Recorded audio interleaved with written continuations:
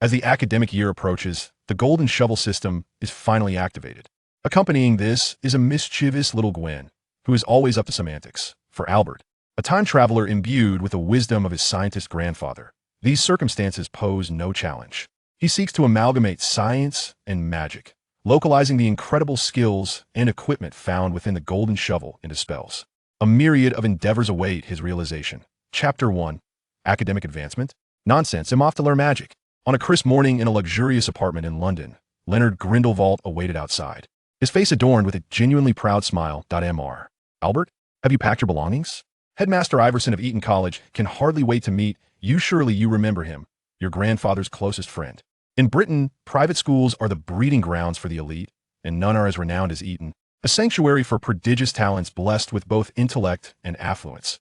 Among them, Albert Grindelwald stands out, having achieved an astonishing score that surpasses the second-place contender by a staggering 50 points, setting a new record for the institution. My luggage is minimal. I placed it in the car's trunk yesterday, Mr. Grindelwald. A boy of approximately 10 years emerged, his silvery hair shimmering in the sunlight. Several passing neighbors paused, momentarily entranced. Leonard shook his head, feeling a bittersweet nostalgia. Undoubtedly, Albert had inherited his grandfather's brilliance and his grandmother's beauty, which perhaps elucidated why he himself, though reasonably affluent, remained rather ordinary, such gifts having been passed down to his son. A genius? Despite being labeled as such since childhood, Albert had never truly embraced the title. As a time traveler who arrived in this world 11 years ago, he bore many secrets, including the golden finger that accompanied his journey, the Golden Shovel system. Indeed, perhaps it was due to his pre-journey gaming that he found himself bestowed with this eponymous system upon his arrival. The system's interface was rudimentary, featuring merely an achievement board and a lottery pool. The achievement board sporadically refreshed tasks, rewarding completion with lottery tickets. Yet he found himself unable to accept any tasks due to an incomplete prerequisite, the enrollment task. The lottery pool, as its name suggests, was a place to use lottery tickets, but without any tickets to spare, he could not partake. Fortunately, upon activating the system, he received a delightful little companion and a rune talent, the colorful rune of Clear Mind. In stark contrast to the game, the rune's tier had transformed from gold to color, and its effects were fundamentally different, embodying its literal meaning. Clear Mind. Effect. Acquire a learning ability that transcends the ordinary. Evaluation. The term excellent is an insult to your capabilities. Under the influence of this rune, he found all endeavors throughout his life remarkably effortless. His extraordinary learning ability allowed him to effortlessly embody the archetype of the ideal child. Yet, despite the accolades he received from others, Albert remained unassuming. All his accomplishments stemmed from the system, or rather, the Clear Mind rune. Anyone in his position would achieve similar results. Rather than bask in praise and accolades, he had long awaited one singular event, the encounter with the so-called magic within the system, the true commencement of his narrative. Even with a mere 3 hours until he might share lunch with the headmaster of Eton, formally confirming his enrollment as the top student, such matters held little significance. For him, he had waited for so long and was unperturbed by the prospect of waiting several more years. Middle school, high school, university? Albert's patience was both profound and abundant. An owl? Mr. Leonard's exclamation jolted Albert from his reverie. Following his father's gaze, a white owl glided low overhead, dropping a letter sealed with wax directly into Albert's hands. It was as if fate had orchestrated this moment. 279 Timard Avenue. Addressed to Mr. Albert Grindelwald. He quietly read the fine print on the envelope. Simultaneously, the long-dormant Golden Shovel system sprung to life, displaying its first notification. Magic? Magic. Task requirement. Official enrollment at Hogwarts School of Witchcraft and Wizardry. Reward. Random beginner title. Achievement board activation. So, this was the world of the Harry Potter novels. Flipping the envelope, Albert soon discerned a shield emblazoned with the letter H, flanked by representations of a lion, a serpent, an eagle, and a badger. Albert, what is this? Leonard gazed at the letter in his son's hands, his expression a mixture of uncertainty and concern. His father's reaction was peculiar, hinting that this was not the first time he had encountered an owl delivering a letter. Given his surname, Grindelwald, certain suspicions quickly surfaced within Albert's mind. With a playful smirk, he blinked his silvery eyes and softly declared, "Allow me to read this letter, father." Without waiting for Leonard's response, he swiftly began to read aloud. Headmaster of Hogwarts School of Witchcraft and Wizardry, Albus Percival Wulfric Bryant Dumbledore, President of the International Confederation of Wizards, Head of the Wizarding Association, First-Level Mage of the Order of Merlin. A name both distant yet profoundly familiar. Dear Mr. Grindelwald, We are delighted and honored to inform you that you have been granted admission to Hogwarts School of Witchcraft and Wizardry. Enclosed is a list of required books and equipment for your reference. The term commences on September 1st. We eagerly await your owl before July 23rd. Yours sincerely, Deputy Headmistress Minerva M. Seagunagal. It appears our plans may require some adjustment. Father. Observing his father's somewhat rigid expression, Albert stifled a silent laugh. Albert, Leonard was acutely aware that with his son's intellect, his previous reaction had inadvertently revealed much information. Nothing of consequence, father. It's merely a change of school. I shall have a splendid time there, won't I? However, before that, whom should I ask to borrow an owl to send a reply? Aunt Angelina? Uncle what? As Albert mused aloud, Leonard's expression shifted dramatically, revealing the extent of his son's perceptive abilities. In that moment, he realized he had underestimated the extent of his son's intellect and intuition. Caught between words, Leonard let out a long sigh, turning off the car engine before retreating inside to make a phone call, engaging in a hushed conversation with someone on the other end. Outside, the young boy stood under the sun, squinting slightly. Magic. Truly something to look forward to. Wouldn't you agree, Gwen? Accompanied by a cascade of tinkling laughter, a diminutive figure clad in a white dress, wielding blue scissors, appeared on Albert's shoulder.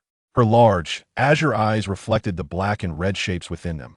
Magic. Magic, abracadabra. Chapter 2. The Arrival at Hogwarts and Grindelwald. Little Gwen, affectionately dubbed Little Roasted Chicken by many, was once Albert's favored champion during his time as a player in the game. Upon his arrival in this world, she unexpectedly became his guardian spirit. Indeed, a guardian spirit. Initially, Albert was somewhat uncertain, but he has now come to a definitive conclusion. Little Gwen's very essence is composed of his magical energy, allowing her to materialize or vanish at will. It is rather peculiar, however, that he has never learned the Patronus charm. Yet, considering the existence of the Chosen One system, such phenomena are not entirely astonishing. More importantly, Little Gwen possesses her own soul. She is a living being and has been his dearest companion for the past 11 years. Although her mischievous antics can occasionally be quite exasperating, much like the secrets you keep from me. Albert turned around, his face adorned with his customary gentle smile. And I too harbored my own little secrets. I absolutely disagree with such nonsensical notions. In the living room, the freshly made-up Mrs. Grindelwald vehemently expressed her opposition upon learning of the recent events. What magic, what absurdity! Albert, forsaking a bright future to learn tricks in some backwater. Isabella, it is not mere trickery, it is magic. Silence. Mrs. Grindelwald's furious gaze shattered her husband's arguments and courage almost instantaneously. This was the first time in 2 decades she had shown such wrath. Mother, I believe before any decisions are made, Father has something to share with us? Albert playfully toyed with Little Gwen perched on his shoulder, leaving the furious Isabella momentarily speechless. Sometimes his son's maturity made it quite difficult for a parent. Very well, very well. In truth, our family has not encountered any peculiar circumstances these years, which I found rather pleasing. Leonard stated hesitantly, Isabella, magic is indeed real. Many of our relatives hail from that world. We have largely severed ties with a magical community to avoid misfortune. Show me a trick, and I shall believe you. Isabella retorted coldly, arms crossed.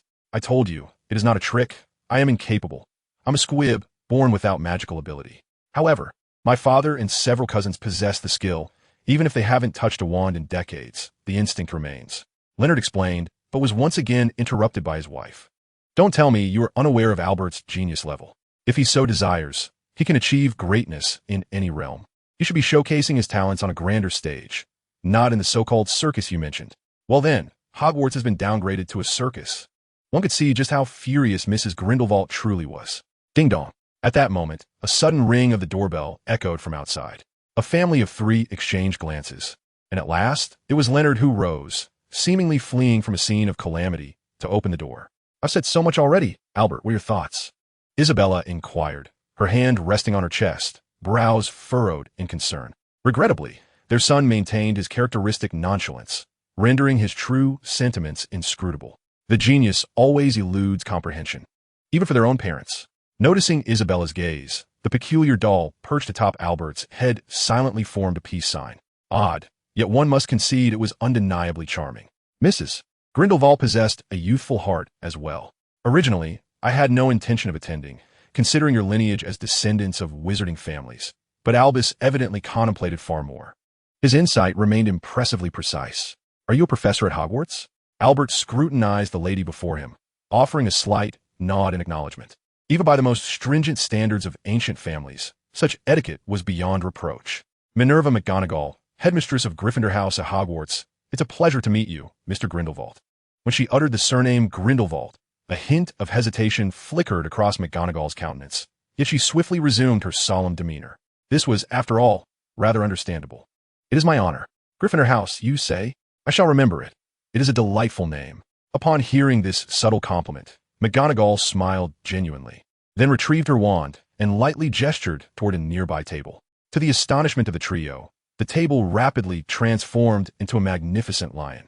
My goodness!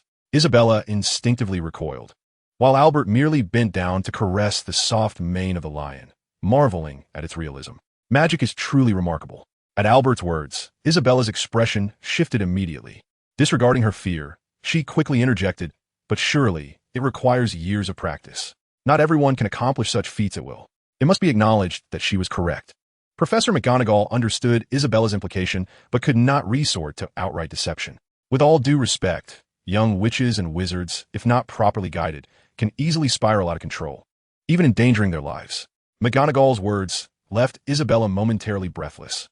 I do not speak lightly, Mrs. Grindelwald, but I assure you, Hogwarts is the foremost institution in Britain, or rather, in my estimation, the entire world, for teaching young witches and wizards the art of magic. McGonagall's statement caused Isabella to hesitate for a rare moment. Very well. Thank you for your presence, Professor McGonagall. Suddenly, a silver-haired gentleman entered the sitting room from the hallway, accompanied by a smiling elderly lady.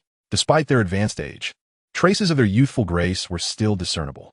Father, mother, Leonard exclaimed in astonishment at the sight of the newcomers. Mr. Grindelwald, the domestic matters shall be handled by you henceforth. I must persuade several other families. You have worked hard. Additionally, please convey my regards to Albus. I take immense pride in you, Albert.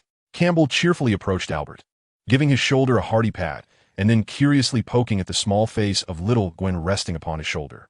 The moment Professor McGonagall departed, the little one could no longer contain her solitude and manifested herself once more. Whose adorable child is this? Gwen, wipe your face. The charming Little Gwen spun around playfully, forming a peace sign with her fingers. Chapter 3. Your entire family is a peculiar bunch. Well, Isabella, Hogwarts is not as dreadful as you might envision. Smile. You should be pleased for Albert, as he has gained yet another option. Not everyone is fortunate enough to possess such a choice. As these words left Campbell's lips, even without deliberately glancing at his son, Leonard understood they were directed at him, and he quietly lowered his head. Observing this, Campbell sighed. Winnie, take Leonard out for some fresh air. He seems utterly exhausted today. The two exchanged a silent glance, and Mrs. Grindelwald gently tousled her son's hair, accompanying him outside. I shall join him as well.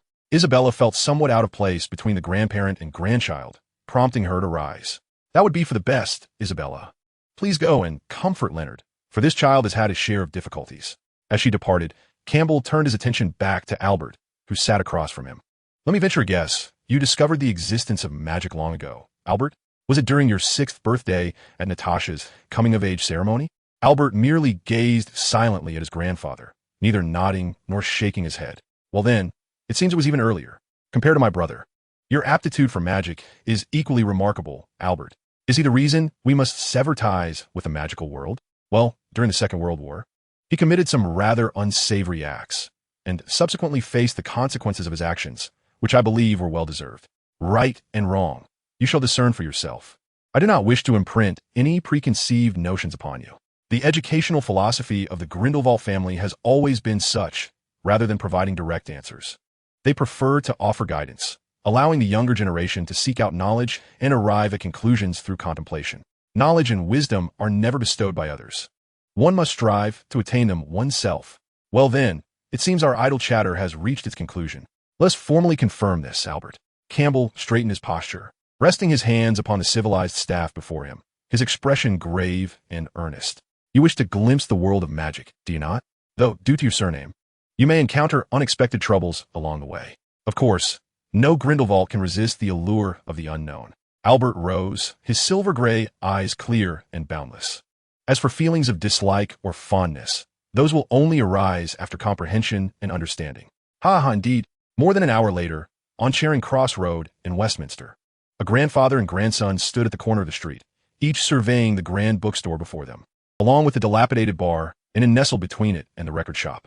Unlike his grandson Albert, Campbell was primarily focused on observing the reactions of the former, as if conducting yet another experimental observation. While this may not be the most commendable of habits, the physicist Campbell Grindelwald, renowned in the scientific community, had indeed carried many of his work habits into his everyday life.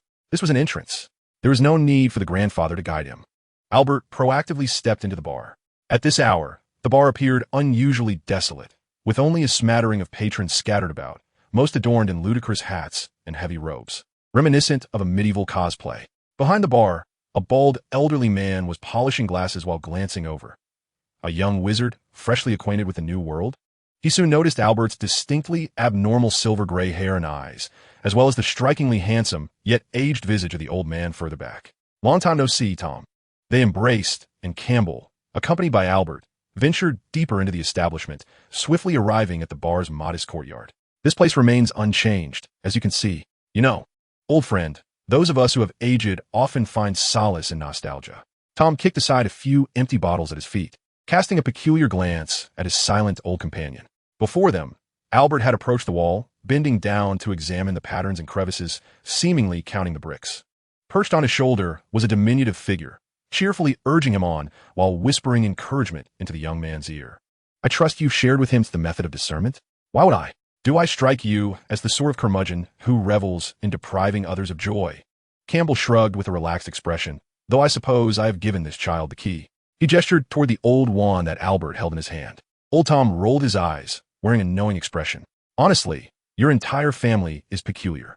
As they spoke, Albert slowly rose.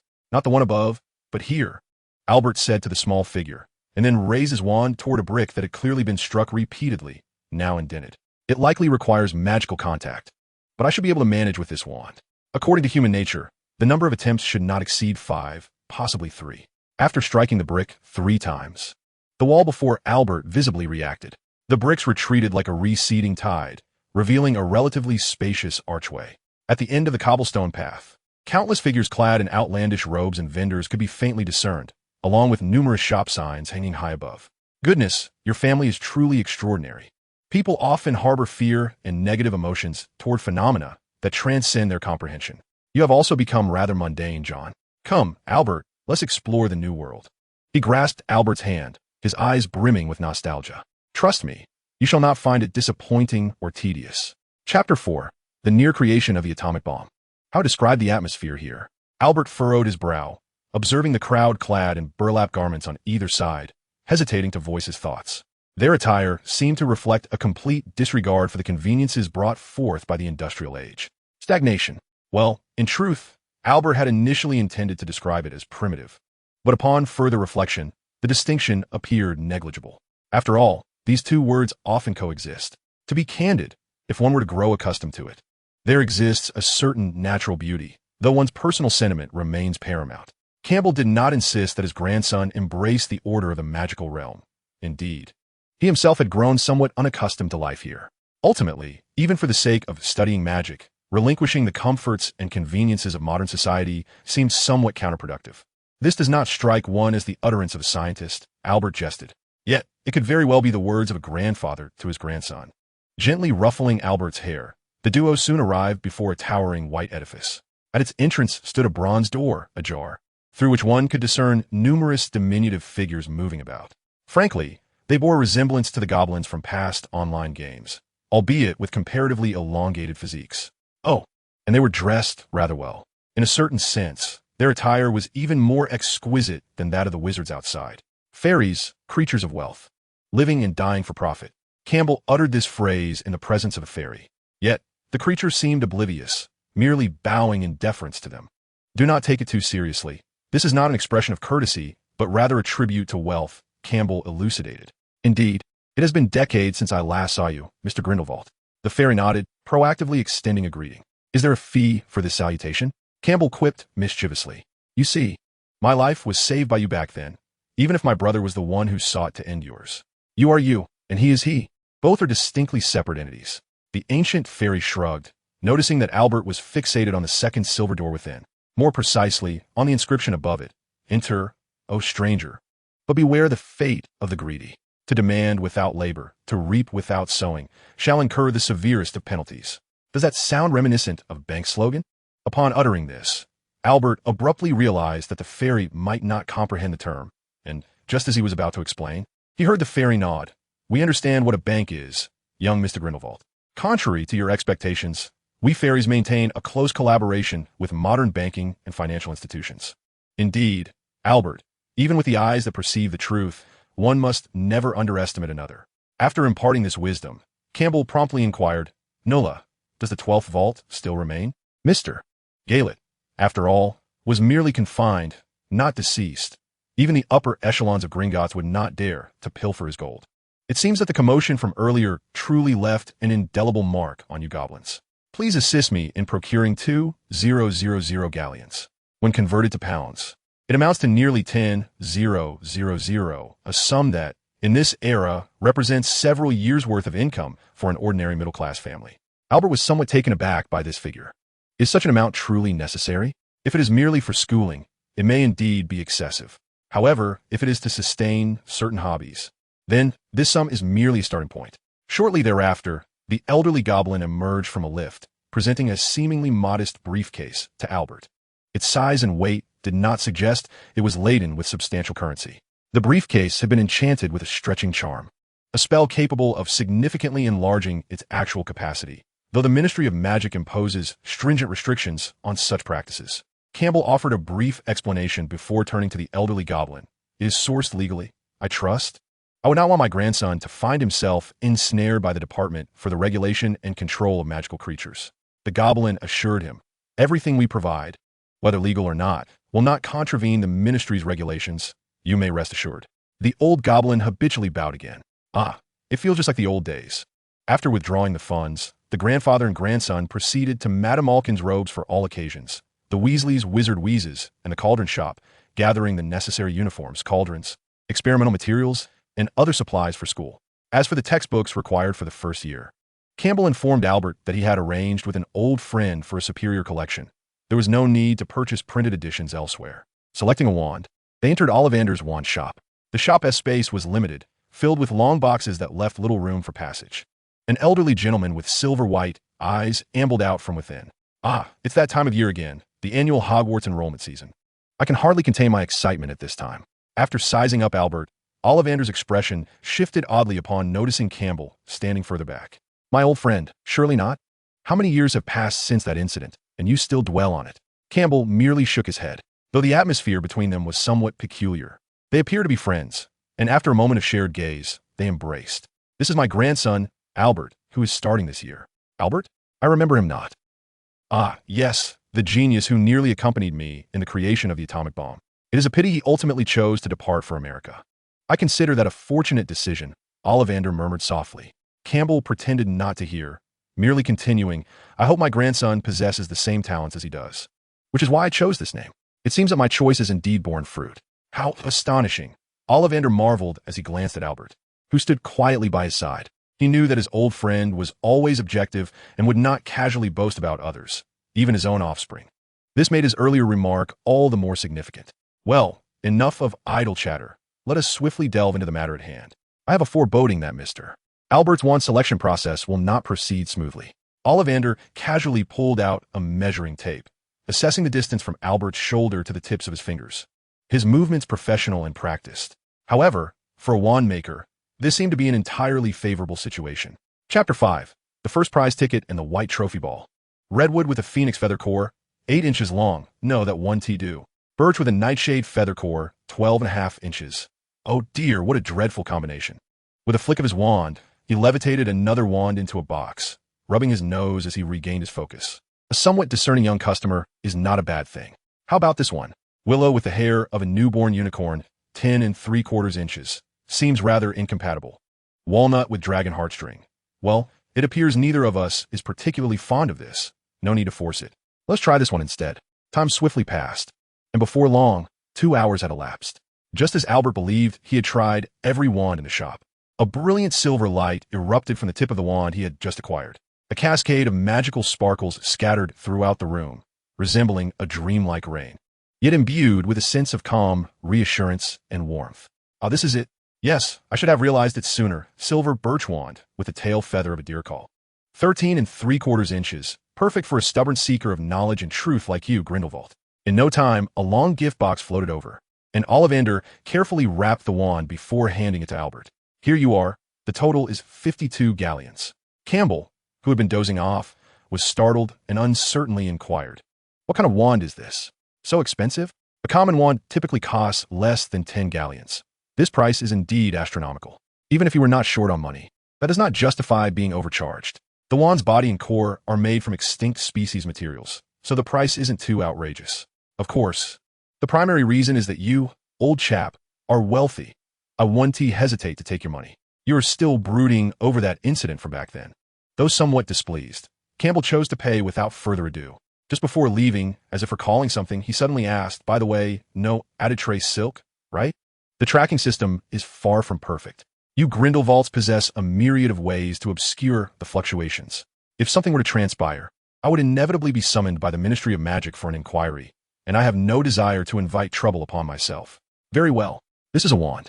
Leonard gazed at the silver-white wand in his son's hand, which was pulsating with a soft glow, his expression a complex tapestry of emotions. It reflected a blend of regret, pride, and envy. Let us commence with the most fundamental spells. Campbell, too, was intrigued to witness his grandson's inaugural attempt at magic. Even prodigies like Dumbledore or his own brother, Gellert, felt a twinge of awkwardness during their first casting, often resulting in humorous blunders. The wand shimmered with a flickering light. A warm glow emanated from its tip, but quickly faded, akin to a light bulb running out of power, flickering a few times before extinguishing. Albert lowered the wand and looked up at his grandfather, silently seeking the professional's appraisal. Although he sensed a faint current of magic flowing through the wand, he remained uncertain whether his initial spell could be deemed a success. By the standards of first attempt, it was quite commendable. You ought to have a bit more confidence in yourself, Albert.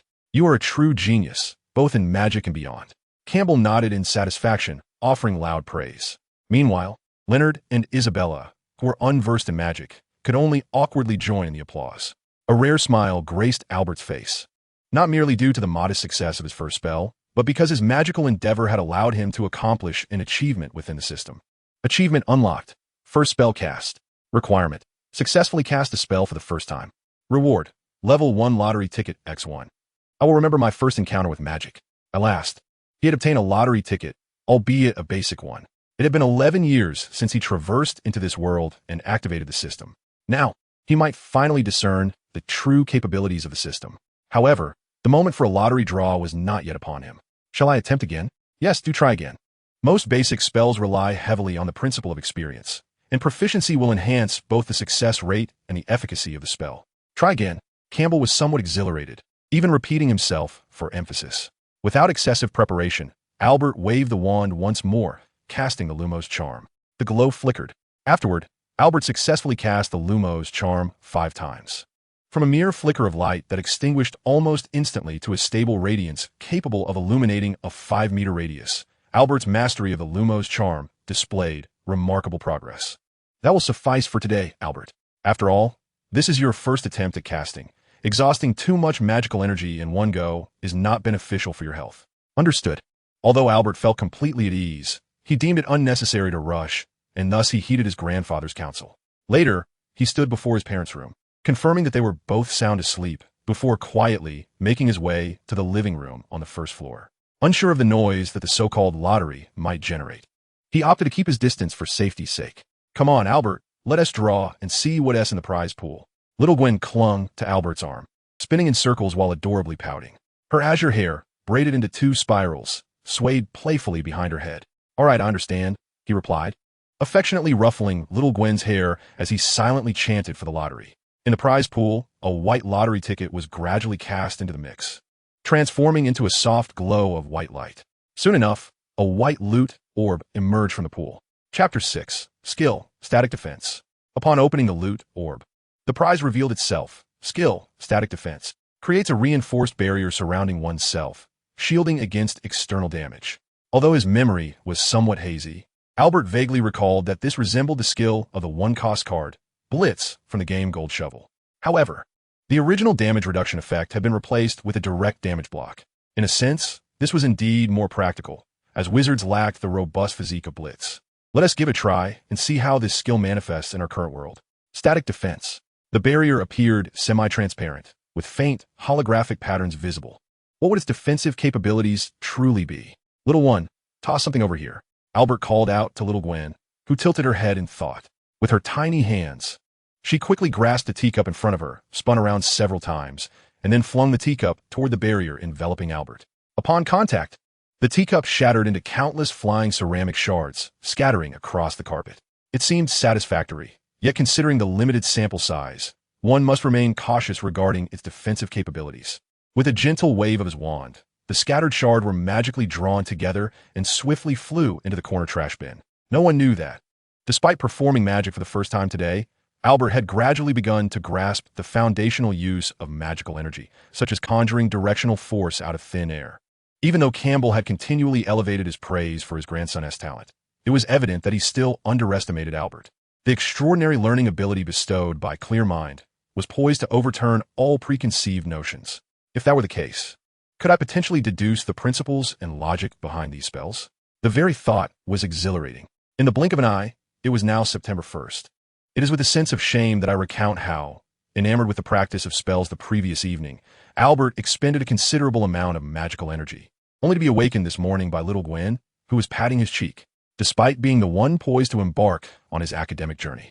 It was Gwen who exhibited a greater exuberance, strapping on the miniature backpack that Albert had painstakingly crafted for her. Which house do you think I'll be sorted into? She exclaimed with palpable excitement, bouncing on the table with her backpack and tiny scissors. Gwen, I have told you numerous times, Albert replied, bending down in exasperation to secure her butterfly hair clips as he donned his new school uniform. Hogwarts will not accommodate a guardian house. How can you know without trying? She retorted playfully, feigning annoyance, indicating that she might not engage with him for several hours. Are you truly not considering Eton any further? His mother, Elizabeth, inquired at the door, making one last attempt to sway him. Yet she was acutely aware that her son's decisions were nearly immutable. He had always been an enigma, perhaps the mark of a genius. Mother, your attire today is exquisite. I adore that corsage, he remarked, and with a resigned sigh, knowing her son's mind was made up, Elizabeth ceased her futile efforts. I wish you all the best, Albert. I will, mother, he replied. Arriving at King's Cross Station in his father's carriage, Albert disembarked with his suitcase. The magically enhanced, seamless expansion charm of the suitcase, courtesy of Gringotts, revealed a far greater interior than he had anticipated, effortlessly accommodating all his school necessities. Thus, he found himself relieved to travel light, saving considerable effort. I am not concerned about your ability to learn at Hogwarts, Albert. However, I sincerely hope you find happiness there. My son, Leonard said, rolling down the car window to impart his earnest advice. Nothing is more important than your feelings. Albert, momentarily taken aback, felt a smile gradually spread across his face. With that, he grasped the suitcase and strode confidently through the barrier between platforms 9 and 10. This was the legendary Platform 9. At the edge of the platform rested a magnificent deep red steam engine, with a sign proclaiming it as the Hogwarts Express. His striking silver hair and eyes, coupled with an innate air of aloofness, quickly garnered the attention of those around him. A first year? Inquired a girl, similarly early and awaiting the train, who towered over Albert by a full head, likely a senior from the 3rd or 4th year. Albert, entering this year. It's a pleasure to meet you, senior, he stated, extending his hand in greeting, his slightly enthusiastic gesture surprising the older student. I am Margaret Vladimir. Feel free to ask me anything about the academy. I'm in my 5th year.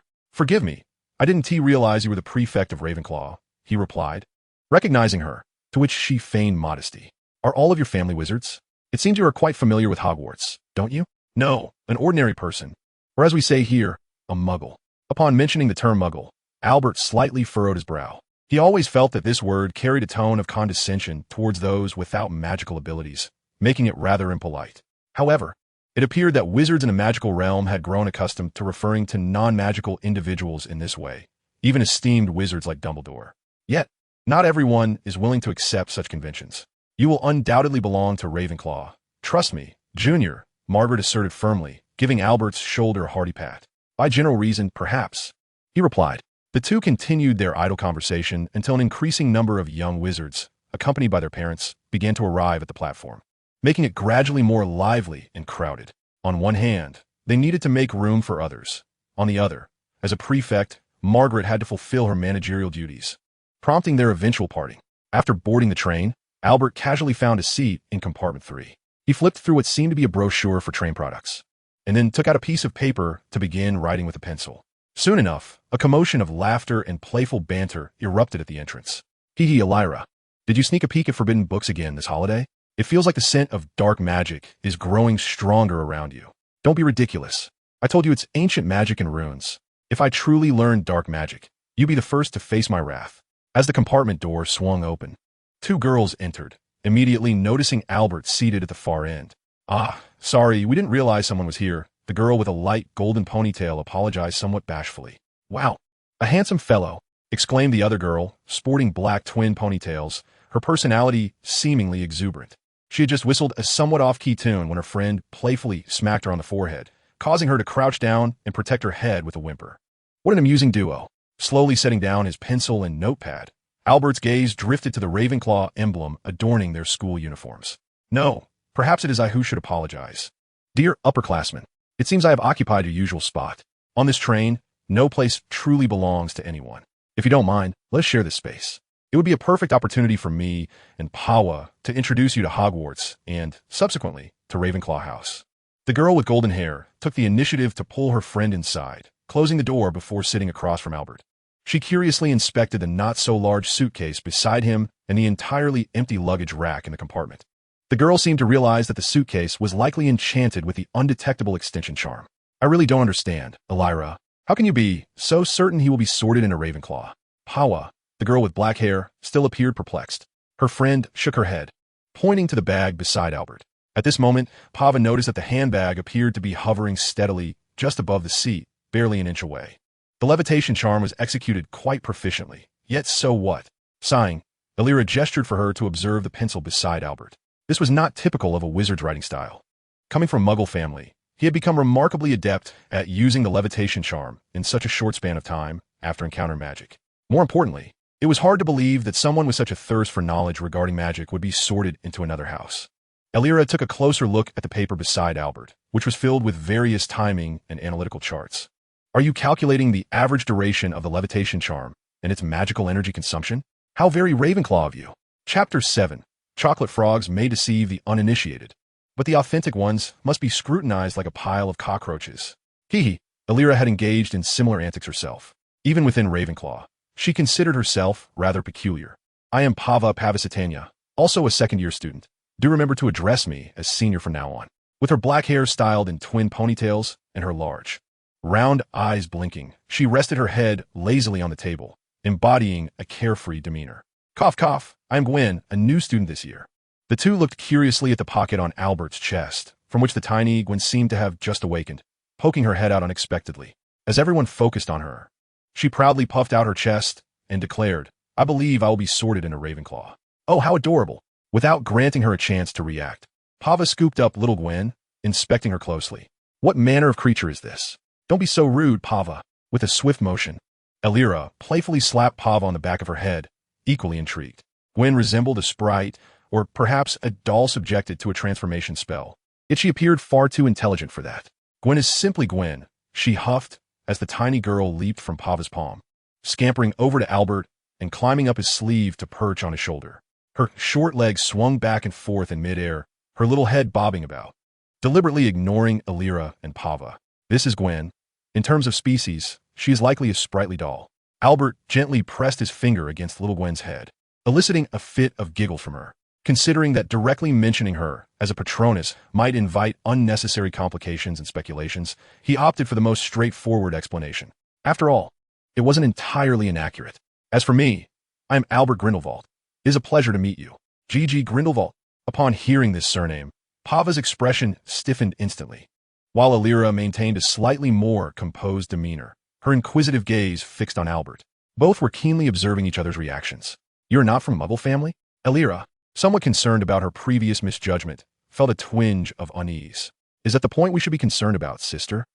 Pava found herself at a loss for words. Yet the atmosphere rendered it impossible to speak. After the incident involving that elder, my grandfather took the family away from the magical realm to avoid complications. It wasn't until I recently received my admission letter that I learned of these events. I apologize for prying. The two exchanged smiles, finding each other agreeable, and the conversation flowed without much pressure. So, is it true that the original Dark Lord is still alive? Pava suddenly leaned in closer. The proximity was rather uncomfortable, especially for Albert, who was in a higher position and nearly caught a glimpse of the girl's loosely fitting neckline. Consequently, he politely leaned back. "You are quite rude." "You know," Illyria remarked as she pinched Pava's cheeks and tugged at them, prompting her to cry out in pain and plead for mercy. "Honestly, I admit my fault." Pava, her cheeks flushed from the pinch, reluctantly retrieved a box of candies from her pocket and offered it to Albert. "As an apology, I present you with some Bertie Bott's every flavor beans." "Thank you," Albert replied, taking a bean, unwrapping it, and popping it into his mouth. He had seen this product in the Train-S catalog, which boasted an assortment of flavors, including the more grotesque ones such as earwax and vomit. Fortunately, the bean he sampled was a pleasantly sweet blueberry flavor. "I have never met that elder, and to be frank, I doubt he relishes the title of Dark Lord. After all, from his perspective, everything was for the greater good of humanity." Seeing Albert remain composed, Pava felt a tinge of disappointment, anticipating some extraordinary revelations. "As for other information, I must confess that my acquaintance with the magical world is limited, and my understanding of him comes solely from books. No more than what you already know." As they spoke, the train began to move slowly, seizing the opportunity while the two young witches were busy stowing their luggage. Albert placed his experimental notes into his suitcase. Although he enjoyed research, he was mindful enough not to engage in such activities in the presence of others, recognizing it could be somewhat impolite. Speaking of which, this compartment was indeed devoid of other passengers. Sharing a confined space with a hyper-intelligent peer was rather stifling. No one relishes discomfort.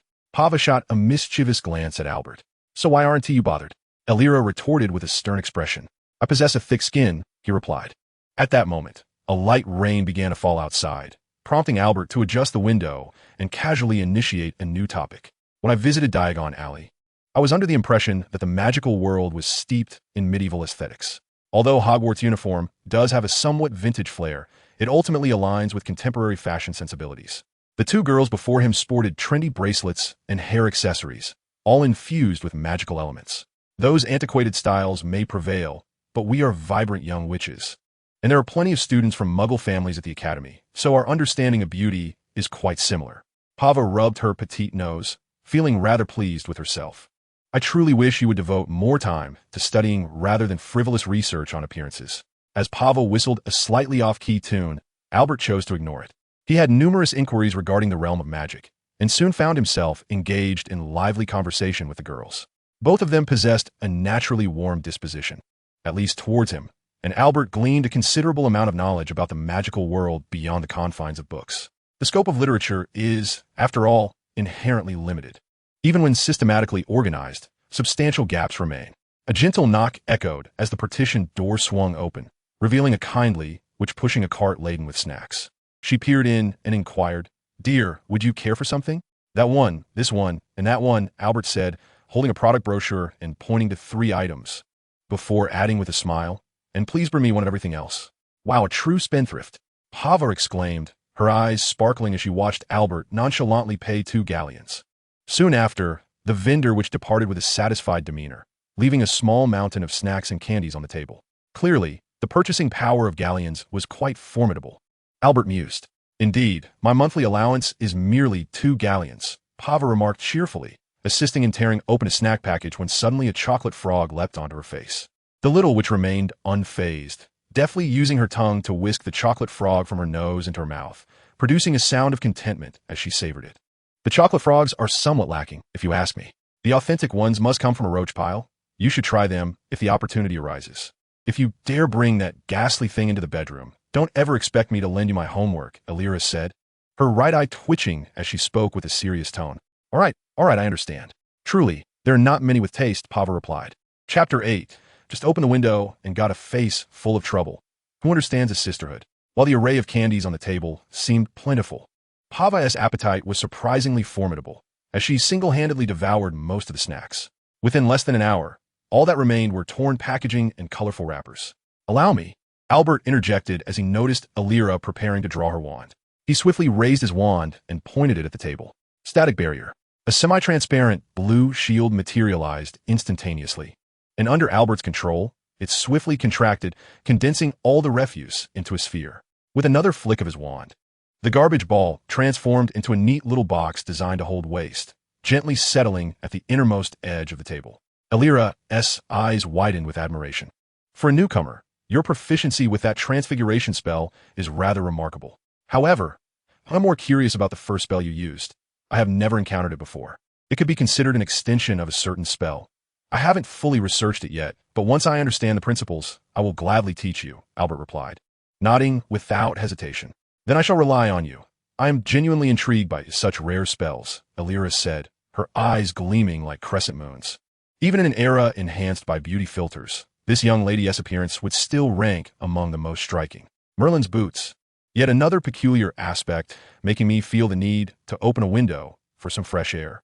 Pava, feigning indifference with her vacant stare, dramatically opened the window, only to be met with a damp newspaper that struck her squarely in the face. Today has indeed been unfortunate. I despise rainy days and the onset of school. Furious, Pava ripped the newspaper from her face and slammed it onto the table, seething with rage. Who is this? The front cover of the Daily Prophet featured a rotund, middle-aged man enthusiastically waving in every direction, his face adorned with a bureaucratic, formulaic smile. The Magical World's newspapers predominantly showcase such portraits of individuals capable of limited movement, which strikes me as rather amusing. However, to Pava, in her current misfortune, it bore a hint of mockery, prompting her to unleash a playful punch at the man's visage in the photograph. The man in the image, startled, recoiled behind the frame in silent alarm. Cornelius Fudge, the recently retired Minister of Magic, has just been included among the candidates for the new ministerial position. Elira glanced at Fudge's picture on a newspaper and shook her head. Certainly, I do not believe he can compete with the esteemed Bartemius Crouch, the director of magical law enforcement, whose reputation far surpasses that of a bureaucrat who has never engaged in practical affairs. That may lead to your disappointment. Albert chuckled inwardly. If the timeline remains unchanged, Mr. Crouch might be disqualified due to the implications of his Death Eater son, considering Dumbledore's disinterest in wielding power. Fudge will likely still ascend to the position of Minister of Magic. Time passed, and the train came to a halt once more. The raucous sounds in the aisle signaled that the trio had arrived at their destination. This year's influx of new students appeared substantial, promising a lively opening banquet. Pava, ever eager for excitement, animatedly turned to Albert and his diminutive companion, Gwen, exclaiming, "There will be an abundance of delectable treats and a singing hat. You are sure to adore it. Thank you for your candid and unembellished description, Miss Satania." Elira sighed, nudging her friend forward, casually waving her wand to levitate their luggage behind them. Albert chuckled as well, replicating the gesture. For him, such a simple levitation charm posed little challenge, having become a part of his daily practice. Outside the platform, rain poured down, cold droplets mingling with the brisk wind, incessantly pelting the young witches and wizards. Coupled with the inherent darkness of the night, many felt a twinge of discontent. Last year, the weather was just as dreadful. At times, I genuinely suspect the school does this on purpose, Pava grumbled. Instead of indulging in baseless suspicion, you would be better off investing your time in mastering the water-repelling charm. Elira muttered softly, retrieving her wand to cast a charm on both of their garments. Water-repelling charm. The once damp garments swiftly transformed into dryness, as the rain from other directions seemed to encounter an invisible barrier, redirecting itself elsewhere.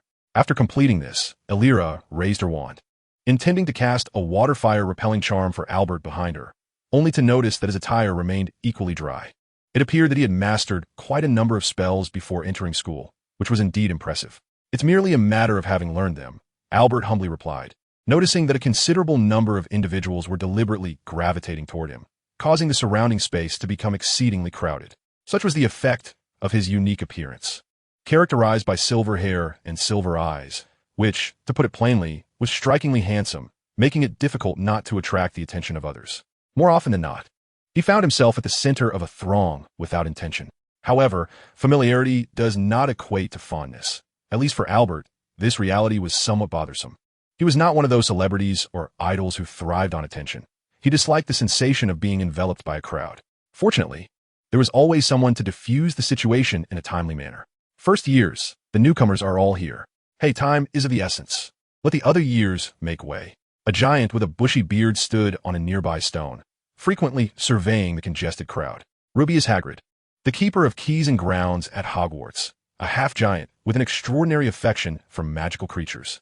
Later seemed to have become the teacher of the care of magical creatures class. That was indeed a disaster, at least for the majority of young witches and wizards. Farewell for now, dear upper-classwomen. Today, Hogwarts is your stage, and Pava and I will be good spectators from the sidelines. Albert and Alira whispered their farewells, merging into the sea of first-year students as they approached Hagrid. First years. Is everyone accounted for? Let the upper years assist in confirming, Hagrid called out. If everyone is here, we shall set off. He lingered for a moment longer to ensure no one was left behind before leading the newcomers along the winding path. The terrain was less than ideal, and several times, girls inadvertently slipped, leaning against Albert for support. After enduring this occurrence more than a dozen times, Albert grew somewhat exasperated and maneuvered through the crowd to the front of the line. Water-fire repelling charm? Oh, thank you. Albert cast the water-fire repelling charm and a cleaning charm on Hagrid's attire, swiftly removing the mud and moisture that had adhered to it, leaving it looking as if freshly pressed. Hagrid expressed his gratitude profusely. For certain reasons, Albert could not perform magic in the presence of so many people, and thus had afforded Hagrid considerable assistance. Chapter 9. Grindelwald. Across the lake, a magnificent castle could be faintly discerned, its brilliance undiminished even on this rain-soaked night, glowing brightly against the dismal visibility. Let us board the boats. Remember, for per boat, do not overcrowd. There are plenty of boats available. Hagrid pointed to a small boat resting by the shore, his voice resonant. Oh, this one. Little Gwen tugged at Albert, leading him into the foremost vessel, which bore a red rope marker. Before he could settle himself, the adjacent seat was claimed by 3 little witches who seemed to have appeared from nowhere. Sorry, the seats are taken, the trio provocatively declared to the other girls left behind on the shore. They then eagerly leaned towards Albert, playfully teasing the small Gwen perched on his shoulder. It was evident to all that Albert shared a close bond with his diminutive companion, and thus, this was undoubtedly the simplest way to foster friendship with him. Hagrid inspected each boat to ensure none were overloaded before he took a child who was without a group and boarded a relatively larger vessel. Everyone take your seats. Do not stand, and be careful not to fall into the water. We are setting off. Whether it was a spell he chanted or merely a voice-activated enchantment, the boats near the lakeshore began to move autonomously, gliding toward Hogwarts across the lake amidst the excited whispers of the young wizards. The scenery along the way was obscured by darkness, leaving Albert unable to fully appreciate it, though he vaguely recalled passing a cliff. Soon, the little boats docked once more, allowing everyone to disembark at the pier beneath the castle. Achoo! Several newcomers began to sneeze, likely due to their dampness. Little one, could you lend a hand? Hagrid winked at Albert, his expression endearing. It would be my pleasure, Albert replied with a nod, raising his wand to cast spells on the shoulders of the young witches behind him. In a short while, he had cast the shielding charm and the cleaning charm on everyone. He received an abundance of thanks along with no fewer than 20 friendship notes, all pre-written. British girls are so precocious, Albert mused internally, shaking his head. Honestly, just the shielding charm would suffice. Your magic must be quite potent to cast so many times. Hagrid, having spent many years at Hogwarts, had a fair understanding of the magical abilities of the young wizards. Albert's remarkable performance immediately garnered Hagrid's admiration. It had been years since such a talented young wizard had graced Hogwarts. Of course, I almost forgot about that girl, Alira, but I sense she doesn't quite match your magical capacity, Hagrid remarked. I'm still far behind the senior student, Albert quickly replied. It seems you two have met on the train.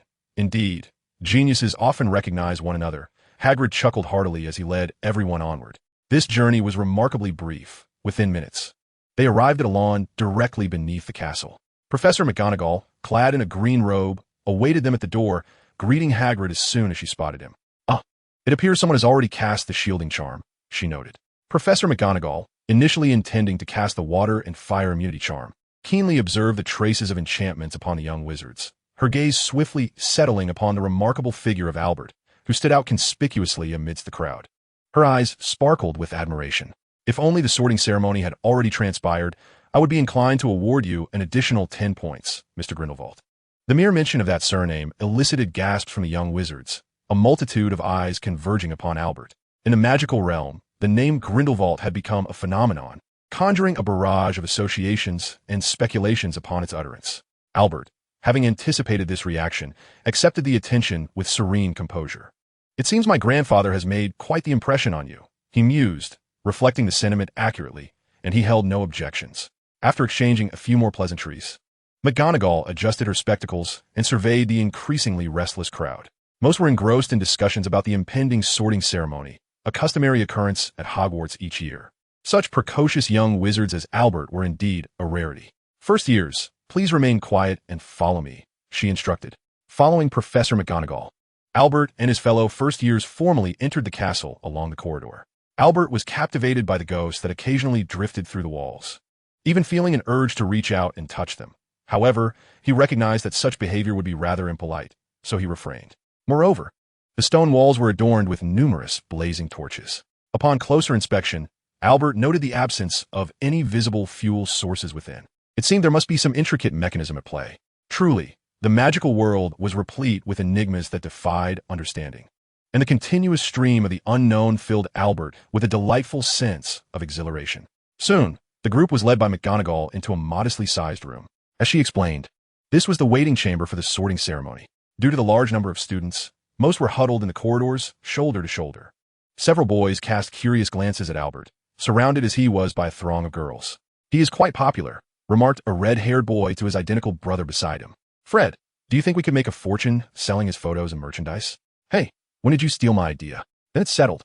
Shortly thereafter, seemingly having concluded communications with the Great Hall, Professor McGonagall instructed the first years to line up single file, leading them all into the Grand Hall. Within the vast space, for long tables were filled with students, each separated by a considerable distance. Countless floating candles danced above, scattered across the ceiling, while the stained glass windows on either side shimmered with warm and resplendent light. At the center, beneath the platform where the professors were seated, an old, somewhat tattered hat was placed upon a stool, faint murmurs emanating from within. The sorting ceremony was about to commence. Chapter 10, historically known as the First Hat and Scissors War. The sorting hat, a legendary artifact, is said to have been left behind by Godric Gryffindor, one of the four founders of Hogwarts. Each year, new students arriving at the Hogwarts School of Witchcraft and Wizardry must don this seemingly tattered wizard-esque hat to be assigned to their respective houses. Gryffindor, Hufflepuff, Ravenclaw, and Slytherin. One of these houses will undoubtedly suit you. However, in his perspective, this mechanism harbors significant flaws, and there have been instances akin to Harry Potter, where individuals autonomously choose their houses.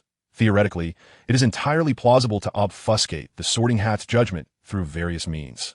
This hat, appearing somewhat soiled, raises the question, must we truly wear it? A young witch nearby approached Albert, her expression one of considerable reluctance. Indeed, for those with a penchant for cleanliness, the sorting hat's appearance is rather difficult to accept. Particularly, this hat seems to possess an excessive sense of self-awareness, rarely cognizant of such perceptions. After all, it once belonged to Gryffindor, serving as a witness to history, a relic if you will. You may deem me unattractive, yet do not judge by appearances. A hat more intelligent than I? That is a mere fabrication. If such were the case, I would consume myself, in accordance with customary practice. The sorting hat merrily hummed an oddly whimsical tune, concluding its performance amidst the audience's baffling applause. Frankly, if someone were to practice for a millennium and still sing in such a manner, it would indicate a profound lack of requisite talent in the art of song. Yet, from another perspective, it is merely a hat. No matter its semblance of sentience, it remains just that, a hat. To possess the ability to sing in such a fashion, and to have composed the melody oneself, could indeed be considered quite remarkable. Albert did not dwell on this matter, for he was the first to be summoned to the stage by Professor McGonagall. Albert Grindelwald. The utterance of that surname caused a ripple of astonishment among all present, plunging the hall into an immediate silence. In a certain sense, the name Grindelwald has become synonymous with terror. Seated at the highest point, Dumbledore wore his familiar, amiable smile, one that remained unchanged for decades, rendering his thoughts inscrutable. His azure eyes, framed by crescent-shaped spectacles, quietly scrutinized the silver-haired youth. The once unfamiliar handsome visage gradually converged with a recollection from many years past, eliciting a multitude of thoughts. "Do not be anxious. The sorting hat will take the lead," Professor McGonagall softly reassured, before placing the sorting hat gently atop Albert's head. The hat was indeed somewhat oversized, nearly obscuring Albert's entire field of vision. Fortunately, despite its tattered exterior, the interior seemed to have been intentionally cleaned, faintly imbued with the scent of botanical oils. Not particularly pleasant, yet tolerable. Gradually, the voice of the sorting hat resonated in his ears. "Ah, a clearly clever mind. Let me peer into your heart and discern to which house you belong by the heavens. Why can I discern nothing? The Sorting Hat fell silent for a moment, then suddenly erupted with fervor. I had envisioned 3 scenarios, but it appears, judging by your reaction, that you align with the second, dear Hat. Albert murmured to himself with closed eyes. You possess the ability to read minds, whether through magic or some other means. Yet this telepathy is constrained by the institution's nature, inherently bound to avoid infringing upon privacy. Your mind reading essentially establishes a connection to thoughts. Thus, regardless of who dons the hat, you invariably utter a phrase to provoke contemplation in the wearer, subsequently making further judgments based on the logic you glean from their thoughts. At this moment, the Sorting Hat was utterly disinclined to speak, feeling as though it had been subjected to a reverse telepathy. How infuriating! You might be pondering why I have gleaned nothing. I assure you, that thought did not cross my mind.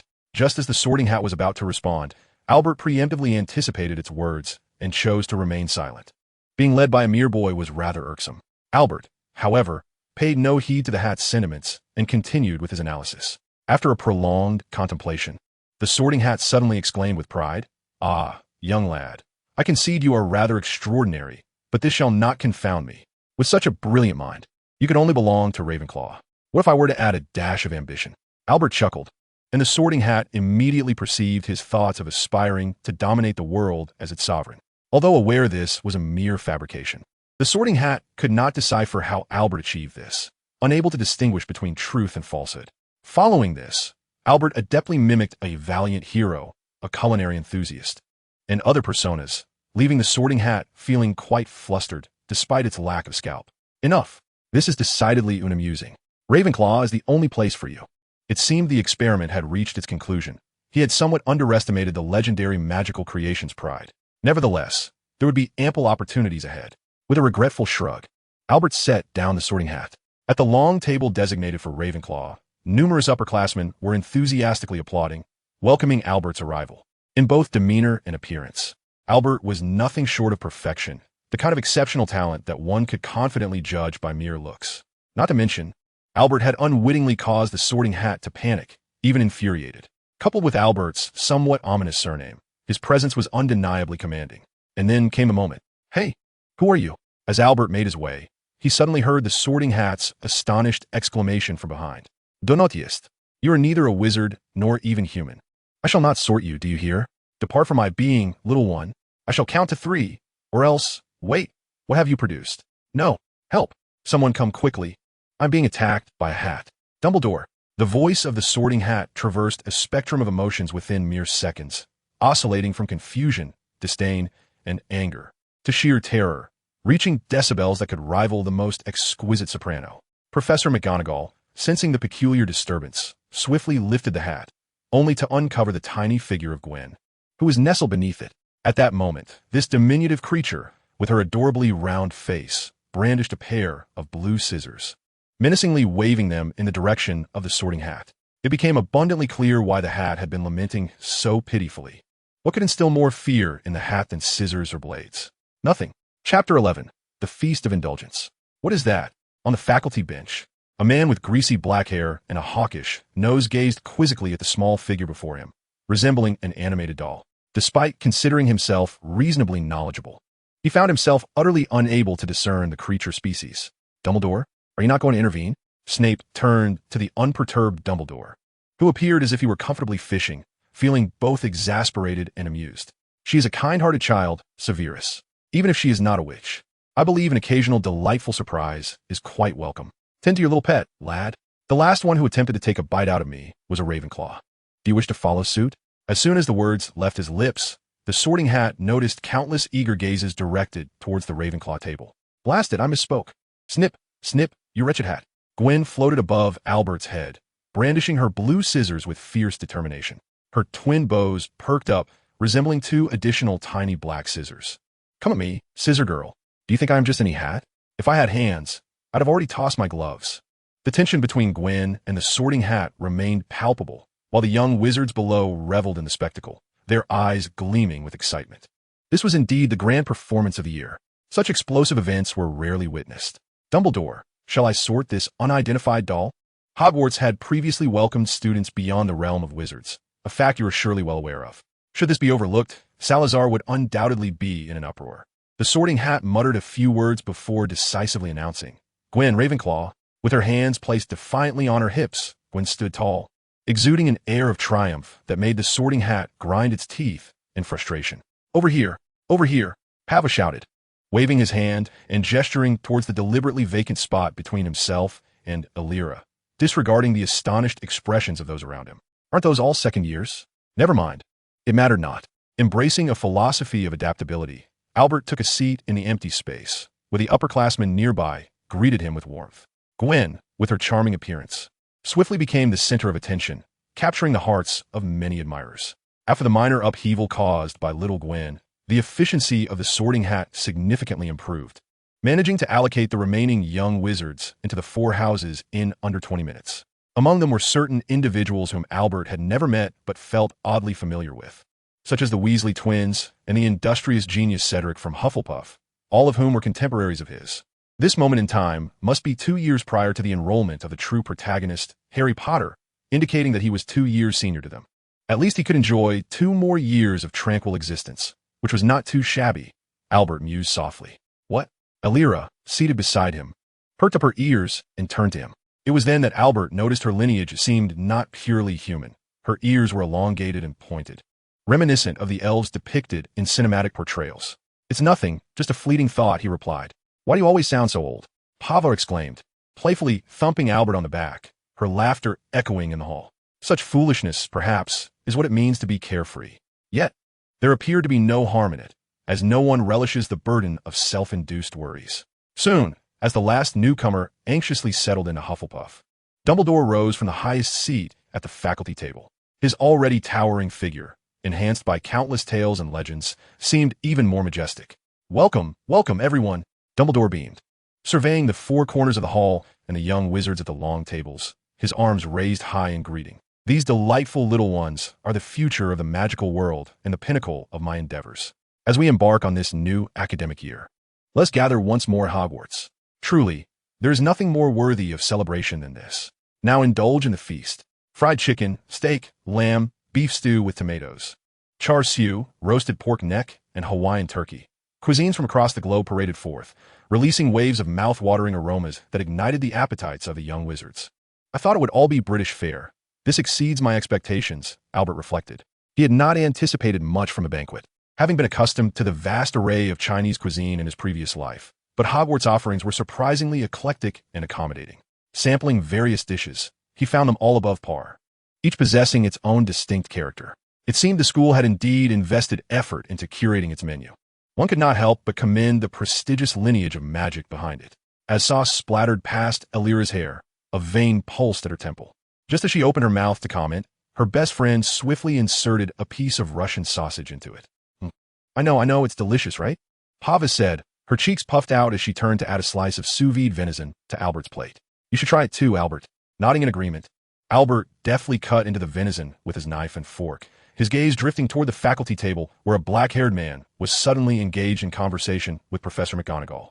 Severus Snape, the head of Slytherin House and a master in the field of potions, was also Dumbledore's most capable assistant. Even though he once bore the title of a Death Eater, and despite the complexity of his identity and the infamous reputation that accompanied it, he is, in truth, a good soul, albeit not in the conventional sense. However, did that man just gaze at me intently? Chapter 12. Let me see. Who is the unfortunate soul teaching defense against the dark arts this year? Following a hearty meal, the chaos on the table vanished. Apart from Pava, who was sobbing profusely, everyone's attention shifted to Dumbledore, who had risen once more. The young lady had hesitated a moment too long, watching helplessly as the fruit pudding, deliberately saved for last, disappeared before her eyes. It was a tragic scene, and Albert couldn't help but chuckle inwardly. Though he generally eschewed vibrant colors, he was indeed a cunning individual. "Well, while everyone has satisfied their appetites, allow me to say a few words." Dumbledore casually waved his wand, his voice once again resonating with clarity. Surprisingly, it did not come off as jarring. Rather, it possessed an unexpectedly gentle quality.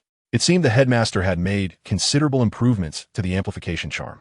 Although the audience might have grown accustomed to these warnings, it was, out of duty, necessary for me to reiterate, especially for the newly enrolled students. The forbidden forest outside the castle is perilous. Please refrain from approaching or venturing deep into it. I also urge some of our older students to remain within the bounds of propriety, for the ire of Madame Pomfrey can indeed test the hearts of those of advanced age. Dumbledore winked at the audience, eliciting a wave of cheerful laughter. Such is the unparalleled charm of Dumbledore. Moreover, our dear caretaker has entrusted me with a reminder. Please refrain from casting spells in the corridors, particularly the permanent marker charm. I strongly concur on this matter. The school's walls cannot withstand centuries of relentless wear and tear. Dumbledore's gaze flickered, notably resting on a few notorious pranksters, serving as a cautionary reminder. For some unknown reason, the two red-haired twins, newly admitted, unexpectedly found themselves the subjects of this scrutiny, exchanging glances of astonishment at their newfound attention. Truly, Dumbledore's piercing gaze had effortlessly identified the greatest potential troublemakers at Hogwarts for the years to come, even though they had yet to act. It was a classic case of presumption of guilt. Albert could not suppress a laugh, garnering curious looks from those nearby. Finally, allow me to formally introduce the newly appointed Professor of Defense against the Dark Arts for this semester. Dumbledore stepped aside, revealing the figure behind him. The young wizards in the audience eagerly craned their necks, impatient to catch a glimpse of the unfortunate new instructor. Teaching defense against the dark arts at Hogwarts is indeed a perilous profession, often leading to severe injury or even death. The cause of this perilous fate traces back to a young seeker of employment many years ago, who, in a moment of frustration, cast a vengeful curse. He believed Dumbledore was intentionally targeting him, and in a sense, he was not entirely wrong. The genesis of all conflict in this world is often a result of mutual pursuits. Professor Rowland, the defense against the dark arts instructor for this academic year, is a man in his 40s, sporting an exceedingly classical center-parted hairstyle. He is stern and unsmiling, clad in a heavy black coat adorned with an array of metallic adornments that clink and clatter with even the slightest movement. I am truly delighted that you accepted my invitation, Professor Rowland, Albus Dumbledore said affectionately, patting the professor's arm. It is merely a temporary arrangement. Abus. I cannot predict when I might depart. Oh, that is sufficient, old friend. I am confident you will impart a wealth of valuable knowledge to the students. It was evident that Dumbledore was genuinely pleased, having clapped enthusiastically moments prior. Considering that Harry Potter had yet to officially enroll, it stands to reason that Dumbledore's so-called savior cultivation plan was likely still in its infancy. The instructor he had recruited for defense against the dark arts undoubtedly possessed genuine expertise, unlike future characters such as Lockhart, who merely served as humorous examples for the young wizards. Severus Snape, observing from the side, let out a sardonic huff, yet upon noticing Professor Rowland, he awkwardly averted his gaze. This was a rare occurrence for someone who once aspired to be a defense against the dark arts teacher and whose heart was not particularly expansive. It appeared that Professor Rowland was indeed quite capable, as even a proud individual like Severus Snape exhibited a degree of trepidation. Albert silently observed the subtle expressions of the individuals present, finding it quite intriguing. In contrast to the novels and films of yore, what lay before him now was a tapestry of flesh and blood individuals, their thoughts and emotions far more intricate than the simplistic recollections of his previous life. Black and white is but a fairy tale. The blurred lines are the essence of reality. The hour grew late, so let us partake in a traditional concluding activity before bidding each other good night. As Dumbledore, in high spirits, waved his wand to conjure a golden ribbon that danced in midair, Albert's expression momentarily froze. Without hesitation, he drew his wand from his sleeve and cast a silencing charm upon himself. The cacophonous melody, accompanied by a few horrendously off-key notes, transformed the entire choir into a veritable purgatory. Even the usually stern expressions of Professors McGonagall and Rowland could not suppress the twitching at the corners of their mouths, betraying their struggle for composure. On the way back, the fifth-year Ravenclaw prefect, the very Marguerite he had encountered at the station, persistently sought opportunities to engage Albert in conversation. Out of courtesy, he maintained a patient smile as he listened, though his inner impatience began to simmer. He held no interest in the witch's so-called whitening potion or magical cosmetic mirrors. Grindelwald Albert, may I call you that? The prefect said, deliberately tossing her hair to reveal her long, fair neck, her face awash with gentleness. Why would you think that an 11-year-old boy would be influenced by hormones? Albert now harbored some doubts regarding whether the female prefect truly belonged to Ravenclaw. Margaret, everyone is quite fatigued. Might we hasten our departure? Within the group, Elira suddenly interjected to alleviate the tension. Oh, I am merely introducing the school to the freshmen, the prefect replied. Indeed, you're quite right.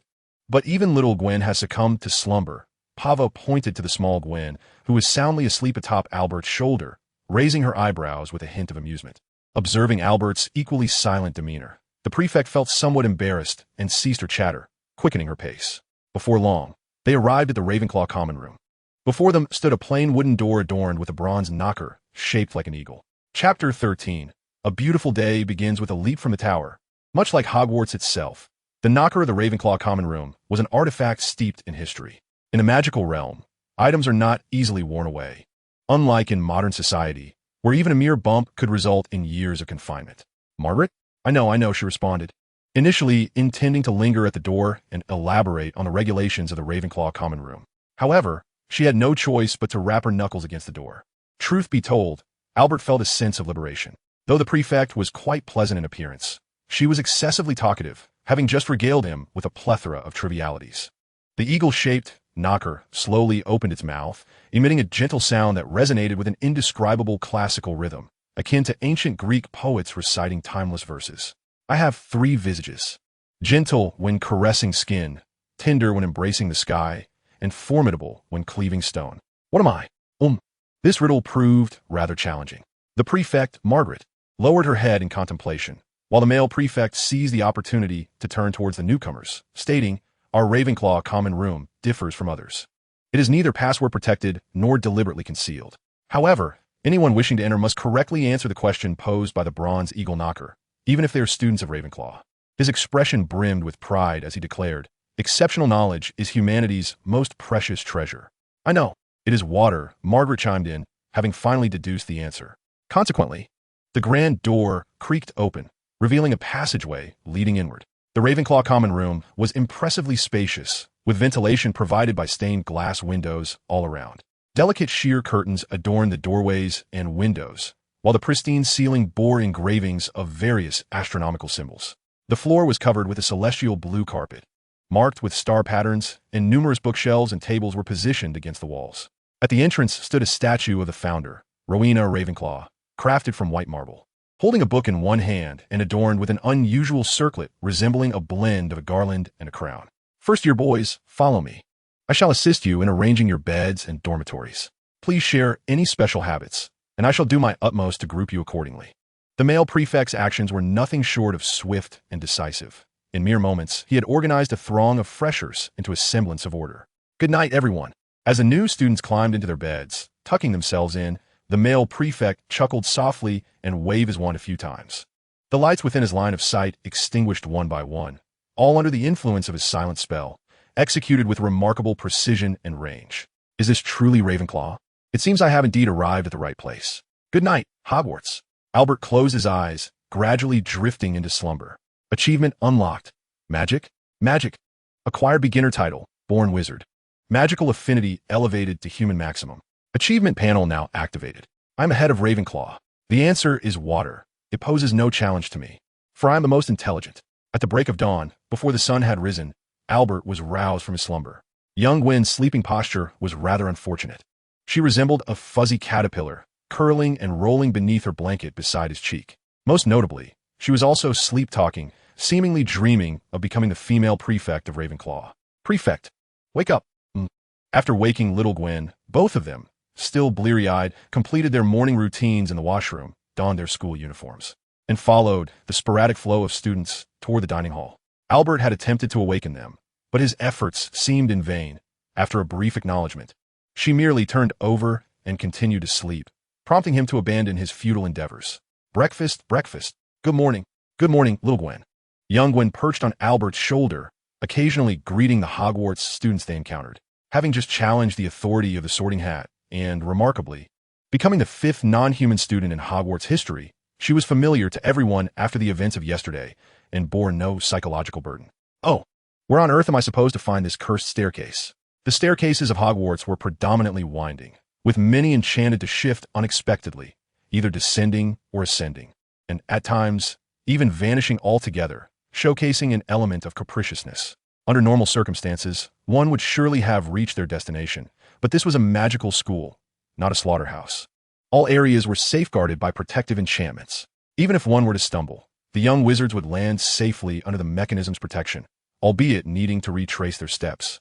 For those in haste to descend, This could serve as a rather convenient shortcut, provided they avoided the professor's gaze. Such reckless behavior would undoubtedly result in a significant deduction of points. He had indeed reached the ground floor. Poor fellow. Sorry, Albert. You go ahead to the dining hall. I suspect it will take me some time to come back down. The voice of the aforementioned new student echoed from above, laced with veiled irritation. Early in the morning, such an occurrence would likely dampen anyone's spirits. With a resigned shake of his head, Albert descended the stairs.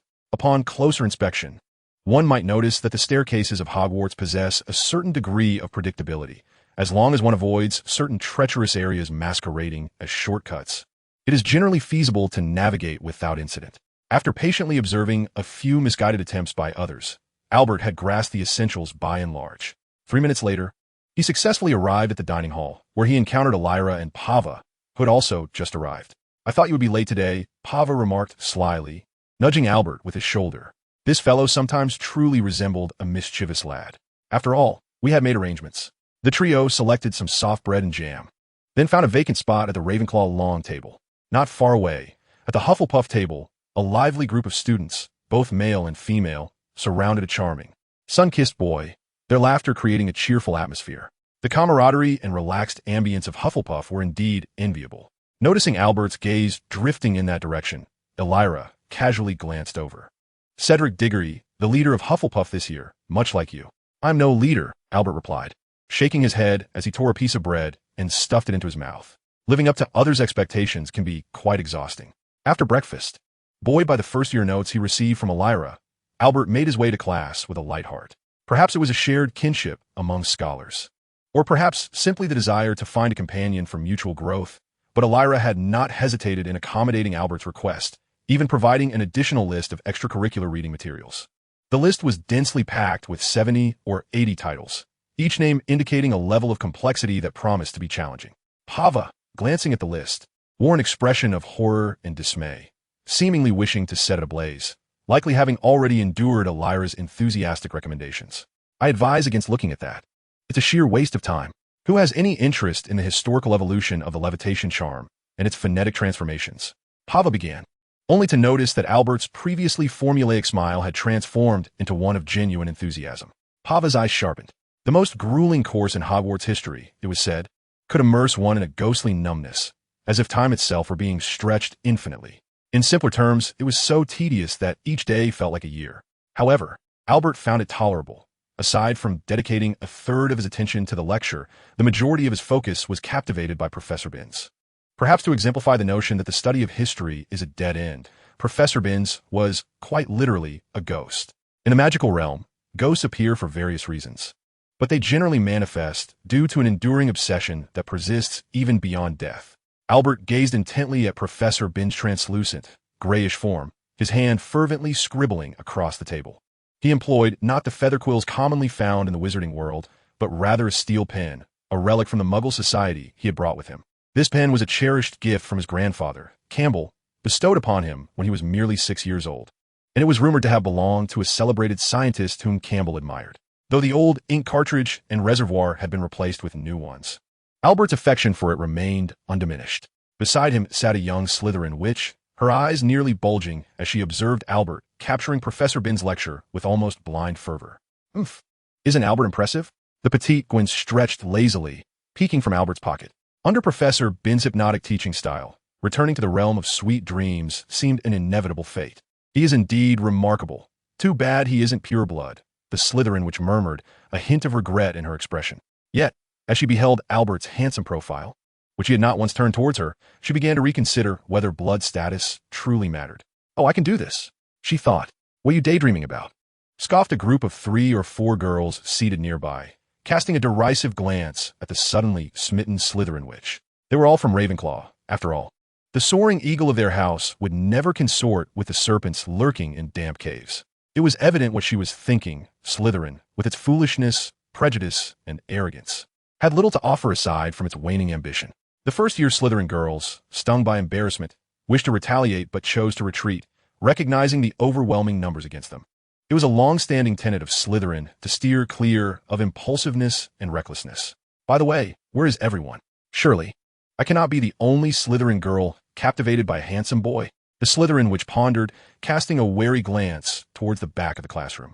She noticed the boys and girls from her house huddled together, whispering and frequently glancing in her direction. No, they were not gazing at her. Their eyes were trained on Albert. What is that foolish Jenny doing over there? Can someone tell her to move? She's obstructing my view of the portrait I'm comparing. A boy with dark, curly hair and a deadpan expression frowned and gestured dismissively. All of this transpired under the watchful gaze of Professor Binns, who was notoriously indifferent to the affairs of his students. It was a limitation of his ghostly existence, or perhaps he simply did not care. Despite rumors that he had lingered on in the teaching profession until his death, his outdated pedagogical methods and his equal disregard for both diligent and wayward students suggested that his fixation on becoming a ghost had little to do with his teaching. Rommel, what do you make of the comparison? Asked the dark-haired boy, Rommel Axley, clutching an old photograph tightly. It bears a striking resemblance, though the features appear softer. It feels authentic. His gaze remained fixated on Albert's back in the front row, in a curious turn of events, as if sensing the heat of an intense gaze. Albert turned abruptly. The moment his eyes met those of a pair of silver orbs, Rommel inexplicably shuddered, causing the old photograph in his hand to slip and fall to the ground. So this is him? Indeed, the resemblance is striking. Albert picked up the photograph, which depicted a golden-haired boy with silver eyes, whose features and contours bore a remarkable similarity to his own. In truth, it would be more accurate to say that he resembled him. Judging by his age, he appeared to be around 15 or 16, and curiously, the photograph remained immobile, despite being crafted from the magical world's enchanted materials. It displayed a stark stillness akin to that of a mundane photograph. Without further contemplation, Albert discerned that this was likely his great-uncle, the infamous Gellert Grindelwald, who had once incited the Second Wizarding War. Although his role in the original narrative was limited, he was undeniably a formidable figure, capable of challenging the likes of the peak Albus Dumbledore. This initial Dark Lord, as referred to by others, possessed an undeniable strength that could rival Voldemort, the story's primary antagonist. Moreover, his charisma was unparalleled, marking him as a true leader reminiscent of a dictator.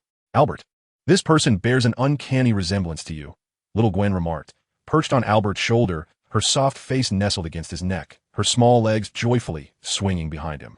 After all, he was the brother of his grandfather, so resembling him was quite natural. Albert chuckled and shook his head, returning the photograph to the boy before him. My name is Rommel Axley. The boy in Slytherin robes with dull eyes suddenly spoke up. Coincidentally, Albert had just perused a discarded book in the Ravenclaw common room last night, titled Remembering Pureblood. Is there something you need?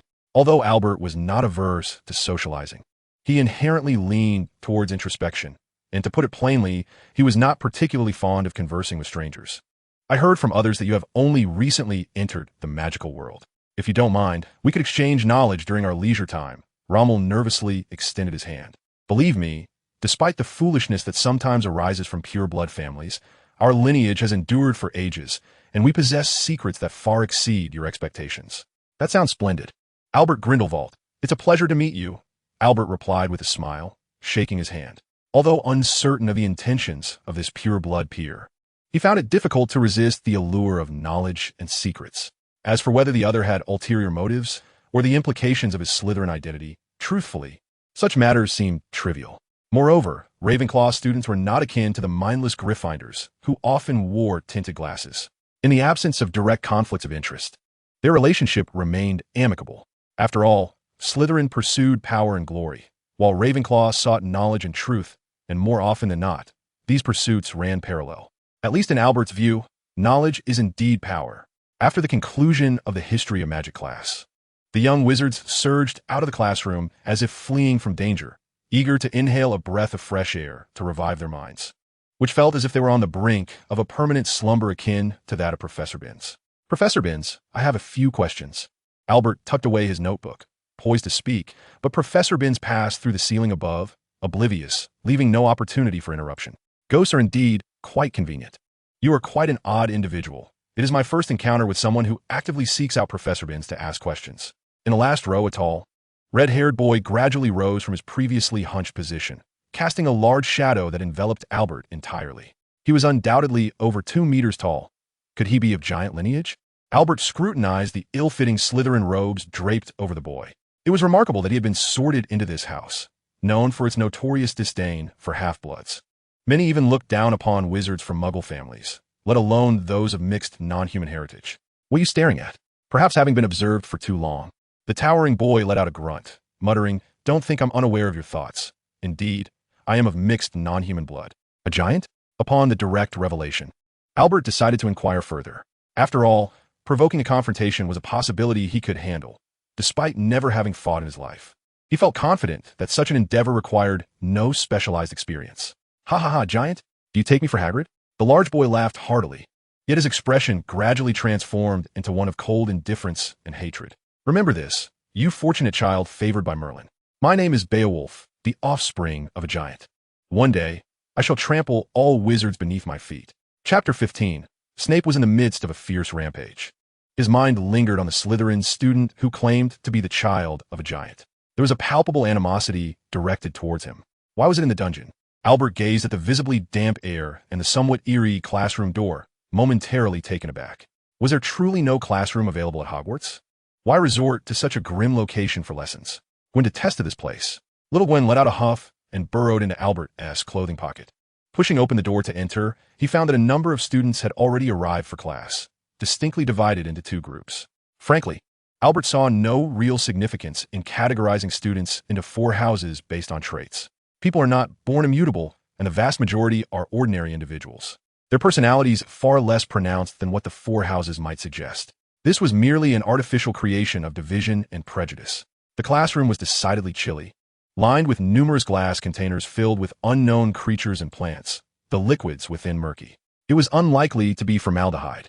They were probably potions required for the study of potion making. With Albert's still relatively superficial knowledge of potion making, he was unable to discern their specific effects.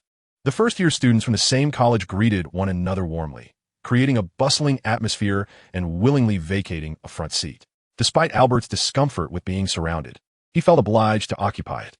Humans, after all, are inherently social creatures. Detached from networks and communities, they flounder like fish out of water. As a Ravenclaw student prepared to showcase the intelligence he had recently acquired, Severus Snape, cloaked in black, silently crossed the threshold, approaching from behind. The student stiffened, instinctively lowering his head. With such a grim demeanor and aura, it was no wonder that the Gryffindors affectionately referred to him as the Old Bat. "Continue, Ravenclaw freshman. Enlighten me with your insights," he commanded, though framed as a question. His tone rendered it more of an order. The previously smug Ravenclaw now appeared on the verge of tears. Sighing quietly to himself, Albert stood up and positioned himself between the two. "Professor, I believe everyone is merely eager for the new experience at Hogwarts and harbors no disrespect towards you." Snape, however, showed no intention of letting the disruption slide. Glaring down at Albert with a mocking expression. "It is not yet class time, Professor. I have my watch," Albert replied, revealing the electronic wristwatch gifted to him by his father for his birthday last year, a cutting-edge product by contemporary standards. Though Snape had evidently never encountered such a device, he could discern it to be a timer through its face. When Grindelwald's name was mentioned in relation to Albert's surname, Snape noticeably hesitated, his expression betraying a hint of discomfort. It was clear that uttering the surname of the original Dark Lord unsettled him somewhat. Snape, more acutely than anyone else, understood Dumbledore's greatness and might. He would not presume that even the resurrection of the Hogwarts Four could surpass Dumbledore. Thus, he comprehended the true terror of the man also named Grindelwald, whom Dumbledore had to confront with all his power. "Since I entered this classroom, the lesson has already commenced," Albert thought, recognizing his position as merely a student and refraining from openly defying Snape, choosing instead to bow his head. "You are correct. We were negligent," he conceded. Disruption of class discipline results in a deduction of 3 points for Ravenclaw. "Is there anything else, Mr. Grindelwald?" Shaking his head, Albert settled back down with his peers.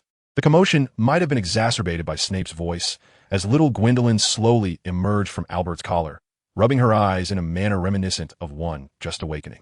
This sight irked Snape, who regarded potions as a sacred pursuit to an extreme degree. As a master in the field of potion making, with a somewhat narrow-minded disposition, he is acutely critical of anyone or anything that tarnishes or desecrates this esteemed discipline. "Tend to your pet, Grindelwald. Do you not comprehend the meaning of classroom discipline? Little Gwen has indeed been sorted into Ravenclaw by the Sorting Hat. And Professor Snape, I believe she qualifies as one of your students, does she not?" Snape was momentarily amused by this remark, tempted to retort, yet for reasons unbeknownst to him, he refrained from being overly harsh towards Little Gwen. Dawdling in class will result in Ravenclaw losing 5 points. Of course, We all concur on this matter. Albert nodded, maintaining a smile. His composure and poise belied the fact that he was merely an 11-year-old child, evoking in Snape a vague sense of dread akin to facing Dumbledore. Oomph. Observing that Albert was unlike the other students, exhibiting neither shame nor distress over the lost points, Snape inferred that this student would be a formidable challenge. Thus he chose to ignore him and resumed his lecture. The session was punctuated by a barrage of incisive inquiries. Prince, elucidate the method for extracting flobberworm mucus? Lettuce. It stimulates their secretion of bodily fluids. You only know about lettuce, do you? Well, we shouldn't expect much from a Gryffindor's intellect. The Gryffindor students, though harboring unspoken indignation, were still but first years and lacked the audacity to retort directly to Snape. Marina, what are the components of the confusion potion? Professor, that seems beyond the scope of first-year textbooks. When the time comes for you to brew potions, will you speak to others in such a manner? Huh. Ravenclaw, points deducted. Sneezewort, Angelica, and Bad Bloodroot. Just as Snape was about to swiftly deduct points, Albert unexpectedly interjected in support, although the precise reason eluded him. It was evident that Snape was particularly targeting the students from Ravenclaw and Gryffindor this lesson. At this rate, by the end of class, each student would find themselves at least 30 points poorer, a bit excessive to say the least. I believe I did not inquire of you, did I, Mr. Know-It-All? Albert was taken aback to find himself receiving a title typically reserved for the original protagonist Hermione. Little Gwen, clearly oblivious to the underlying sarcasm in that term, enthusiastically patted Albert on the shoulder, laughing heartily. Albert is amazing. He knows everything. Snape raised an eyebrow, but chose not to chastise Little Gwen, instead directing further questions towards Albert. Tell me, what are the ingredients for the intelligence potion? The preparation of the intelligence potion is a fourth-year topic. Even the recipe is typically introduced in third year, indicating Snape's intent to challenge him. Fortunately, Albert had indeed perused numerous texts prior to enrollment and possessed a remarkable memory. Thus recalling the formula for this potion, crushed scarab beetles, minced ginger root devoid of its mouthparts, combined with the bile of an armadillo that had perished within the last 3 days. The original Conconies' potion compendium? Snape inquired abruptly. The materials are all accurate. Yet the removal of the requirements for the mouthparts of the scarab and the freshness of armadillo bile is clearly not something one would find in a standard potion textbook. Severus Snape, a master in the field of potions with an extensive breadth of knowledge, immediately deduced from where Albert had acquired the modified recipe. It was a handwritten copy, though the contents were largely consistent. My grandfather had someone assist in gathering it. Albert nodded in acknowledgement of this fact. After a prolonged silence, Snape quietly remarked, "You have a fine elder." He then shifted from his previously acerbic demeanor, ceasing to interrogate and instead commencing a regular lecture. However, there lingered an inexplicable fatigue in his expression, accompanied by an unspoken sense of disinterest, as if a nerve had been inadvertently struck. Severus Snape is indeed a complex individual. Even Albert, who had some familiarity with the original texts, could not fully fathom his inner thoughts. The intricacies of his character rival those of Albus Dumbledore, which explains the tight collaboration between the two. In summary, following this incident, many breathed a sigh of relief and cast grateful glances toward Albert. You faced Snape head-on. Truly remarkable, Albert. As soon as the class ended, a number of students gathered around him. Generally speaking, in the West, individuals do not address acquaintances by their first names unless there is a degree of intimacy. Surnames are typically used instead. However, considering that Albert's surname, Grindelwald, carries a unique significance, most people prefer to call him by his first name, Albert. It likely had little to do with me. Perhaps the professor simply made a personal association. Albert dismissed the notion of having repelled Snape, well aware that the professor's temperament was not so magnanimous, and he did not wish to offend him over trivial matters. Furthermore, Snape was, after all, their instructor in potion making, and a basic respect for one's teacher should always be upheld. Chapter 16. This little witch is quite unhinged. I heard you confronted Snape today.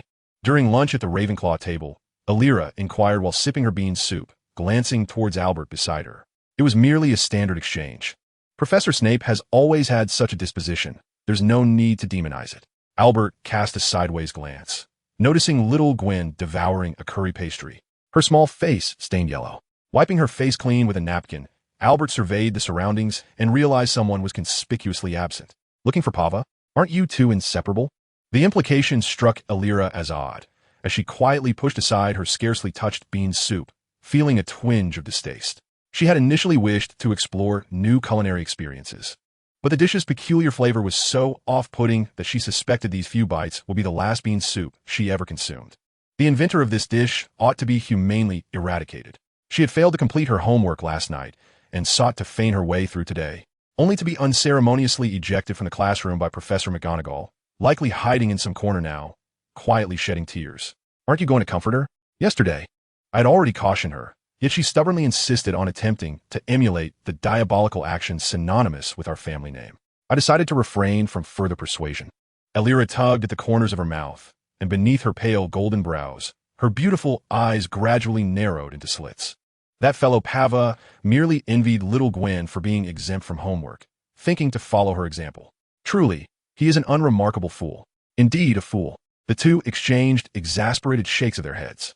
Hey, you two are being quite cruel, gossiping about me behind my back, interjected the foolish one himself, who had been silently eavesdropping as he awkwardly squeezed into the space between them and plopped down with a sigh. Have you finished shedding your little pearls? Albert teased. Little pearls? Oh, now I understand, Pava realized, his head spinning 3/4 of the way before he responded, pouting, I did not cry. Don't listen to Elira's nonsense. Of course, Elira remarked, casting a sidelong glance at her best friend, as, still red in eyes and nose, too lazy to point it out. This guy is left with nothing but stubbornness. Speaking of which, you new students have Professor Roland's defense against the dark arts class this afternoon, right?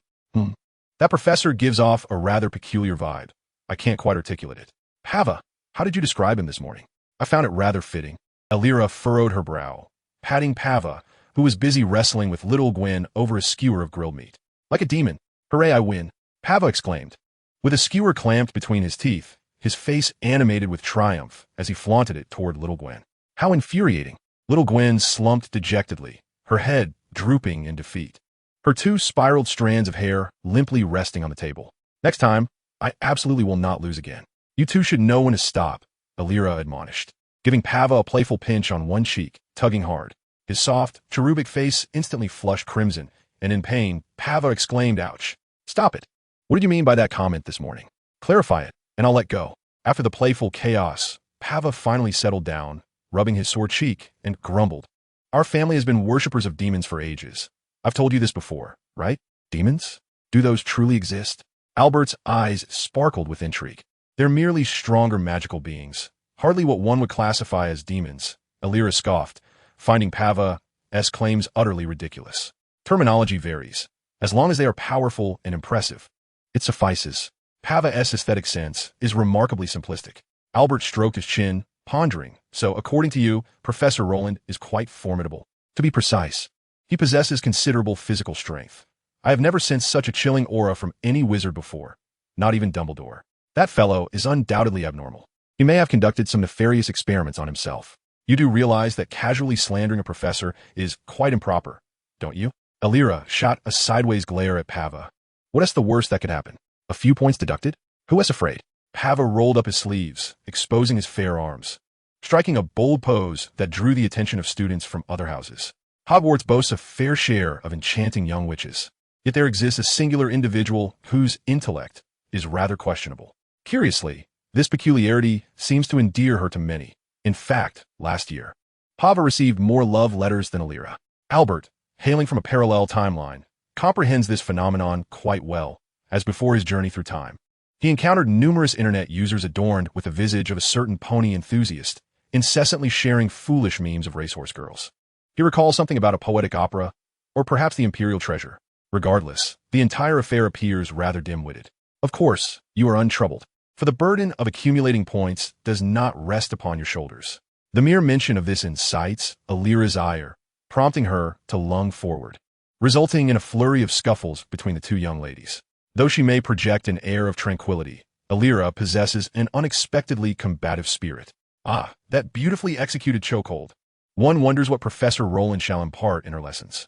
It is well known that many of you remain entrenched in your understanding of this subject, still fixated on Voldemort's curse. To the astonishment of all, she boldly uttered Voldemort's name in the presence of a gathering of first-year witches. It is common knowledge that merely speaking his name serves as a spell in itself. The prevailing belief within the magical community is that uttering his name would alert the unfathomable Voldemort, inviting his curse upon speaker. Although a significant number view this as mere superstition, one must ponder, what if? The dread Voldemort instilled in British wizards is, in some respects, more enduring and tenacious than the radiation from Chernobyl. Naturally, when it comes to lethality, Albert remained skeptical. Even Voldemort, without protective attire, could not survive long in a high-radiation environment. "Professor, how dare you?" a student murmured under their breath, drawing a derisive chuckle from Professor Rowland. "You know nothing of curses. And what leads you to believe that one who dares to undertake this task would fear the curse of a being whose existence is questionable? The curse Voldemort placed upon the position of defense against the dark arts is far more formidable than the effort expended on that foolish name. In contrast to other faculties, Professor Rowland's performance undeniably captivated the young Gryffindors, eliciting a chorus of whistles and cheers. Now, let us commence with our lesson. First and foremost, dispose of that utterly useless self-defense guide. It is woefully outdated. Most dark creatures mentioned therein can be easily vanquished with a simple banishment spell. What you truly need to learn is not this. In a word, the students from the remaining 3 houses began to warm to this professor. The defense against the dark arts class, devoid of textbooks, sounds utterly exhilarating. Chapter 17, Oppression of the Weak. This is the sole purpose of power. To preface, I harbor no objections towards Master Trimble. I have always adhered to his widely accepted maxim, which Rowland momentarily paused to articulate: practical experience will always surpass theory. Quentin Trimble, the author of the classic tome on dark magic defense, Dark Magic, a guide to self-defense. Apart from being an expert in the defense against the dark arts, he has seemingly retained the title of dual champion for several consecutive years. It is said that Professor Phileas Flitwick, the head of Ravenclaw House, once aimed to compete in the dueling tournament with him as his target and effortlessly claimed the honor of dual champion. However, it is essential to understand that aside from the immensely powerful yet highly restricted ancient spells, modern magic has been continually advancing. The knowledge contained in textbooks is undoubtedly important, but it is a task that you must undertake outside of class. No one can forcibly implant spells into your minds, little ones. Although Professor Rowland's demeanor is serious, his teaching style is surprisingly humorous, making it palatable rather than rigidly dogmatic. Professor Rowland raised his wand, unleashing a cascade of gray magical light from its tip, conjuring illusory images of more than a dozen magical creatures. What a remarkable imaging spell! Albert, recognizing the difficulty of this feat, sat up slightly straighter, his expression turning earnest. Setting aside what Pava had mentioned, it became evident that Professor Rowland possesses genuine expertise. Perhaps he could impart a wealth of knowledge beyond the confines of textbooks, or rather, invaluable experience. Ghouls, werewolves, vampires, zombies, dementors, oh, and of course mummies. Professor Rowland enumerated these creatures, placing particular emphasis on the last, the mummy. Believe me, children, in your lifetime, avoid provoking mummies at all costs. Aside from the ordinary corpses that have become exhibits in Muggle museums, every being that can be deemed a mummy was, in life, an extraordinarily fearsome and troublesome character. At this juncture, Rowland tucked a strand of hair behind his ear, eliciting gasps from the young wizards. What was once his right ear now bore only a gaping hole, revealing a significant scar beneath. In less than a second of eye contact, I was cursed. The first organ to be affected was my ear. To prevent the curse from spreading, I unhesitatingly severed that part of my body and exerted all my strength to dismantle the entire supporting structure of that tomb, forever entombing that existence underground. Rowland's tone was somewhat calm, yet the underlying peril was evident to all. Ruthless and resolute, this new defense against the dark arts instructor is indeed an extraordinary individual. It is no wonder that Dumbledore was so excited and pleased. So, do you understand, little ones? Whether it be curses, dark creatures, or any other potentially perilous entities, they will not spare you simply out of fear. Professor Rowland gradually raised his voice, resonating like a thunderclap, and with sweeping gestures, he produced a sound reminiscent of clashing metal chains. Before your mind is utterly paralyzed by fear, you need only focus on one thing, just one thing: move and survive. In that instant, applause erupted like thunder. I dare say, Professor Rowland has undoubtedly vanquished countless dark creatures. I mean, Merlin's beard, just look at that ghastly wound. I have never encountered such a formidable wizard in my life. Of course, I'm not implying that Dumbledore is not powerful, but they represent two distinct types of prowess. Dumbledore's strength is almost surreal, yet Professor Rowland embodies the essence of a flesh and blood hero. It is no exaggeration to assert that within less than half a day, Professor Rowland has ascended to an unparalleled status in the hearts of the young wizards. In contrast to the dreary textbooks, the personal anecdotes shared by Professor Rowland during his lessons undoubtedly captivate these children, who have grown up sheltered under the protection of their parents. Albert would wager that in recent years, among the defense against the dark arts instructors at Hogwarts, Professor Roland is undoubtedly one of the most beloved. All of them donned the Slytherin house uniform. Hey, I ask you, troll, it's been nearly a year since you arrived. How much would it take for you to obediently withdraw from Slytherin? The group consisted of boys, ranging from upperclassmen to first-year students. As for the one surrounded, it was Beowulf Matero, the self-proclaimed son of a troll, who seemed to be a second-year Slytherin. Oh, what are they doing? The naive Little Gwen, unfamiliar with the concept of bullying, curiously gazed into the distance, nudging Albert's arm with her small hand. Foolishness, Albert stated succinctly. At that moment, it was unclear what the Slytherins had said, but the towering Matero suddenly struck a senior in the chest with a punch. The latter was sent flying, spewing blood upon impact. Frankly, considering the substantial height difference of nearly 50 centimeters, Albert was baffled as to why these individuals dared to provoke him. The fact that the victim merely spat blood rather than being killed outright was already a testament to the restraint exerted. Of course, the Slytherin students evidently did not share this perspective. While a few panicked and retreated, several older students drew their wands, aiming at the giant like Matero. Stupefied, a stunning spell was cast from behind, which Matero evaded with a roll. In the instant he rose, a wand significantly thicker than those of his assailants appeared in his hand. Petri Ficus Totalis. Bind them, levitate, and spin, with the sheer number of attackers. As soon as Matero uttered the incantation for the petrification spell, he was struck by several spells in quick succession, rendering his body immobile while an invisible force slammed him to the ground. Before he could struggle to his feet, more binding spells hit his back, utterly quelling his resistance.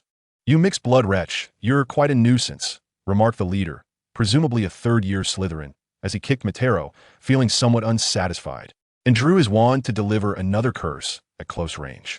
His chest bore traces of blood, seemingly remnants from the unfortunate soul who had just been sent flying by a punch. Stinging Jinx, the spell, a particularly malicious curse, would inflict upon the victim an excruciating pain akin to being seared by fire, with the potential of causing disfigurement if it struck the face. Let's not dwell on how this Slytherin student acquired such a malevolent curse. The mere act of wielding it against fellow students in a public setting is a grave transgression in itself. What a complete fool he is. Thus, before the incantation could fully form, Albert intervened. He could not bear to witness an innocent being destroyed before his very eyes. This had clearly surpassed the bounds of mere jest and required immediate cessation. Disarm. With a swift flick of his wand, Albert effortlessly sent the assailant's wand flying. Who dares? A Ravenclaw. Mind your own business. Hey, that's not right, Grindelwald. Although some recognized Albert, the center of attention at the banquet, several impulsive Slytherins instinctively retaliated. Wadavasi. One Slytherin aimed his wand at a vase on a nearby table, sending it hurtling towards Albert like a bullet. First years think they can play the hero? Hit the ground, murmured Albert, questioning the chaos that unfolded at Hogwarts. With a quick twist of his wrist, he maneuvered his wand. Immobilis. A flash of silver light engulfed the vase, freezing it midair. Stupefied, two more spells shot forth, poised to strike Albert before he could utter a counter curse. The faces of the Slytherins gleamed with malicious delight. Among them were those who recognized Albert, as well as a few who were wary of his family name, Grindelwald. However, this did not deter them from relishing the moment of bullying the so-called genius, reveling in their numbers. To be fair, Albert had only been acquainted with magic for a mere 2 months, even with a rudimentary grasp of a few spells. The expectation for him to react swiftly and execute them deftly was indeed a tall order for a newcomer. Thus, he resorted to employing his innate abilities. Static defense. Without even waving his wand, Albert stood firm, a faint blue glimmer flashing in his eyes. A translucent, spherical barrier expanded around him, effortlessly intercepting the incoming stunning spells. Although static defense was localized in its casting style, it resembled more of a gifted skill, allowing Albert to wield it even without his wand. The successive stunning spells merely rippled the surface of the barrier. Ultimately, they were merely a group of immature young wizards, and the potency of their spells was undeniably lackluster. Wandless magic? What a joke. Hey, isn't he from a Muggle family? Why? Keep it coming. I refuse to believe him. The expressions of the Slytherins revealed a hint of panic. Some students, sensing the impending peril, furtively glanced around, preparing to seek an escape route. In matters of survival and retreat, many Slytherin students possessed an instinctive talent. After all, the house emblem is a cunning serpent. I never said you were permitted to leave. 6 spherical barriers simultaneously materialized around the 6 attacking Slytherins, leaving them no opportunity to react as they were forcibly encased within. Under Albert's command, the barriers were constricted to their minimal dimensions, rendering the Slytherins incapable of extending their arms, let alone casting spells. This signified their complete loss of autonomy to extricate themselves from the barriers. Until the barriers were breached by external force, they were compelled to endure their uncomfortable posture, standing in place. In Albert's hands, the static defense had transcended mere protective utility. As Albert approached, the third-year Slytherin, whose wand had been sent flying, abandoned any thought of retrieving it, begrudgingly raising his hands in surrender. The recent encounter had imparted a profound understanding of Albert's formidable power, extinguishing any flicker of rebellion within him. He had no desire to share the fate of his companions. Mind your own business. Nearby, Zymatoro slowly rose, surveying the Slytherins ensnared by the static defense, gradually suppressing the expressions of shock and envy on his face. Have you misunderstood something? The silvery gaze fixated on Zymatoro, an invisible weight of pressure enveloping him. Whether to save you or not is of no concern to you. It is solely because I believe what transpired should be halted. That is all. Ultimately, does one truly possess the right to choose between acceptance and rejection when devoid of power? With that remark, Albert seemed to lose interest in the conversation, glancing at the hurriedly approaching Professor McGonagall before shaking his head and departing the scene. Thus, the aftermath was left for the Slytherins to contend with themselves. After all, it was merely a tedious affair of bloodline discrimination and schoolyard bullying. He had no interest in further involvement. The benefits had already been secured. Achievement unlocked. Display of might. Objective: defeat any target or group with overwhelming force. Reward: 1 level lottery ticket. Useless stick. To oppress the weak is the sole purpose of power's existence. This was the task he had inadvertently triggered moments ago, and the rewards were quite appealing. Particularly since such an opportunity had presented itself, he naturally did not intend to let it pass. The useless stick, Albert vaguely recalled, was a fundamental piece of equipment in the game Golden Shovel, enhancing the basic magical strength of pieces. Fortunately, he need not speculate further, as the system had kindly provided an explanation. Chapter 18. A Stupefaction from Dumbledore. Useless stick. Item description: a foundational material for synthesizing higher-grade equipment. Can be integrated into weapons to enhance the user's spell strength by 10%. While seemingly ineffective in casting, it surprisingly proves quite painful when used as a bludgeon. He decided to hold onto this item for the time being. After all, there was no immediate urgency to enhance his combat capabilities. He would await other equipment for synthesis to maximize its potential benefits. Since arriving at Hogwarts, this marks the first occasion on which he has successfully completed a task assigned by the system. It is not to say that no tasks have been triggered previously. In fact, just last night, he activated a task before drifting into slumber. Limited time achievement: the Night Owl of Hogwarts. Requirements: explore over 90% of Hogwarts Castle before dawn. Reward: level 3 lottery ticket 1. Many secrets only become clear after nightfall. The reward for the task is rather enticing. Yet Albert is reluctant to be publicly reprimanded for wandering the grounds at night so early in his academic journey. He does not possess the carefree disposition of the Weasley twins, and rationally assessing the situation, he realizes that achieving this feat is nearly impossible. If the achievement is based on the castle's actual area, even traversing every floor would likely fail to meet the 90% exploration criterion. Thus, it seems unnecessary to fret over it. This achievement can be disregarded. Meanwhile, at the same time, Severus Snape, having received word from certain Slytherin students, hastily arrived at the scene of the earlier chaos. His countenance darkened. Upon rounding the corner, he beheld 6 Slytherin students ensnared within a shimmering blue barrier, awkwardly maintaining a half-crouch position. A crowd of onlookers had gathered, many of whom recounted the intense skirmish that had just transpired. Vague phrases, such as is expected of Grindelwald's wandless magic, could be heard. Snape's expression soured even further. The ethos of Slytherin is one of zero tolerance for failure, as it is often perceived as a sign of thoughtlessness or lack of intelligence. The truly astute Slytherins always strike after meticulous preparation, like serpents lurking in the shadows, delivering a decisive blow. Professor Snape, your arrival is most timely. Professor McGonagall adjusted her spectacles, her tone frosty. Students from your house have been bullying others and even attempted to use the stinging hex. I shall investigate these matters further and ensure that appropriate disciplinary actions are taken against each individual involved. Snape, maintaining his impassive demeanor, nodded curtly and waved his wand to dispel the enchantment. However, to his astonishment, his counterspell had no effect on the barrier whatsoever. For a brief moment, An expression of sheer incredulity crossed his usually stoic features. It dawned on him why Professor McGonagall had arrived before him, yet his own students remained trapped. They too had likely encountered a significant setback. A bubblehead charm? No, it appeared to be something entirely different. Obstacles were abundant, and the protective armor was not appropriate. Those spells should not have withstood a counter curse. Who could be responsible for this? Finally, Snape suddenly recalled that he had seemingly overlooked a crucial question. Mr. Grindelwald acted bravely to put an end to this campus bullying. McGonagall's eyes narrowed slightly as she corrected Snape's choice of words. For this, I have awarded Ravenclaw an additional 20 points. To stand up during an act of bullying demonstrates a character of golden virtue. Ah, indeed, this remarkable and previously unseen spell serves as an added bonus. The gazes of the two individuals simultaneously fell upon the transparent energy shields. Their expressions varied. What now?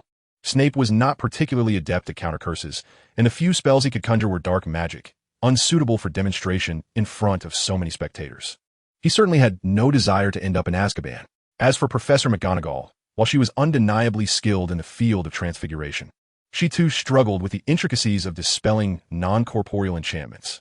In truth, among the professors currently at the school, only Professor Flitwick, the head of Ravenclaw, excelled in such matters. However, he was regrettably absent due to an unexpected engagement that afternoon. The exchanged glances between the two professors elicited a wave of astonishment from the onlooking young witches and wizards. Who could have anticipated that a mere first-year student could wield a spell that even two heads of houses found perplexing? Of course, this was somewhat exaggerated. Both Snape and Professor McGonagall could undoubtedly dismantle the barrier through brute force, causing no harm to the young sorcerers within. Yet on one hand, this would imply an admission of their failure in magical theory, and on the other, it might instill a misguided perception of magic as solely reliant on sheer power among the onlookers. Hogwarts is a place of education, and there were countless considerations weighing on their minds, often rendering them hesitant, despite Snape's acerbic nature and his tendency to favor his own house as students. To the point where many from other houses might secretly wish to cast a jinx upon him, he remained diligent in his teaching of potions. Much of the curriculum contained esoteric techniques and recipes, though most young witches and wizards were oblivious to this fact. Such a marvelous spell indeed. Is it Dumbledore? Albus, can you identify this spell? No, quite the opposite. I have no idea what it is. Dumbledore blinked, cheerfully shrugging his shoulders. I am not Merlin, Minerva. There are many things I do not comprehend. This is truly rare. Snape scoffed, only to witness Dumbledore gesturing with his wand towards the Slytherin students. The barrier, previously resistant even to the cleansing charm, disintegrated in an instant into a flurry of fluttering butterflies, escaping through an open window nearby. Professor McGonagall's eyes sparkled with wonder. Being a master of transfiguration herself, she could appreciate the sheer brilliance of Dumbledore's recent maneuver. He had not merely dispelled the barriers. Instead, he had astonishingly transformed the spell itself into butterflies. Compared to the simple act of transmutation, this feat approached the realm of the extraordinary, nearly unfathomable. Even Professor McGonagall found herself unable to grasp how such a thing was accomplished. Yet, this was Dumbledore after all. He had never failed to astonish. I have heard the accounts of the incident and its unfolding from others. Honestly, I am rather disappointed, as I had anticipated a more pure atmosphere at Hogwarts. Despite the absence of a harsh tone, the liberated Slytherin students all lowered their heads, some too timid to meet Dumbledore's gaze. This predicament had rendered their experience even more arduous. Forcing Snape to deduct points from his own house was indeed a historical moment for this group. Speaking of which, was it that child who cast the spell that ensnared them? Dumbledore stroked his beard, turning his attention towards the direction of the Ravenclaw common room. His azure eyes sparkled with contemplation. I have heard from eyewitnesses that it was performed wandlessly, and, astonishingly, he unleashed 6 spells in rapid succession, the effects of which continued to linger. Professor McGonagall nodded, relaying the information she had gathered to Dumbledore. I initially thought this might be some esoteric family curse, but it appears that is not the case. Dumbledore's words caused Snape, who had been preparing to depart, to halt abruptly, though reluctant to boast. I must admit, I have a certain talent for spell work. Yet, even at my age, I could not manage to cast 6 spells simultaneously without a wand. Are you implying that this Mr. Grindelwald is an even greater prodigy than you? Snape inquired, astonished. Our dear Mr. Grindelwald is indeed a genius. But that is not my point, Dumbledore replied, shaking his head. Noticing that Snape and Professor McGonagall still seemed puzzled, he elaborated. I have created a few spells myself. Thus, I possess a clearer understanding of this matter. Those who invent spells often find themselves favored by their creations. In simpler terms, the potency and intensity of their magic tend to surpass that of other wizards. You mean to say? Professor McGonagall covered her mouth, incredulous. Snape's expression darkened further. A Ravenclaw genius thrashing the fools of his own house was hardly a source of joy. The only solace he could find was that Albert Grindelwald was not a student of Gryffindor. Paying no mind to Snape's simmering frustration, Dumbledore, with a cheerful demeanor, proclaimed, "Although it is merely conjecture, I believe this spell was most likely crafted by our little Ravenclaw prodigy. This would explain why he is able to perform wandless and rapid casting with such ease. Truly an astonishing talent." Chapter 19. The invitation for collaboration from the Weasley twins. Albert remained oblivious to Dumbledore's praise. Even if he were aware, he would likely respond with indifference. For him, the opinions of others held no substantial value. He preferred to acquire all that he needed and desired through his own efforts. "Listen to me, Albert, you're famous." Early in the morning, having just finished his morning routine, Albert encountered a beaming Pava waiting at the door. It seemed this fellow was either gossiping or on the path to spread gossip. Just yesterday, she was seen conferring with the Weasley twins from Gryffindor about something that was likely not favorable. Although Albert was not particularly interested in the topic concerning Pava, he felt compelled to inquire politely as a friend. "What do you mean? Did you give that fool from Slytherin a thorough beating yesterday?" As Pava posed the question, her eyes sparkled with excitement. Her large pupils filled with little stars of wonder. "What audacity! You have to call someone a fool." Albert shrugged, attempting to deflect the conversation. "I have harmed no one. Be careful, or I shall accuse you of slander, Miss Satinia." Seeing that Albert was unresponsive, Pava circled around him several times before. Taking him by surprise, she wrapped her arms around his neck from behind. "You must tell me, or I won't let go." Admittedly, such intimate contact made Albert feel somewhat awkward, but seemed inappropriate to react at that moment. Thus, with a resigned sigh, he silently invoked the spell, Static Defense. A faint blue barrier swiftly expanded outward, gently pushing Pava away. Contrary to Dumbledore's expectations, Albert had actually mastered Static Defense to a greater extent. His ability to cast spells without a wand was not the limit. He could indeed perform silent incantations.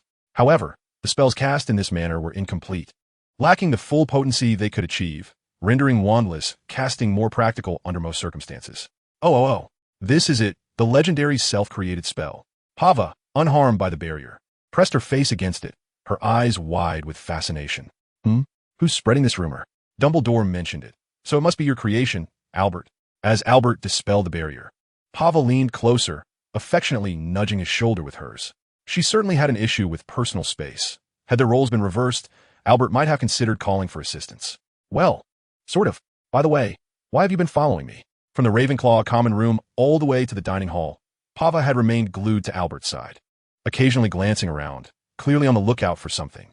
Albert had waited for her to speak throughout their journey, but when she remained silent, he reluctantly took the initiative to ask, "Ahem, dear partner, let's explain the situation."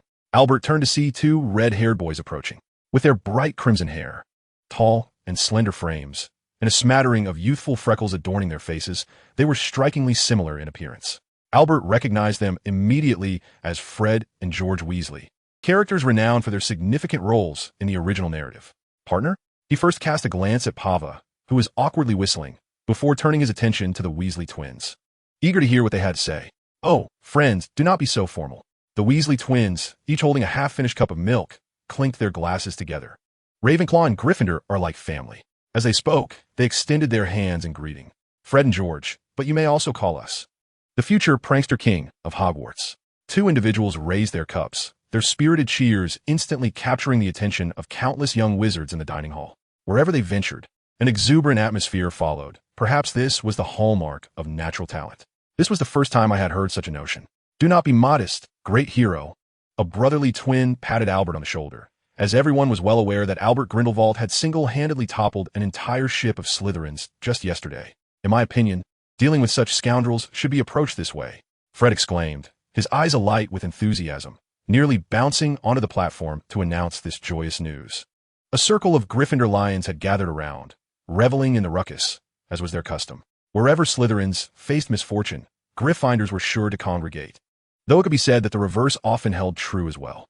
They had even ensnared them in their self-invented spells, leaving Professor McGonagall and the insufferable old bat at a loss. "Let us not forget this point, Fred. Perhaps it was George, the clever younger brother, who added this wise remark. Oh, of course. How could I overlook such a detail?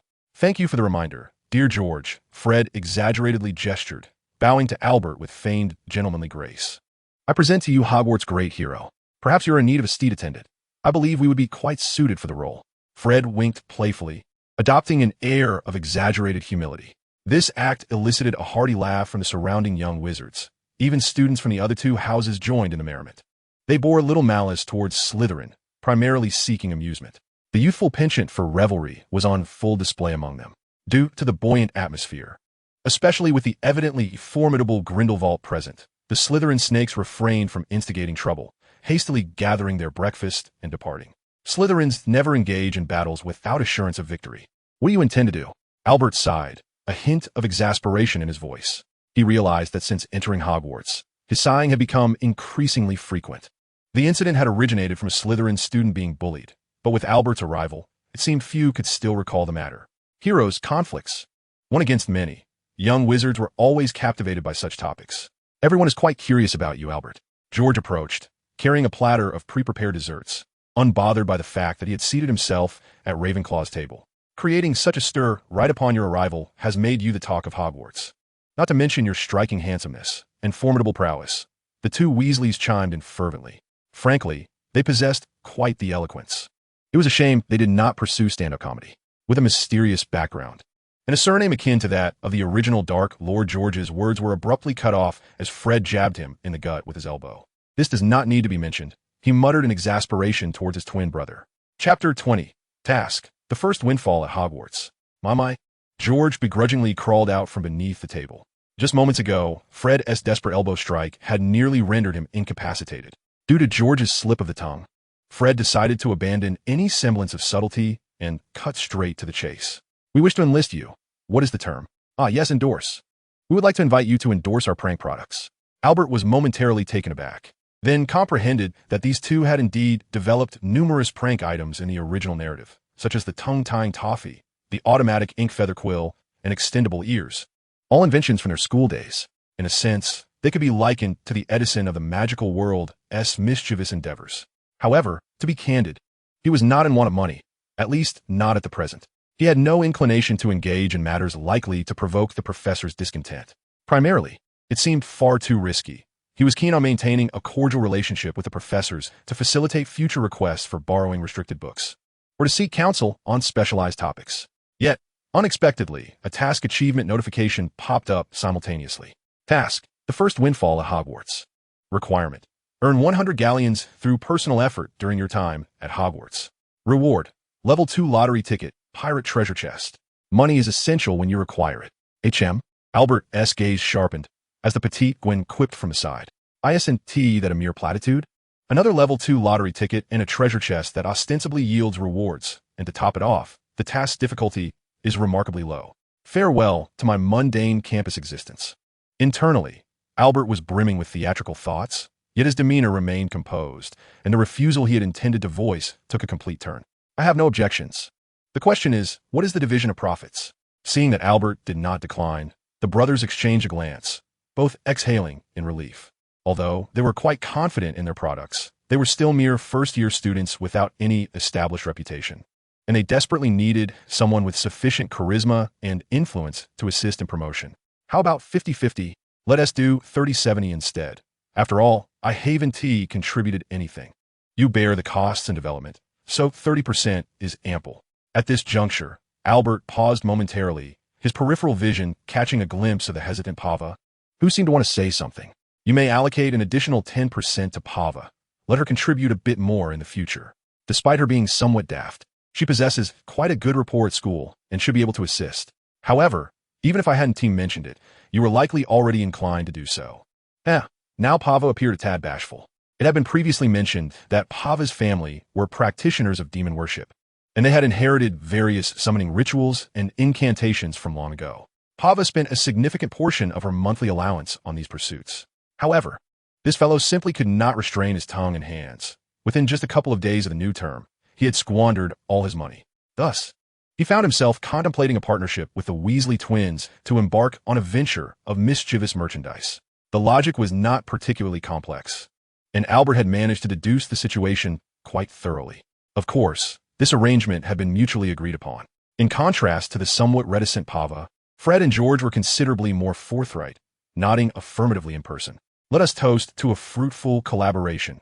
In a few days, I shall bring you our prototypes, and you can decide how to present them. If any issues arise during the development phase, I'm more than willing to assist, Albert whispered. That would be splendid. With a Ravenclaw genius in charms joining us, our inspiration will flow abundantly. The twins exchanged glances and erupted into laughter.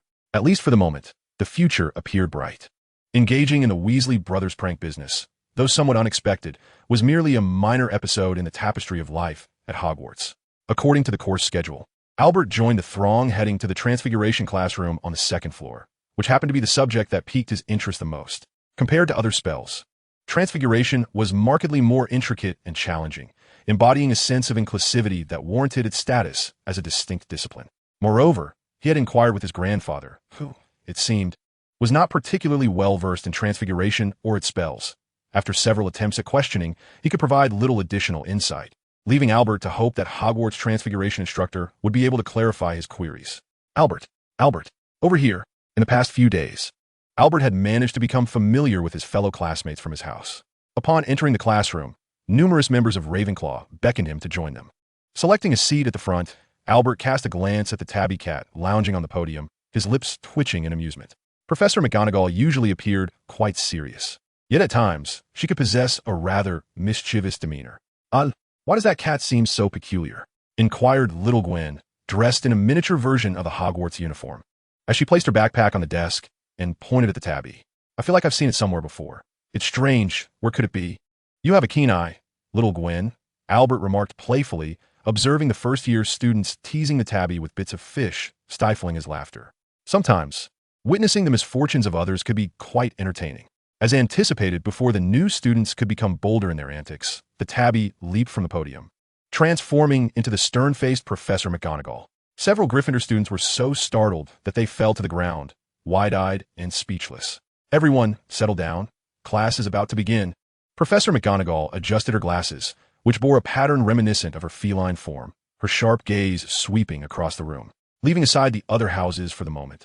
Gryffindor students were undoubtedly both respectful and fearful of their headmistress.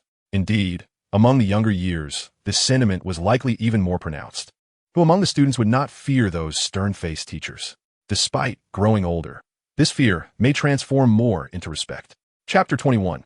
Isn't that merely the hat of Gryffindor? What audacity for such a wretched hat. Transfiguration is a profound and perilous subject. Prior to your formal engagement with it, I feel imperative to reiterate this point. Furthermore, my classroom does not welcome mischief makers. I ask you all to keep this in mind. Professor McGonagall maintained her usual demeanor, refraining from mentioning the previous incident of entrapment. Apart from her rare silver hair and eyes, her consistently calm expression indicated that she had recognized her own expertise in transfiguration from the outset. It remained unclear whether other upperclassmen had divulged this information or if he had discovered it independently. Additionally, the diminutive companion at her side, whose specific lineage even Dumbledore could not identify, was also a focal point of Professor McGonagall's attention. On one hand, Little Gwen was undeniably adorable. On the other hand, as a master in the field of transfiguration, Professor McGonagall sensed a strong trace of transfiguration within this tiny creature, thus igniting a spark of curiosity within her. "Professor McGonagall, was that also transfiguration?" a brave student from Ravenclaw inquired. Animagi are indeed considered one of the most dangerous and obscure forms of transfiguration. I do not recommend that you attempt this without a firm grasp of the subject. Professor McGonagall nodded, further elaborating, since the 20th century, to the best of my recollection, only 7 animagi have been documented. You may imagine the challenges involved.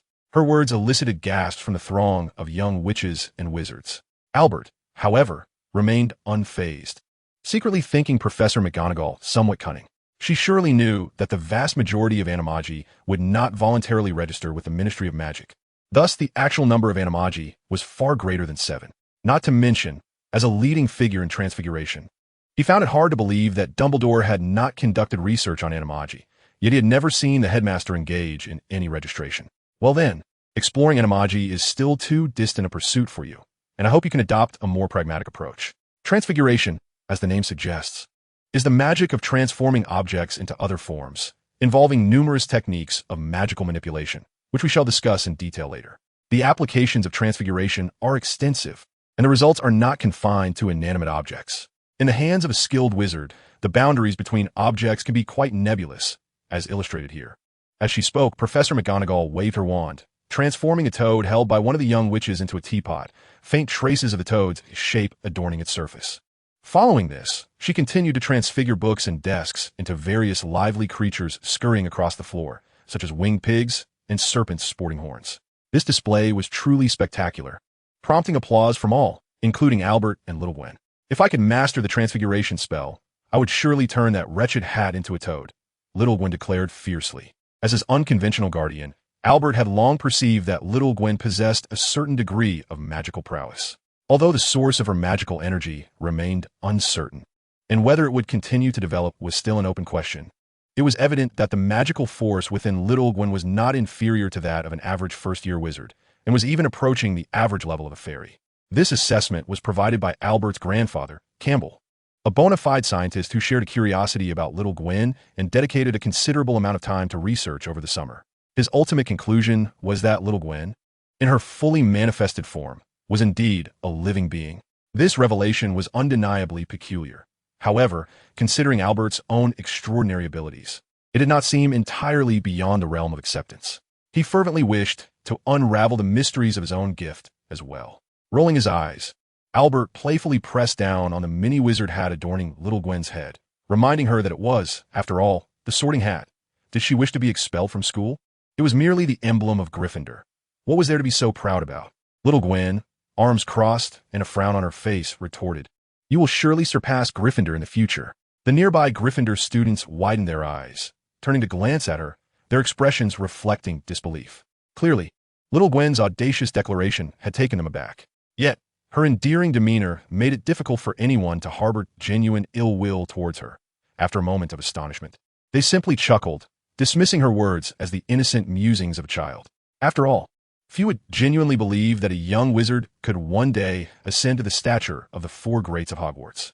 Even Dumbledore, constrained by his own understanding and the reverence for ancient figures, would hardly place anyone above the legendary quartet. Pay attention in class and refrain from whispering. Professor McGonagall's stern gaze fell upon Little Gwen, who resembled a misbehaving child caught in the act. In a flurry, she covered her mouth with her tiny hands and nodded vigorously. In some respects, this child could be considered rather earnest. Upon hearing that they would be returning to their textbooks, the young wizards collectively slumped, for who among them truly relished the prospect of poring over dry, monotonous texts? Of course, Albert was the exception. Having lived 2 lifetimes, his enthusiasm for knowledge set him apart. Nevertheless, Professor McGonagall's words sparked a renewed sense of joy in the classroom. As she announced, if everyone can maintain their focus, we may have the opportunity to experiment with some simple transfiguration today. The prospect of the enchanting transfiguration spells was sure to captivate everyone's interest. Thanks to the conveniences of modern industry, Albert, utilizing a fountain pen, was able to record his notes at a pace far superior to that of his peers who still relied on quills. Occasionally, Professor McGonagall would cast a glance his way, seemingly contemplating whether to encourage the young wizards to adopt fountain pens for note-taking, in order to avoid the excuses of those struggling with quills and their slower writing speed. Well then, our theoretical studies for today are nearly complete. I know what you're all thinking, so next. As Professor McGonagall gazed upon the drowsy assembly of young wizards before her, a rare smile graced her lips. With a flick of her wand, a multitude of matchsticks soared from a box on her desk, landing neatly upon each student's tabletop. Let us test the fruits of your theoretical endeavors. Transform these matchsticks into needles using the transfiguration spell. Those who succeed before class shall earn extra points. Chapter 22. Albert's Transfiguration. Transform. Transform. Transform. What's wrong? My matchstick has sprouted legs. It seems I'm close to success. Bang! Within the transfiguration classroom, an array of fantastical creatures emerged in a cacophony of chaos. For most, the matchsticks remained stubbornly unmoved, despite their fervent incantations. However, a select few, gifted with innate talent, managed to conjure some amusing variations, such as matchsticks that ran about the room on tiny legs or those that erupted in a sudden explosion, splattering unsuspecting young wizards in a delightful surprise. Professor McGonagall appeared unfazed by the scene before her, offering minimal intervention as she stood like a steadfast anchor at the front of the classroom, observing each student's progress. Gwen, commanded to transform. Little Gwen stood atop her desk, angrily poking at the matchstick with her wand, which resembled a sewing needle. Albert could not discern whether she was channeling magic, but she was certainly exerting herself, for with a sharp crack, the matchstick broke in half. "Gwen is furious," she exclaimed, rolling about on the desk, her tiny fists pounding the surface while her short legs kicked at the air in frustration. "Merely exerting force is futile. One must focus on technique," Professor McGonagall advised, approaching to gently pat Little Gwen on the head. She then cast a glance at Albert, who had been quietly watching Gwen with the affectionate gaze of a benevolent father figure. "It seems you've already acquired some skills prior to enrollment?" "Well, I've only grasped the basics," Albert replied, tightening his grip on his wand as he delicately tapped the matchstick before him. When his wand was lifted, a gleaming silver needle had materialized on the desk. In fact, he had surpassed Professor McGonagall's expectations by transforming the material into the more challenging silver. "Remarkable. Truly impressive. Albert, you have accomplished this with such ease. Behold, this is our Ravenclaw first-year champion." The surrounding young wizards momentarily abandoned their own practice, gathering around in admiration. Professor McGonagall refrained from chastising them. After all, Albert's display of transfiguration had indeed astonished her, providing a perfect example for the others to observe. "It appears your progress exceeds my expectations," Professor McGonagall remarked, adjusting her spectacles. "I had thought your aptitude for transfiguration might resemble that of your grandfather."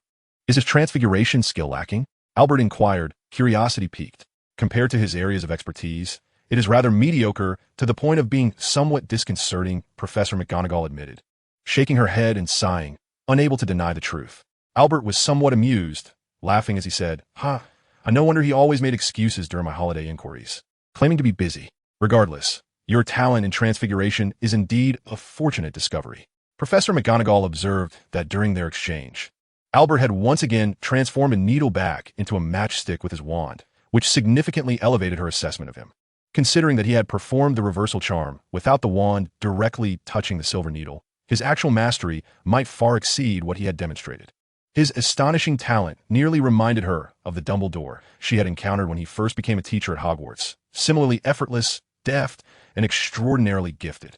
Such performance warranted additional commendation. "Your proficiency in transfiguration and the reversal charm is remarkable. It's hard to believe you have only been practicing magic for 2 months." Professor McGonagall led the applause, her eyes brimming with approval. "Ravenclaw, 5 points. I do not expect everyone to match the caliber of Mr. Grindelwald, but perhaps you might seek his guidance during your leisure time. His efficiency and spellcasting techniques are indeed worthy of emulation." In an instant, Albert became the center of attention once more. "What is so impressive about that?" murmured a disgruntled Slytherin student from the corner.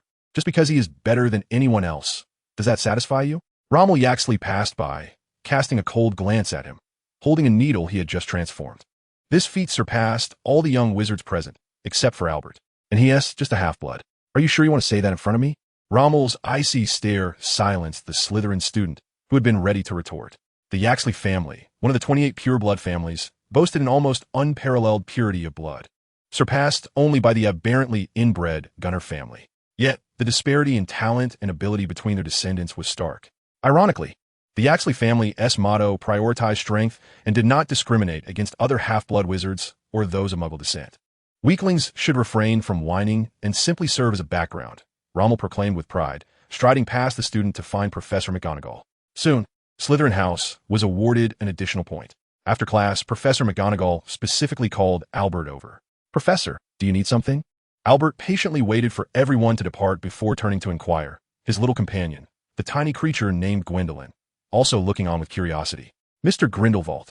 "You, just call me Albert." "Professor," Albert interjected with a smile. "Very well, Albert. Your proficiency in transfiguration is quite impressive. Have you been practicing throughout the holiday?" Professor McGonagall felt a psychological barrier in continuously addressing him by the Grindelwald surname, and seeing Albert's willingness to suggest a more familiar address, she gladly adopted it. "Pretty much. I practice almost every day." Professor McGonagall was uncertain about the extent of daily practice, yet her tone suggested it did not involve an overwhelming amount of time. However, she likely comprehended the remarkable talent Albert possessed in transfiguration, with the foundation laid regarding his self-invented spell. Professor McGonagall managed to accept this revelation with a semblance of composure. Nonetheless, she couldn't help but feel incredulous. After all, She had dedicated a full 2 months of extensive practice to reach that level, earning praise from the Transfiguration professor at Hogwarts for her genius. Could he possibly be another Dumbledore? Or perhaps a Grindelwald? Professor? Professor? Noticing that McGonagall had become somewhat distracted, Albert, astonished, gently reminded her several times. "Ie mi fine, Albert." McGonagall sighed, genuinely reflecting, "Sometimes I find myself quite envious of Professor Flitwick, as he always seems to attract such exceptional students." "I am also your student, Professor," Albert replied sincerely, shaking his head. "Ha ha, the feeling of being acknowledged by a genius is unexpectedly pleasant." McGonagall chuckled, her mood visibly lifted. "Nevertheless, your progress is exceedingly advanced." "Albert, while this is certainly not a drawback, continuing with the first-year curriculum would undoubtedly be a waste of your time. For a prodigy, tailored education is essential. I shall propose to Dumbledore that you be placed in a higher year S courses, of course, all contingent upon your wishes." Albert held no objections. However, as if recalling something, he suddenly glanced at the bewildered Little Gwen perched on his shoulder. "I have no objections, Professor, but perhaps Little Gwen should still attend first-year classes." "Oh." Little Gwen slumped to the ground, her face awash with disappointment. She had anticipated soaring to higher grades alongside Albert to showcase her prowess. "Do not aim too high. First master the transformation from matchsticks to needles," Albert advised. Got it. "You are so nagging, Al," she retorted. In Charms class, Professor Flitwick stood atop a stack of books, cheerfully listening to the students from his house as they animatedly recounted Albert's performance in Transfiguration. Despite his diminutive stature, the young wizards of Ravenclaw held great respect for their affable headmaster. Albert shrugged, indicating he was doing his utmost. The students from both houses were generally amiable, making them among the most harmonious groups at Hogwarts. Everyone should be familiar with Master Mirandago Shack's standard spellbook by now, so I won't belabor the point. Let us delve straight into practical application. Professor Flitwick declared from the podium, his smile unwavering. "We will focus on the softening charm, the levitation charm, and the unlocking charm, engaging in extensive practice with these 3 spells throughout the first half of the term. They're all practical spells with minimal risk, so feel free to practice them in your leisure." With that, Professor Flitwick raised his wand, pointing it at the stack of books beneath him. "Wingardium Leviosa." Soon, he soared into the air along with the pile of books, gazing down at the excited young wizards below. At that moment, he was higher than anyone else. The feather appeared to have been transfigured, and Albert could faintly sense traces of magic within it. Before long, the classroom was filled with the sound of students enthusiastically practicing their incantations of Wingardium Leviosa, perhaps due to her innate ability to levitate, or merely her natural talent. Little Gwen succeeded in making the feather float after just 2 attempts. This marked her first significant achievement, and her large eyes sparkled with joy. "Wonderful. Our Little Gwen has successfully made the feather levitate. Everyone should take inspiration from her. As the head of Ravenclaw, I am delighted to award Ravenclaw an additional point." Professor Flitwick's praise made Little Gwen even more ecstatic, and she soon floated into the air, joyfully spinning atop the feather that was also levitating. The sight of the cheerful little one brought laughter to many young wizards, filling the classroom with joyous sounds. "Come on, Cedric, it's all up to you over here." The Hufflepuff students focused intently on a boy, cheering him on. He was the closest to success among all of Hufflepuff, having struggled several times to make the feather float, and it was evident that he was on the brink of achievement. Cedric Diggory, the leader among this year's Hufflepuff newcomers, was not only knowledgeable but also possessed considerable magical prowess. His affable and cheerful personality, coupled with his handsome looks, made him the most attractive student after Albert this year. With persistent practice, Cedric finally succeeded. Observing the feather that floated steadily before him, Professor Flitwick happily awarded Hufflepuff an additional point. However, he then cast a somewhat reproachful glance at Albert, who had been somewhat lackadaisical. "Albert, excessive modesty is not acceptable." "My apologies, Professor," Albert replied with a smile. He waved his wand and softly uttered, "Wingardium Leviosa." In the next moment, the feather before him began to levitate, and, under the control of his magic, gracefully floated around the classroom before landing securely in the palm of his hand. This display was remarkably impressive, clearly distinguishing him from the previous 2 students. And Professor Flitwick silently commended him in his heart. "Excellent. Mr. Grindelwald never fails to impress us. A truly remarkable levitation charm, and your control of magic is quite mature." Ravenclaw earned another point. As he had already awarded a point to Ravenclaw earlier, Professor Flitwick felt hesitant to grant more, thus only adding a single point for Albert's performance. "Honestly, I thought I could at least get ahead in the levitation charm," Cedric lamented, scratching his head in mild frustration. while his companions patted his shoulder, offering quiet words of consolation. I suppose that's what it means to be a polymath, isn't it? Nothing to compare. Cedric mumbled to himself, contemplating whether a change of course might yield better results. Perhaps Quidditch would be a commendable option. He had practiced a few times before and surprisingly managed to fly rather well. As for Albert, he appeared rather genteel, suggesting he might not excel in such extreme sports. However, one could never be certain. This fellow seemed to navigate everything with an air of nonchalance, leaving one to ponder if there was indeed anything he struggled with. Chapter 24. Do you intend to irritate me?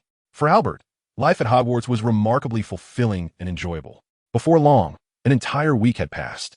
During this time, the title of Ravenclaw's credit gatherer had been officially bestowed upon him.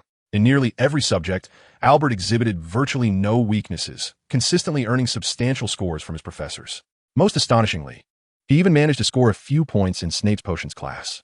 Where the head of Slytherin was notoriously stingy with points for students from other houses, one could say that merely avoiding point deductions was a significant accomplishment. Yet, one must concede that having a favorably biased headmaster was a comforting notion for a Slytherin student. Albert, have you heard? The Quidditch team intends to recruit you as a first-year player. In the corridor, Albert and his diminutive companion, Gwen, had just concluded their midday break, listening somewhat listlessly to Pava's incessant chatter.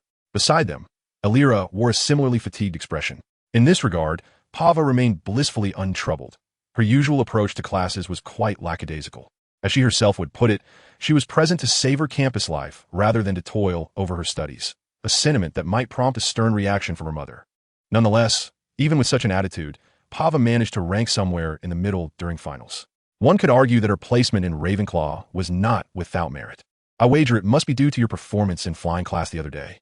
According to Madame Hooch, she hasn't witnessed someone so agile on their first broom since James Potter. Albert nodded in acknowledgement, stifling a yawn. Clearly, his enthusiasm for Quidditch was rather lacking. I fail to comprehend what is so thrilling about Quidditch. So many people adore it, including Alira, who offered no pleasantries and directly gestured at Pava to quiet down, as if to say it was merely a bunch of fools battling on broomsticks in the sky. Hey, how can you speak of Quidditch in such a manner? Pava retorted, somewhat irked by Alira's disdain. You bookworm types simply cannot grasp the fervor of Quidditch. Alira furrowed her brow, feigning the act of rolling up her sleeves, which prompted Pava to leap a meter back in alarm, instinctively adopting a defensive stance. At least until Pava completed her self-proclaimed training in Brazilian Jiu-Jitsu. She lacked the courage to engage Alira in close combat. Albert was momentarily taken aback by their antics, feeling somewhat more alert in the process. Suddenly, a towering figure obstructed the path ahead, Grindelwald. The newcomer was Beowulf Shumatero, the half-blood Slytherin whom Albert had previously saved. What do you want? Albert felt an inexplicable surge of combativeness emanating from the other, leaving him somewhat bewildered. Let us duel, Grindelwald, Shumatero declared, brandishing a massive wand. His eyes ablaze with fiery determination. I aspire to be as formidable as you. Hence, let's engage in combat. What sort of logic is this? Albert pondered, furrowing his brow at the absurdity of the situation, unwilling to indulge in a child's game of mock dueling. Shumatero's voice boomed loudly, drawing the attention of passing young wizards, many of whom hurried off to summon friends for an impromptu spectacle. It must be said that the extracurricular hours at Hogwarts were rather dull, making even the slightest hint of conflict a magnet for curious onlookers. If there's nothing else, I shall take my leave, Albert replied coldly, attempting to sidestep the imposing Shumatero. If that is your intent, you shall retaliate, Shumatero muttered under his breath, then took a bold step forward, swinging his massive fist toward Alira and Pava. Yet, before his punch could fully extend, he sensed an abrupt surge of magical energy behind him. Is it your desire to provoke me? An invisible force enveloped Shumatero, lifting him off the ground and slamming him heavily onto the earth, creating a powerful shockwave that sent gusts of air swirling around. An indescribable dizziness overcame him until, 3 seconds later, he managed to rise slowly from the ground. Levitation charm? Stunning spell? Wandless and silent casting? Exclaimed several nearby upperclassmen in disbelief. Was this the level of magical prowess one would expect from a first-year student? Skill, shoulder throw, slam an adjacent enemy to the ground, causing a brief, stunning effect upon landing. Ironically, this skill had been acquired during the last time Albert had rescued Shumatero, drawn from a first-level lottery ticket. The effect was relatively straightforward, and the casting difficulty was significantly lower than that of a static barrier. allowing Albert to execute it almost entirely wandlessly and silently. The spell's effect resembled a blend of the levitation and stunning charms, making it challenging for most to discern their differences. Indeed, you are remarkably strong, Shumitaro declared, unfazed by his own disheveled appearance, excitedly thumping his chest, his tousled red hair seeming to simmer with exhilaration. Has he completely lost his mind? Disarm, Albert scoffed, raising his hand to cast a spell that glowed a fierce red. He had no intention of causing harm. Disarming Shumitaro was sufficient for the moment. As for any subsequent consequences, he trusted that the professors of the academy would handle them appropriately. Unexpectedly, Shumitaro exhibited remarkable agility despite his towering height of 2 meters, effortlessly evading Albert's not-so-lethargic disarming spell with a mere bend of his body. Grindelwald. With a feral roar, Shumitaro surged forward, launching a fist akin to a battering ram aimed directly at Grindelwald. Is he more accustomed to physical assaults than spells? What manner of wizard is this? The surrounding young wizards were taken aback, their expressions a mixture of disdain and fearful astonishment at Shumitaro's frenzied demeanor.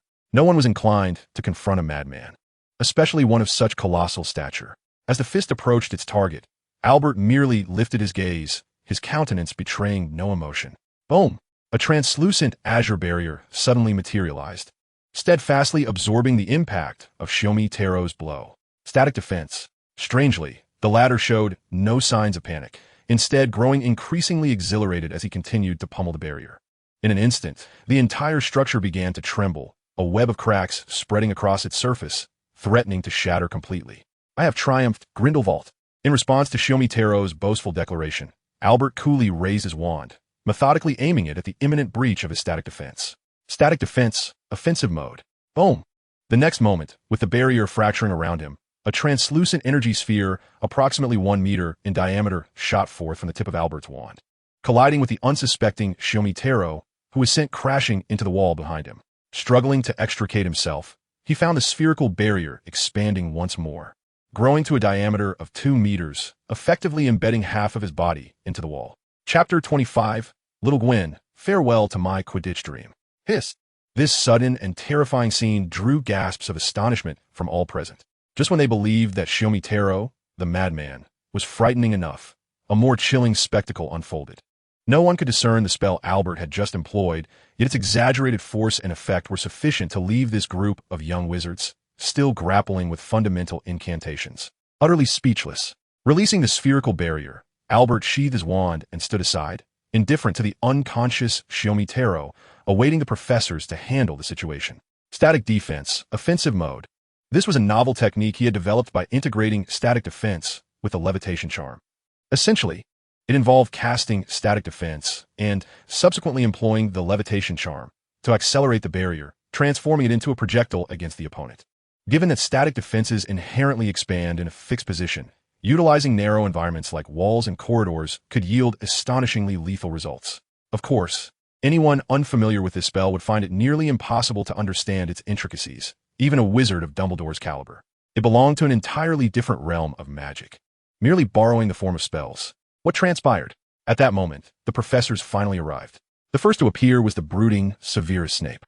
Naturally, it was reasonable for him to be the first notified, as the perpetrator, Shumitaro, was a student of Slytherin House. Snape cast a fleeting glance at Albert, who stood silently off to the side, and then directed his attention to the shattered wall beside Shumitaro, his right eye twitching involuntarily. Did you employ a destructive spell? No, Professor. It was a spell of my own invention. You must have encountered it before. Albert promptly denied the accusation. He was well versed in the school regulations and was aware that the use of destructive spells at Hogwarts warranted severe penalties. The larger student had suddenly attacked them, and Albert had merely retaliated in self-defense.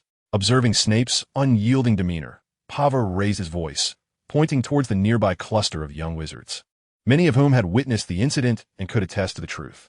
Indeed, it was Shumitaro who initiated the attack. By Merlin's boots, this individual is akin to a troll, resorting to brute force rather than spells. Albert alone seemed to withstand the assault. The others should have been seeking medical attention by now. The young wizards rallied in support, their voices rising in a cacophony, while Snape's expression shifted, darkening further. He did not turn a glance at the equally unsmiling Albert, but instead focused on the unconscious Shumitaro, his gaze flickering, as if contemplating a significant decision. I've already heard about the incident. Severus, came the voice of Professor Flitwick, the head of Ravenclaw, who was the second to arrive. Despite his diminutive stature, his presence commanded a wide berth from the crowd. Flitwick's expression was grave, a stark contrast to his usual amiable demeanor. The nature of this incident was particularly egregious, especially as the victims were 3 students from his own house, both Albert and Elira being among Ravenclaw's finest. Pava interjected, "So, am I to leave now?" "All right, little Gwen. Refrain from kicking him for the moment," Flitwick commanded, waving his wand to cast a levitation charm, lifting young Gwen away from the unconscious Shemitro. The little one seemed to be incensed by Albert's assault, repeatedly kicking at the latter's side, though given the significant disparity in their sizes, the action resembled more of a playful tickle than a serious attack. Flitwick fixed his stern gaze upon Snape, stating firmly, "This student must face severe consequences." Snape's eyes flickered, but he remained silent, his reticence itself a form of tacit acknowledgement. Flitwick, intensifying his tone, reiterated, "Severus, this matter must reach a conclusion." The head of Ravenclaw exuded an undeniable authority. Even Snape, reluctant to provoke Flitwick's ire, averted his gaze and gave a slight nod. "I can hardly believe it. You rescued him last time, and now he seeks to attack you? Is this the way of Slytherin, to repay kindness with malice?" Meanwhile, in flying class, a plump boy struggled to control his broomstick as he clumsily trailed behind Albert, conversing all the while, despite the latter having repeatedly slowed his pace. Not everyone possesses the innate ability to soar freely on a broomstick like Harry Potter. Albert, however, is the exception. He embodies the quintessential Dumbledore-like genius, capable of mastering anything. This notion has become a consensus throughout Hogwarts, acknowledged by all 4 houses, including Slytherin. "Mr. Bridges, I believe your flying skills are insufficient for you to complain while in the air," Mrs. Hooch remarked. "My apologies, Madam Hooch." Braun Bridges mimicked a zipping motion with his lips, dutifully focusing on his flight. Albert, although not particularly concerned about the punishment awaiting that Slytherin lunatic, found it impossible to ignore the incessant chatter from others around him. Following his display of prowess, the young witches and wizards of Hogwarts have developed a renewed perception of Albert as formidable abilities, with many even regarding him as the next Dumbledore. Having created spells shortly after his enrollment and dominating every subject, he could effortlessly wield spells of terrifying potency, truly a paragon of both intellect and strength. It is worth mentioning that his striking good looks, though primarily the topic of discussion among the girls, tend to be viewed less favorably by the boys. "Oh dear, your flying is improving splendidly," Mrs. Hooch praised little Gwen, who was perched upon her miniature broomstick beside Albert. This bespoke broom was custom-ordered by Albert from a flying broom shop, equipped with all the necessary features, albeit at a rather exorbitant price. Nevertheless, that mattered little. As long as little Gwen was happy, that was enough. "Can I try out for the Quidditch team?" little Gwen asked excitedly, her short legs swinging on the broom. Mrs. Hooch hesitated, uncertain whether to speak the truth. Little Gwen's flying skills were indeed commendable, but the unfortunate reality was that she was even smaller than the quaffle used in the game. If she were to step onto the pitch, it would be hard to determine whether she would be playing or merely being struck by the ball. Aware of this, Gwen pouted, lowering her head as she quietly maneuvered her miniature broom away. She suddenly felt that flying might not be as thrilling as she had once thought. Later that day, at the school's Quidditch pitch, Albert was nearly dragged there by a group of fellow students. The Ravenclaw Quidditch team was conducting tryouts for the chaser position. Clearly, after his stellar performance in the previous flying lesson, Albert had already secured a spot on the shortlist for the team, despite being merely a first-year student with less than 2 weeks of experience on a broom. But what did that matter? With Albert's talent, even a brief practice session would likely suffice. "Welcome, Albert. The team is exceptionally skilled," exclaimed a senior student, who appeared quite refined, as he shook Albert's hand upon his arrival at the pitch. Glancing at the Quidditch uniform adorned with a gleaming captain's badge, Albert quickly realized that this was indeed the captain of his house's Quidditch team.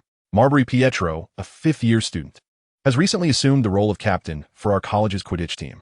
The young man introduced himself proactively, then instinctively cast a glance toward a nearby corner. In another part of the Quidditch pitch, coincidentally, the Gryffindor team was also in the process of selecting new members. Their captain, a robust young man with a sturdy build and fiery red hair, is none other than Charlie Weasley, widely acknowledged as the strongest chaser in the school. He had helped Gryffindor secure the House Cup in his 2nd year, despite the team relying on their rather shabby brooms. Noticing that Albert was also looking in that direction, Marbury quietly offered an explanation, his tone laced with a hint of rivalry. Albert sensed an ominous undertone and lowered his voice to inquire, "If I may be so bold, Our college cough. Everyone's theoretical knowledge is quite commendable. In other words, our practical skills are utterly abysmal, aren't they? Albert, being astute, quickly grasped Marbury's insinuation. Our college has languished at the bottom for many years now. To be frank, given our performance, we each share a portion of the blame. The voice belonged to a senior girl nearby, her golden hair elegantly braided behind her, exuding a spirited demeanor. Let us not be so harsh, Vanessa. Everyone has put in their best effort. Indeed, everyone has tried hard, spending 2/3 of the Quidditch time buried in books studying tactics. Yet not a single one thought to practice on the pitch. It's no wonder other colleges label us as bookworms. Vanessa glared at the Quidditch team members, including Captain Marbury, as if she wished to devour them whole. The others dared not utter a word, instinctively bowing their heads. Who exactly is the captain of this team? Albert hesitated, ultimately deciding to follow his instincts, opting instead to bury his head in the sand. Albert, you've seen the state of our team. Vanessa adjusted her demeanor, her expression turning serious as she regarded him. Albert began to understand. Compared to Marbury, it was clear that this senior girl, Vanessa, was the true captain, the undisputed apex of the team's hierarchy. This bunch of inept players is beyond redemption. The only hope lies with you newcomers. Vanessa spoke earnestly, while also taking another jab at her teammates. It was evident that her temper was quite fiery, undoubtedly exacerbated by the trials she had endured with her teammates over the years. I am not well versed in Quidditch rules, and as for flying lessons, I've only just begun attending a few. I'd appreciate it if you didn't place too much expectation on me, senior. Albert rubbed his nose, feeling somewhat like a duck being pushed into the water. The footage of your earlier flying lessons was recorded by some girls in the college using a memory orb. Vanessa patted Albert on the shoulder, encouraging him graciously. I believe you possess a remarkable talent, and, how should I put it, a certain flair that is rare among others in our college. Is this some kind of esoteric evaluation? It feels rather uncharacteristic of our Eagle House. Indeed, I share your sentiments, senior. On the shoulder of Albert, adorned with sunglasses and a false mustache, sat the petite Gwen, who nonchalantly crossed her legs and spoke in a mock-serious tone. Undoubtedly, Albert had become her sole contracted player. Ah, you must be Little Gwen. It's a pleasure to meet you. Vanessa, who had long heard of the charming Little Gwen, transformed her frown into a beaming smile as she shook the young girl's hand. Captain Vanessa, I entrust the training of our Albert to you. Please ensure he endures rigorous training. How can a young man thrive without hardship? Oh, not at all. Albert possesses great talent. It won't be long before he can take on the role of Seeker, she replied. Besides, I am not the captain. That title belongs to Marbury. With a grand gesture, Little Gwen shook her head dismissively, proclaiming, That's not quite right. In my eyes, this team could manage without anyone. But you, senior, are indispensable. You are the true leader of the team. Ha ha, you're too kind, Vanessa chuckled, watching the two engage in their playful banter. Albert sighed silently, exchanging glances with his seniors. The road ahead appeared fraught with challenges. Later, Albert, weary from the day's exertions, slowly made his way into the school cafeteria. By that time, the dining hall was bustling with students, tables laden with an array of delectable dishes. Regrettably, having just completed an intense training session, Albert found himself lacking any appetite. Is the intensity of our Quidditch practices truly this demanding? Elira inquired, glancing at Albert beside her, her beautiful eyes blinking in surprise. While she had little interest in Quidditch, she had familiarized herself with the prowess of her house's team for the sake of school pride. After all, the champion of the House Cup could earn a significant 150 points, enough for the fool, Pava, to wreak havoc for 2 or 3 academic years. I feel as though someone is insulting me, Pava suddenly exclaimed, lifting his head abruptly from his soup, casting suspicious glances around. How could that be? You must be imagining things, Elira said, her voice barely above a whisper as she averted her gaze, her elf-like ears twitching slightly. TCH, have you traded your intellect for primal instincts? Albert thought, dismissing the petty rivalry among the girls. He declined the cream turkey offered by his manager and slowly propped himself up. The actual leader of the house team, Senior Vanessa, held long-standing grievances against the upperclassmen. His arrival was merely a pretext. Shaking his head, Albert took a swig from the orange juice Pava had intended to drink, gulping it down. This was the only sustenance he could manage at the moment.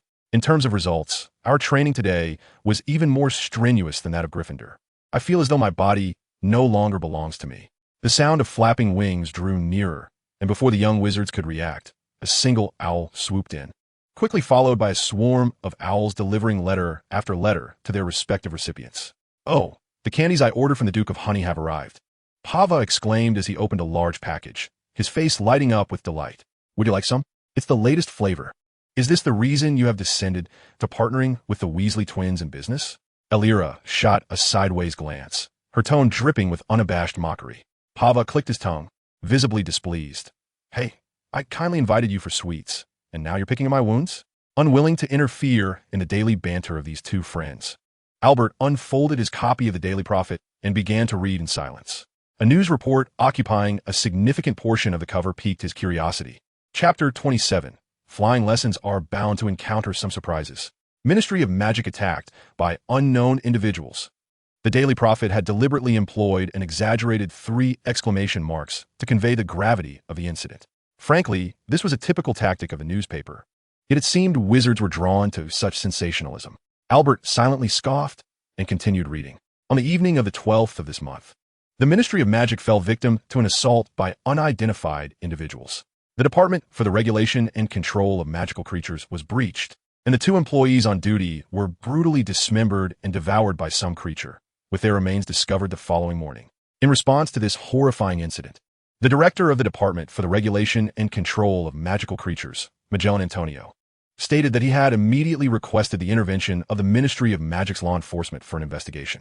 Suspects have tentatively been identified as several dark wizards who recently entered the country. Another employee from the department, Amos Diggory, claimed in an interview that the department's recently sealed magical creature remains and ancient artifacts have been relocated and securely stored in advance, suggesting that the intruders had evidently failed in their endeavor. An attack on the Ministry of Magic is indeed a sensational piece of news within the British wizarding community, especially considering the loss of life. The young witches and wizards at Hogwarts have been discussing this topic extensively. To be honest, Albert was unclear about the exact nature of the Department for the Regulation and Control of Magical Creatures, though the name implies magical creatures. It was hard to believe they actually kept all sorts of bizarre magical beings there. The Ministry of Magic was hardly a farm. The ministry offered a reward of 1,000 galleons for any information or leads regarding the identity of the assailants. Pava leaned in closer, his attention caught by the reward notice at the bottom of the newspaper, and his expression sharpened immediately. Only a fool would think someone could earn that money. Despite having joined Ravenclaw's Quidditch team as a newly minted seeker, he still insisted on attending flying lessons with the first-year students at Albert's strong urging. The senior Vanessa had been inexplicably dragging them to practice every day, leaving them utterly exhausted. During the precious flying lesson, Albert merely wished to relax, rather than foolishly engage in rigorous training on the Quidditch pitch. It seemed that Little Gwen had been spending quite a bit of time with Vanessa lately, sporting her manager's sunglasses and fake mustache for several consecutive days. Surely, this was all her idea? With this thought in mind, Albert instinctively glanced over his shoulder. Nothing was there. Ah, the culprit has been identified. What are you thinking, Albert? The greeting came from Roger Davis, a fellow freshman who, aside from Albert, was the most proficient flyer in the first year of Ravenclaw. It was anticipated that he would secure a place on the house team next year. He had expressed a desire to become a seeker and was diligently working towards that goal.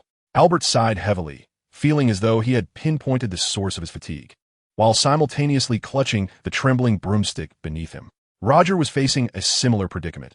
Had he not skillfully squeezed the broomstick with his thighs, he would have certainly plummeted from the sky. Good grief. Has the school's broomsticks gone unchanged for over a decade? Are these even meant for use? Roger muttered under his breath, cursing softly. It did seem odd.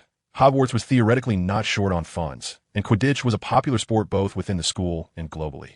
It was puzzling why they were so stingy in this regard. Are you unaware? Spoke Cedric Diggory, the star of Hufflepuff, who appeared to have caught the attention of the house team early on.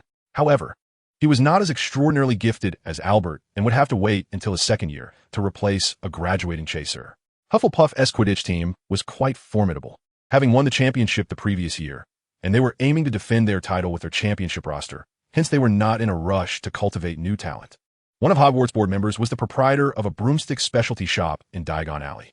So, you mean to say they deliberately provide us with inferior broomsticks to encourage us to purchase superior ones from their store? Roger queried with a hint of skepticism. That seems to be the case, Cedric replied, shrugging. The trio, unable to contain themselves, cursed in unison.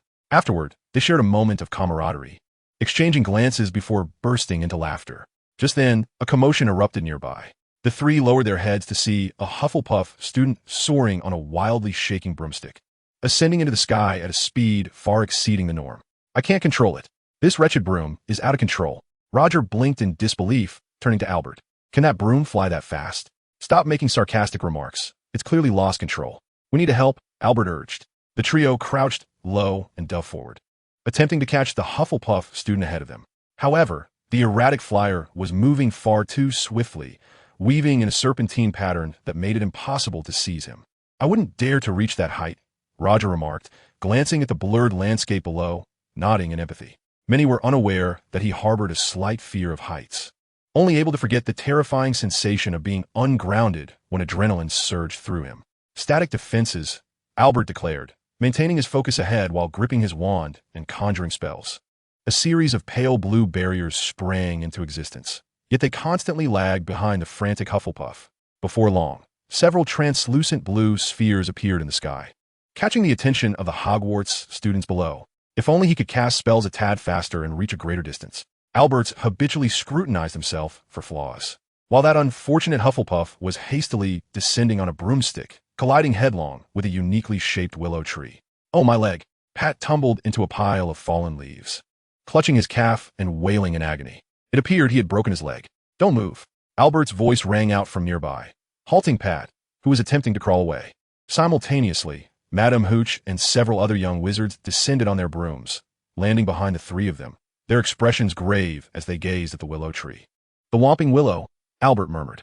Chapter 28. The Painful Encounter with the Whomping Willow. What do we do now? We should call for help. The professors will surely have a solution.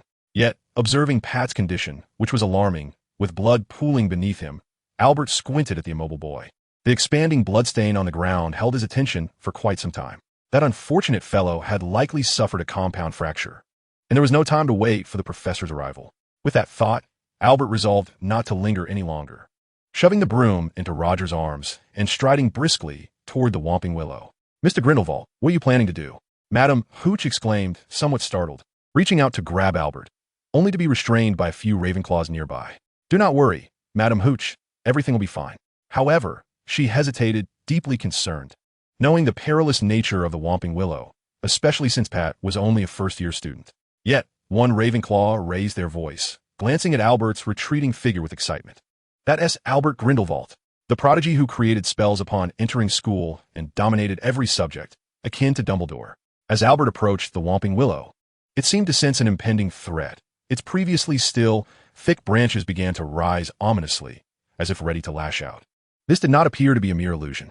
However, the dilemma lay in the fact that the Whomping Willow was an exceedingly rare and valuable magical plant, and under normal circumstances, no one would genuinely wish to harm it.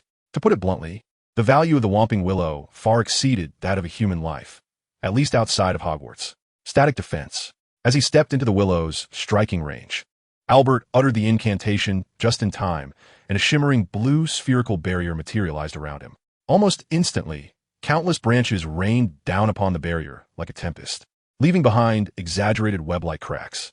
The Whomping Willow's power was far superior to that of any mere shrinking solution, perhaps realizing its efforts had yet to breach the defense. The Willow intensified its assault, the branches transforming into blurred whips that howled as they struck the barrier once more. Crack! Bang! The Willow's lashes, already straining the barrier to its limits, shattered it, sweeping across Albert's cheek. Crimson blood seeped from a gradually widening wound. The speed with which the Whomping Willow lashed out was indeed astonishing. Even the pressure of the wind it created was enough to break the skin. The wand was swiftly raised, just in time to counter the next wave of assault from the Whomping Willow, as the brilliance of magic once again illuminated the air. Bang! A new barrier enveloped the advancing Albert. Yet immediately after, unstable ripples surged forth, rendering the distant young wizards and Madame Hooch breathless with trepidation. Not everyone possesses the composure and poise that Albert exhibited amidst such peril. Was the casting speed of static defense slightly accelerated? Albert continued to unleash his spells, vaguely sensing that the formation speed of static defense seemed to be hastening unconsciously. Perhaps it was not merely an illusion. What had once been a tenuous connection of barriers had now seamlessly integrated, forming in an orderly fashion to withstand the descending branches above. Practical experience, it appears, is indeed essential. Only when he had distanced himself from the threat did the assaults of the Whomping Willow gradually cease.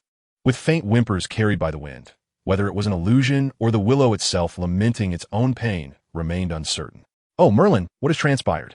Professors Flitwick and Sprout hurriedly arrived, presenting an absurd scene reminiscent of police arriving after a great battle.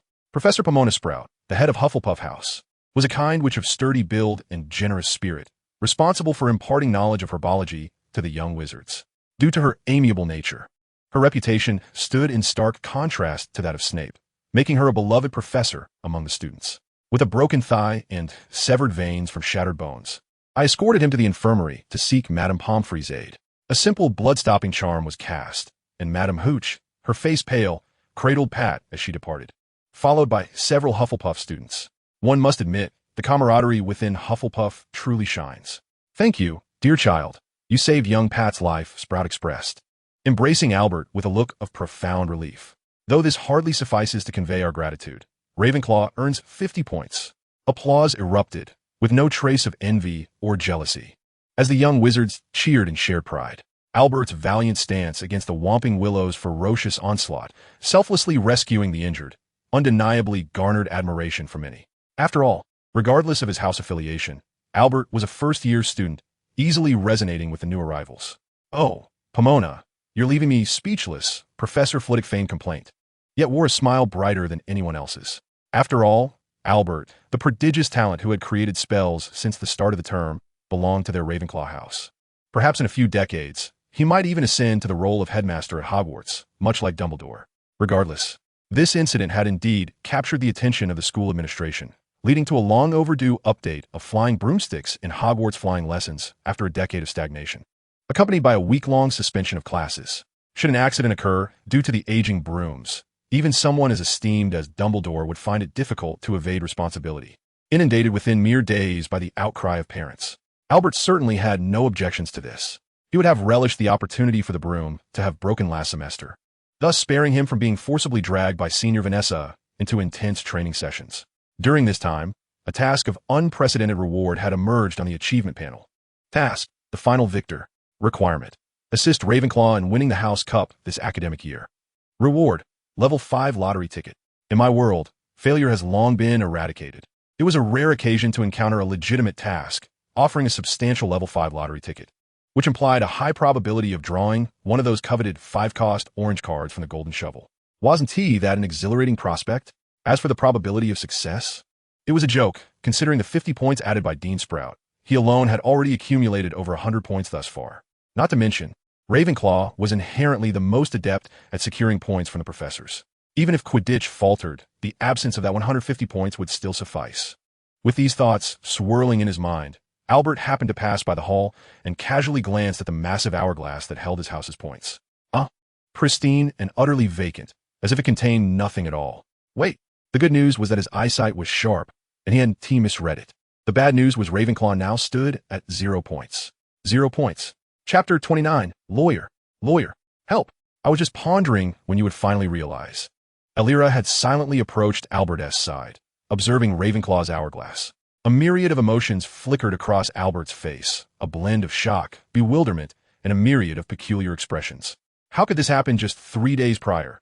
We led the second place by a staggering 130 points. Elira remained steadfast, her bright eyes even reflecting upon the pristine glass of the hourglass. Albert mentally timed the arrival of the disaster, but it was coming.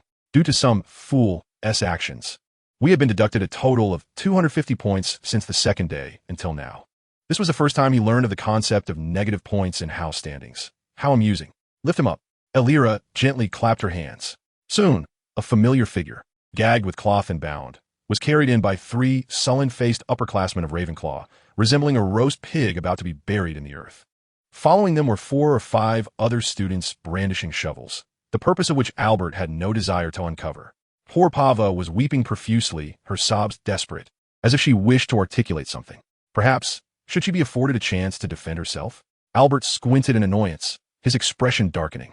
Elira, merely a second year this year, seemed to hold considerable sway among the upperclassmen, as with just a glance, someone stepped forward to remove the cloth from Pava's mouth.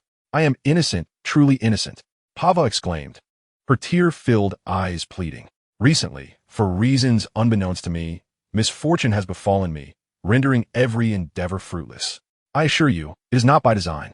Under the compulsion of survival instinct, Pava began to plead fervently. Alas, constrained by her limited knowledge, she found herself at a loss for words that might sway Elira. Her entreaties sounded feeble and insipid. Elira's neck turned slowly, akin to a marionette, her countenance betraying no substantial emotion. The illicit addition of fire lizard lungs in potions class resulted in an explosion that engulfed the entire classroom. In herbology, the shattering of a mandrake pot rendered Professor Sprout and several students unconscious before they could don their ear protection. During the care of magical creatures class, the ill-fated attempt to stuff carrots and cilantro into the mouth of a nocturnal steed provoked the ire of Catterburn, who suffered broken ribs at the hands of 2 adult night steeds. At the mention of defense against the dark arts, Elira paused, the veins on her forehead becoming increasingly pronounced. In that moment, she seemed no longer the erudite Ravenclaw eagle, but rather a wild Gryffindor lioness. The clandestine gathering of dark creature materials, the unauthorized recording of summoning rituals in the Forbidden Forest, these actions had disrupted the protective barrier surrounding Hogwarts. At this revelation, even Albert could not maintain his composure. This girl was audacious enough to jeopardize a millennia-old barrier of Hogwarts? Moreover, it was noted that the final deduction of points was personally administered by Dumbledore, amounting to a staggering 100 points. Elira faced Albert, taking the time to elaborate. This incident might very well mark the first occasion in Hogwarts history where a young witch was directly penalized by Dumbledore himself. In a certain sense, it was a historical moment. Do you have any further justifications, Miss Titania? Elira's gaze was as frigid as ice. Pava's eyes darted around nervously, stammering for what felt like an eternity before hesitantly suggesting, "May I request my lawyer? My Uncle Brett has a law firm in London. Drag it out. Bury it. Wait. This is a violation of human rights. I demand legal aid. Lawyer, help." In the end, Pava was not truly buried. Elira and the upperclassmen had only intended to frighten her into tempering her reckless ways. It is worth mentioning that this plan had received the tacit approval of Professor Flitwick, who had advised, "Oh, I see, exercise restraint. Lest you misunderstand, do not be too lenient." Surviving this ordeal, Pava sat trembling behind Albert, maintaining a respectful distance of 3 paces from Elira. Albert, too, contemplated turning to strangle this source of mischief, but recognizing the situation was beyond rectification. He deemed it futile to further antagonize Pava. I recall that last year's House Cup was claimed by Ravenclaw. With such a burden, could we even succeed? Last year, her actions had not been so egregious, resulting in a mere 30 points deducted throughout the academic year. Merely 30 points? A normal student would likely not accrue even 10 points in penalties over the course of a year, would they? At least prior to the arrival of the protagonists. Both Snape and the other professors exhibited a relative restraint concerning the matter of deducting points. Pava was indeed a force to be reckoned with. She seemed entirely oblivious to the fact that her opponent was actually a senior student. "I am wronged," Pava lamented, her face a picture of despair, as she sulked and poked her fingers together. "What I said earlier was not mere nonsense. I cannot fathom what has transpired. Everything has been going awry lately. In potions class, her hands had slipped and the lung of that fire lizard had somehow ended up on my desk, despite belonging to the table beside hers. The herbology class was no better. As she strolled along, her left leg inexplicably stumbled over her right, causing her to collide with a flower pot from which a mandrake sprouted, much to her dismay. Yet, her eyes occasionally darted toward Albert and Elira, seemingly gauging their reactions. This rascal, she was indeed seeking sympathy. Unable to contain her temper, Elira raised her hand and delivered a sharp slap to the back of Pava's head. Stop it. If this continues, one might lose their wits." "Oomph. You were never bright to begin with. What about that incident in the Forbidden Forest?" Albert inquired suddenly. "Huh? What about the Forbidden Forest?" Pava appeared intent on glossing over the last matter, feigning ignorance with wide, innocent eyes. In an instant, however, Elira seized her other cheek and executed a vicious twist. Ouch, stop. I remember now. Rubbing her crimson cheek, Pava reluctantly admitted, "That was a family ritual of ours, sacrificing biological materials to summon demons and establish contracts. Though we've never succeeded. Nevertheless, my family insists we must continue practicing, and each month, 80% of my pocket money is spent on materials for this ritual. Furthermore, this year, during the defense against the dark arts class, there were various dark creatures. I thought it wasteful to discard the fallen materials, so I used them for our family's routine assignments, which ultimately led to trouble." Pava's words were intermittent, yet Albert seemed to grasp her meaning. Just when he thought the matter had been sufficiently clarified, Pava suddenly added, "Moreover, that night, a shadowy figure was conducting some magical ritual in the nearby woods, resembling our family's summoning ritual, albeit more intricate. The barriers of Hogwarts were breached. It must be his doing. Pava grew increasingly agitated, pounding the table in frustration. Alira's expression shifted, her brow furrowed as she queried, "Such an important matter.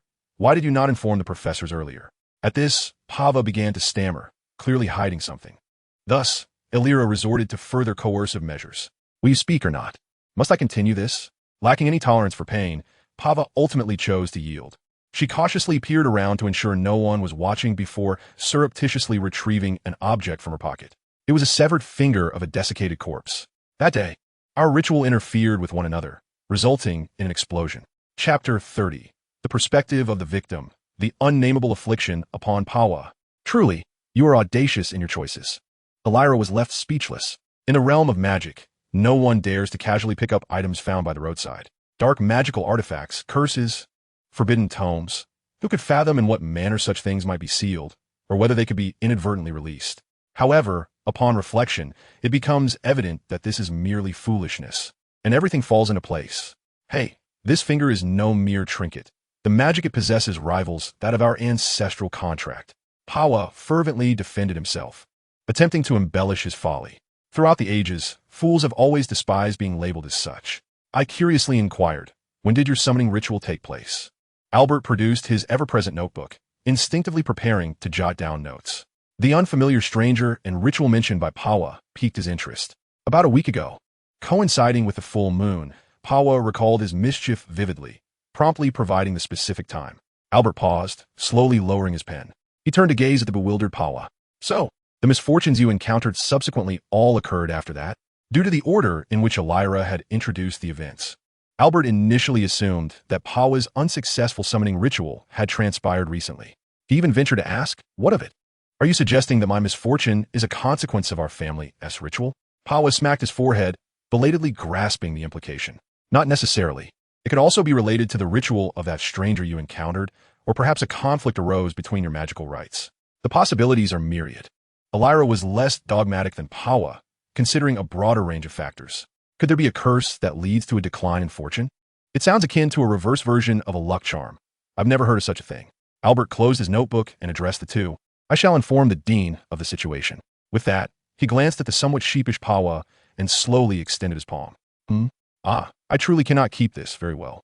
Pawa sighed, reluctantly placing the dry finger into Albert's hand. "Consider this a lesson learned. If nothing untoward occurs, count yourself fortunate." After uttering this line, Albert strode away, hastily making his way to Professor Friv's office. At last, the relic departed from the girl. In a shadowy room, a pair of slit pupils suddenly opened wide. Through the adjacent window, he observed Albert hurrying towards the castle above, as well as Alira and Pawa emerging from the dining hall below. From his vantage point, he could vaguely discern a spectral monster lurking behind Pawa. A massive, cloud-like mass, its surface teeming with writhing tendrils, bore a gaping maw filled with sharp teeth that continuously oozed a translucent liquid. Although it appeared fearsome, this creature seemed not to exist in the realm of reality. Even as countless minor wizards traversed its form, nothing peculiar occurred, provided they refrained from attacking Pava or engaging in any malevolent actions. When the world could it be? The shadow muttered under its breath, rolling up its sleeve. Along its arm, a multitude of black tendrils writhed as if alive, incessantly entangled, striving to breach the edges where 8 silver metal pillars were driven in. These pillars served as seals employed by the shadow to suppress this corporeal transformation. While their effects were potent, they could not wholly eradicate the curse in a short span of time. Who could fathom that such a terrifying entity would be attached to an otherwise unremarkable second-year witch? Heaven help him. He merely sought to retrieve the sacred relic lost during a prior ritual from that girl, only to be abruptly assaulted by the creature. That relic was rightfully his. Time and again, he had been severely injured without even getting close, struck down by that being dwelling in the liminal space between illusion and reality. However, based on his observations, it seemed that the creature had also paid a price, or rather, had caused that young witch to unwittingly pay one. Her luck had been depleted, leading her to attract a series of unfortunate incidents. If this continued, even without his intervention, she would likely meet her demise due to some unforeseen accident. Nonetheless, this situation was now somewhat acceptable. Judging by Grindelwald's demeanor, he appeared prepared to hand over the sacred relic to Flitwick. That would be most fortuitous. Compared to that enigmatic, ghostly entity, wizards were decidedly more manageable.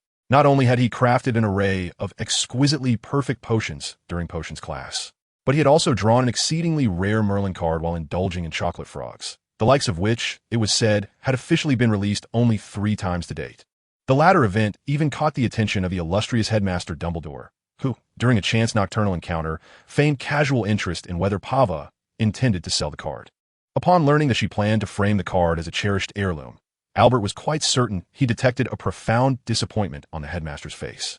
The greatest wizard of the century collecting cards? Returning to the matter at hand, although he was astonished by the headmaster's quaint hobby, Albert's primary concern remained the Ravenclaw house points. After all, this determined whether he would achieve the coveted House Cup by the end of the academic year, along with the invaluable level 5 lottery ticket. In a sense, it seemed he was striving for card collection as well, not so different from Pava and Dumbledore. It was reassuring to note that after successfully filling the significant points void left by Pava, Ravenclaw's house points were recovering at a commendable pace. Within less than a week, they had already surpassed the second-to-last place Gryffindor. Of course, had it not been for Pava's predicament, Gryffindor would have been in last place. The root causes of this situation could be traced back to 3 primary factors. Firstly, the burgeoning spirit of adventure that characterizes the young wizards of Gryffindor invariably leads to various escapades. Secondly, Professor McGonagall, the head of Gryffindor, places great importance on fairness and justice, refraining from the partiality often exhibited by heads of other houses. As for the third point, Professor Snape, the head of Slytherin, does not disguise his antagonism towards Gryffindor. It has become routine for him to deduct over 10 points from them each class, a practice that even Gryffindor has come to accept with resignation. In summary, if Gryffindor is not at the bottom, then who else could be? To put it succinctly, they are deserving. Chapter 31. The Request of Mysterio. Despite many finding his ascetic lifestyle oppressive and perplexing, Albert himself finds great joy in it. There is nothing more delightful than immersing oneself in knowledge, particularly with the long-term permission granted by Professor Flitwick, the head of Ravenclaw, to access restricted texts. Professor Flitwick firmly believes that for someone like Albert, who completed all first-year spells in just 1 month, to continue with a conventional pace would be a disservice to his remarkable talent. Consequently, one often witnesses a striking scene, while first-year students struggle with basic spells. Albert sits at the back, engrossed in a mountain of magical tomes, diligently taking notes, aided by several self-writing quills recording his insights and research data. Masterpiece, Albert Grindelwald.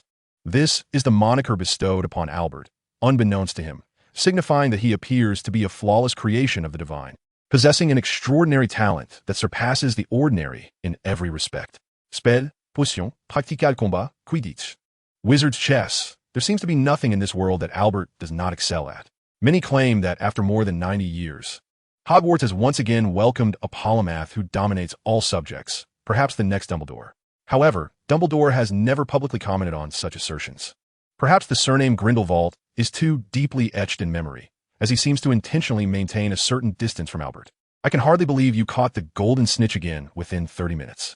Give us a break, Mr. Grindelwald, remarked Cedric, the Hufflepuff House champion, who has also mastered all first-year spells, as he gently patted Albert on the shoulder, his tone one of exasperation.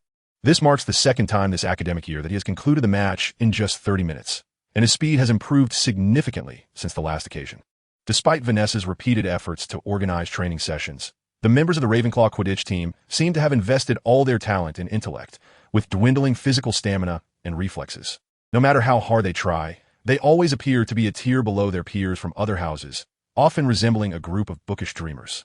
Thus, Albert found himself compelled, for if the match extended beyond 20 minutes, he could not guarantee that the 150 points he might score by capturing the Golden Snitch would suffice to bridge the scoring gap between both teams.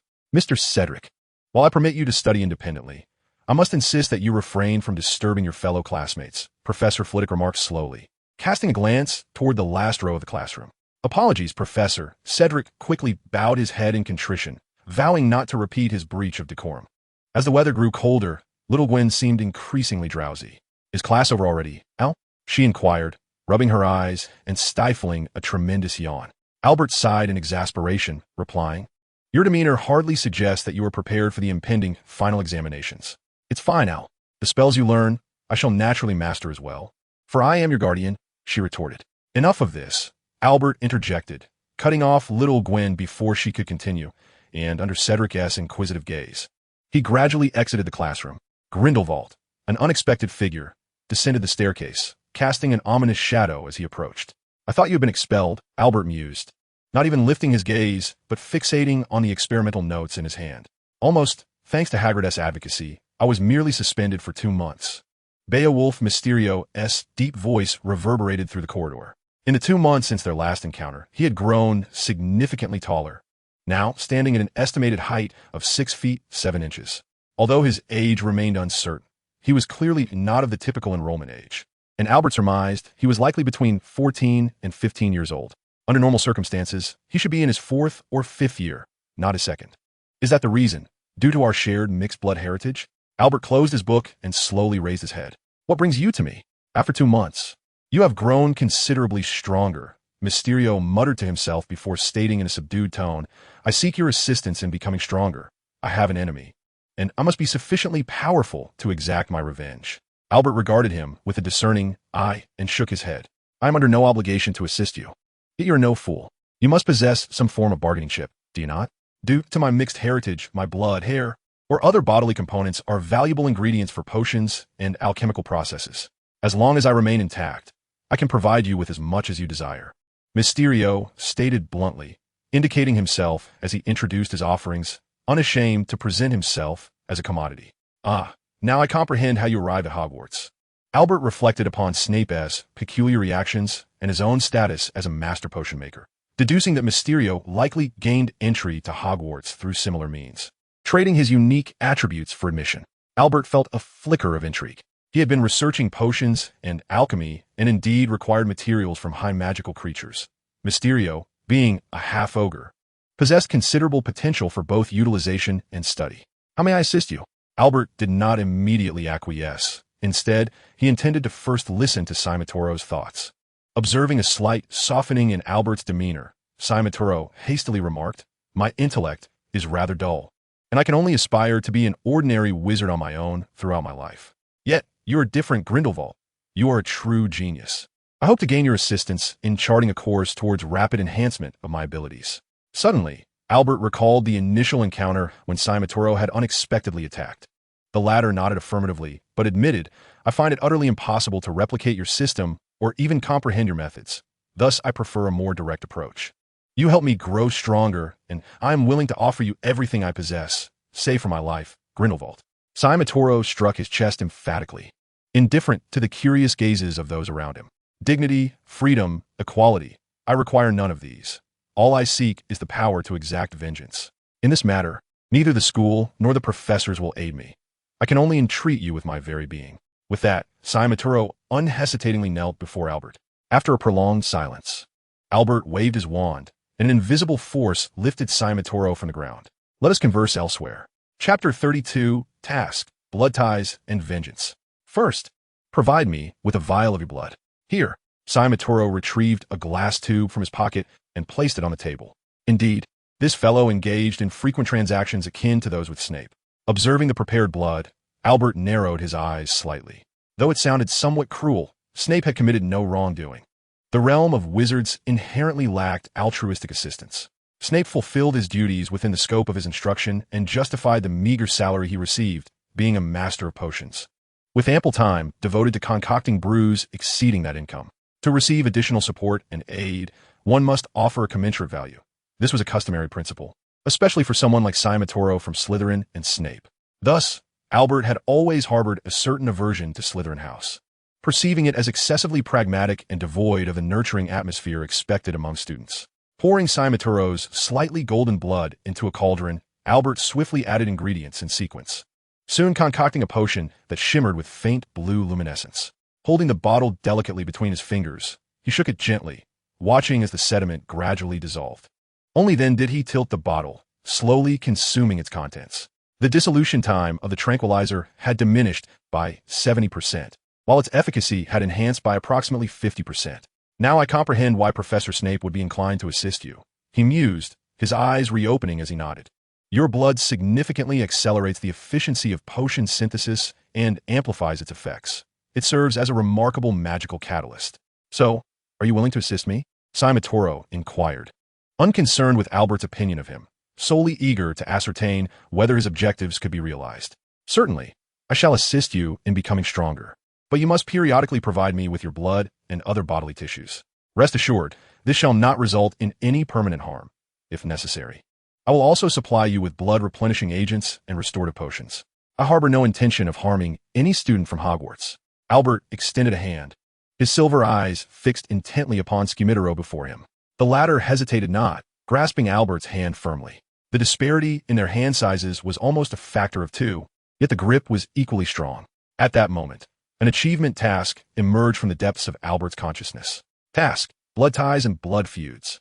Requirement: aid Beowulf Skimmitaro in gaining strength, and put an end to the source of the tragic bloodline. Reward: 1 artifact of Orin. You shall understand. Fate has favored you from the very beginning. This task seems somewhat nebulous. Ah well, I shall treat it as a secondary endeavor. The completion is of little consequence. Although Albert felt a flicker of curiosity regarding the artifact of Orin, he would not dwell upon this task until the possibility of completion became evident. Time is precious. One must learn to allocate it wisely. Thus, is this fellow to be your companion from now on? 3 days hence, during dinner, Pava cast a curious glance at Skimmitaro, seated beside Albert, unabashedly expressing his envy.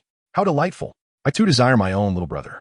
Elira sipped her borscht, finding it not to her liking, and pushed the bowl towards Pava, who accepted it without hesitation. She regarded Skimmitaro and remarked softly, he may find himself ostracized by his own house. As a half-blood, that is a plight I've already been enduring. Skimmitaro bit through the pork bone, swallowing the meat along with fragments of bone under the fearful gaze of Little Gwen. Over these past 2 days, I have perused the spellbooks you mentioned. He tilted his head, observing Albert, who was engrossed in a tome titled A Comprehensive Guide to Ancient Egyptian. Goodness, had he not been learning Portuguese just days ago? And now he was delving into ancient Egyptian? Skimmitaro had no doubt as to whether Albert had mastered it. Have you learned it? Albert lazily turned the pages, not lifting his gaze. In just 2 days, how could I possibly master it all? Then continue until you have mastered every last bit. Albert's voice was soft yet bore an undeniable firmness. Skimmitaro scoffed quietly, choosing to remain silent and continue his meal. Is it customary for you Ravenclaws to engage in such rigorous pastimes during breaks? The Weasley twins navigated around the long table, casting a reverent glance at the book in Albert's hands. Just as Albert had finished the book, he closed it, squinting for a moment before turning to speak. As Salamu alaikum wa rahmatullahi wa. Huh? The twins exchanged bewildered glances. Are you truly human? Fred teased, winking as he placed a fabric pouch before Albert. Your share should amount to 10 galleons and 7 sickles, correct? Fred, somewhat forgetful, nudged the distracted George beside him. This fellow was encountering Seamus for the first time, and upon noticing the Slytherin robes draped across him, a flicker of curiosity ignited within. 17 galleons and 5 sickles. Had you neglected a factor in the mischief-making quill from earlier? Without Albert leading the charge, its marketability was rather limited. All right. Albert was largely unconcerned about such monetary matters, given the substantial sum his grandfather had bestowed upon him prior to his enrollment. However, contemplating his task of amassing 100 galleons brought a measure of delight to his heart. As a prominent figure among the lower years, and indeed throughout Hogwarts, Albert's efforts to promote the Weasley brothers' products would be a breeze.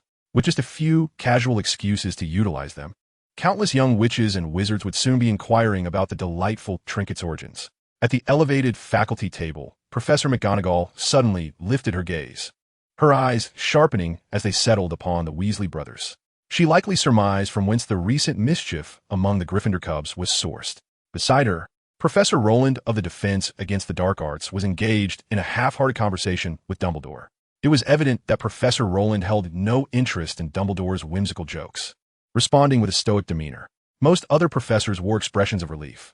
Finally, someone else was enduring the brunt of Dumbledore's dry humor. Albus, I merely wish to enjoy my meal in peace. Just as Professor Roland was about to voice his mounting frustration, the old and disheveled Filch burst through the door, stumbling in. Perched on his shoulder was Mrs. Norris, her red eyes fixated on Dumbledore, who sat at the highest point of the hall. The ministry, numerous oars. Before he could finish, the sound of boots clattering against the floor echoed from behind, growing closer and more insistent. Soon, a grim man sporting a small mustache and slick-back hair, flanked by a throng of wizards cloaked in black, made his slow entrance into the dining hall. Chapter 33. Professor Roland is taken away. Barty Crouch, former director of the Department of Magical Law Enforcement at the British Ministry of Magic, had seen his reputation plummet following the revelation of his son's allegiance to the Death Eaters. Not only had he forfeited any prospects of ascending to the position of Minister for Magic, but he was also to be reassigned to a more inconsequential department.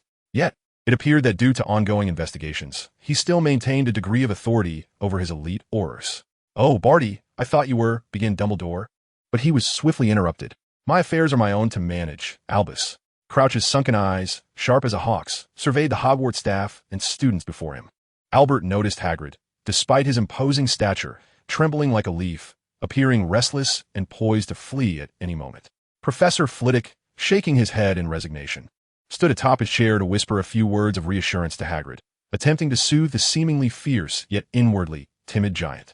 It is worth mentioning that in the original text, due to his fear of the dreaded Azkaban, Hagrid harbored an intense apprehension towards the officials of the Ministry of Magic and the Aurors. Snape cast a disdainful glance at Hagrid, his expression steeped in contempt.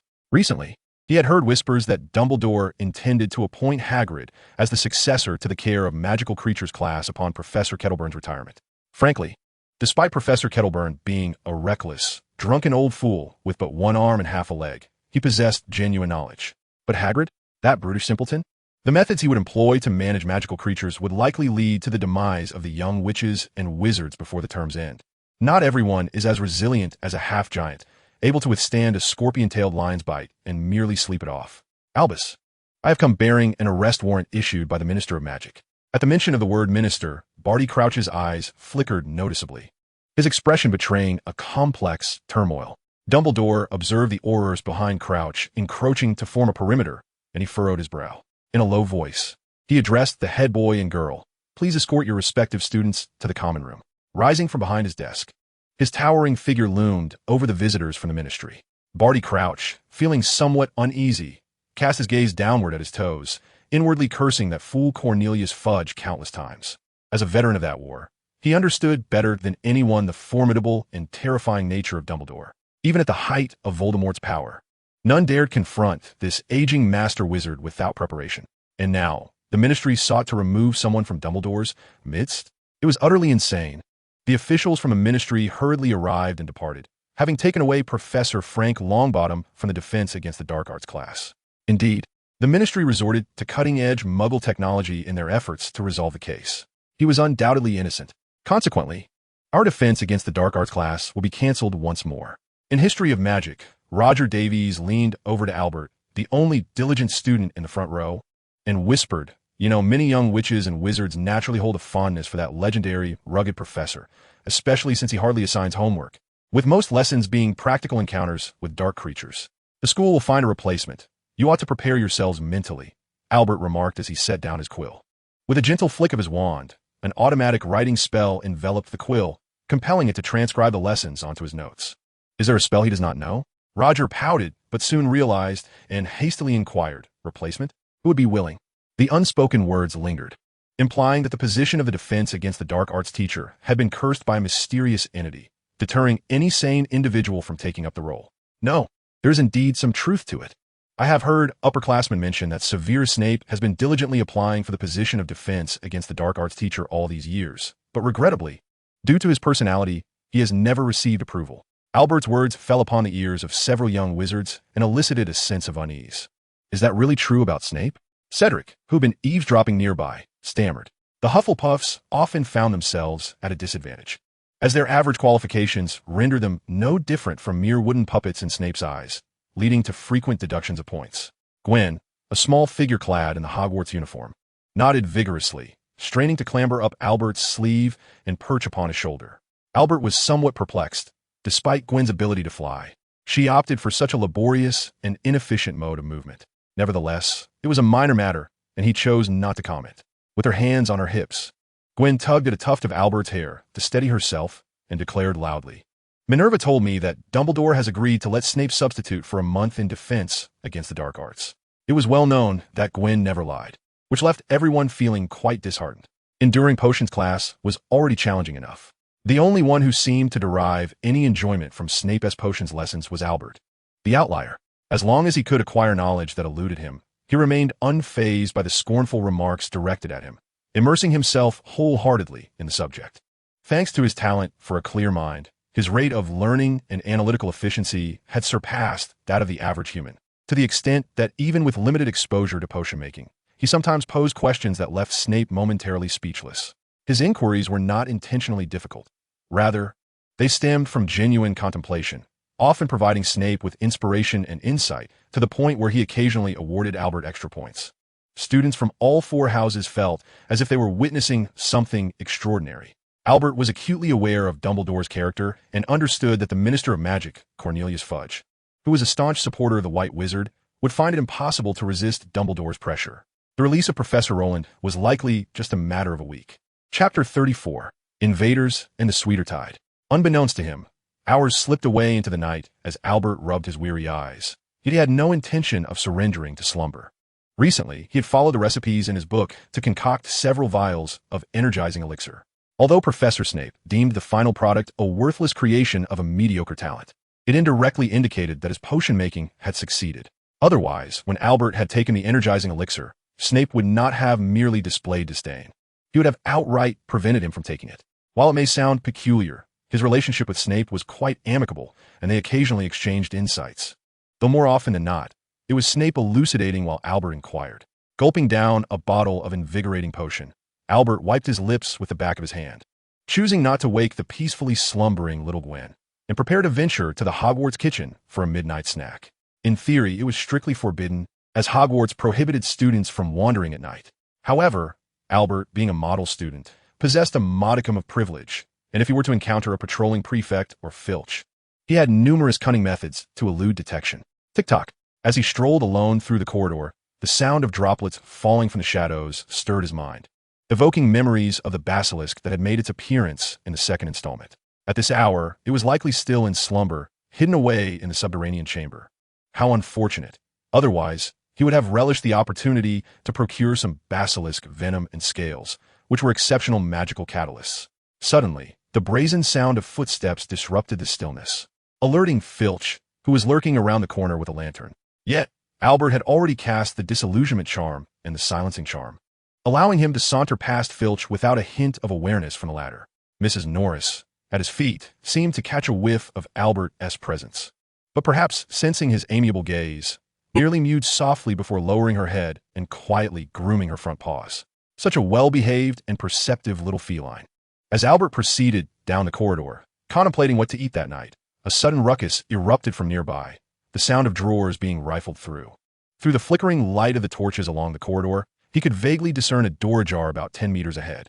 It was Professor Flitwick's office. Coming to a halt, Albert squinted his eyes and quickened his pace towards the source of the commotion. Bolstered by the disillusionment and silencing charms, he felt confident he would remain undetected. Finally, as he crossed the threshold, Albert beheld the disarray within the office, along with a tall figure clad in black robes, rummaging through the cabinet. Hesitating for barely a second, he slowly raised his arm, aiming his wand at the intruder's back, and began to gather magical energy. Little did he anticipate that such a motion would be instantly sensed by the intruder. In the blink of an eye, the figure swung their wand without warning, casting a silent cutting curse with remarkable swiftness. Static shield. Although Albert was a beat behind, his remarkable casting speed and reflexes allowed him to conjure the static shield in the nick of time. A faint blue spherical barrier materialized, successfully intercepting the cutting curse's attack, but he was consequently thrown out of the disillusionment state, stumbling backward several paces. "Is it you?" The intruder recognized the silver-haired boy and spoke in surprise. "It seems you know me." The moment those words escaped, the intruder realized their slip of the tongue and promptly fell silent, instead wielding their wand again and unleashing 3 successive offensive spells. The assailant's magical prowess was formidable, employing nearly all silent incantations, leaving Albert unable to discern the nature of the spells being cast. In summary, avoiding being struck is paramount. The azure light flickered in the depths of his gaze as Albert sidestepped the initial onslaught of curses.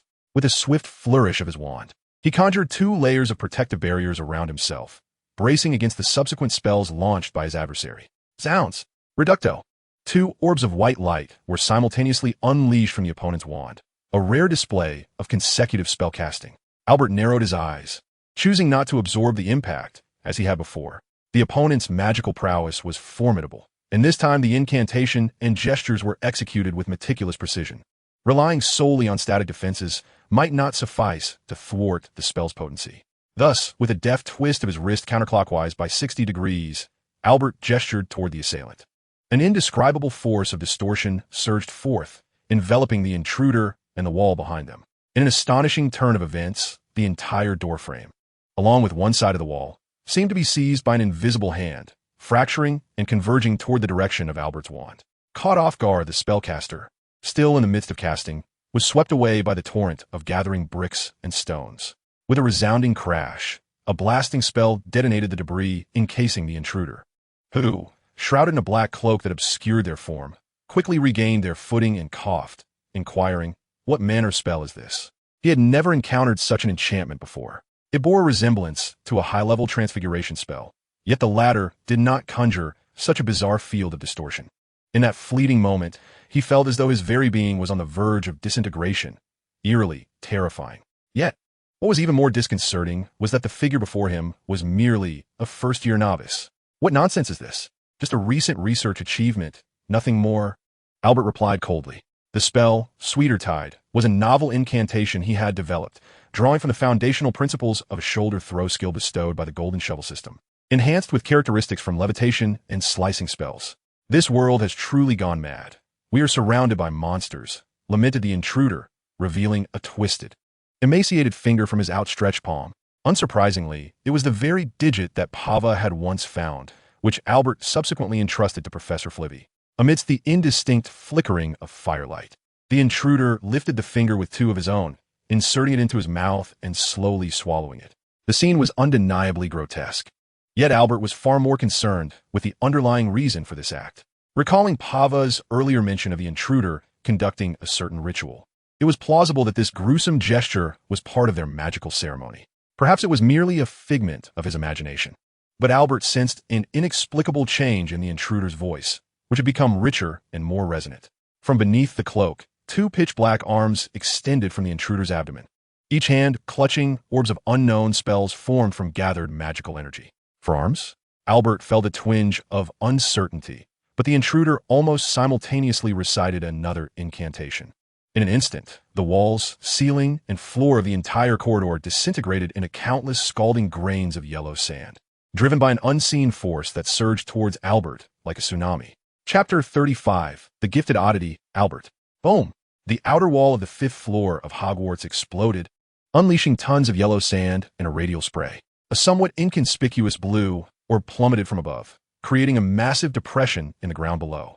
With a whoosh, the spherical barrier dissipated, and Albert, propping himself on his knees, bent down, gasping for breath. In order to withstand the prior assault, he had unleashed 6 instances of static defense, in that fleeting moment, depleting a significant amount of his magical energy. What a terrifying talent, this little fellow. The swirling yellow sand coalesced not far away, forming the shadow of an intruder clad in black robes. This mode of movement bore a resemblance to Voldemort's smoky flight technique, though the underlying principles might be entirely different. One must ponder, since Hogwarts prohibits apparition, why not also include this flying spell in the list of forbidden practices? That last strike could have easily claimed the life of an adult wizard. "Are you not going to flee?" Regaining a modicum of stamina and magic, Albert straightened up, maintaining a calm gaze. The intruder had likely cast a spell akin to the disillusionment charm, rendering his figure completely concealed. His face was invisible from any angle. "The headmaster should be arriving soon. You surely do not wish to engage him," Albert remarked. The intruder shook his head slowly, responding, "Are you still probing for information at this point? Yet you are correct. I indeed do not wish to confront that wizard. Farewell, once more." His form disintegrated into yellow sand and ascended into the air, the cloaked figure departing the scene. Frankly, it was quite fortunate that the adversary was so reasonable.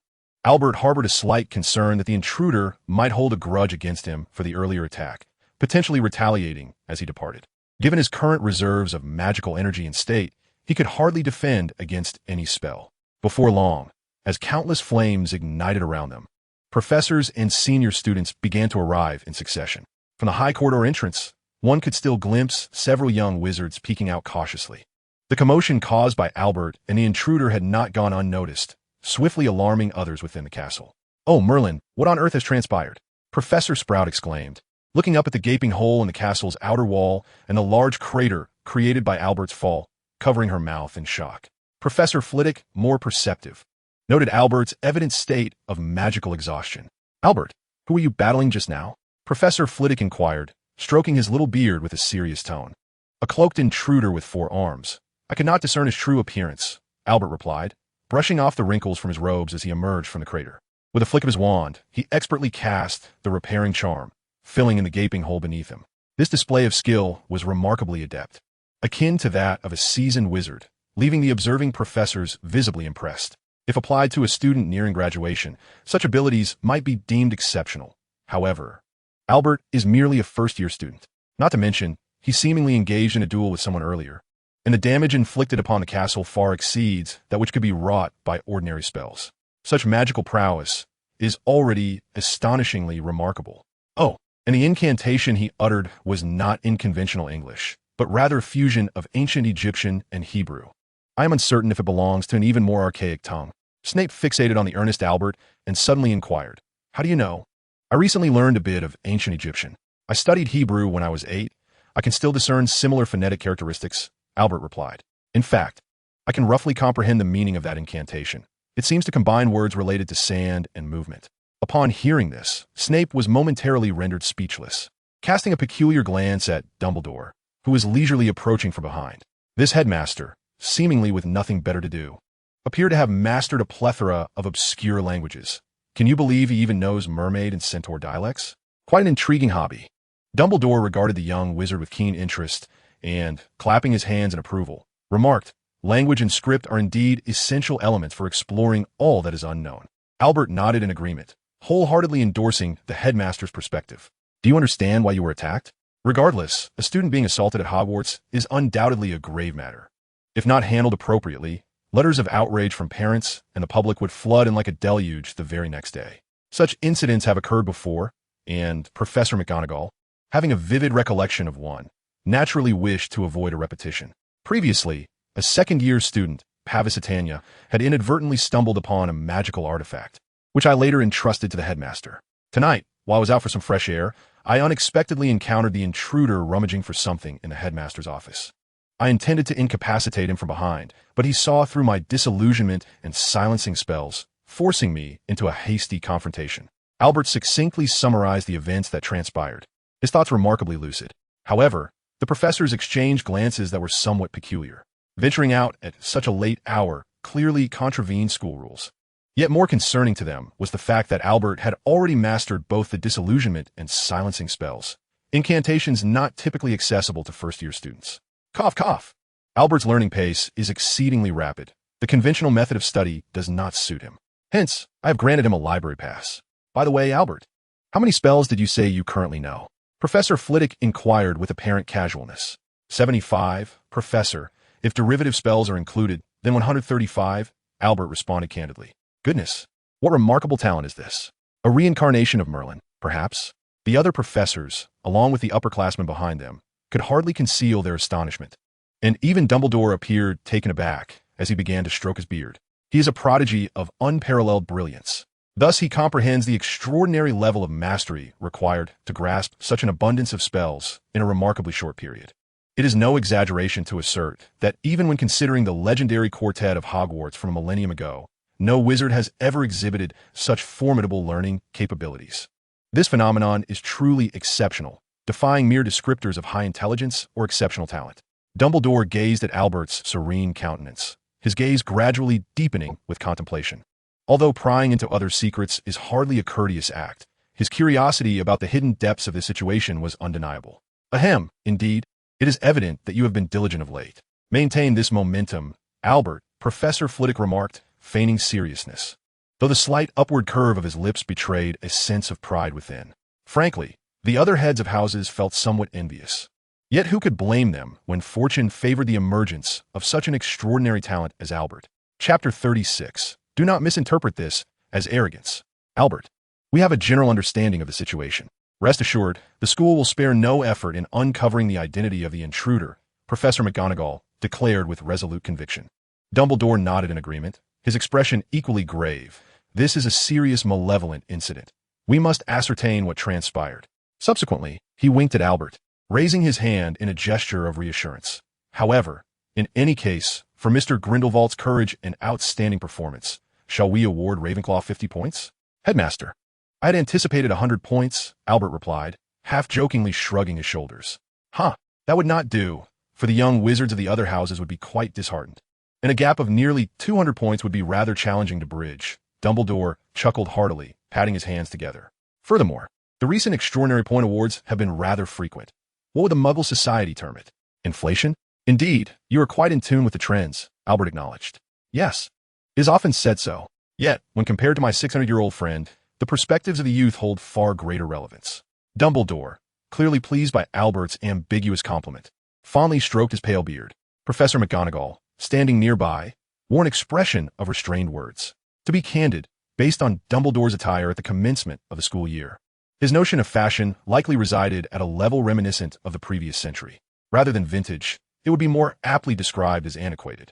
On the following morning, Ravenclaw's first-year students attended their inaugural class of defense against the dark arts, taught by the substitute instructor, Professor Severus Snape.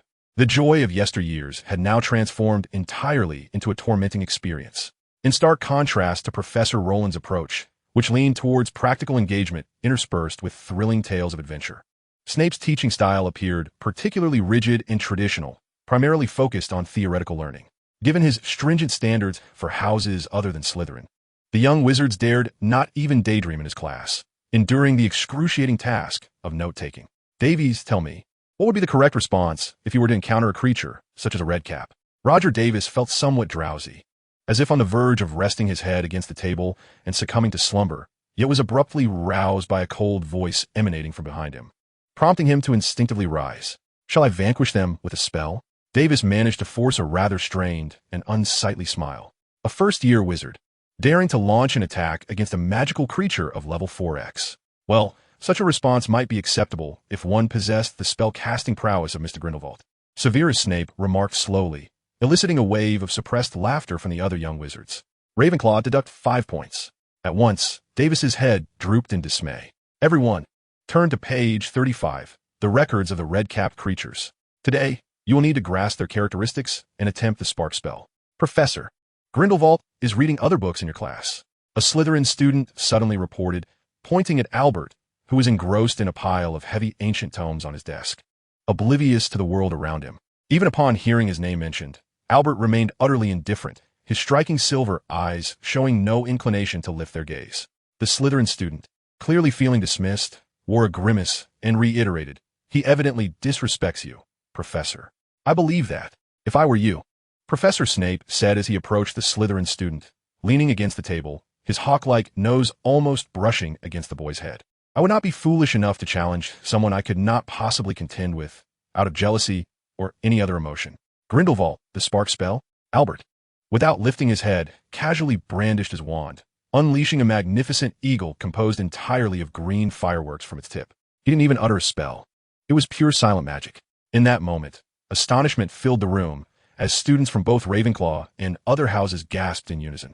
A few groups of young witches whispered excitedly among themselves, gazing adoringly at the silent Albert. In terms of looks, talent, charisma, and knowledge, Albert had become a paragon of perfection, an admirable figure even amongst his peers. For the budding young witches, there could be no more illustrious idol than this. A masterpiece. Albert Grindelwald, truly deserving of the title. "Now, do you understand, fool?" Snape snorted coldly, no longer glancing at the humiliated Slytherin student. "Let's continue with the lesson." As the class ended, before the other young wizards could begin to mock, the instigating Slytherin student hurriedly fled the classroom, fearful of being surrounded by the throng of fervent young witches. Unbeknownst to him, many young witches had unwittingly joined Albert's fan club, including several students from Slytherin. Despite his self-proclaimed status as a Muggle, many Slytherin students believe that Albert, with blood flowing through him that is akin to that of the Dark Lord, is indeed a member of an ancient magical lineage, and undoubtedly the most exceptional among them in recent decades. He ought to have been sorted into Slytherin. "Do you need me to teach him a lesson, Albert?" Rommel actually approached with a jovial greeting. "I have no interest in meaningless skirmishes. Let him do as he pleases." Albert closed his thick tome and, with a flick of his wand, executed several silent shrinking and levitation charms, drawing all items from the table into his pockets. This remarkable display of magic caused Rommel's eyes to gleam with admiration. "Your magical prowess has once again advanced, Albert. It is truly enviable. It is merely a matter of practice, I simply excel in learning more than the average individual, Albert replied, gently placing the drowsy little Gwendolyn on his shoulder as he ambled toward the classroom exit. Perhaps due to his recent practice of the Patronus charm, Gwendolyn, his Patronus, had become noticeably more lethargic. Albert was yet unaware of the correlation and influencing factors. Perhaps once his proficiency in the Patronus charm stabilized, this condition might improve. Excessive humility is but a form of arrogance, Rommel called out helplessly from behind. Do not misunderstand. Albert turned around and said slowly, this is arrogance. Rommel paused momentarily, then, disregarding his image, clutched his stomach and laughed heartily. You truly should join Slytherin. It would be most fitting. Chapter 37. Pre-match banner is also a part of Quidditch. By the Black Lake in the afternoon, Albert reclined on a grassy lounge chair, quietly observing the progress of his friend, Strinzant, as he demonstrated his newfound skills. Strinzant. Protego. The noticeably bulkier Strinzant proudly thumped his chest, producing a series of resounding echoes. These spells were specifically recommended by Albert to bolster Strinzant's defensive capabilities and strength. Compared to ordinary wizards, the naturally robust Strinzant found these spells to be incredibly effective. As for how to gain an advantage in duels and subsequently establish a combat system, that would be considered once he had laid a solid foundation. How about it? 2 spells in 2 weeks. Do you want me to praise you? Albert shook his head with a sigh. Hey, do you think everyone is a monster like you? These spells are not basic. Learning them to this extent in 2 weeks is quite impressive. Strinzant's mouth twitched, feeling somewhat aggrieved. All right. Albert shrugged and handed a roll of notes to his companion. Elira, this is the transfiguration notes for 1st to 3rd years, given to me by Professor McGonagall. You finished them so quickly? Elira was somewhat taken aback as she received the thick notebook, resembling a dictionary, but soon realized that the person before her was Albert. With a resigned sigh, she remarked, being around a genius like you puts immense pressure on us mere mortals. If you feel pressured, shouldn't I just retreat into solitude? Pava and Little Gwen were seated on a nearby stone, munching on the newly released puffed honey candy, their cheeks puffed out like little hamsters. Fools are oblivious to pressure, Elira quipped. Indeed, who are you calling a fool? Pava, 5 seconds later, finally comprehended the insult and retaliated, only to be swiftly subdued on the ground by the agile Elira, who locked him down with a deft maneuver, leaving him tearfully pounding the floor. Of course, it could simply be a matter of personal disposition. But honestly, Albert, you might just land a professorship right after graduation, Pava remarked, rubbing his shoulder as he unsteadily got back to his feet. I haven't decided what I want to do yet, Albert replied softly, neither confirming nor denying his potential for a professorship. He possessed a clear and accurate assessment of his abilities, neither exaggerating nor being overly modest. Both approaches were devoid of meaning. Do you have plans this afternoon? Elira asked, with a hair tie clenched between her teeth as she tied her hair into a ponytail with both hands, her locks having become somewhat disheveled after a playful tussle with Pava. We have a Quidditch match against Slytherin this afternoon. Aren't you interested? Pava commented lazily as he dusted off the grass seeds from his clothes, teasing Elira. She felt a bit embarrassed by his words, turning her flushed face slightly away. Albert noticed that her elfin ears had turned a bright red, akin to a ripe tomato. In the magical realm, whether wizards or magical creatures, emotional expressions were exceedingly vivid. Go for it, crush Slytherin. This phrase was not inherently problematic. The sole issue lay in the fact that it was uttered by Zayumater, a member of Slytherin himself, a prime example of a top-tier traitor. Why do you despise Slytherin so much yet end up being sorted there? Pava couldn't help but retort. Zayumater tilted his head thoughtfully, shrugged, and said, you'd have to ask the great Sorting Hat about that. Mentioning the Sorting Hat jolted Little Gwen from her earlier days. She shot up into the air, furiously shaking her fists. That wretched hat is no good. All right, this is not the time to air your personal grievances, Albert interjected, shaking his head and stretching his arms in a lazy fashion. Under the sunlight, his silver hair shimmered dazzlingly. However, I'm truly not prepared to concede victory easily. Let us aim to conclude the match within 10 minutes. After a light snack to replenish his energy, Albert changed into his Quidditch uniform and joined the Ravenclaw team members in front of the hall. Many young wizards greeted him enthusiastically, including some little witches from Slytherin. While the match was a competitive affair, the admiration for Albert transcended house rivalries, as they were fans of him as an individual, not merely supporters of Ravenclaw. As for the students from other houses, there's a genuine hope that the Ravenclaw Quidditch team will deliver a resounding defeat to Slytherin. This sentiment is particularly evident with Cedric and the Weasley twins. The trio surrounds Albert, bearing an abundance of food and drink, showering him with concern as if fearing that he might not be well fed and thus jeopardize his performance. One might mistakenly believe that these three are students of Ravenclaw. Eagles are naturally adept at catching snakes. Fred, on the other side, is animatedly making gestures of an eagle spreading its wings. As these words escape his lips, the Slytherin Quidditch team, gathered at the entrance, cast them icy glares, seemingly attempting to convey a silent threat. The twins, however, remain unfazed, completely disregarding the hostile looks. Should they dare to act, Albert would certainly not hesitate to incapacitate them all before the match. He is a staunch advocate of efficiency and has no qualms about securing victory through means outside the match itself. As for whether they can outplay him, that's a jest, for Albert is a formidable spellcaster capable of confronting intruders, and the commotion and destruction they caused that night have already reverberated throughout Hogwarts. Many speculate that Albert must have inherited the magical knowledge of the first Dark Lord, as it is difficult to explain how a first-year student possesses such formidable power. In summary, due to Albert's presence, the interaction between the two teams is unexpectedly harmonious, devoid of the typical pre-match banter or quarrels, which is rather rare in previous Quidditch matches. After all, trash-talking is a vital component of Quidditch strategy. After a brief respite, both teams of Quidditch players set off in pairs towards the match venue. The high platforms surrounding the field are already filled with spectators, students and teachers alike, waving banners and chanting slogans, creating a cacophony of excitement. It must be said that those like Elira, who are indifferent to Quidditch, are indeed in the minority. The light blue flag of Ravenclaw is hoisted high, adorned with a soaring eagle that flaps its wings continuously, occasionally emitting a resounding cry, with the words "Ravenclaw shall prevail" inscribed beneath. This is the masterpiece of Professor Flitwick, employing various imaging and emotional spells to effectively inspire and mobilize the spirit of Ravenclaw House. In stark contrast, the Slytherin platform is surrounded by hundreds clad in green scarves, behind which a solemn banner featuring a slithering silver serpent proudly displays the names of past champions of the House Cup, exuding an air of a prestigious team. In fact, as of now, the Slytherin team holds the record for the most Quidditch championships at Hogwarts, significantly outpacing the second-place Gryffindor. As for Ravenclaw's historical performance, it is rather unfortunate, as they are at the very bottom. This group of intelligent individuals has been somewhat lacking in their display within the sport of Quidditch. Chapter 38. The fastest Quidditch legend in history. Please note, the Slytherin and Ravenclaw teams are entering.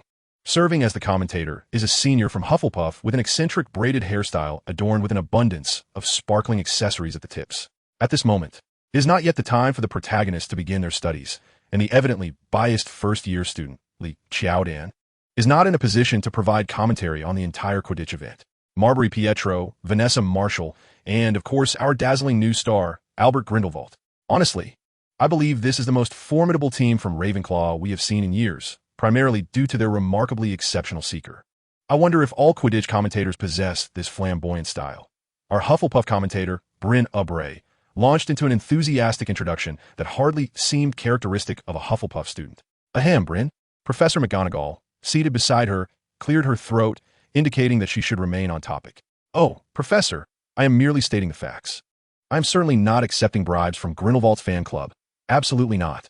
Commentator Bryn inadvertently let slip a remark that drew a chorus of boos from the audience, alongside a few giggles from the young witches present.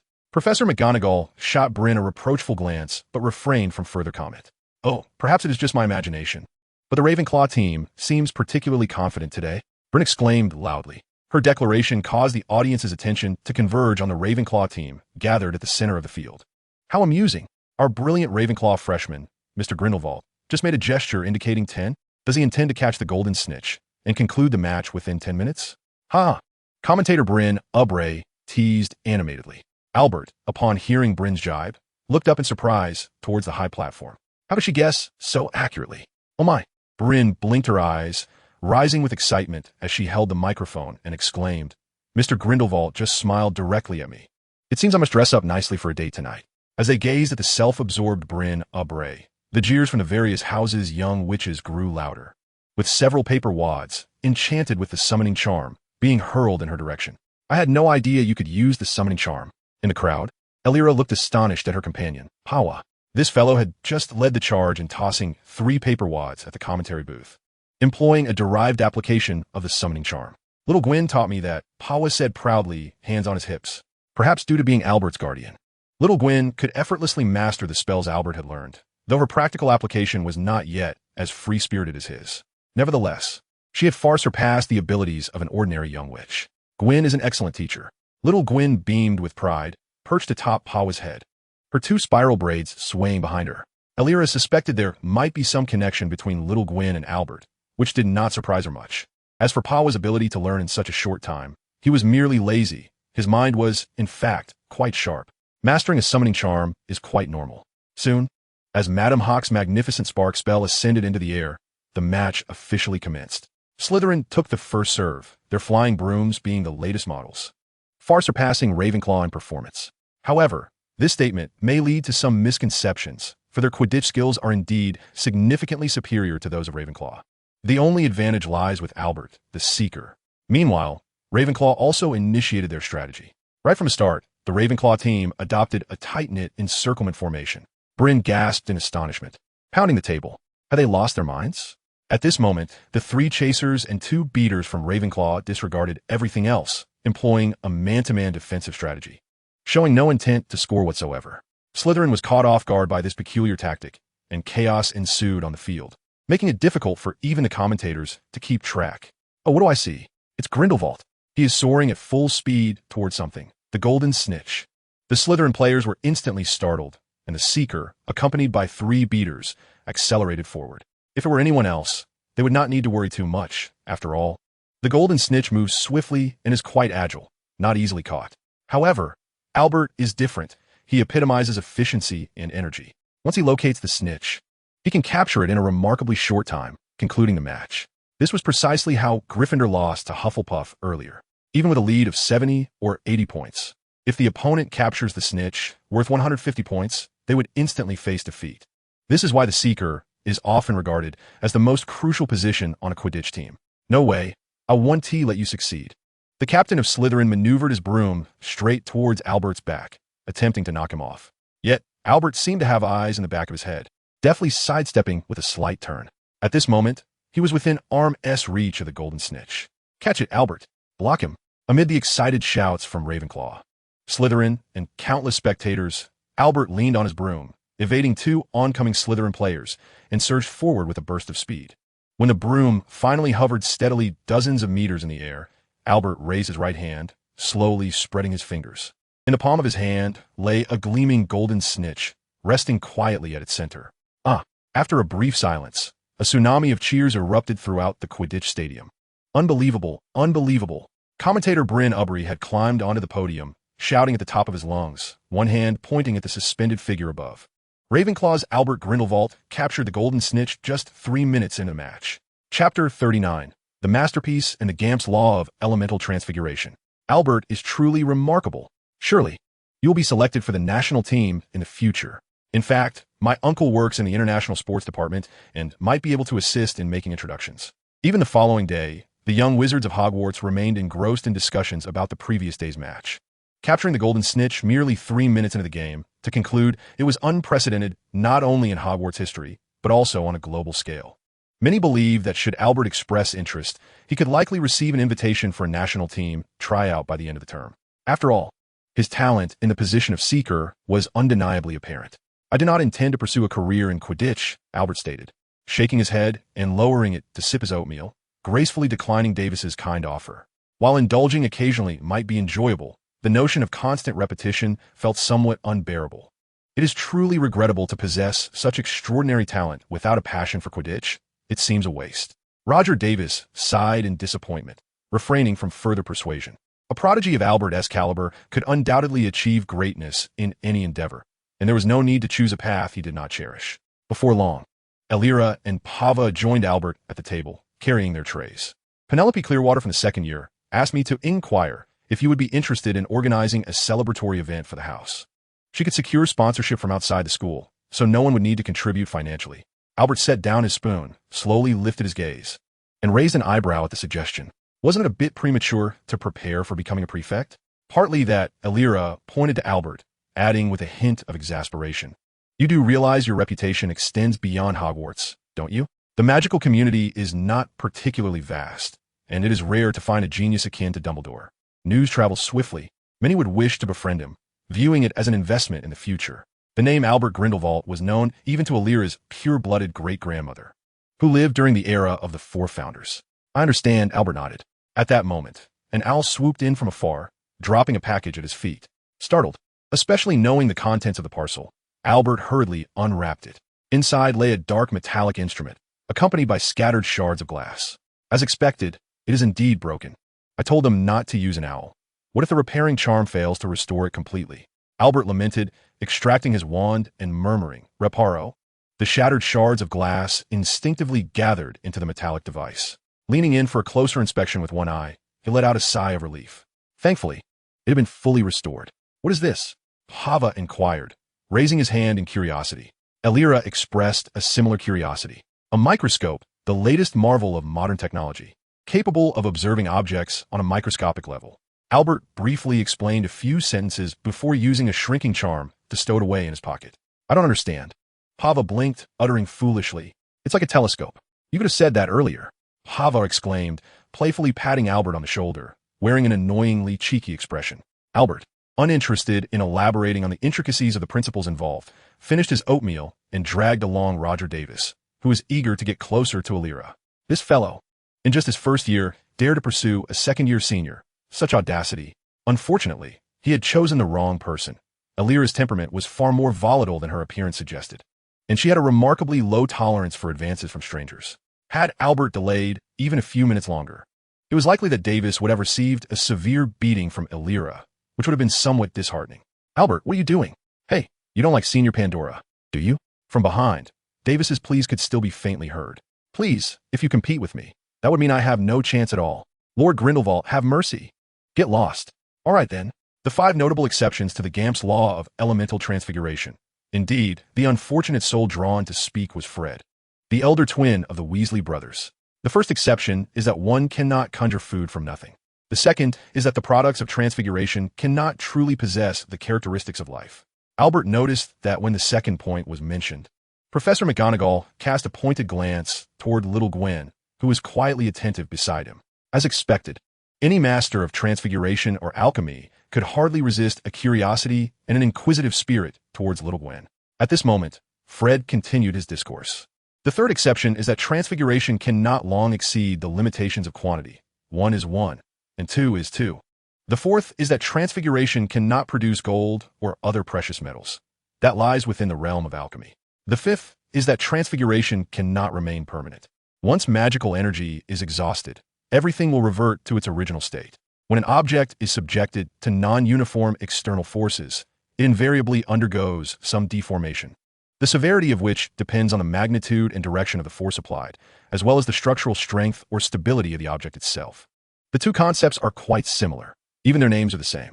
Albert couldn't help but speculate that the Indian mathematician and theoretical physicist, Andrew Gamp, who initially discovered and summarized this law, was, in fact, the famed wizard Gamp from the magical realm. He shared this conjecture as a jest with others. But even someone as astute as Alira seemed perplexed, completely missing the humor in Albert's quip. For the first time in his life, he experienced the feeling of being met with silence after telling a joke, much like Dumbledore often did. It was genuinely funny. Why aren't you laughing? This makes me seem like the odd one. Chapter 40. Why should you have a private kitchen while everyone else shares the pot? After a brief review, Professor McGonagall cleared her throat and began distributing cages containing white mice. Up to this point, everyone had gained some experience with the transfiguration of inanimate objects. In this lesson, we shall attempt to use transfiguration spells on living beings. Please be mindful that this spell must never be cast upon a human. The transformation of the human body is the most arduous and perilous endeavor, often resulting in irreversible consequences, Professor McGonagall declared with unwavering authority, casting a stern gaze around the room. Below, Albert's eyes flickered momentarily. If his memory served him correctly, in the original text, that impostor of Mad-Eye Moody, young Barty Crouch Jr., had once forcibly transformed Malfoy into an animal during a substitute lesson in defense against the dark arts. It appeared he had not faced significant repercussions for his actions. It seemed that Professor McGonagall's warning stemmed largely from the students' inadequate proficiency in transfiguration, thus rendering her reluctant to allow them to practice freely. To induce irreversible effects through transfiguration would, in some respects, breach the fifth statute of Gamp's law of elemental transfiguration, which states that transfiguration cannot be permanent. Once magical energy is depleted, everything reverts to its original state. As far as Albert understood, this was a feat only achievable by the fabled blood curse, which grants the cursed individual the ability to transform into a specific creature at the cost of their soul, becoming irrevocably trapped within the gradually solidifying form of the beast, with their memories being entirely eroded by animal instincts. A poignant example of this is Voldemort's serpent familiar, Nagini, who was a blood-cursed beast born of a lineage that had inherited the curse through the maternal line. At this moment, she likely had yet to encounter Voldemort, perhaps still hiding within the forests of Albania, retaining fragments of her human consciousness. Albert felt a deep sympathy for her plight, yet he was unwilling to intervene. Life is too fleeting. He did not wish to squander time on matters outside his interests. Albert, please demonstrate for everyone, Professor McGonagall stated without hesitation, pointing directly at him. As a genius recognized by both faculty and students alike, none doubted his ability to perform such a simple transfiguration. Indeed, without even directly interacting with the cage containing the white mouse, Albert waved his wand, transforming both the mouse and its cage into an exquisite tea table crafted from mahogany. The remarkable transfiguration elicited applause from Ravenclaw. If anyone did not grasp the intricacies of that spell, I would be more than happy to elucidate its brilliance. He explained that he first transfigured the cage containing the mouse, followed by the mouse itself. Yet in a clever twist, both transformations transpired simultaneously under the precise control of Mr. Grindelwald. Oh, my apologies. Upon reflection, I find 10 points too miserly. Ravenclaw shall receive an additional 10 points. This feat surpassed even the capabilities of Hogwarts graduates, and most members of the Transfiguration Society had not reached such a level. At this juncture, Professor McGonagall could not resist awarding Albert another 10 points, prompting gasps of astonishment from the young witches and wizards. Such an occurrence had never transpired in Transfiguration class before, making it clear that Professor McGonagall genuinely admired Albert's recent accomplishment. Have you truly mastered Transfiguration to such an effortless degree? Albert, might you share your learning experiences with us? Professor McGonagall inquired with astonishment. Albert scratched his head and remarked earnestly, as you have informed us, the foundation of Transfiguration lies in the power of belief. In terms of perception, I am never lacking in confidence. During lunchtime, the famished young wizards trudged wearily into the dining hall. So, you are indeed the reincarnation of Merlin, aren't you? Pava rested her head on the table, lazily twirling a fork in her plate of tomato pasta. Albert's exaggerated mastery of Transfiguration had spread throughout Hogwarts in less than half a day. So, it seems everyone is rather bored most of the time. Isn't that so? You all seem to attribute everything to Merlin. Albert settled beside her, leisurely slicing into his lunch of French foie gras paired with red wine-braised beef. The astonishing aroma made Pava blink in surprise, momentarily rendering her mind blank, before she completely forgot the previous topic and, swallowing hard, inquired, "Why is this here at noon?" The usual fare at Hogwarts is quite modest, as the meals are not conjured from thin air, but rather crafted with care by the hard-working house elves using genuine ingredients. A daily feast of gourmet cuisine would certainly strain the school's budget. The ingredients I ordered are premium Wagyu beef imported from Japan, and the house elves kindly assisted with the preparation. They're truly a great help. What? Pava's eyes widened in disbelief, suspecting she had misheard. In the communal dining hall, where everyone eats, how could he alone afford to upgrade to a lavish meal? Delicious food can uplift one's spirits and enhance cognitive function. I personally believe it is worth it. Albert speared a piece of beef with his fork, dipped it in foie gras, and fed it to the eagerly awaiting little Gwendolyn. She displayed an expression of sheer delight, puffing her cheeks and waving her small hands for more. Albert affectionately patted her head and promptly offered her another morsel of beef. When he lifted his gaze again, he noticed Pava, mouth agape, gazing at him with anticipation. "What are you doing? Please, dear Grindelwald, grant me a piece as well." Pava clasped her hands together, humbly beseeching. "This is a request I shall make only once in my lifetime." Nearby, Elira could no longer contain her disdain and averted her gaze. How embarrassing it is to have such a friend. With a sigh, Albert speared another piece of beef and placed it in Pava's mouth. Her eyes widened in astonishment as she chewed the melt-in-your-mouth beef, seemingly dissolving in a wave of exquisite bliss. Delicious, indeed, this is high-quality beef. Pava's eyes betrayed her, glistening with tears of gratitude, as her mind succumbed to the overwhelming pleasure of the culinary experience. Chapter 41. The Flaws of the Buffalo Charm and the Perfect Potion. Speaking of which, I have been pondering. On the way back to the lounge, Pava absent-mindedly toyed with the long ponytails at the sides of her head and remarked leisurely, If you pronounce the levitation charm as F, it would turn into the bison summoning spell, wouldn't it? So what? Elira glanced at her and casually inquired. Albert, walking between them, felt a flicker of insight, likely guessing Pava's train of thought. If I keep mispronouncing it, wouldn't there be an endless supply of beef? Selling it would be a decent option, he mused. Although it sounded rather peculiar, this notion seemed surprisingly feasible.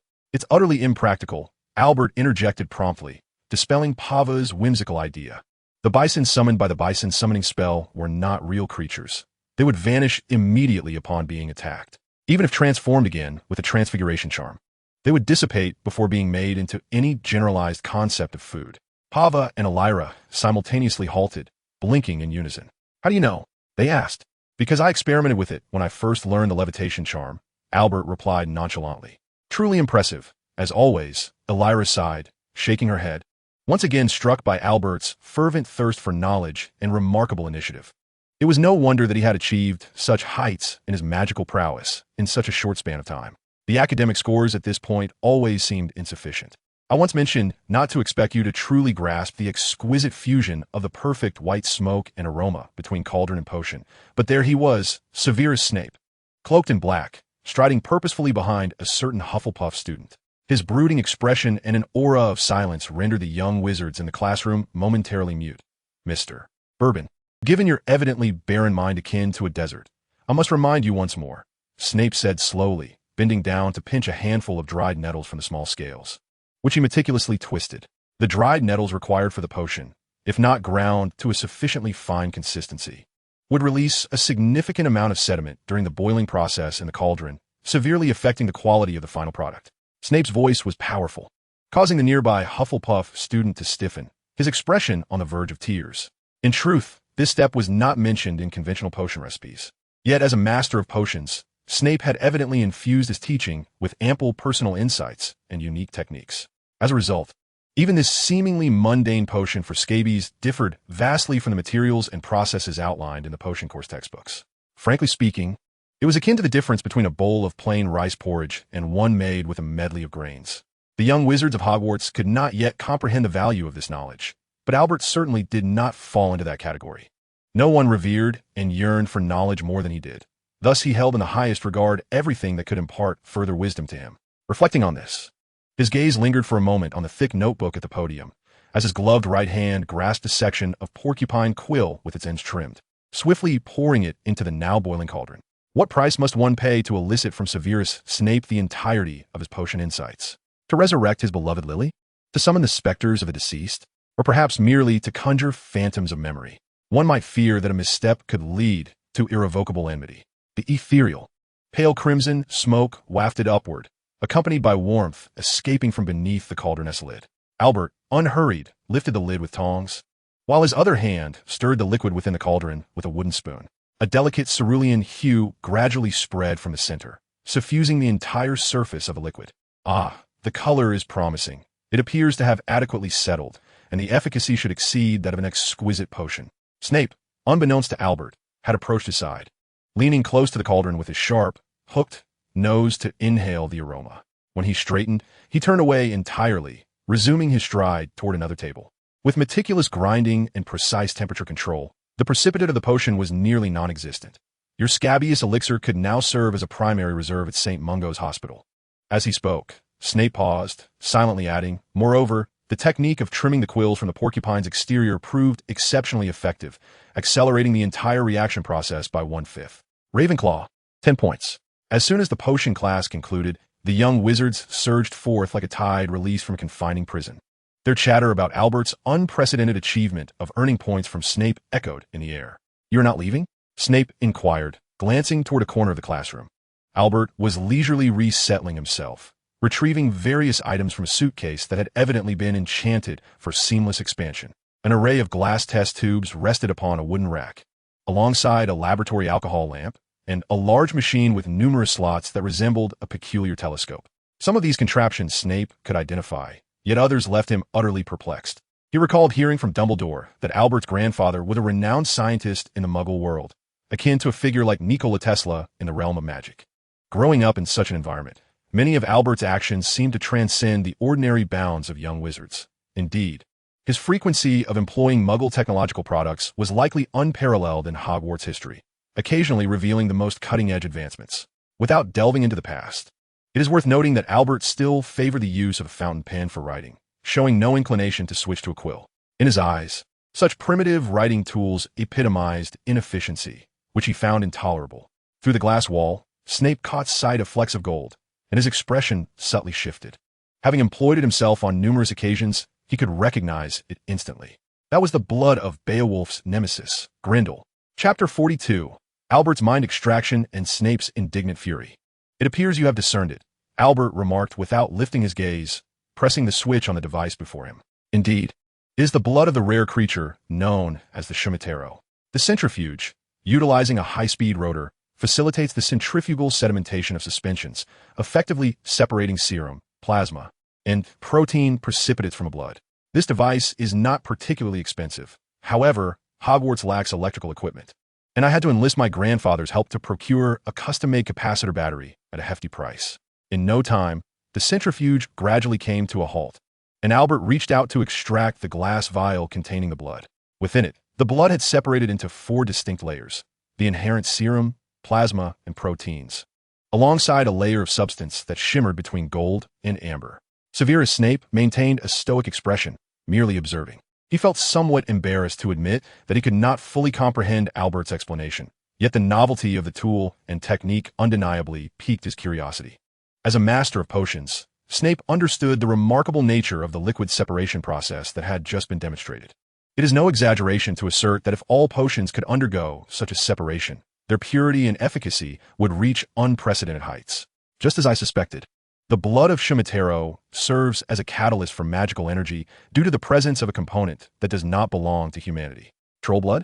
I'm not inclined to believe so. Meanwhile, the assistant, Little Gwen, had already grasped a pipette, drawing up the golden precipitate from the test tube and turning to deposit it onto the glass slide of the microscope stage.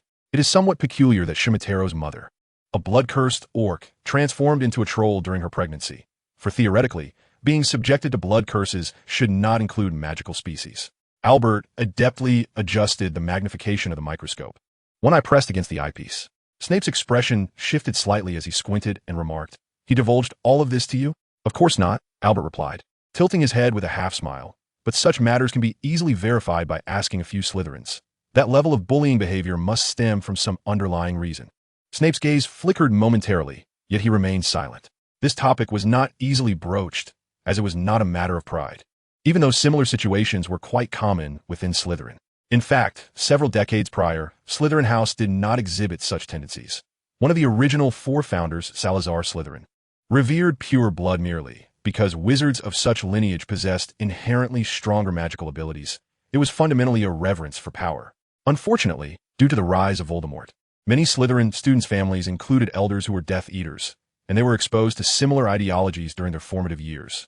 Though they did not adopt such extreme views as adults, they inevitably carried notions of blood purity.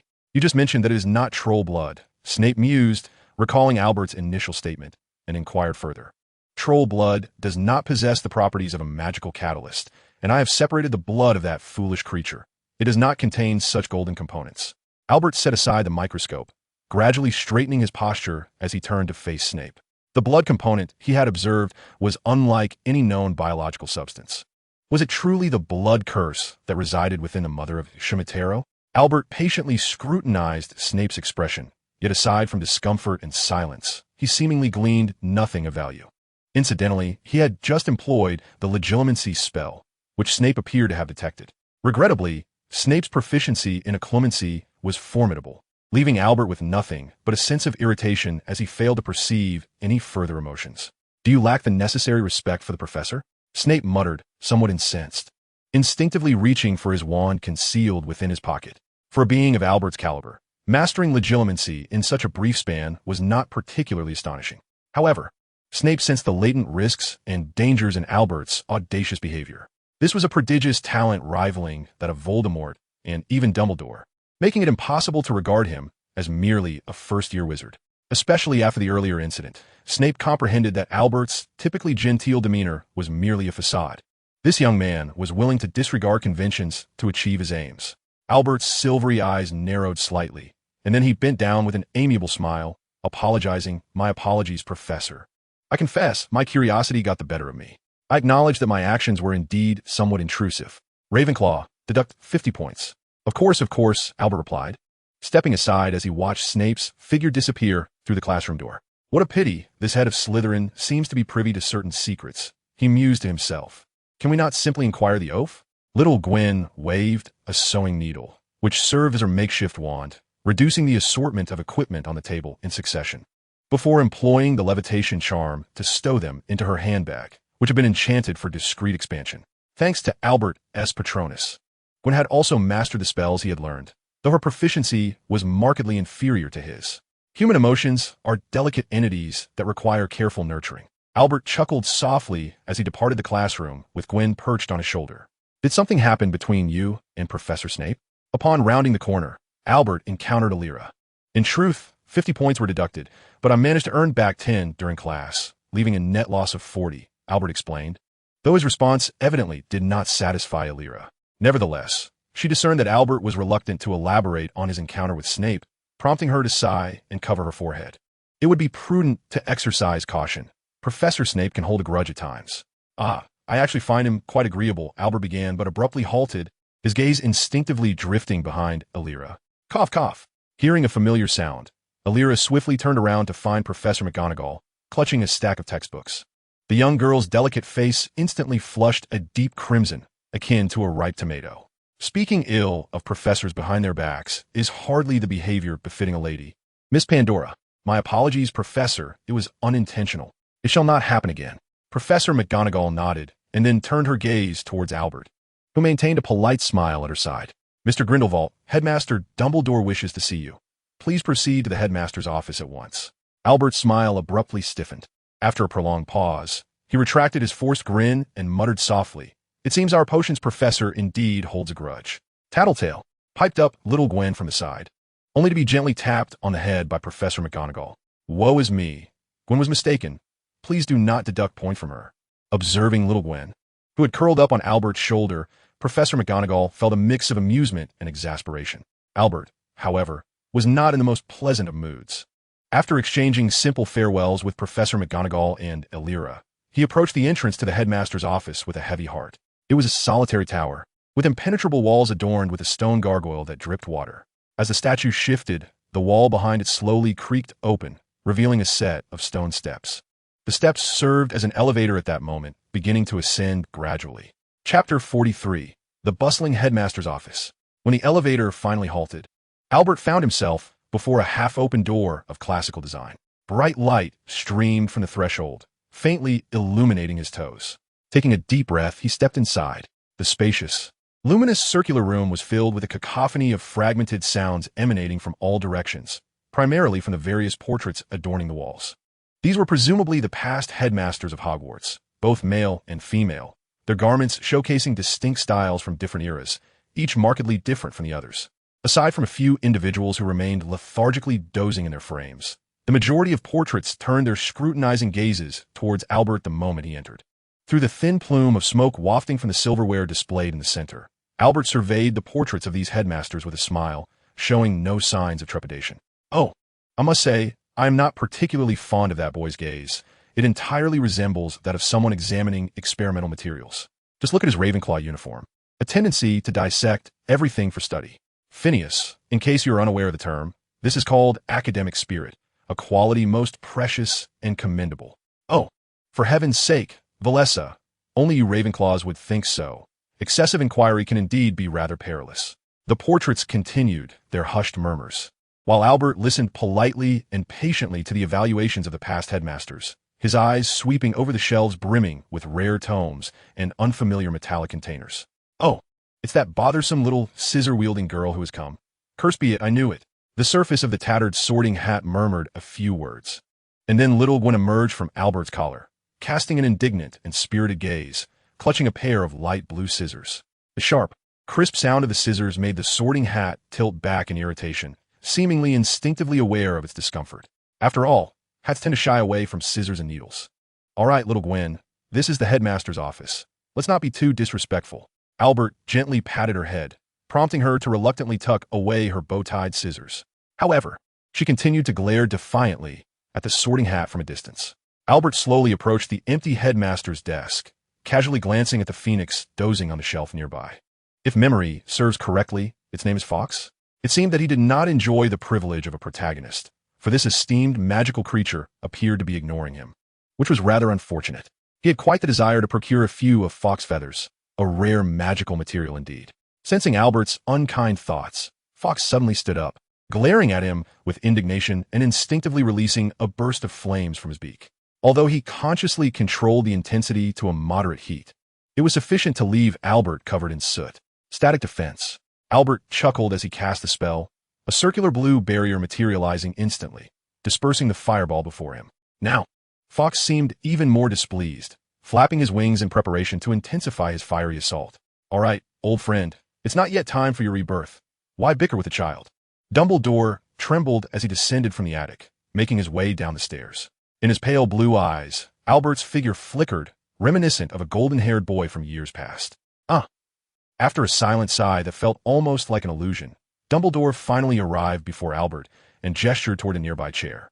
Let us sit and converse. At my age, a soft chair suits me better. You jest, Albert replied with a shake of his head as he took a seat. In his perception, the Dumbledore before him resembled an infinitely compressed reservoir of magical energy, a torrent of power surging forth like a tsunami, causing his eyes to involuntarily sting. Impressive magical perception spell. Such a minor incantation is rather rare, Dumbledore remarked, casting a sidelong glance at Albert. Truly remarkable. The magical perception spell bears no external characteristics, yet was so easily discerned. Indeed, age brings wisdom. The warmth still lingered in the air. It seems Professor Snape has just departed, Dumbledore mused, stroking his beard, his eyes playfully winking at Albert. However, it differs somewhat from your assumption. Severus merely asked me to take some time to teach you a few spells. He appears quite concerned that you may stray from the right path. The use of power depends on the heart of the wielder. Although Albert was somewhat taken aback, he managed to maintain a composed demeanor. I must confess that it was indeed rather excessive to employ mind reading on others without warning. On one hand, Severus was more concerned that Albert might have encountered the tomes from the restricted sections, many of which possessed a beguiling effect. While Dumbledore spoke, he kept a watchful eye on Albert's reactions. However, this young wizard displayed a maturity that starkly contrasted with his appearance, revealing no hint of emotion whatsoever. It seemed Severus's suspicions could be largely dismissed. A person like him was unlikely to be swayed by the allure of those forbidden texts. It appears I have somewhat misjudged Professor Snape. I shall offer a formal apology to him later alongside Little Gwen. Albert scratched his head and spoke earnestly. Though he was not accustomed to accepting the kindness of others, he was even less inclined to owe anyone a favor. While Severus likely cared for him out of a desire to prevent the emergence of a second Voldemort at Hogwarts, this debt of gratitude must be acknowledged. Perhaps he would gift him a microscope next time. Little Gwen, completely oblivious to what was happening, lifted her head and blinked her round, innocent eyes, which held a purity and wisdom untainted by knowledge, much like Pava. Truly an adorable student deserving of affection. Dumbledore smiled warmly at Little Gwen and then, as if recalling something, glanced at the sorting hat on the cabinet behind him, his expression turning somewhat peculiar. Albert blinked, quickly realizing that Dumbledore intended to personally teach him ancient runes. In astonishment, he couldn't help but chuckle, remarking that it seemed mischievous children were always rewarded. However, his previous restraint in approaching the runes appeared to have been wise, as Nevin indeed had an effect on one's mental state. Dumbledore would not teach him without reason, especially not by introducing him to positive runes such as purity and love. He certainly held him in high regard. Nevertheless, it mattered little, as he was not at a disadvantage. Chapter 44. The Omnipotent Barrier Charm. The conversation with Dumbledore was generally pleasant, although, during their exchange, Albert deliberately broached the subject of his great-uncle, only to be deftly sidestepped by Dumbledore, after escorting Albert and Little Gwen to the foot of the stairs. As Albert spoke the password to open the door, Dumbledore suddenly inquired with curiosity. The password to the headmaster's office was changed this morning. I haven't had the chance to inform Minerva. How did you know, Mr. Grindelwald? I've noticed you enjoying that honeycomb candy during breakfast these past few days. And since the previous passwords often shared a similar theme, I decided to give it a try, Albert explained, looking up at his headmaster. He then gently advised, perhaps, Headmaster, you should occasionally opt for a more randomized password, considering there has been an intrusion incident. Dumbledore feigned exasperation as he scratched his head. exclaiming that this posed quite a challenge for the memory of an elderly man, and he had grown rather fond of this set of passwords after using them for many years. Perhaps you were right. After all, it would be unfortunate to misplace something one day. I have a particular fondness for my woolen socks and classic urinals. Who would steal such items? Little Gwen stood atop Albert's head, vociferously voicing her dissent. Shortly thereafter, Albert bid farewell and took his leave. Dumbledore gazed at the retreating figures of the large and the small, softly murmuring to himself, "A guardian spirit, perhaps? Magic truly knows no bounds." By the edge of the Black Lake, Albert gently waved his wand, the massive stone before him gradually crumbling and reassembling into a semi-suspended 3-meter sword. This was not merely transfiguration. Rather, it was a niche spell he had uncovered in a geographical compendium from the library. It embodied characteristics of transfiguration, levitation, and hardening spells. It was far more effortless and graceful in its application. The sole drawback was its considerable magical energy consumption, which would swiftly deplete an ordinary wizard. However, both Albert and Cemetero possessed an extraordinary reservoir of magical power, easily accommodating the demands of this spell. Cemetero stumbled through the incantation, gradually conjuring a grotesque, twisted stone staff that floated before him. I have mentioned this numerous times. Them in the middle, though subtly pronounced, must be enunciated clearly. Otherwise, the transformation will yield subpar results. Albert pressed his forehead, casually casting a transfiguration spell upon the unsightly rod. In the blink of an eye, it was forcibly reshaped into the form of a colossal sword. The older students who gathered nearby gasped in awe, their eyes fixed on Albert's silhouette with reverence. While they too could alter the shapes of objects through transfiguration, what Albert had just accomplished transcended mere ordinary manipulation. It involved the intricate product of another spell, the complexity of which was beyond their comprehension. This was the realm of genius, and they were not merely unable to grasp it. They could scarcely comprehend it at all. I shall not repeat it again. Cemetero dared not retort, merely nodding silently as he grasped the massive sword before him. "Strensent," he declared, invoking a spell of immense strength with his free hand. Almost immediately, his muscles visibly swelled, and he felt an overwhelming surge of power coursing through him. The once heavy stone sword now felt almost weightless. Albert stood aside, quietly observing Cemetero's transformation while diligently jotting notes in his notebook. For him, this was not merely a fulfillment of a promise, but also part of his extensive array of experiments. "Indeed, your lineage is quite extraordinary, in a certain sense. You are akin to a magical creature. The spells that enhance physicality will exhibit pronounced effects on you." Completely disregarding the lively spectacle, Albert set down his notebook and turned his wand counterclockwise. He did not utter any incantation, yet the water of the lake nearby suddenly surged. Amidst the gasps of the young wizards, a rectangular mass of water measuring 4 meters in length and 2 meters in width hovered half-suspended 2 meters above the ground, its edges faintly illuminated by a pale blue barrier. "Is this your self-created barrier spell? Self-created, or perhaps a refinement of static defense? Either designation is acceptable, as you wish." Albert dissipated the barrier before him, observing the water return to the depths of the Black Lake.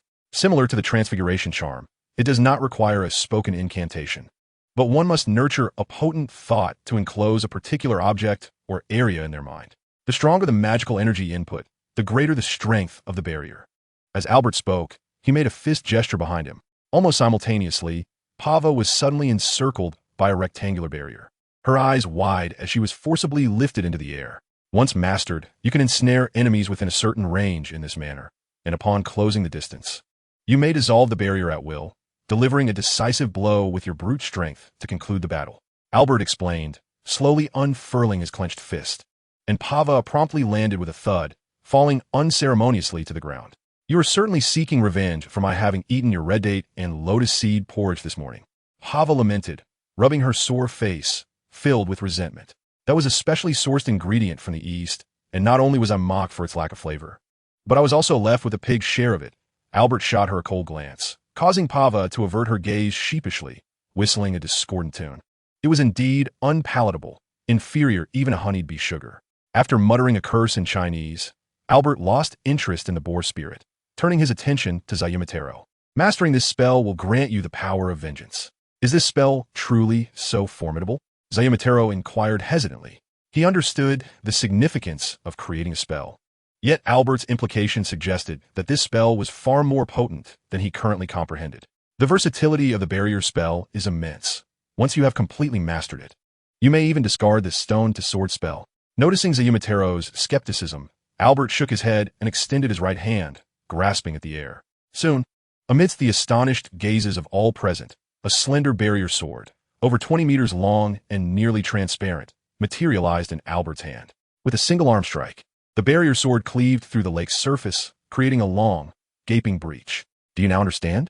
Albert dissipated the conjured barrier sword, and once more a circle of barriers emerged around him, shielding against the gentle rain of lake water. The definition of a barrier is indeed quite broad. In that moment, excitement ignited within Zayumatero's eyes, kindling a fervent fire. This was the power he had longed for. Chapter 45. Snape's Practical Instruction.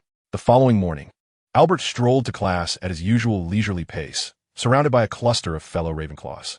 Albert, that barrier spell. Hey, Magnum, don't go overboard. How could you possibly share such a self-created spell so casually? Albert mused to himself as he shook his head internally, turning the corner towards the classroom of defense against the dark arts. Professor Snape, with a countenance as dark as a stormy sky, stood at the doorway. Upon hearing the cacophony, he turned his head sharply, akin to a night owl. His gaze, as cold as steel, seemed capable of freezing both soul and breath. Good morning, Professor Snape. Roger Davies greeted him stiffly. What is it you desire? Albert, in no rush to enter, instead chose to engage Snape in conversation. Professor, Headmaster Dumbledore mentioned your assistance yesterday. The opportunity to learn NEWT level is quite rare for me. Hence, what style of microscope do you seek? Snape's eyes narrowed gradually, fixated on the smiling visage of the young boy before him. He spoke with a grim tone. I am not doing this to assist you. My principle is equivalent exchange, Professor, regardless of your initial intentions, Albert replied, bowing slightly, unperturbed by Snape's frigid demeanor. He was not one to owe favors. If you do not mind, the microscope I previously used will be delivered to your office next week. Do as you wish, Snape scoffed, striding into the classroom without a backward glance. In a certain sense, it was rather fortunate that he was so easily dealt with. Albert chuckled softly and subsequently found a seat in the front row of the classroom. The previously empty first 2 rows were soon filled with over 10 students from various houses, mostly girls, upon his arrival. What a ruckus this gaggle of young witches creates. Albert maintained a polite smile, though the corners of his eyes twitched with exasperation. This was a matter of concern for many. Reflecting on the fates of past defense against the dark arts teachers, there was a growing belief that Professor Rowland would likely meet a similar misfortune. Given the current trajectory, he might even be branded as a dark wizard attacking the Ministry of Magic, comfortably residing in Azkaban. Although this development seemed ludicrous, it appeared that at Hogwarts, such possibilities were not entirely out of the question. Did you just raise your hand? Snape shot a cold glance at the twins, and before they could argue, he declared, Gryffindor loses 2 points. Oh, for heaven's sake, Fred rolled his eyes, silently sketching a bat in his notebook, labeling it as Old Bat Snape beneath the drawing. A nearby Hufflepuff student clearly witnessed this, stifling laughter behind their hand, and subsequently, Hufflepuff also lost 2 points. Your Professor Rowland is not as innocent as you imagine. Although he attended Hogwarts for 2 years, he ultimately graduated from Durmstrang. Snape sneered, surveying the classroom with malicious delight, relishing the shocked expressions on the young wizards' faces. Durmstrang? The school that routinely teaches dark magic? A Hufflepuff which gasped, covering her mouth in astonishment. Durmstrang, Hogwarts, and Beauxbatons are the 3 largest magical institutions in Europe, with histories that trace back to the 13th century. However, none of these schools is infamous for the same reasons as Durmstrang, which is often criticized for its refusal to admit wizards of Muggle descent and its incorporation of dark magic as a significant component of its curriculum. While students of Slytherin House may frequently boast about dark magic, they inevitably shy away from it upon reaching higher grades, fully aware of its detrimental effects on a wizard's psyche. Notably, Gellert Grindelwald was expelled from Durmstrang after engaging in perilous experiments, illustrating the extent of his recklessness. Even an institution that studies dark magic. As far as I know, Durmstrang's interest in dark arts was originally intended as a means to combat dark wizards. Albert, raising his hand leisurely, spoke softly. Otherwise, Gellert Grindelwald would not have been expelled, who would not desire a genius of his caliber. His tone was remarkably nonchalant, as if he were not referencing his great-uncle or bearing the Grindelwald name. Snape, eyeing Albert's raised hand, clicked his tongue, clearly seeking an excuse to penalize him, though Albert seemed well prepared to counter any such attempts. I do not deny the legitimacy of Durmstrang's standard curriculum, but it is advisable to remain cautious of Professor Rowland. He is not a straightforward individual. Having delayed long enough, Snape coldly huffed and strode to the blackboard at the rear, turning to face the entire class. Initially, I had no intention of teaching practical combat skills to you beginners who struggle with basic incantations when confronted by dark creatures or dark wizards. The safest course of action is invariably to flee. However, given the recent breaches in the school, our esteemed headmaster Dumbledore evidently deems it necessary to expedite our lessons. Very well. Snape rolled up the sleeves of his robes and swiftly waved his wand, without allowing the young witches and wizards time to react. He smoothly moved their desks and chairs aside, clearing a substantial space in the center of the room. Practical combat requires little embellishment, ladies and gentlemen. Who will volunteer as the first? Snape's piercing gaze swept across the students, causing them to instinctively retreat towards the walls. His notorious reputation at Hogwarts preceded him. Even knowing he would not truly harm them, none were eager to be the first subject of his demonstration. Unsurprisingly, Snape's gaze ultimately settled on Albert, the only one unaffected by the spell, still seated in the center of the classroom. It appeared that in the moment Snape cast his spell, Albert had employed a countercharm to negate the levitation spell's effects. "Mr. Grindelwald, if you would not mind, please demonstrate for your classmates," Snape requested. Albert glanced up at Snape, his eyes narrowing gradually. As he rose to his feet, the tables and chairs beside him, under the silent influence of an incantation, also soared toward the corners of the classroom. "Professor, the classroom is still somewhat cramped. There are certain spells I cannot conveniently employ, then refrain from using them. Is it true that our Ravenclaw genius cannot manage anything beyond those widespread offensive charms?" Snape interrupted Albert, his tone slightly weighted. "Do you truly wish to provoke me? How peculiar, I wonder why." Albert could distinctly sense that Snape's ire was directed at him, yet he could not fathom the reason behind it, and chose not to dwell on it further. "How rude of me." In the next instant, without any forewarning, a beam of crimson light shot forth from Albert's sleeve. Stupefied. Coincidentally, a faint blue barrier also materialized before Albert, silently dispersing the incoming red spell. Wasn't he that the self-created charm used the other day? It was evident that Snape had gathered intelligence on Albert, taking no measure of him lightly despite being merely a first-year student. He swiftly waved his wand again. Albert suddenly felt a constriction around his calves, followed by ropes that emerged from the cement floor, binding his feet and hoisting him into the air. Standing there in a daze was hardly a prudent course of action. Just as Snape was about to deliver a habitual taunt, he noticed that the ropes, transformed by his spell, disintegrated into a flurry of petals in the next moment. His expression soured instantly. While transfiguration was not Snape's forte, as a professor at Hogwarts and the head of Slytherin House, being so effortlessly outmatched by a first-year wizard was indeed a source of embarrassment. That was close. In wizard duels, one must consider all aspects. This was also a product of the shield charm. To err on the side of caution, Albert opted to avoid any direct contact with objects. The casting of transfiguration spells requires minimal preparatory gestures, making it challenging to anticipate. Given the circumstances, this was the most prudent response. Snape's proficiency in transfiguration should not extend to forcibly altering the products of his own spells. "I have learned much, Professor." A glimmer of magical energy sparkled in Albert's eyes as he waved his wand at Snape, declaring, "Now it is my turn to counterattack." Almost simultaneously, a square barrier encircled Snape, impenetrable, and began to slowly compress inward the moment it took shape. Snape's gaze flickered momentarily. This spell was remarkably tricky and perilous, at least for wizards of generally frail constitution. Fubute ob captitan. A freezing charm was cast, allowing Snape to emerge from the shattered barrier. I was remiss. I did not anticipate that employing a freezing charm within the confines of the barrier would so easily unravel it. Albert raised his wand, conjuring 8 gradually forming floating spears of the barrier around him. Further refinement is still necessary. As the words fell, a cerulean barrier spear was simultaneously unleashed. Impedimento.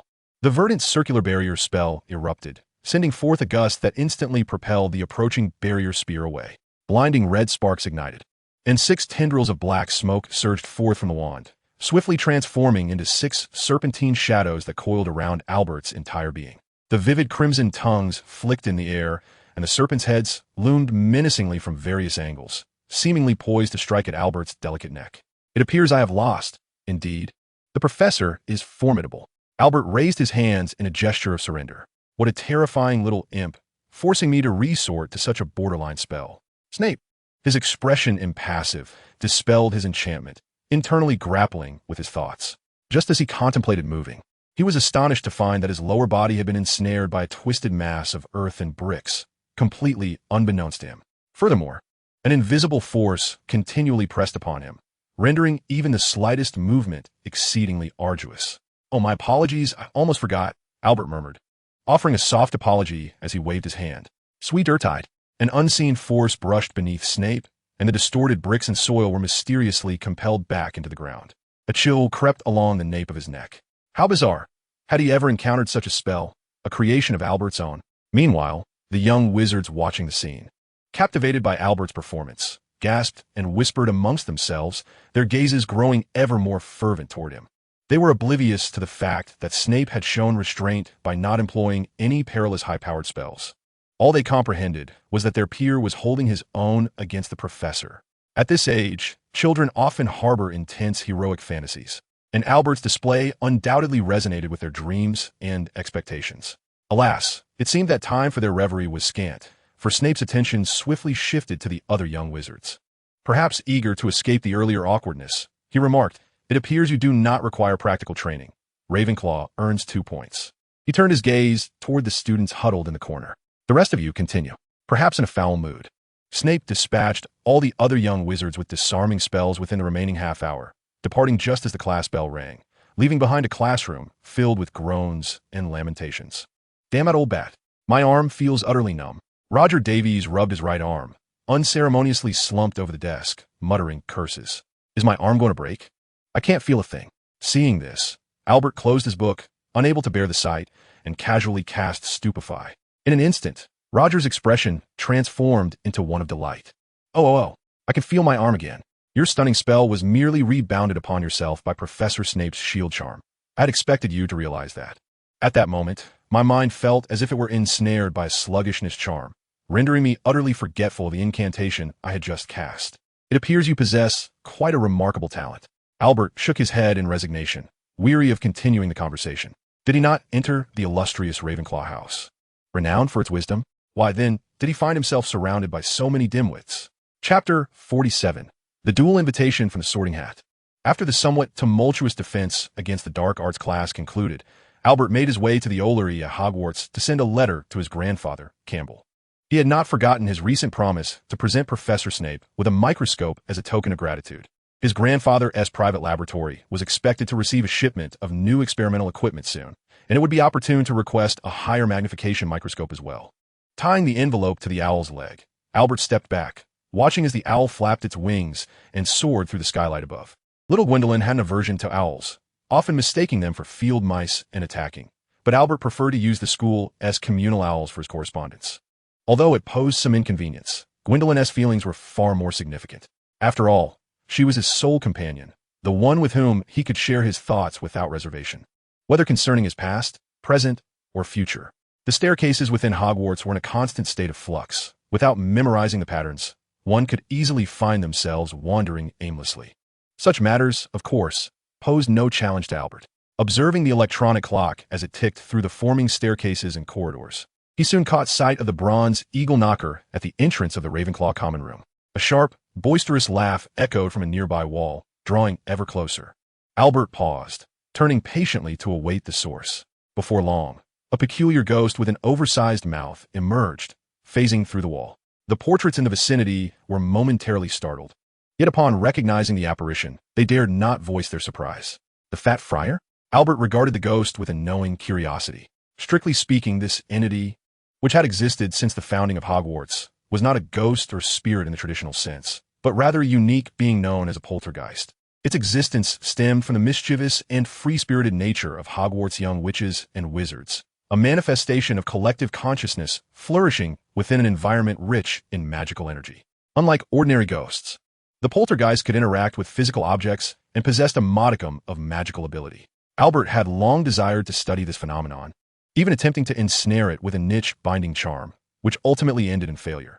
The charm's effect on the poltergeist was far too feeble. However, his audacity had drawn the poltergeist's ire and wariness. After a series of unsuccessful pranks, which nearly culminated in Albert sealing it away with his homemade spirit jar, the poltergeist had grown increasingly reluctant to appear before him. Was today truly a day when the sun rose from the west? Greetings, young one. I did not come today to engage in conflict, so it would be prudent for you to refrain from unnecessary actions. Capigi initially toyed with the animated painting upon the wall behind him before turning his gaze upon Albert. Foul spirit. Little Gwen, with great effort, climbed onto Albert's shoulder, clutching a blue sewing needle aimed menacingly at Papigi. Their previous skirmishes had arisen from Papigi's ungracious taunts, labeling her as a worthless doll, which was one of the reasons Albert frequently sought him out.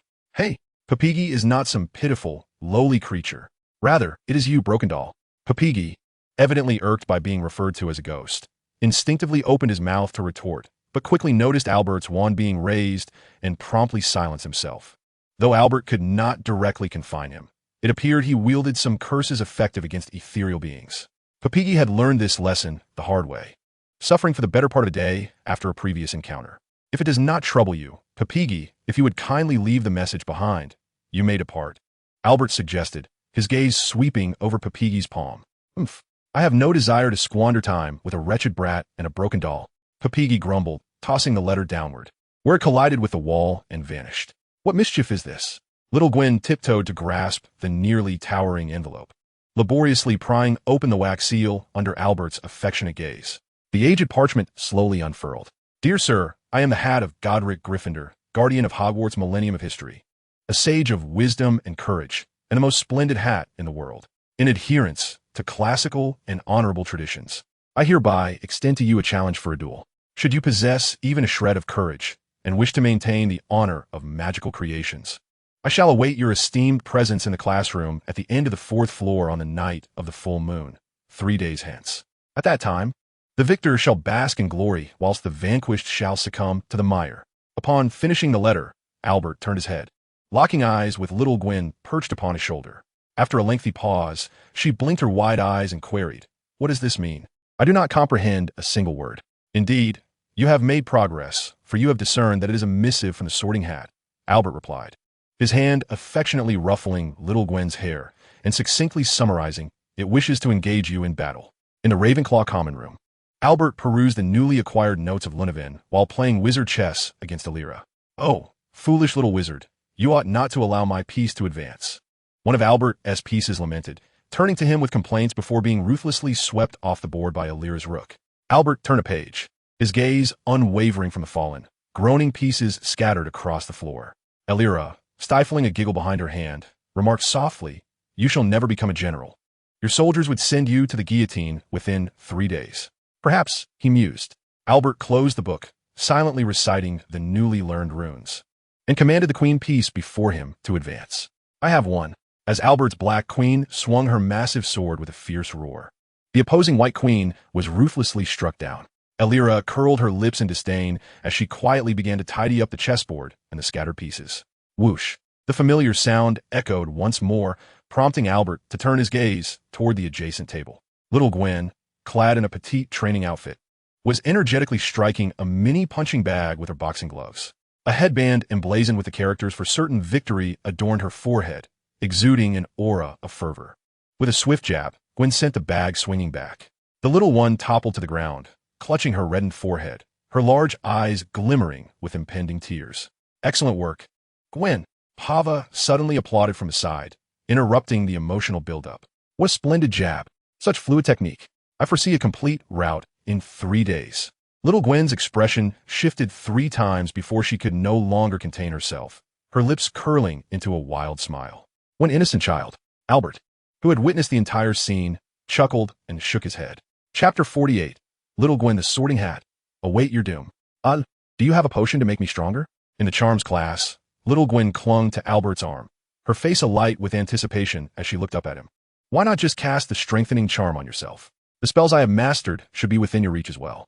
Albert twirled his wand, stepping in for Professor Flitwick, and sent a flurry of feathers soaring to each young wizard's desk.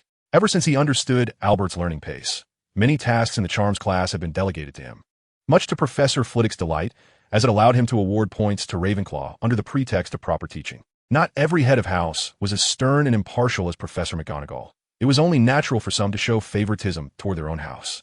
Moreover, why not duel the Sorting Hat directly with magic? A simple levitation charm would suffice. That wouldn't be fair. The old hat would surely claim I was cheating. Little Gwen replied, her expression conflicted as she poked her fingers. Albert could likely comprehend Little Gwen's mindset, for the Sorting Hat would hardly utilize magic. It was more likely that it had temporarily acquired the ability to move freely, resulting in a physical confrontation. But isn't secretly drinking a potion cheating? That's different. Pre-race preparations can't be considered cheating. She protested, vigorously shaking her head. All right, what a convoluted logic. However, Albert, being fond of Little Gwen, soon nodded. The Giant's Potion and the Mother Earth Elixir will significantly enhance your strength and stamina. Will that suffice? And that one, the one that makes me smarter. Little Gwen pondered for quite some time, but could not recall the exact name of the potion, so she whimsically concocted a name of her own. After all, Albert would understand. Very well, the intelligence enhancer, that should suffice. These potions were not conventional. They were derived from obscure texts that Albert had discovered. And although the ingredients were rare, they could generally be found in the forbidden forest near Hogwarts. With a cheerful demeanor, Gwen twirled in place, lightly grasping the mini-wizard hat atop her head. That wretched hat, we're doomed. In the end, victory belongs to Gwen. Please prepare these materials for me. You must have the connections, right? After their transfiguration class, Albert waited at the door for a moment and handed a parchment inscribed with potion ingredients to Rommel, who emerged shortly thereafter. Let SC, Intelligence Enhancer, Giant Potion, Toad's Venom Gland. What kind of formulation is this? Rommel, well-versed in potions, quickly recognized the purpose of some of the materials at a glance. The Earth Mother Potion accelerates physical recovery within its effective range. I stumbled upon it in a travelogue. If you're interested, I can write down the recipe for you later. Albert explained briefly as he watched Professor McGonagall lead the Weasley twins away, broomsticks in hand. Most likely, Professor McGonagall had recognized their talent for Quidditch, and they might soon be seen on the Gryffindor Quidditch team next year. However, it mattered little. While Quidditch might seem exhilarating, there were indeed numerous strategies to ensure victory. For instance, analyzing the Golden Snitch's flight patterns and preloading its trajectory, or employing magical resonance to induce intermittent pauses in automatic objects like the snitch and the bludgers. Albert had meticulously experimented with these methods, achieving a success rate of nearly 75%. Did anyone truly believe he had solely relied on his flying prowess to win? Ultimately, regardless of the process, as long as he emerged victorious, that was sufficient. Thank you, Rommel replied with a smile and a nod, lacking any pretense. His family dealt in potion ingredients, consistently acquiring various rare potion recipes. The Earth Mother Potion was indeed a valuable asset for the Rommel family. Albert cast a knowing glance at him, an amused glint in his eyes. Does Slytherin truly welcome students from other houses into their circle? Isn't it expected that a strong individual can obtain a pass anywhere? Rommel shrugged, admitting, though there are a few fools obsessed with blood purity, those dim-witted weaklings lack the courage to confront you. I digress. The primary reason for the invitation is to introduce you to the young lady of the Slughorn family. Their lineage is renowned in potion making, our family's upstream clients. They might have access to the permanent intelligence enhancer and truth potion you've been seeking. That sounds promising. Certainly, please send me the time and place later. Albert had no reason to decline, simply nodding in agreement. Very well then, I shall see you then. The ingredients you requested will be the same as always. Delivered in potions class tomorrow. Meanwhile, in the headmaster's office, Albus, esteemed Headmaster Dumbledore, previously mentioned potions were later prepared. Thank you very much. On the spacious desk, Dumbledore pushed a row of colorful potion-filled jars before the sorting hat. Though devoid of limbs, the hat quickly discerned the types of potions before it, thanks to its millennia of experience. Among them were the Intelligence Enhancer, the Strength Potion, the Armored Potion, the Monkey Elixir, the Berserker Potion, the Hare's Combat Potion, the Fortuitous Potion, the Fabric Softener, and, of course, the most crucial of all, the Human Transformation Potion. The Sorting Hat delightedly counted the array of potions, its wrinkled face brimming with excitement and pride. Dumbledore, sitting at his desk, adjusted his small glasses perched on his nose. If you wish to transform your limbs, I can assist you with a transformation spell. How could that be? Exclaimed the Sorting Hat in astonishment, its folds blinking as if they were eyes. Wouldn't that be cheating? You are insulting the sanctity of a duel. Is drinking an assortment of chaotic potions not cheating? Dumbledore thought, resisting the urge to retort, having long since surpassed the age of petty complaints.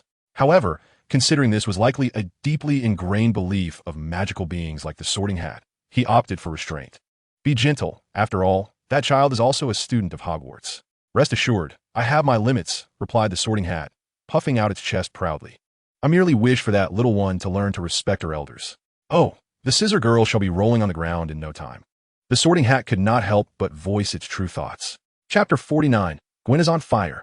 The mundane days at school always passed swiftly. After 3 consecutive days of sweating through boxing practice, Little Gwen finally faced her ultimate test that evening. The solitary moonlight streamed gently through the slightly ajar glass window of the castle, illuminating the doorway of the classroom at the end of the 4th floor. Top, top. Little Gwen walked ahead with a serious expression, accompanied by Albert, while Pava, eager for excitement, trailed behind. The two acted like Little Gwen's bodyguards at that moment. The classroom door creaked open, revealing a spacious room. In the area near the open floor-to-ceiling window, the Sorting Hat, inexplicably sprouting limbs, sighed languidly with its back to the others. Just in time, with a whoosh, countless torches ignited, fully illuminating the classroom. It was then that Albert noticed a boxing ring-like platform had been set up in the center of the classroom, complete with soft railings on all sides. Stupitat, let us settle this, Little Gwen declared boldly, struggling to climb up to the platform nearly at her height. However, due to her rather short legs, after much effort, she could only precariously grasp the edge of the platform, with half of her backside swaying and her little legs kicking in vain, utterly unable to ascend. Embarrassed, she covered part of her forehead, while Albert waved his wand to cast a levitation charm, aiding Gwen in her endeavor. At last, the child managed to ascend the platform, feigning nonchalance as if nothing had transpired, and beckoned towards the Sorting Hat perched on the windowsill. The Sorting Hat gazed in silence at the stairs on either side of the platform, its mouth twitching as if to speak, but hesitating, ultimately deciding it might disrupt the atmosphere. Thus, it cleared its throat and ascended the platform as well. This was indeed a rare sight to behold. Peeves floated nearby, clutching a bucket of popcorn, continually shoving it into his mouth. Yet, being a ghost, he could not genuinely consume food, resulting in the popcorn merely passing through his form and accumulating into a small mound on the ground. You are familiar with the rules of dueling, I trust? The Sorting Hat spoke up. Whoever falls first. Little Gwen waved one arm, her headband emblazoned with the words victory fluttering in the breeze that blew in from the window. Is the loser. The Sorting Hat assumed a reasonably standard boxing stance, its fabric hands gesturing towards Little Gwen. Come now, allow me to demonstrate the fearsome prowess of the Gryffindor Hat, champion of the 32nd Hogwarts magical artifact duel. The duel begins. Pava, from the sidelines, pulled up a chair, reveling in the spectacle. Almost simultaneously, Little Gwen planted her feet and began to charge forward. Stupitat. Meanwhile, the Sorting Hat also accelerated towards her. Scissor Girl. The two similarly sized combatants threw punches at each other's cheeks almost in unison, grinning with uncontainable pride. Little Gwen thought, I have consumed a multitude of potions concocted by Albert. That stupid hat will not lay a finger on me. Watch me send you soaring into the heavens to become a star. The Sorting Hat retorted, Ignorant child.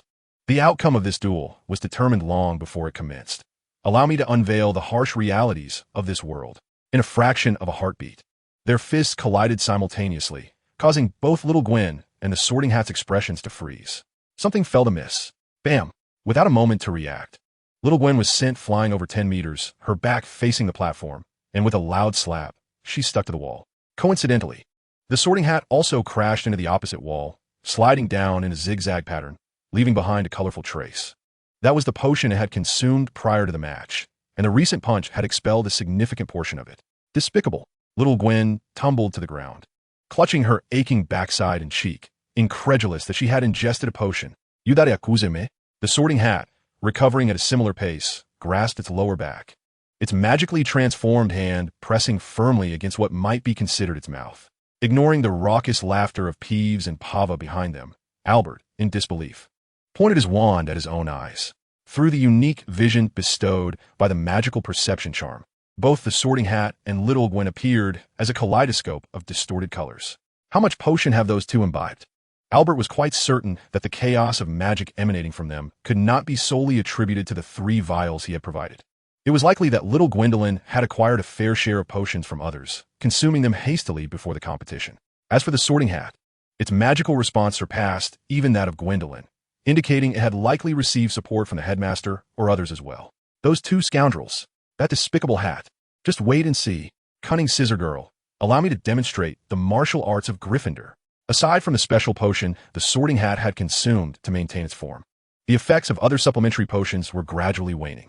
In a sense, the absurdity had returned to a semblance of fairness in their duel. Yet, this had devolved into a true spectacle of clumsy exchanges. An hour and a half later, one must concede that you possess some skill, Foul Hat. In the arena, Gwendolyn sported a black eye, bent over and gasping for breath. The sorting hat was not in much better shape, its tip utterly deflated. Yet it maintained a facade of composure against the soft railing behind it, revealing a stamina greater than Albert had anticipated, suggesting some training on its part. Perhaps the youth of today unexpectedly possessed some grit. Gwendolen, feeling a pang of guilt, cast a glance at her feet, fell silent for a few moments, then raised her head again, her expression imbued with a strange determination. Indeed, this was the fruit of her rigorous training. She resolutely omitted any mention of having consumed the Mother Earth elixir before the match. Now, let the final blow determine the victor. The sorting hat, feeling its limbs grow increasingly lethargic, recognized that time was of the essence and resolved not to prolong the contest any further. Gwendolen would not concede.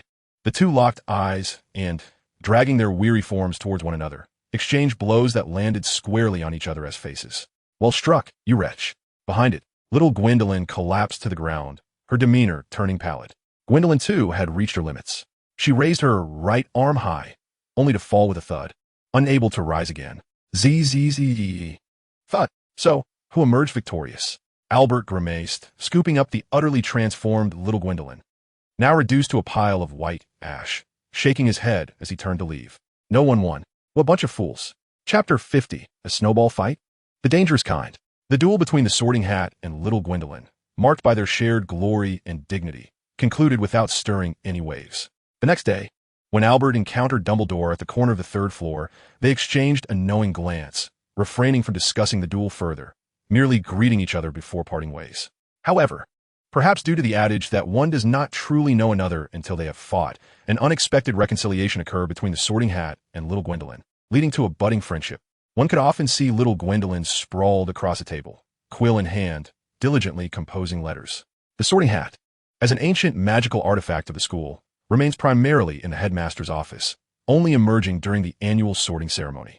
Consequently, young Gwen can only communicate through the assistance of Peeves to deliver letters or by occasionally visiting the headmaster's office for a chat with the sorting hat.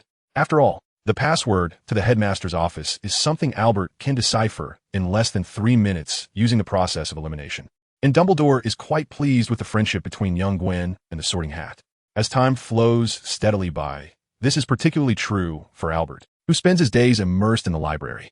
One morning, upon rising from his bed, he immediately sensed an unusual chill in the dormitory. Glancing out the window, he beheld the grounds outside the castle and the distant forbidden forest, both blanketed in a thick layer of snow, an endless expanse of white. The Black Lake, in another direction, was entirely frozen over, rendering it impossible for the daring Gryffindors to partake in a winter swim.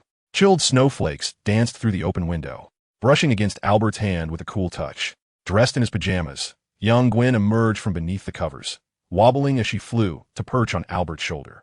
Rubbing her eyes, she followed Albert's gaze outside and exclaimed in delight, "It's snowing." Like a bolt of energy, she darted into a half-open tote bag nearby. Moments later, dressed in a thick winter coat and a red scarf, she reappeared, raising her tiny hands and twirling around Albert in excitement. "Let us have a snowball fight. Let us have a snowball fight." "All right, I got it," Albert replied, shaking his head, soon donning his winter uniform. With no classes scheduled for the morning, spending some time playing with the little one seemed harmless enough. He recalled a certain fool who was likely eager to engage in snowball battles as well. Sure enough, as he stepped out of the dormitory, he spotted a foolish girl with twin black pigtails standing at the exit of the common room, looking around with wide eyes. Beside her was Elira, appearing half asleep and yawning frequently. The common room had already attracted quite a crowd, most of whom were buzzing with excitement and anticipation for the snowfall from the previous night. The joy of children is always refreshingly simple and pure, even among the wise Ravenclaws. "Ah, you all finally decided to get up." Pava greeted them with his signature goofy grin, wearing a bizarre hat shaped like a little devil, complete with a tongue sticking out and a long striped black scarf around his neck. Albert noticed that the hat seemed to be adorned with cartoonish designs, reminiscent of a pentagram. "You truly have a penchant for devilish culture, don't you?" Albert remarked. Pava, let us have a snowball fight together," young one exclaimed, flying to Pava's side and tugging at his scarf with her gloved hands. "Oh, you certainly know how to motivate," little Gwen, Pava said, lifting her up in his arms and shaking her playfully. With a proud tilt of his head, he added, "But let me remind you, I was the sole victor of last winter's Snowball War, known colloquially as the Ice Empress of Hogwarts." "I don't understand, but that sounds impressive." Gwen responded with wide eyes. Right? After a simple breakfast, everyone gathered in the open space outside the castle. At this hour, a considerable number of people had already assembled, including representatives from all four houses. This was a rather rare occurrence, as Hogwarts typically remained quite deserted at this time. Upon exiting the castle, the group encountered the twin brothers, George and Fred. They appeared to have risen early and were lethargically sweeping snow at the entrance with actual brooms, not the enchanted ones used for Quidditch. Otherwise, the Weasley twins would have been bounding about joyfully. "Ah, my dear partner Fred," George greeted with his customary exaggerated enthusiasm. But before he could finish, he let out a dejected sigh. "What have you two gotten yourselves into now?" Even someone as dim-witted as Pava could surmise that they were likely in trouble again and were being punished by sweeping snow. The mischief involved a rather obscure spell, delving into some forbidden knowledge, which compelled us to visit the restricted section of the library. As George suddenly slapped his forehead, he exclaimed, "Oh, cursed Madame Loris. I detest cats." It seemed these two had been caught by Filch. "To be honest, dear George, it was our invisibility charm that malfunctioned. I wager it never worked at all." Fred chimed in. Immediately, they both lowered their heads in unison, letting out a synchronized sigh. Nevertheless, our task today was rather urgent. We needed to clear the snow from the entrance before everyone else woke up, as a number of unfortunate souls had already slipped and fallen there that morning. Fred, dispirited, waved his broom half-heartedly, symbolically brushing away a few flakes. Oh, that was our only source of joy today. After bidding farewell to those mischievous fellows, Albert and his companions found a relatively spacious area and conjured their respective defensive formations using magic. Although Alira suggested they build a snowman together, Pava and Little Gwen deemed the activity too tedious, insisting that a snowball fight would be far more enjoyable. "Are you planning a snowball fight?" Coincidentally, Rommel and the tall Shumatero also arrived. "How childish," Shumatero remarked, yet his body involuntarily began to move as he waved his wand, casting the levitation charm to assist Little Gwen in forming a large, even snow wall. "Let us make it 3 against 3. It will be me and Little Gwen on one team, Rommel on another, and you three will form the last team." Albert thoughtfully assigned the strongest Shumatero to the girl's side. "Hey, I wanted to be on your team." Pava scratched his head, expressing his disappointment with a shrug, feeling certain they wouldn't stand a chance. "How will you know unless you try?" "It's my first snowball fight too," Albert reassured him, signaling Pava to prepare some ammunition for their impending battle. As for him, with a single transfiguration spell, he produced over 100 perfectly formed snowballs behind him. The sight was truly daunting. Chapter 51, So-Called Family. The subsequent developments were not particularly surprising, despite repeatedly asserting that he was merely a novice in snowball fights. Anyone witnessing Albert cast his spell, resulting in a barrage of snowballs flying from the opposing side, could hardly refrain from cursing inwardly. Pava, not one to embody civility, stood atop the snow wall and directed a rather unsavory gesture towards Albert, only to be mercilessly buried under a towering wave of snow moments later. In the end, she at least met her fate standing. 10 minutes later, wrapped in a heavy blanket and sniffling while sneezing, Pava turned to Alira beside her and remarked. Her palms, still trembling despite cradling a cup of hot cocoa, found no warmth even from the nearby crackling fireplace. Pava vowed that this would be her final snowball fight, unless she were to be placed on Albert's side next time. Gwen, this year's Snow Queen, stood in a corner of the common room, perched atop a table, endlessly addressing the comings and goings of the Ravenclaws. She donned the temporary snowball fight champion sash conjured by Albert. How infuriating that title should have been hers, Pava thought, biting her thumb in frustration, only to be met with Alira's indifferent gaze of disbelief. In the ensuing days, although the fireplaces in the various Hogwarts common rooms were gradually ignited, the chill of the weather intensified, making the confines of blankets increasingly oppressive. Occasionally, students would arrive late or even skip classes, causing a rapid decline in the academic standings of the houses within just a few days. The drafty corridors and the rattling window panes, buffeted by the biting northern winds, made these young witches and wizards long for the comforts of home. Albert had plans for the holiday and did not intend to remain at Hogwarts. Meanwhile, Alira and Pava chose to spend Christmas at school, finding the hassle of returning home too burdensome. In the Great Hall, Hagrid was carefully placing a massive fir tree at the center of the room. Professors McGonagall and Flitwick waved their wands, adorning the tree with countless decorations. The walls were already festooned with various ribbons woven from mistletoe and holly, while Christmas trees laden with ornaments stood intermittently along the walls, their tops still glistening with icicles that seemed to have just been brought in that morning. In a certain sense, there was an atmosphere reminiscent of how Albert might have celebrated the new year in a past life, both vibrant and relaxed. He resembled a child visiting Disneyland for the first time, anxious yet exhilarated, surveying the platform and the myriad of oddly dressed witches and wizards around him. His father, being somewhat of a recluse, could not have entered this realm alone. Thus it was only natural that his grandfather, Campbell, stood by his side. Albert was unaware of how his grandfather managed to bring his father in, but with the intellect characteristic of the Grindelwald family, it was certainly no trivial feat. While not boasting of it, one could reasonably assert that their family's average intelligence was indeed quite high. Even a father who may appear somewhat ordinary compared to others has enjoyed considerable success in business and is a well-known figure within the local elite circles. Thank you for your patience. Albert stepped forward, embracing each of his two relatives in turn. Oh, Albert, even I wouldn't relish spending all day in the laboratory. It's rather refreshing to step outside and breathe in some fresh air. His grandfather Campbell affectionately ruffled Albert's hair, pride radiating from his face. Minerva and Albus occasionally write to me, and I am proud of your performance this semester, my child. And you, little Gwen, I am equally proud of you. Campbell noticed the small Gwen perched on Albert's shoulder, her hands clasped behind her back as she swayed shyly, and he quickly tousled her little head, eliciting a fit of giggles from the young one. Indeed, Hogwarts is a splendid place for learning. Albert nodded, noticing his father Leonard gazing at the Hogwarts Express in the distance, one hand unconsciously brushing against the camera nestled in his coat. After a moment's contemplation, he seemed to grasp something and inquired, "Father, shall we take a picture together in front of the train?" Mr. Leonard blinked, instinctively glancing at his own Father Campbell beside him. Isn't it said that platform 9 3/4 is enchanted, making it impossible to capture images? Leonard hesitated to say, perhaps to prevent any magically endowed muggles from inadvertently entering the frame and causing a sensation in the muggle world. Indeed, the Ministry of Magic has placed a potent enchantment upon platform 9 3/4. Unless one possesses special authorization, all imaging devices will fail here. No matter, I have a solution. Albert shook his head, taking the camera from his father and urging him and his grandfather to turn their backs to the train, preparing to take the photograph. Just as Campbell was about to speak, his expression suddenly froze. In his perception, an invisible layer of something unfurled around them. Click, click.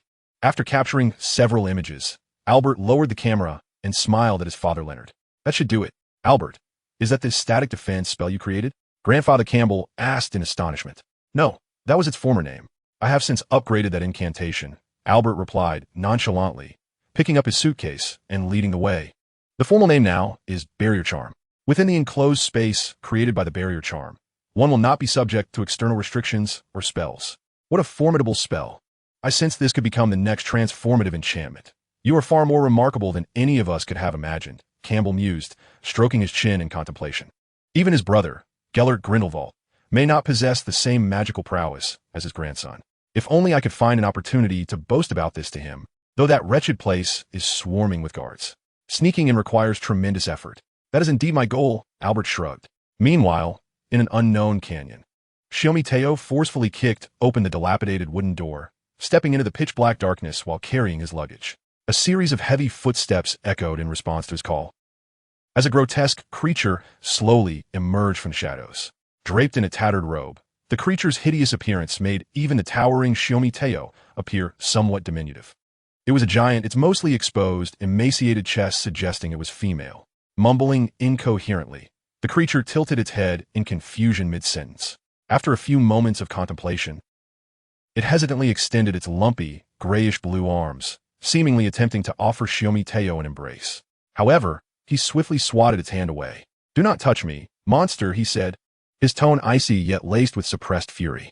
He then strode into a room at the back, bending down to inspect a metal basin the size of a bathtub. It was mostly empty, with only a thin layer of corn and breadcrumbs lining the bottom.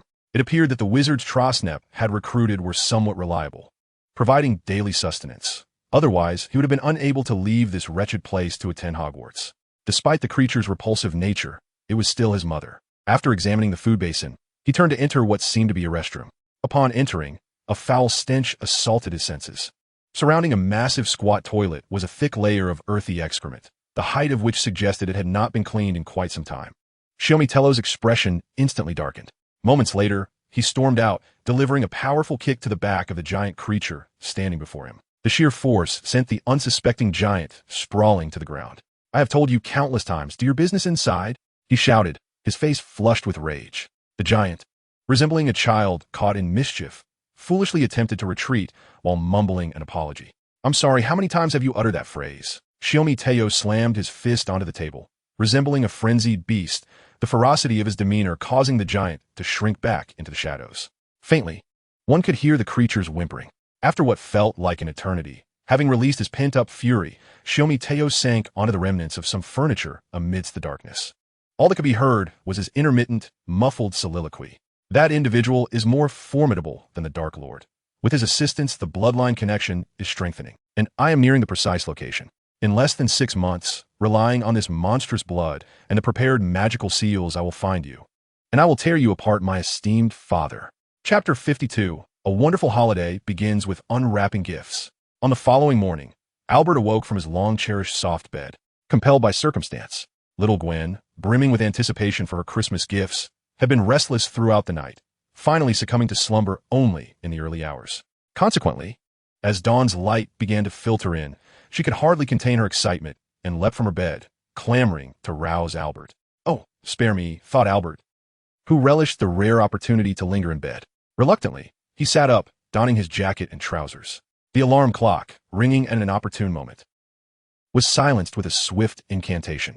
Early to bed and early to rise is a virtue, Little Gwen murmured, hastily covering her mouth. After a brief freshening up, the two descended the staircase, which was adorned with a plush cashmere carpet.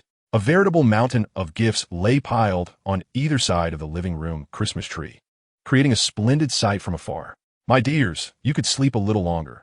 After all, it is a rare holiday. Mrs. Grindelwald, accustomed to early morning, busily prepared breakfast in the kitchen, her apron tied securely around her waist. Albert caught a whiff of butter and steak wafting through the air. Unlike other elite families or noble households, the Albert family did not employ servants. They preferred to relish the intimate and loving daily interactions among family members, cherishing their uninterrupted privacy. Little Gwen could hardly wait to see her gifts. As Albert passed through the living room, he casually retrieved a warmed bottle of milk from the heater on the shelf. This was a new product from his father's appliance company, designed to provide food-warming services for elite families. Due to its popularity, it had even become a bestseller last year. Yet, in Albert's eyes, the device seemed somewhat ostentatious. Although it appeared powerful, the actual heating efficiency was limited to below 15% due to safety restrictions, a detail that most affluent individuals tended to overlook. Are those gifts for Little Gwen on the right, Mother? Albert inquired, noting the adorable tags and ribbons adorning the parcels. He received an affirmative reply from Mrs. Grindelwald almost immediately. Yes, they're all sorted for you. Thank you, Mama, Little Gwen exclaimed, joyfully raising her tiny arms and spinning around the mound of presents. As anticipated, the majority of the gifts contained an array of chocolates and candies, boasting a bewildering variety of flavors. However, she seemed blissfully unaware of this, contentedly seated on the floor, unwrapping her treasures. In contrast to Little Gwen's haul, Albert's gifts were more numerous and diverse. Aside from a small selection of sweets, most comprised rare books on magic. The entire Hogwarts community was aware of Albert's insatiable thirst for knowledge, and thus these gifts were well suited to his interests. What is this, Al? Little Gwen noticed Albert occasionally setting aside letters adorned with hearts, stretching on her tiptoes to peer closer, only to have Albert gently but firmly place them further away on the floor by the scruff of her collar. You'll understand when you're older. Evidently, the brilliance of Ravenclaw still possesses a certain allure. Leonard, descending the stairs, chanced upon the letters scattered at his son's feet and remarked, half in jest, half in nostalgia. Just like in the past, even at Hogwarts, you still attract the attention of girls, reminiscent of my own youthful charm. Are you not aware of your own shortcomings from your younger days? Mrs. Grindelwald, a witness of those times, poked her head out from the kitchen, mercilessly exposing the truth with a scoff. Do not feed Albert with fantasies that do not exist. Leonard glared, yet he could not muster the courage to continue the charade. Disheartened, he sank onto the living room sofa and perused the day's newspaper. Albert had deliberately saved the gifts from several friends for last. The largest package was a wooden crate sent by Rommel, nearly the size of a suitcase, heavy to the touch, leaving one to wonder what mode of transportation had been employed. Certainly, it could not have been an owl. Upon opening the crate, he found countless bottles filled with peculiar materials, and nestled at the bottom was a black notebook that appeared to be a manuscript. Blinking in surprise, Albert confirmed it was not the diary of Tom Riddle from the original story. He waved his wand, using a levitation charm to extract the notebook. His wand had not been imbued with any tracking charm, allowing him to cast spells freely even outside Hogwarts. The Grindelwald family abhorred being bound by rules, especially those established by a cadre of fools. The notebook, seemingly animated, revealed pages filled with various illustrations, formulas, and copious notes. At that moment, Albert noticed a note tucked away in the corner of the crate. To stave off boredom, I prepared some conventional potion ingredients, along with my father's school notes. Though merely a photocopy, I trust you in mind. Wishing you a delightful holiday, Romilly Axley. This fellow truly understands me. A slight smile gracing Albert's lips. Rommel's gift was indeed to his liking. He resolved to reciprocate with something even better for the next Christmas. This year, he had opted for a more lackadaisical approach, gifting a custom set of mechanical watches to a few close friends. An elder in the family had recently acquired a workshop, utilizing industrial modules directly from his father's assembly line, yielding high efficiency and output. Thus, he had casually requested a dozen sets from his uncle to distribute among his friends. Soon, it was time for Pava's gift. As expected, it was an entire collection of ancient texts concerning demons and infernal culture. Although the book covers appeared quite antiquated, the pages within were as pristine as if they had never been opened. It was likely that Pava had unearthed these from her family's library under normal circumstances. She would not delve into books unrelated to her studies, adhering strictly to a utilitarian approach to learning.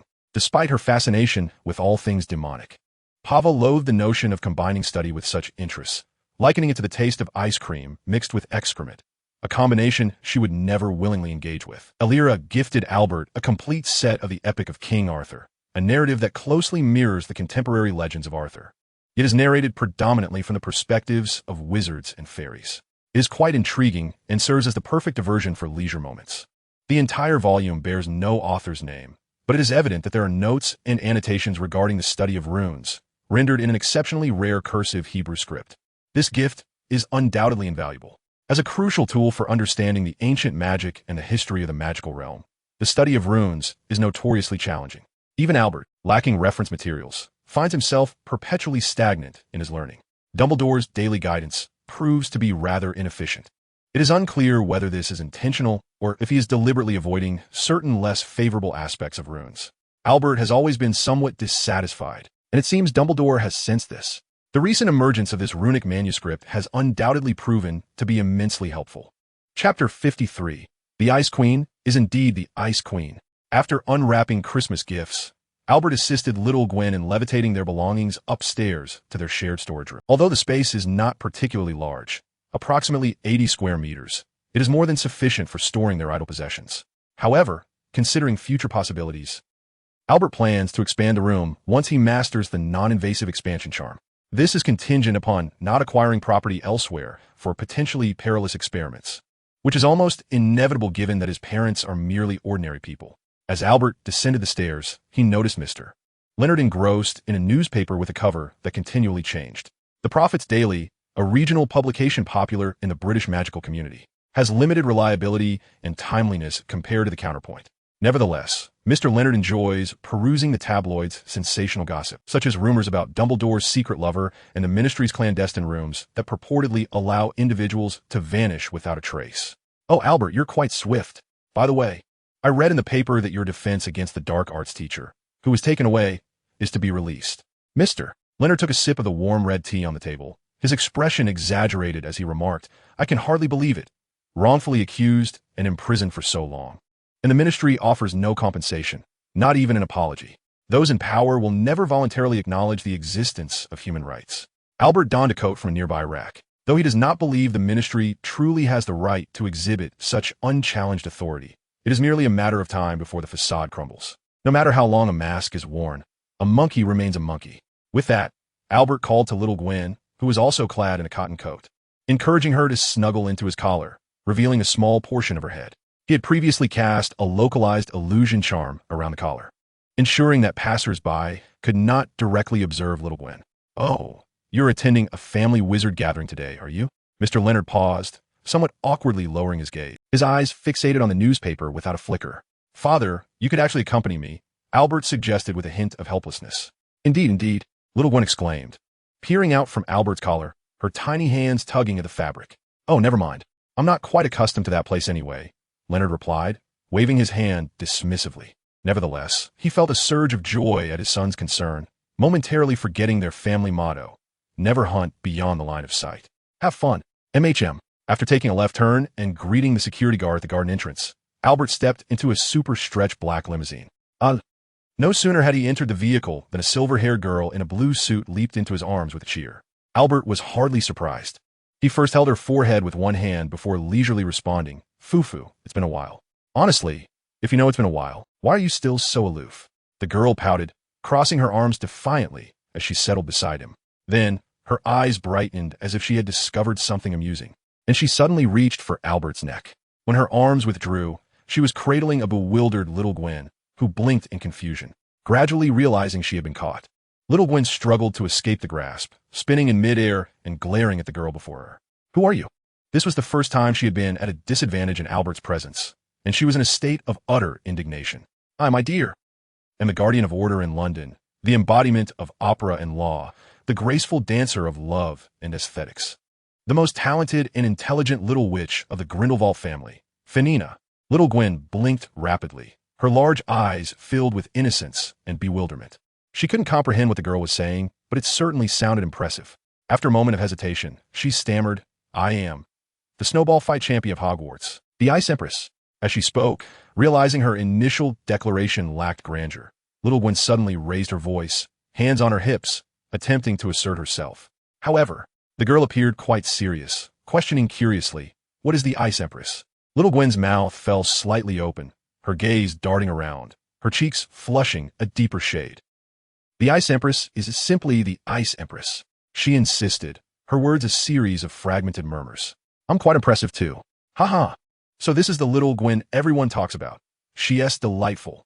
Fanina Grindelwald laughed heartily, giving Albert a hearty pat on the back. Just then, the limousine began to move. Albert cast a glance at his cousin, who was 2 years his junior, shaking his head in resignation. "I heard Uncle Gawert mention that you visited Beauxbatons in the Pyrenees earlier this year. Are you planning to attend school there the year after next?" The Beauxbatons Academy of Magic is one of the 3 esteemed magical institutions, alongside Hogwarts and Durmstrang, nestled within a hidden mountain range in the southern region of France. Unlike the grandeur of Hogwarts Castle, Beauxbatons exudes a more courtyard-like ambience. Its picturesque surroundings make it a favored choice among young witches. The atmosphere is delightful, and Madame Maxime is exceedingly amiable. Although my linguistic prowess does not rival your impressive mastery of numerous languages, I have managed to learn French quite well. Fanina, with her hands propped against a velvety cushion, swung her legs encased in round-toed shoes playfully in the air. Had I not awakened to my magical abilities, or had I chosen to attend Beauxbatons, I would undoubtedly have enrolled there. Upon hearing this, Albert furrowed his brow, reminding her of their individual paths. I'm not listening," Fanina exclaimed, covering her ears with her hands and shaking her head vigorously to drown out Albert's voice. Albert shrugged, opting not to pursue the matter further. A quarter of an hour later, the car came to a gentle halt. The elderly driver opened the rear door. "Master Albert, Miss Fanina, we have arrived." "Thank you for your efforts, Walter," Albert replied as he and Fanina exited the vehicle, revealing an expansive European garden with its grand gates flung open. At the end of a broad tree-lined avenue stood a 4-story villa, where few figures could be discerned at the entrance. "Everyone is here. Let us proceed," Albert murmured, leading the way towards the villa. Chapter 54. Yet this matter has nothing to do with the monkey. It has been a while since I last saw Foo-foo. Has she grown even more beautiful? Just as they approached the staircase, a silver-haired lady with a long ponytail, clad in a white suit, cheerfully greeted them. She was Fanina's mother and Albert's aunt, Artemis Grindelwald, who runs a prestigious law firm in London, with business reportedly extending into Asia. "Well, her personality remains unchanged," Albert nodded. "Hey," Fanina playfully stuck out her tongue, choosing to disregard the latter comment. "Let us head inside. Otherwise, the old man will start urging us again." A tall, slender middle-aged man with short stubble glanced back, and then jovially patted Albert on the shoulder. "Congratulations, Albert. I apologize for having concealed this from you for so long." "It's all right, I understand," Albert replied. The man, Albert's youngest uncle, Cicero Grindelwald, though nearing 40, still embraced the noble bachelor lifestyle he proudly claimed. Albert had always been curious about his profession, and upon reflection, it likely had deep ties to the magical realm, explaining his years of ambiguity. "Ha! You still seem far too mature for your age. Did you have fun at Hogwarts? Did you venture into the Forbidden Forest?" Before Albert could respond, a tall figure behind Cicero cleared his throat. This man stood nearly 6 feet 3 inches tall, appeared to be around 50, and bore a significant scar across his right eye, stretching from the pale iris to the opposite cheek. Gellert Grindelwald, the eldest uncle of Albert, had long been suspected by him to be a figure of the magical realm. It was no mystery. At every family gathering, peculiar lights would emanate from him as he departed. In the past, Albert was perplexed, but now he surmised that these phenomena were likely due to an overflow of magic. Though he remained unaware of the enchanted artifact his uncle might be carrying or any peculiar spells he might be employing. A group of individuals entered the villa, the heavy door behind them closing slowly without a whisper of wind. The courtyard gate, too, had mysteriously shut. The seasoned driver maneuvered the car away with deliberate ease. After his departure, a gust of wind swept across the desolate street, sending the accumulated snow swirling into the air. As the frost-laden snow settled, 5 figures cloaked in black robes stood outside the main gate, their features obscured. The Grindelwalds had entered. The foremost among them grasped a ghostly green lantern, seemingly engaged in a distant conversation. The entrance was fortified by an unbreakable vow, likely modified to ensure that any outsider would be redirected to an unknown location. An ambush on the road? The elderly driver was among the most formidable of that ancient cadre of saints, and the car was inscribed with enchantments for relocation. Don't need to spell out, old-timers. The meager sum you provided is hardly sufficient for my life. Suddenly, it seemed that the individual on the other end of the communication uttered something, causing the leader in black to fall silent. After considerable pause, he resumed, "Should you dare to deceive me, I will pursue you to Greenland and ensure your demise." And thus it was. "Oh, dear Albert, how does it feel to attend your first family wizarding gathering?" jested Campbell Grindelwald, the current head of the Grindelwald family and Albert's grandfather, directing his attention toward his grandson, seated at the corner of the grand round table. Not much had changed, except that the number of wizards in the household was far fewer than he had anticipated. Albert cast his gaze from left to right, surveying 5 family members. Though the Grindelwald clan was not vast, its lineage was significantly more robust than the current count suggested. The Grindelwald bloodline, for various reasons, exhibited an explosive manifestation of magical ability in certain family members. Today, Campbell was notably clad in an elegant, classic suit, a silver-rimmed monocle perched upon his nose. The price of this lineage, however, was that many family members remained mute, devoid of even the most basic magical prowess, much like your father, Leonard. Yet, this was not necessarily a detriment. At times, an abundance of choices could lead to indecision. Given the advancements in contemporary technology, investing excessive time and energy into the magical realm seemed particularly devoid of essential significance.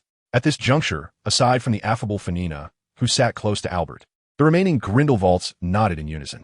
Even the sole family member engaged in the magical profession, Cicero Grindelwald, concurred that this era no longer belonged to wizards, or rather, to magic itself. Can magic facilitate a journey to the moon? Ultimately, Albert, I am quite intrigued by your perspective on magic. Uncle Gellert Grindelwald suddenly turned to Albert, his expression grave. He had always been one to rarely smile, a sentiment echoed by Fanina, who remarked that Uncle Gellert and his smile were akin to 2 non-intersecting parallel lines, extending infinitely into the cosmos. Albert lowered his head, contemplating earnestly. "Do you not find magic to be truly wondrous?" Uncle Cicero Grindelwald interjected unexpectedly. Uncle Gellert cast a glance in his direction, but Cicero merely averted his gaze, feigning ignorance. It seemed they harbored differing opinions on certain matters. Well then, Albert regarded Uncle Cicero with curiosity. Is mathematics and physics not equally marvelous? The crux of the matter lies in when and where. Moreover, it is unlikely that such a future would be one desired by wizards. Aunt Artemis Grindelwald, Fanina's mother, clasped her hands atop the round table, her tone laced with a hint of mockery. When monkeys first appeared on Earth, fleeing from dinosaurs and other large mammals, they could hardly have envisioned one day becoming the rulers of the world. Furthermore, it is difficult to imagine that when Polish cavalry charged en masse towards tanks, they had the audacity to proclaim no. The advent of science and technology has transformed countless aspects, whether in the balance of power or in humanity's understanding of self and the universe. Albert shook his head, resolutely stating, ultimately, the future's direction hinges solely on which side holds the advantage. Yet, this matter itself bears no relation to monkeys. Chapter 55. The recovery of magical energy. Albert's state of full power. One audacious statement. Artemis lay sprawled across the round table, her gloved hands forcefully striking the surface. But I find it delightful. Artemis ceased her laughter, slowly propping herself up, and gazed at those present. Our esteemed Uncle Gellert, despite his ability to enchant numerous wizards with flowery rhetoric, cannot deny the overarching structure of the world itself. The truth is, He is not even the most robust among wizards. He was forsaken even by the old wand meticulously prepared by the family. The supremacy of wizards is indeed foolish. A significant portion of our family is mute. Enough. This is not the time for your emotional outburst, Gellert said in a low voice. Well, there is nothing wrong with that. At least I also concur with Albert's viewpoint. Campbell remained cheerfully seated at the head of the table, seemingly unconcerned by his daughter's vehement remarks. However, you should understand why we have gathered here today, and why we are engaging in such a serious discourse, Albert. That is the symbol of the Grindelwald family's power, typically safeguarded in the family vault. Growing up, this is only the second time Albert has seen this pocket watch in a public setting. The first was shortly after his birth. His memory has always been quite remarkable. See, I told you, among the second generation of our family, collectively, they may not even match Albert's intellect. Campbell, with a blend of pride and satisfaction, mocked his children. Oh, come now, wasn't this already known? With an exaggerated expression, Cicero raised his hands in a mock surrender, declaring, regardless of whether Albert can become a wizard, I wholeheartedly support him as the next clan leader. Seconded, Artemis lazily raised her hand. Me too, me too. Fanina chimed in, playfully waving as if she were an outsider. What about you? Campbell turned to his silent eldest son. I merely wish to confirm Albert's intentions. I harbor no doubts regarding his abilities. Gwat maintained an excessively rigid posture, his angular face reflecting solemnity and silence. Yet, one must ponder whether this is the right moment. Those lurking figures at the doorway. You should be more aware than I of whom they are here for. A pale light began to emanate from Gwat's right eye, eerily revolving 180 degrees to reveal a surface adorned with electronic patterns. Simultaneously, the cameras within a 10-kilometer radius of their villa began to operate autonomously. From various locations, nearly 20 figures cloaked in black were transmitted via radio, amalgamating into Gwat's electronic prosthetic eye. Gwat Grindelwald, president of the multinational security group Iron Fortress, also served as the chief security advisor to the British cabinet, overseeing surveillance and security installations in key cities, including London. Some matters are inevitable. Campbell shook his head, pulled out a chair, and stood up, slowly approaching Albert. Albert, you can handle this, right? As he spoke, Campbell handed the pocket watch to Albert. I'm too old to endure any more shocks and turmoil. Initially, Campbell had intended to wait until Albert graduated from Hogwarts to do this. But the lurking enemies seemed to have grown impatient, and his grandson's advancements in magic were far swifter than he had anticipated. Setting aside the so-called barrier spell, the most immediate evidence was when a certain detection spell was passively triggered upon encountering Albert at the train station. It was a warning that activated only in the presence of beings capable of posing a lethal threat. Absurd, yet upon rational reflection, it didn't seem so far-fetched. Thus, all that remained were feelings of profound astonishment and the elderly man's urgent desire to relinquish his burdens. He had long wished to step away from the role of clan leader, with a plethora of tasks and research projects awaiting him in the laboratory. He should have been enjoying the grand tapestry of the microscopic world, were it not for that arrogant elder brother who had secluded himself in the castle for half a century. However, one must admit that the prospect of succession is indeed a delightful sensation. I can give it a try, Albert said, taking the pocket watch and placing it in the pocket of his chest, sensing it might possess some sort of automatically triggered enchantment. The highest grade of the perpetual ironclad curse, which automatically triggers upon being attacked, along with the ancient magic of temporal reversal, possesses the capability to instantly reverse time should the bearer find themselves in a critically injured state. However, the usage of this last spell is limited to merely 2 more instances, so please take heed. Is it truly necessary to involve Albert? After all, he is still just a child, Artemis lamented, due to Uncle Gellert's influence. The family's reputation and credibility within the magical community have diminished to a level even lower than that of the Death Eater's leader, making the attack on him a perfectly suitable excuse for retaliation and reckoning, explained Gellert on behalf of his father. Considering his father's advanced age, employing Albert, who possesses such abilities, could prove advantageous for public perception, as his youth would serve as a favorable point. It is not unjust to say that Albert's formidable talent is the very reason they are so eager to act. At an unexpected moment, Cisse produced 2 silver-handled pistols from his pocket, methodically loading bullets inscribed with intricate runes into the chambers. Let Albert go, with that pocket watch in his possession. He should manage adequately, and it will serve as a trial of courage. Once we withstand the initial wave of attacks, we will be free to engage without reservations. At this juncture, excluding Fanina, all present members of the Grindelwald family narrowed their eyes in unison, a dangerous crimson glow flickering within. An immense surge of magical energy coalesced above the conference room. causing the previously steady lights to flicker ominously. To everyone's surprise, Albert, after patiently listening, merely shook his head calmly. "There is no need. I can handle this." He softly addressed Little Gwen at his collar, saying, "Gwen, go back and take a rest. I need to devote my full strength to the tasks ahead." "Oh, very well," Little Gwen obediently nodded, her form dissolving into a stream of ethereal blue magic that merged into Albert's being. Suddenly, Campbell stood up, adjusting his glasses that were flashing with alarm, his expression one of shock. The others mirrored this astonishment, turning to observe Albert, who had raised his head, his silver hair billowing as if caught in an unseen wind. In that moment, the magical energy within him surged dramatically, reaching a level of considerable intensity. There's one thing that many are unaware of. To sustain the daily functioning of his guardian, Little Gwen, Albert consistently needs to allocate nearly 2/3 of his magical energy. In other words, his typical capacity is merely 1/3 of his normal state. The wiring at the top of the conference hall could no longer withstand the pressure of the magic, plunging the room into darkness. Then, from the shadows, Uncle Gellert tossed a radar-like disc device to Albert. This device contained the real-time locations of all assailants. Albert nodded in acknowledgement, silently pushing open the grand door behind him. As Albert stepped out of the villa, a device reminiscent of a stopwatch began whirring rapidly on a table somewhere in London. A record, featuring inked text, began to rapidly emerge along a strip of white paper. At 10:35 a.m., 215 seconds, the target, Masterpiece Albert Grindelwald, arrived at the outer gate. At 10:35 a.m., from 135 seconds to 275 seconds, a total of 7 dark wizard assassins teleported within a 3-meter radius of their target. At 10:35 a.m., at 470 seconds, a group curse was unleashed. At 10:35 a.m., at 673 seconds, an unknown spell was activated. At 10:35 a.m., at 29 seconds, the group of assassins was utterly annihilated. Chapter 56. Incomprehensible, Unrivaled.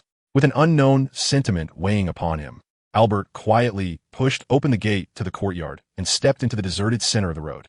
Although it was quite normal for a private road within a villa area to be this quiet, the open side door of the distant security booth rendered everything less than ordinary. How tranquil it is, Albert mused silently. Almost in the next instant, 7 figures cloaked in black robes appeared around him, as if they had teleported, their presence still shrouded by the residual distortion of their apparition. Wisps of eerie green light gradually coalesced beneath the dark cloaks, swallowing the view. Avada Kedavra is such a dull curse, Albert thought, not bothering to observe his surroundings as he slowly opened his palm. Sweet Dirtide, he intoned, summoning a bizarre and colossal twisting force centered on himself, which began to rotate counterclockwise, distorting the incoming killing curses and the assassins alike, lifting them into the air. At that moment, the assassins spun uncontrollably above Albert, akin to toys caught in a washing machine, their own curses merging with their chaotic dance to form a faint, twisted ring of green and black. Albert had no desire to relish this absurd spectacle. With a firm grip of his fingers, he forcefully waved downward. The barrier spell was fully activated, and a vast, invisible rectangular prism slowly took shape above, deliberately leaving a cylindrical hollow at its center. An identical twisting force acted upon the prism, causing it to spin rapidly while accelerating downward. Barrier spell collapse.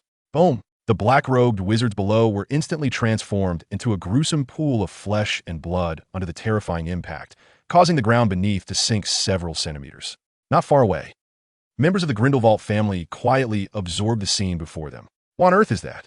Cisse exclaimed, biting his finger, feeling that everything was somewhat surreal. "What is it? Let me see," Fanina shouted, eager to step outside, only to be firmly restrained by her mother, struggling to catch a glimpse of the unfolding drama. "Is that Albert's original spell? I recall it being the barrier spell," thought Gaworth, whose special magical I clearly observed the entire process, feeling a surge of profound emotion. It is not merely a boundary spell. There exists another incantation capable of generating directional torsion. Campbell, stroking his beard, pondered aloud. "I was utterly mistaken in comparing him to Gellert. Is he truly a genius wizard? Our family has produced a Merlin." As he spoke, Albert glanced at the positioning device in his hand and once again invoked his self-created spell, Whirlwind Reversal. Under the influence of the formidable, twisting force, he was propelled into the sky and, with the assistance of the new Whirlwind Reversal spell, realigned his trajectory, soaring straight towards a corner of the city. Through the use of Whirlwind Reversal, Albert had attained a degree of autonomy in generating and manipulating directional torsion, enabling accelerated movement in any space. In a sense, it bore resemblance to flight magic, yet fundamentally, they were two entirely distinct entities. In a tranquil cafe on the streets of London, a tall man clad in a black fleece shirt observed the slowly halting timer before him. Collecting the paper beneath it, he cast a glance and, following a derisive snicker, crumpled the note into a ball and tossed it into the adjacent trash bin. "Boss, we've lost all contact with that end," a bald man wearing a knitted cap announced as he pushed open the cafe door, nearly colliding with a waitress exiting at that moment. After hurriedly apologizing, he strode over to the tall man's side. Resting against the back of the chair behind him was an ancient black robe and an old-fashioned lantern emitting a ghostly green glow. "I had anticipated the greatest obstacle would be the older generation," the man lamented, leaning back against the chair while swaying his body, counting off on his fingers. "Black Tower. Gellert Grindelwald, Witch Hunter, Cisse Grindelwald, Nightmare, Artemis Grindelwald, and that great rupture, Campbell Grindelwald. I had diligently researched them all. Yet now I am informed that the little imp who just entered his first year at Hogwarts, Albert Grindelwald, is the most formidable of them all. The one responsible for intelligence must be Waddy Hope, correct? After this job concludes, I shall have his entire family slaughtered. This is not the moment to be preoccupied with such matters, Gerinth." The bald man, unable to contain himself, spoke the man's true name. "There is something amiss with that Grindelwald child. We must depart immediately. By the way, Maxie, did you not encounter the illustrious Grindelwald in his prime? Is he even more powerful?" Gerinth inquired, casting a playful glance at the bald man. "Different, entirely different." Maxie occasionally turned to glance at the door behind him, his palms trembling involuntarily against the table. Gellert Grindelwald's magical prowess undoubtedly surpassed that of the masterpiece, yet it was a strength I could comprehend. As for the masterpiece, Albert Grindelwald, both his spells and his very existence elude my understanding. That group of dark wizards was reduced to mere fragments by an unseen force. Can you envision such a scene? Very well, you find somewhere to sit. Running out now would be tantamount to seeking death. Goulant let out a soft click of his tongue, his broad hand forcefully guiding his partner to a chair beside him. The entirety of London was under the watchful eyes of Grindelwald's network, a product of technology, yet did you expect an uneducated dark wizard like me to discern these? Noticing Maxie's intent to correct him, Goulant waved his hand impatiently, relieved that this place lacked those bothersome eyes, granting this poor soul a moment's respite. Maxie paused momentarily, his expression soon contorting into one of deep concern. "We must withdraw from this commission. That is out of the question, at least not this time." Goulant finished his coffee in one swift motion, his tone gradually darkening. That ancient council promised to reveal the identity of the man who took Angelica away. Even if half of them were to perish from the blood curse, they were genuinely terrified of that child growing up. He has already grown, and he is a monster. Maxie sighed, knowing he could not sway him, muttering quietly to himself, "Monsters can be dealt with. As long as they are human, there will always be weaknesses." Goulant rubbed his stiff face and retrieved a pocket watch from his garment, his expression inexplicably softening. At the bottom of the watch lay a photograph of a young woman, one hand intertwined with a youthful Goulant, both faces alight with joy. "In any case, before we take action, let us first allow those fools to exhaust them. The lives of a multitude of dark wizards should yield some effect."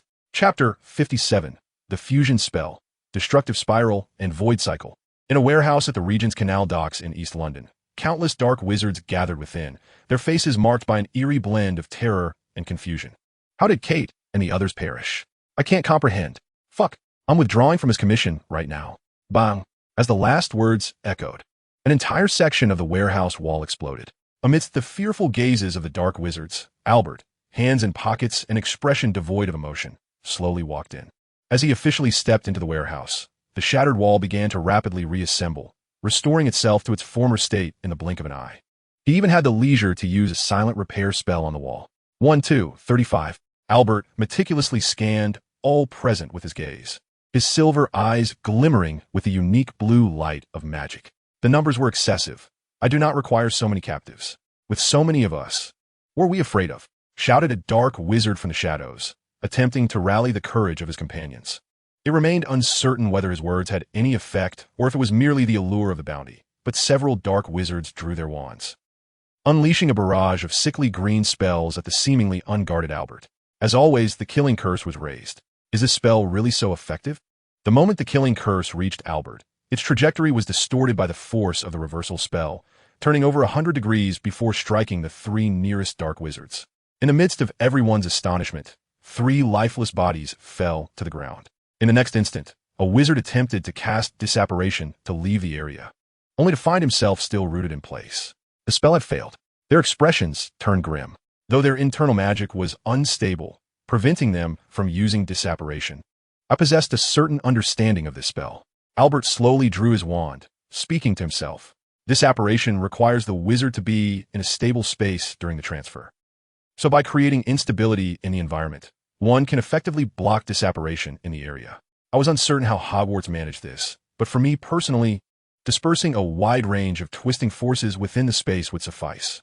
No matter how minute, it would indeed take effect. I was prepared to confront this creature. In the blink of an eye, another dark wizard brandished his wand to attack.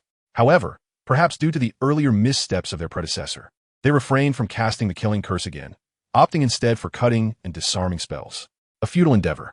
Albert did not even bother to dodge, allowing the curses to approach within half a meter before they were deflected by the overwhelming twisting forces surrounding him, crashing into other areas of the warehouse. Slowly raising his wand, Albert pointed it before him.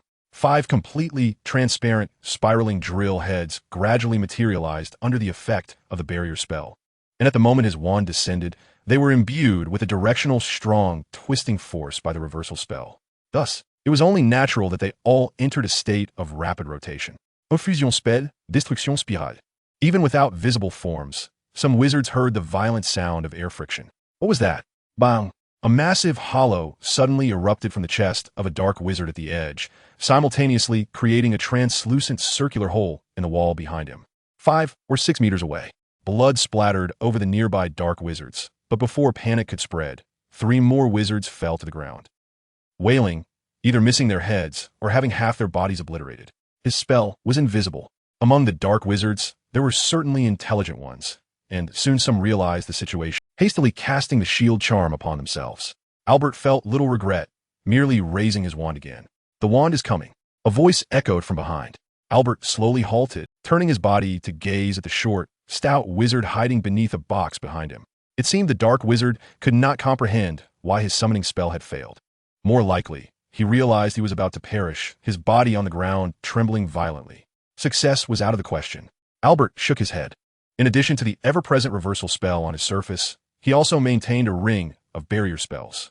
As previously elucidated, within the enclosed space formed by the barrier spell, he remains impervious to any external influences, whether they be restrictions or directional incantations. The ground melted away, transforming into a circle of hemp rope that ensnared the stout wizard tightly. Despite this, the expression on the wizard's face was one of profound relief, as though he had narrowly escaped a calamity. Although captured, he was spared from death. The reason Albert chose not to slay him was rather straightforward. This individual possessed a semblance of intellect, and his demeanor suggested a lack of audacity, which meant he could be coerced or enticed. Moving forward, it sufficed to leave 2 or 3 alive for the purpose of comparing testimonies through the prisoner's dilemma. The rest would be dealt with accordingly. Not a trace left behind.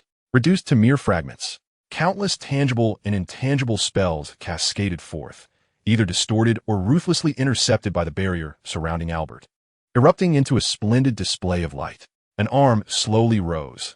Albert placed his palm within the diminutive opening of the barrier above his head, allowing the invisible shield to revolve at his will, morphing into a massive wheel with a radius of 1.5 meters. The edges, undetectable to the eye, were as sharp as a blade. The area remained relatively spacious. In hushed whispers, a potent force of rotation was bestowed upon the unseen wheel, accelerating it to a velocity akin to that of an industrial saw in an instant. Without uttering a word, Albert swung his arm forward, the invisible wheel howling as it shot forth. Fusion spell, ether wheel. 2 individuals remained, only to have their legs severed by the ether wheel. Though their condition was dire, they were, at least for the moment, spared from death. At this juncture, aside from Albert, not a single person was left standing. Was someone missing? Albert squinted. From the air behind him, a distorted figure suddenly transitioned from the ethereal to the corporeal. Shadow shift. This individual had managed to momentarily overcome the distortive force Albert had spread throughout the warehouse, successfully executing a shadow shift. It can only be said that among the dark wizards, there are still those of considerable prowess. Monster perish. The last dark wizard bellowed, brandishing his wand as if it were a dagger aimed at Albert's back. At the tip of the wand glowed a sinister emerald light imbued with murderous intent. The dark wizard's body, along with the wand, was instantaneously cleaved in twain. As the blood within him surged forth, it was propelled backward by the influence of the distorting force, painting the wall 3 meters away in a crimson hue. Chapter 58. The efficacy of the TNT spell. In less than a minute, only 3 of the 15 dark wizards remain alive. This horrifying tableau plunged the remaining trio into a profound state of terror, instinctively covering their mouths in dread. Even the 2 wizards with severed legs were on the verge of unconsciousness from the pain. "No, please don't kill me." As Albert approached, the stout wizard, ensnared by the ropes, instinctively rolled backward, emitting a wail akin to that of a slaughtered pig. "It seems you are not yet prepared to face interrogation." Albert paused momentarily, surprisingly shifting his focus to the 2 dark wizards with severed legs. At this moment, they had all employed blood-stopping spells to momentarily halt the bleeding, their faces ashen as they gazed at Albert. "Let us begin with you," Albert declared as he approached a dark wizard, brandishing his wand. It was unclear what incantation he uttered, but soon the 2 engaged in conversation. Even a nearby dark wizard, merely 2 meters away, could not discern their exchange. Midway through their conversation, Albert abruptly shook his head. Then, amidst the terrified gazes of the stout wizard and the one with a severed leg, the wizard conversing with Albert's body erupted violently. Flesh and blood erupted outward, yet they halted mere inches away, forming a rectangular silhouette approximately 2 meters high and 1 meter wide. "My mind-reading abilities are commendable. You should not deceive me," Albert remarked, gesturing as if opening a door to the void before turning his attention to another dark wizard. Instinctively, the latter attempted to retreat, but as Albert extended a hand, an invisible force tugged him down to the ground at Albert's feet.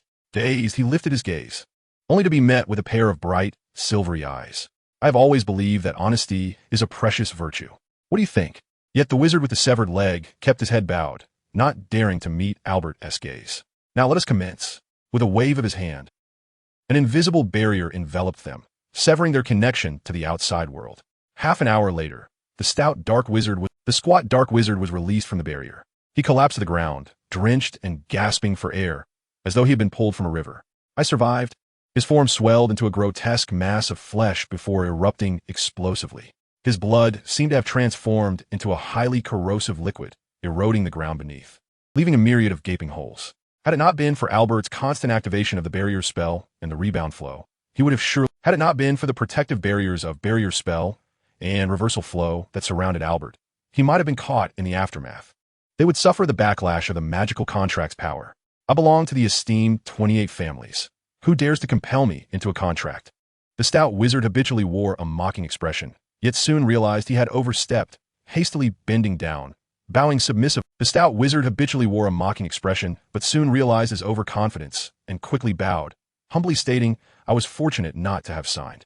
A series of lights illuminated on the metal box, and a cacophony of electronic sounds filled Albert's ears. It was unmistakably that of his Uncle Gwirt. "Have you concluded your business?" "Yes, I will." Albert nodded thoughtfully, first casting a glance at the short, portly wizard who was bowing and scraping beside him. Before continuing, "I have discerned the identity of the client. The principal figures orchestrating this scheme are Sparkowski from Poland." First casting a glance at the short, portly wizard who was bowing and scraping beside him.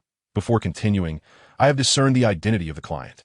The Grindelwald family was no stranger to the employment of assassins. When troubles could be resolved with money, there was little need to wade into murky waters."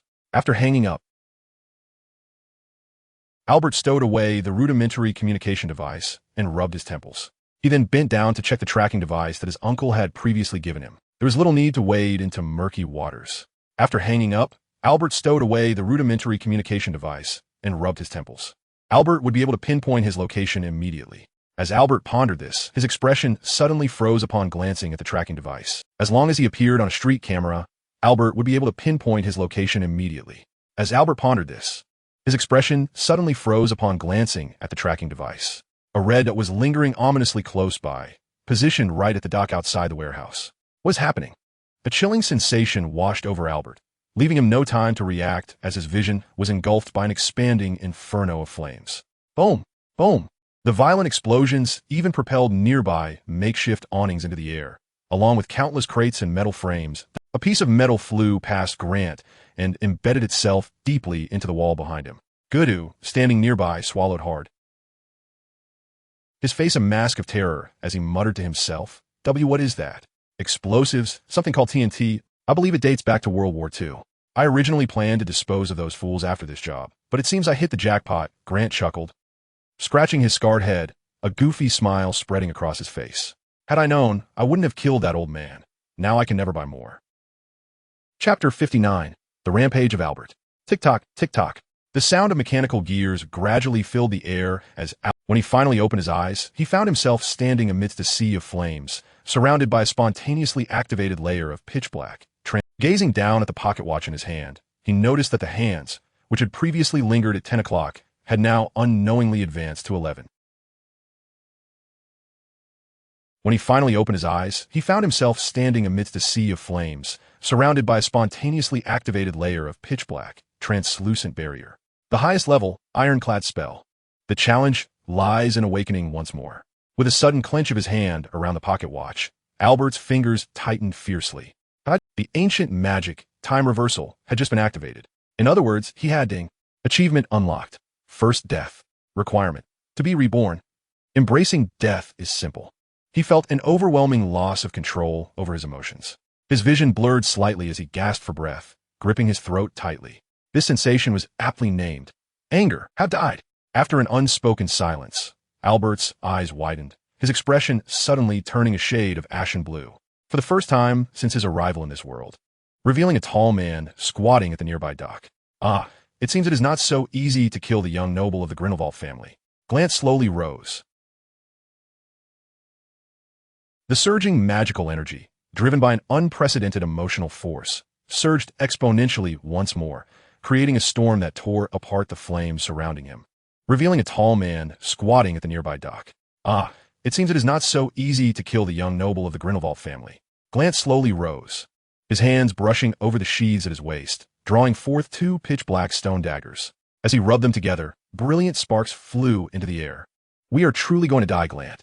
Maxie grimaced as he looked at the silver-haired boy standing in the distance, forcing a bitter smile. No sooner had he spoken than a flash of magical white light enveloped Grant, transforming him into a blur as he lunged forward with near-inhuman speed. Low concede, his stone dagger aimed at Albert's temple. Yet, merely a fingertip away, it was deflected by an invisible barrier, bursting into a dazzling confringo. A massive fireball instantly took shape, roaring towards Albert. I should thank you all, Albert murmured softly, slowly raising his head. Grant appeared beside him in a blur, conjuring a twisting force that completely diverted the fireball overhead, allowing it to plunge into the nearby sea. As a gesture of gratitude for this act, Albert slowly turned his body to face Grant, who was grinning malevolently as he continued to slash at the barrier before him. I will dispatch you, conjuring a twisting force that completely diverted the fireball overhead, allowing it to plunge into the nearby sea. As a gesture of gratitude for this act, Albert slowly turned his body to face Grant, who was grinning malevolently as he continued to slash at the barrier before him. I will dispatch you cleanly and decisively. No sooner had the words left his lips than, with the sound of shattering glass, Grant shattered the invisible barrier, yet he retreated instead of advancing, hastily pulling back. Almost simultaneously, an invisible colossal wheel sped past him, carving a deep semicircular scar into the ground. Fusion spell, Void Wheel. How perilous. What on earth is that? It was indeed fortuitous that he had purchased this pair of magical eyes capable of observing magical as magical energy continuously flowed in. Both the barrier spell. It was indeed fortuitous that he had purchased this pair of magical eyes capable of observing magical energy at a high price 6 months ago. As magical energy continuously flowed in, both the barrier spell and the resurgent spell were activated at maximum capacity. The size and rotation speed of the void wheel visibly expanded. How could it possibly withstand this? Before his companion could finish the incantation of the ironclad spell, Grant seized him by the collar and forcefully employed the shift spell. The truly colossal wheel surged toward the two individuals in the distance, and even before making contact, the fierce wind pressure forced them to squint. Armor. Fool. How could it possibly withstand this? Before his companion could finish the incantation of the ironclad spell, Grant seized him by the collar and forcefully employed the shift spell. The massive wheel barreled across the ground, cleaving their original position and the containers behind them in two. With a whoosh, the two materialized on the opposite side of the dock, and just as Maxie was about to speak, a severed arm plummeted before him with a resounding thud. He's coming again. In the next instant, both of their magical eyes flared with alarm, and through their unique magical sensory perception, the pale blue wheel surged through the rows of containers, accelerating directly toward them. This level of power was nothing short of cheating, Grant cursed, gripping his dagger-shaped wand. He's coming again. In the next instant, both of their magical eyes flared with alarm, and through their unique magical sensory perception, utilizing the distortion force field created by the reversal tide spell, Albert soared to a height of over 10 meters, simultaneously conjuring an invisible platform beneath him. Under the influence of the deceleration spell, began to move at high speed once more. In their current predicament, halting meant certain death. Utilizing the distortion force field created by the reversal tide spell, Albert soared to a height of over 10 meters, simultaneously conjuring an invisible platform beneath him. He gazed down silently, manipulating the colossal wheel as it wreaked havoc, attempting to flush the two dark wizards from their cover behind the containers. The surrounding area had long been afflicted with a widespread distortion force, making it impossible for them to escape via the shadow shift, even after Grant had narrowly maneuvered moments ago, paying the price of a severed arm. The terrifying commotion startled the seagulls at the dock, sending them scattering chaotically into the air. It seemed to be merely a tattered black robe. Almost simultaneously, a seagull that had flown past Albert twisted and transformed into Grant's like Animagus. At last I've caught you. Grant grinned wickedly as he thrust his left-hand dagger against the invisible barrier behind Albert. It seemed to be merely a tattered black robe. Almost simultaneously, a seagull that had flown past Albert twisted and transformed into Grant's likeness in the blink of an eye. Animagus. At last I've caught you. Grant grinned wickedly as he thrust his left-hand dagger against the invisible barrier behind Albert. It then morphed into a scarlet meteor plummeting from the heavens, crashing down to the earth with tremendous force. Chapter 60. Coalescing into the massive head of a wolf with a gaping maw, devouring both Grant and Albert, who had unfolded his barrier in front of him. A subtle luminescence enveloped both individuals, a shimmering aura released by their simultaneous casting of the water-fire immunity charm just before being consumed by flames. Although it could not entirely shield them from the harmful effects of the Fiendfire curse, it still proved to be of some utility. Cursed little imp. The Fiendfire curse cannot extinguish you. Is it any wonder you hail from the Grindelwald lineage? Maxie. Grant incessantly channeled his magical energy into Albert's body, endeavoring to disrupt the flow of magic within him. This first-year brat was indeed a true anomaly, casting without a wand, and one could never afford to be complacent. Yet, fortunately, the end was near. He was never alone. Excluding you, weapon. A brilliant crimson light soared forth, sending the wand, drawn by the force of attraction, hurtling away. Maxie swiftly approached the entangled pair, his wand emanating a deep green glow. Do not blame me, child. With a sigh, Maxie aimed his wand at the defenseless Albert, uttering Avada Kedavra. As the lethal curse prepared to be unleashed with the incantation, Maxie's expression suddenly contorted under Grant's bewildered gaze. Maxie clutched his throat tightly, collapsing to the ground, writhing in torment like a fish on the brink of asphyxiation. Asphyxiation? Grant's magical eye flared with intensity, revealing through a unique magical perspective a pale blue sphere that had inexplicably materialized within Maxie's throat. No, to be more precise. Under Grant's bewildered gaze, Maxie clutched his throat tightly, collapsing to the ground, writhing in torment like a fish on the brink of asphyxiation. Asphyxiation? The barrier sphere lodged in Maxie's trachea accelerated its expansion in an instant, ultimately causing his head to explode. Bang! Maxie's headless corpse crumpled to the ground. It resided in his airway. Maxie flee. Bang! Before Grant could finish his warning, Albert, with an impassive expression, extended his right hand, pointing at Maxie with unwavering grip. He brushed off the dust from his clothing, his silver eyes scanning the distance towards Grant, and he raised his right hand once more. And in that moment of distraction, Albert seized the opportunity to cast a repelling spell, sending Grant flying. Rising slowly from the ground, he brushed off the dust from his clothing, his silver eyes scanning the distance towards Grant, and he raised his right hand once more, only to have them coalesce and expand within us, detonating our minds. Do you? Grant, bloodied and solemn, cast a glance at Max, lamenting that the existence of such monsters was what rendered this world a chaotic mess. Have you finished? Albert tilted his head, revealing little emotion throughout. After the initial rage, only to have them coalesce and expand within us, detonating our minds, do you? Grant, bloodied and solemn, cast a glance at Maxie's corpse nearby, withdrawing a glass vial from the pouch at his waist. Beneath the radiant sunlight, the liquid within glimmered with a divine and resplendent golden hue. Albert squinted slightly. Why did this object seem oddly familiar? Glant, although this is a cursed lineage, should the moment arise when it must be used, do not hesitate. Rather than bear the blood curse, I would prefer to avert your demise.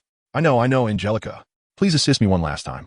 With a weary sigh, Glant, too fatigued to uncork the vial, thrust the entire test tube into his mouth, crushing it with a sharp crunch before swallowing. The scalding, rather than bear the blood curse, I would prefer to avert your demise. I know, Angelica. Please assist me one last time. With a weary sigh, Goulant. Perhaps it was merely an illusion, but his hair seemed to have taken on a reddish tint, as if steeped in blood. The blood of a marvelous creature. A unique potion. The possibilities of alchemical reagents were vast. Albert calmly assessed the unfolding situation, undeterred. He waved his wand repeatedly, but first and foremost, perhaps it was merely an illusion, but his hair seemed to have taken on a reddish tint, as if steeped in blood. The blood of a marvelous creature. A unique potion. The possibilities of alchemical reagents were vast. Albert calmly assessed the unfolding situation, undeterred. He waved his wand repeatedly, but first and foremost, he aimed to ensure your demise.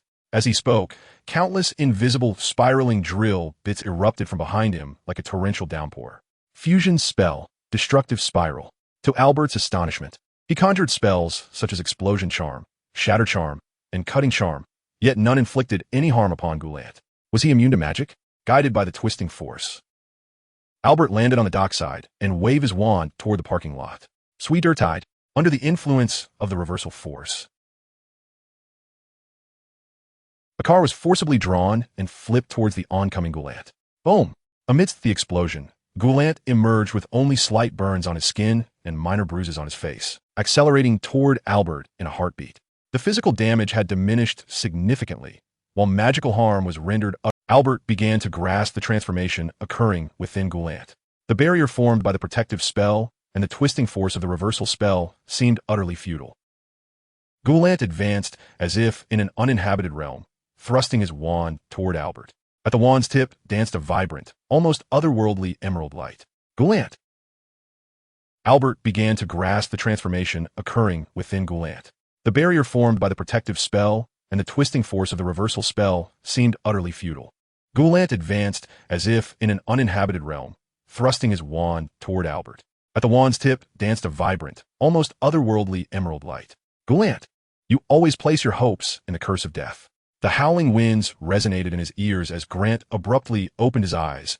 Surrounding him was an endless expanse of sky, with the sun's descent casting a dazzling glow on the horizon.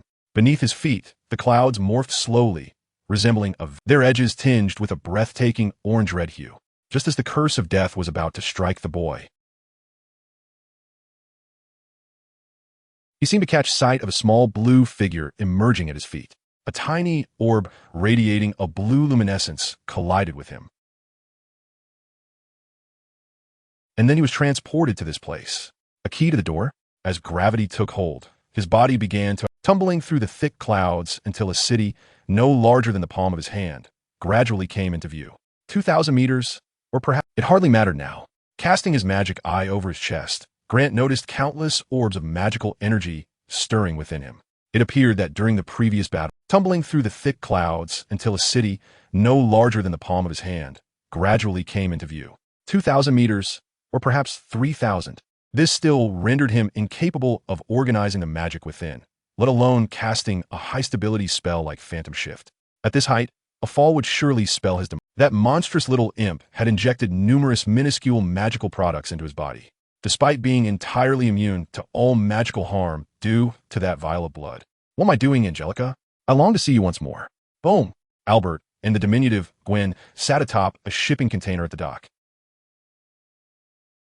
With this thought, Grant sighed deeply, forcing himself to raise his head against the tumultuous winds, gazing at the blood-red sky tainted by the setting sun. Truly, what am I doing, Angelica? I long to see you once more. Boom! Albert and the diminutive Gwen sat atop a shipping container at the dock. Although I had mentioned relocating the coordinates of your creation to a higher altitude, this is rather excessive. As Albert's guardian, The two could communicate through telepathy, regardless of distance. Furthermore, Little Gwen could instantaneously teleport by disassembling her form and reassembling it beside Albert.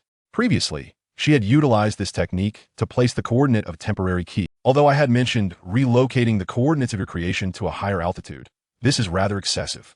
As Albert's guardian, the two could communicate through telepathy, regardless of distance, unaffected by gravity or wind pressure. Enough boasting. Albert ruffled Little Gwen's hair, exhaling in resignation. But thanks to you, I've been spared an unnecessary battle.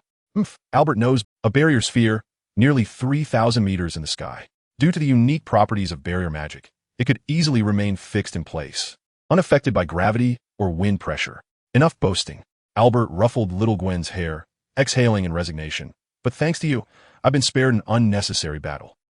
Albert knows best. Gwen is the greatest.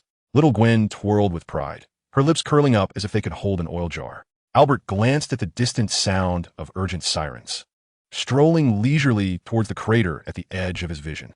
Today had already been exhausting. Any remaining troubles could wait until tomorrow. Chapter 61.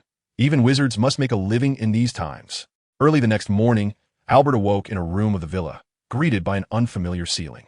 According to the unwritten rules of the magical world, one must never strike against non-wizard members of rival families. A principle that had delayed Albert's encounter with danger until after the family gathering had concluded. Even those forces, especially since Gwen is still too young. Very well then, Albus is right. I shall reluctantly take on the role. Hogwarts was on break for 3 days.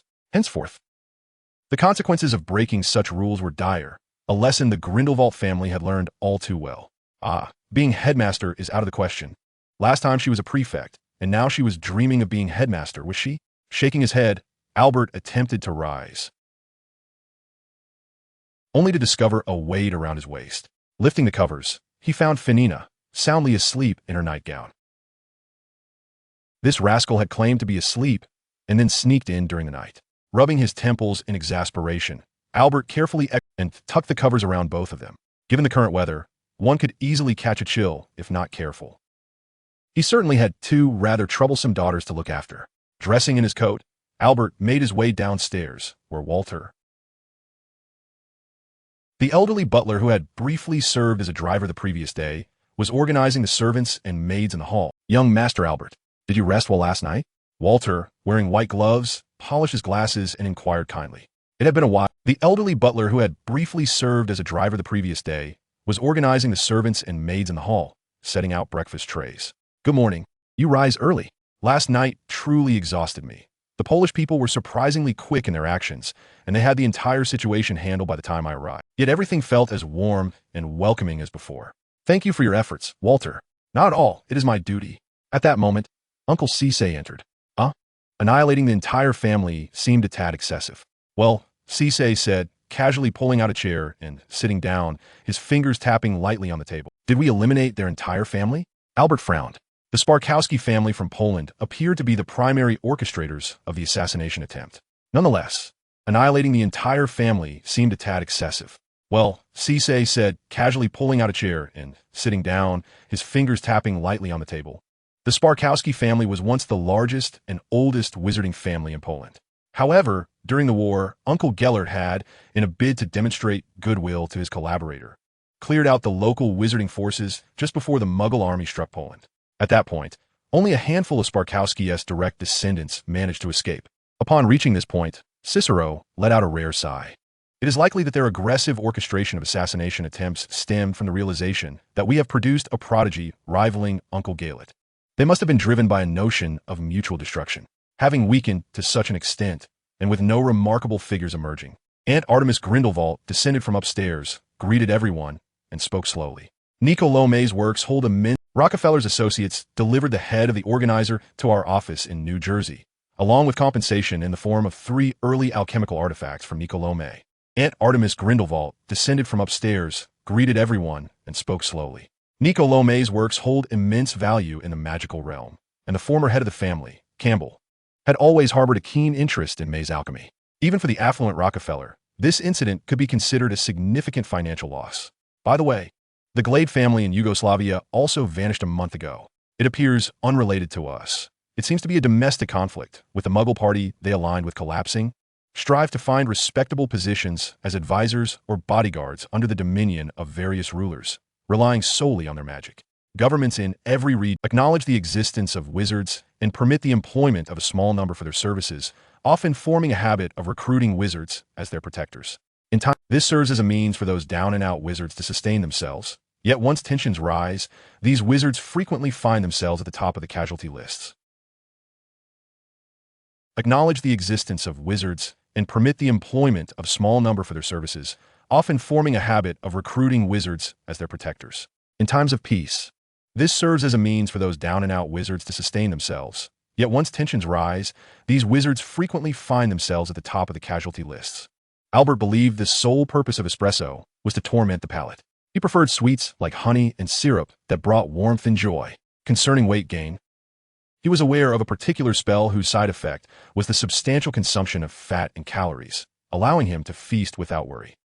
Alira and Pava were both intrigued by this spell, with Pava employing the classic "this is a once-in-a-lifetime request" tactic. Did Fufu sneak in your bed again last night, Albert? He was aware of a particular spell whose side effect was the substantial consumption of fat and calories, allowing him to feast without worry.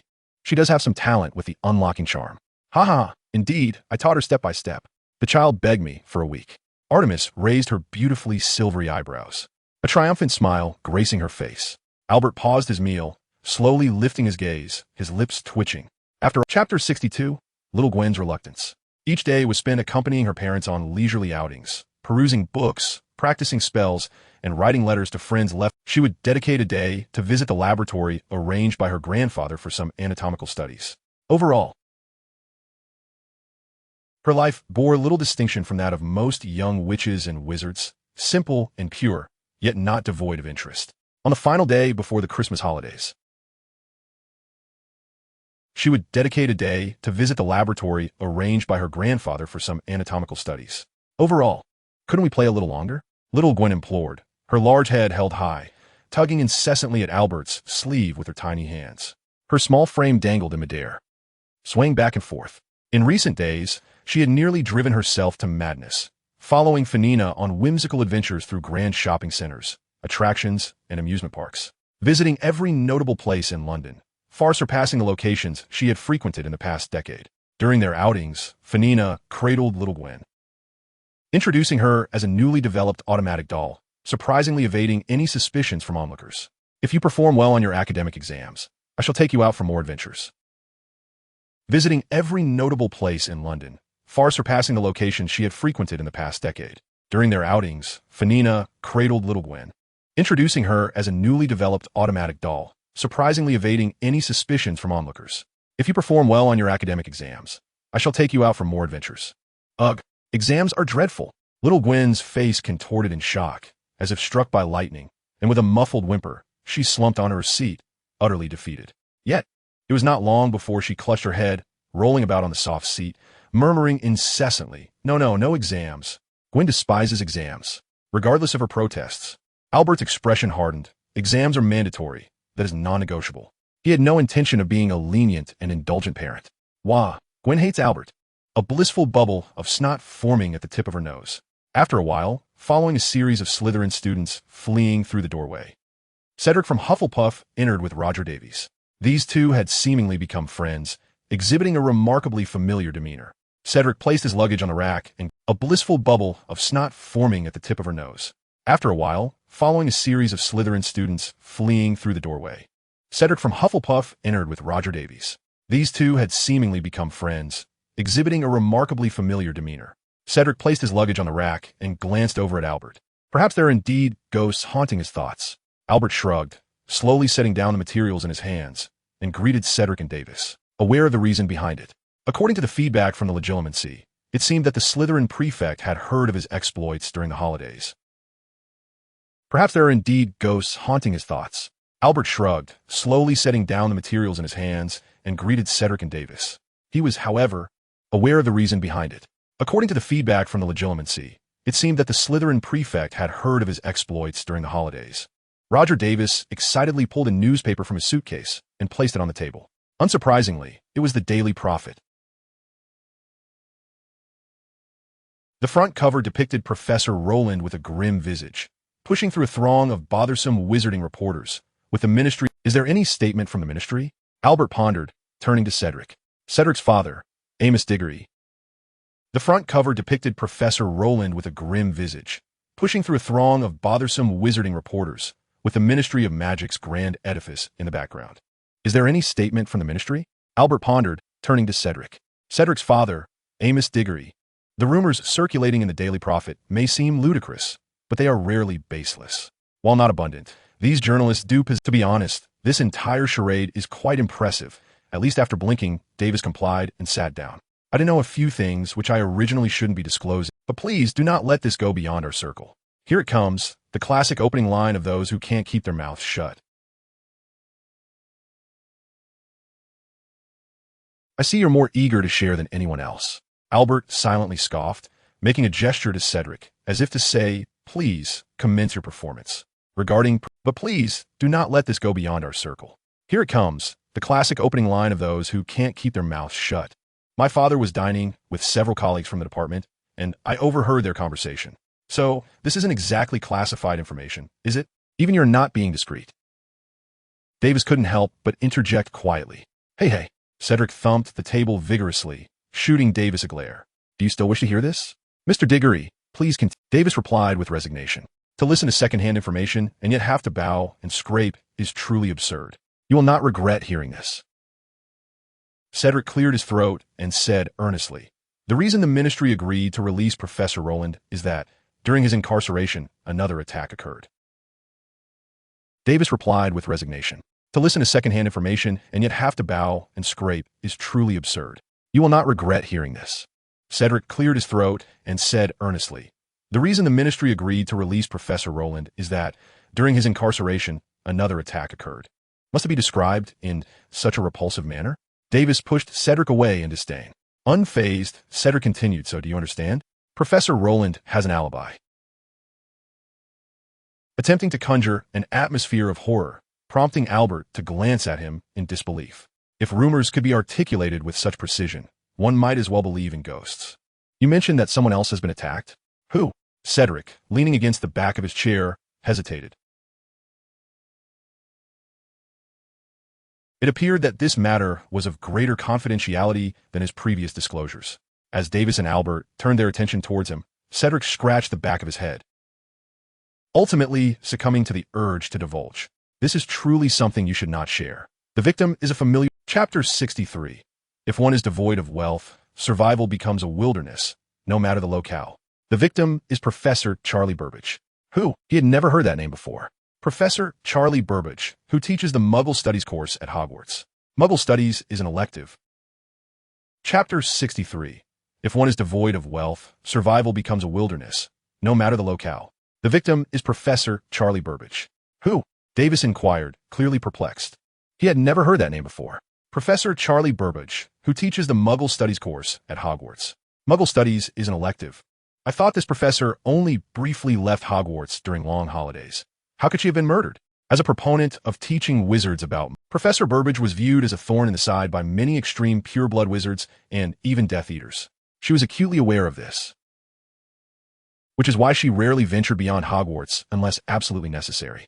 There is no place safer than Hogwarts, at least until Dumbledore's demise. No one knows why her body was discovered on a secluded path outside Hogsmeade, nearly unrecognizable, and her death was utterly horrific. The chaotic and immense magical force left even the elite Aurors breathless, and Minister Fudge's face turned ashen in an instant. Do you comprehend? A professor has died, and it is a blatant murder. Such occurrences are rare at Hogwarts. You can say that, but why the excitement? Albert regarded him with a puzzled expression, somewhat speechless, before continuing to inquire, did Dumbledore discover anything?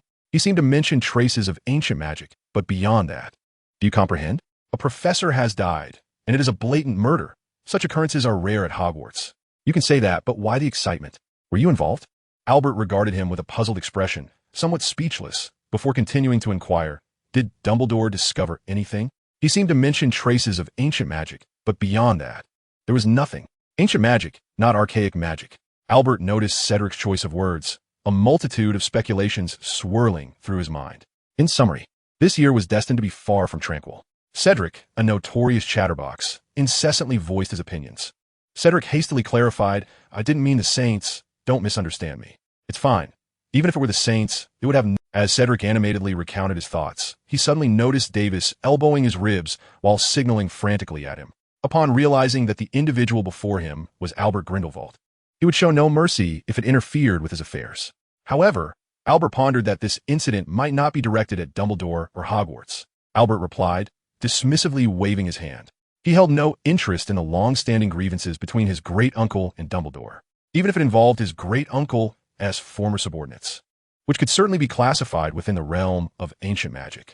Albert, what now? Albert sighed, exerting considerable effort to pry the taffy off his thigh, just irritably lifting the dirt-smudged pava off the ground. This fellow had a tuft of grass stuck in his hair, and his clothes were caked with mud. One could easily mistake him for a refugee from Africa. If one lacks money, anywhere feels like wilderness survival, Pava lamented. Speak plainly.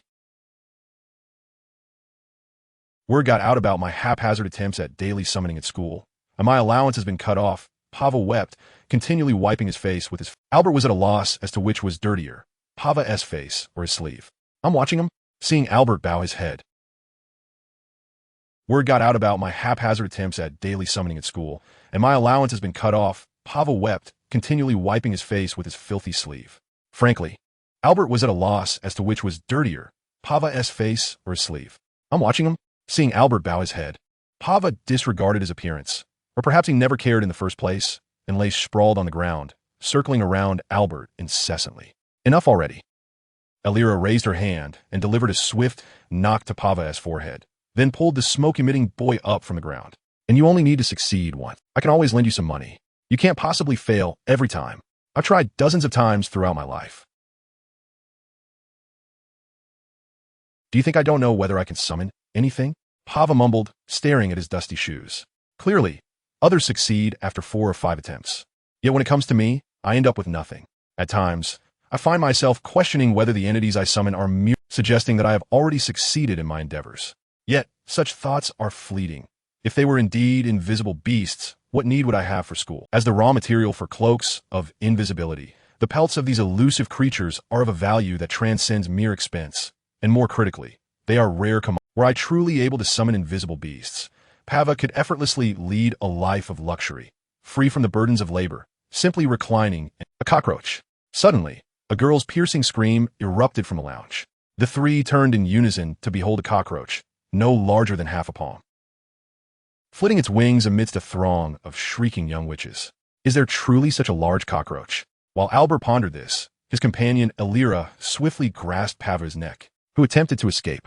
You've secretly moved into the pile of cockroaches. Haven to you? Why are you so certain it's me? Pava protested, flitting its wings amidst a throng of shrieking young witches.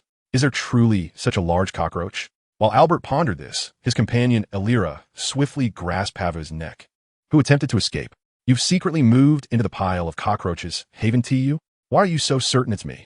Pava protested, struggling fiercely and preparing to retort. In this entire school, aside from you, who else would be foolish enough to revel in a pile of cockroaches? Achoo! Simultaneously, in a remote corner of Hogwarts, a renowned wizard unexpectedly sneezed. And then, in an instant, the cockroach vanished into thin air, as if it had never existed at all. Note, under special circumstances, this skill allows Kagas to be summoned into the material world of the user. The achievement of First Death granted Albert a level 3 lottery with power determined by Kagas' vitality and size.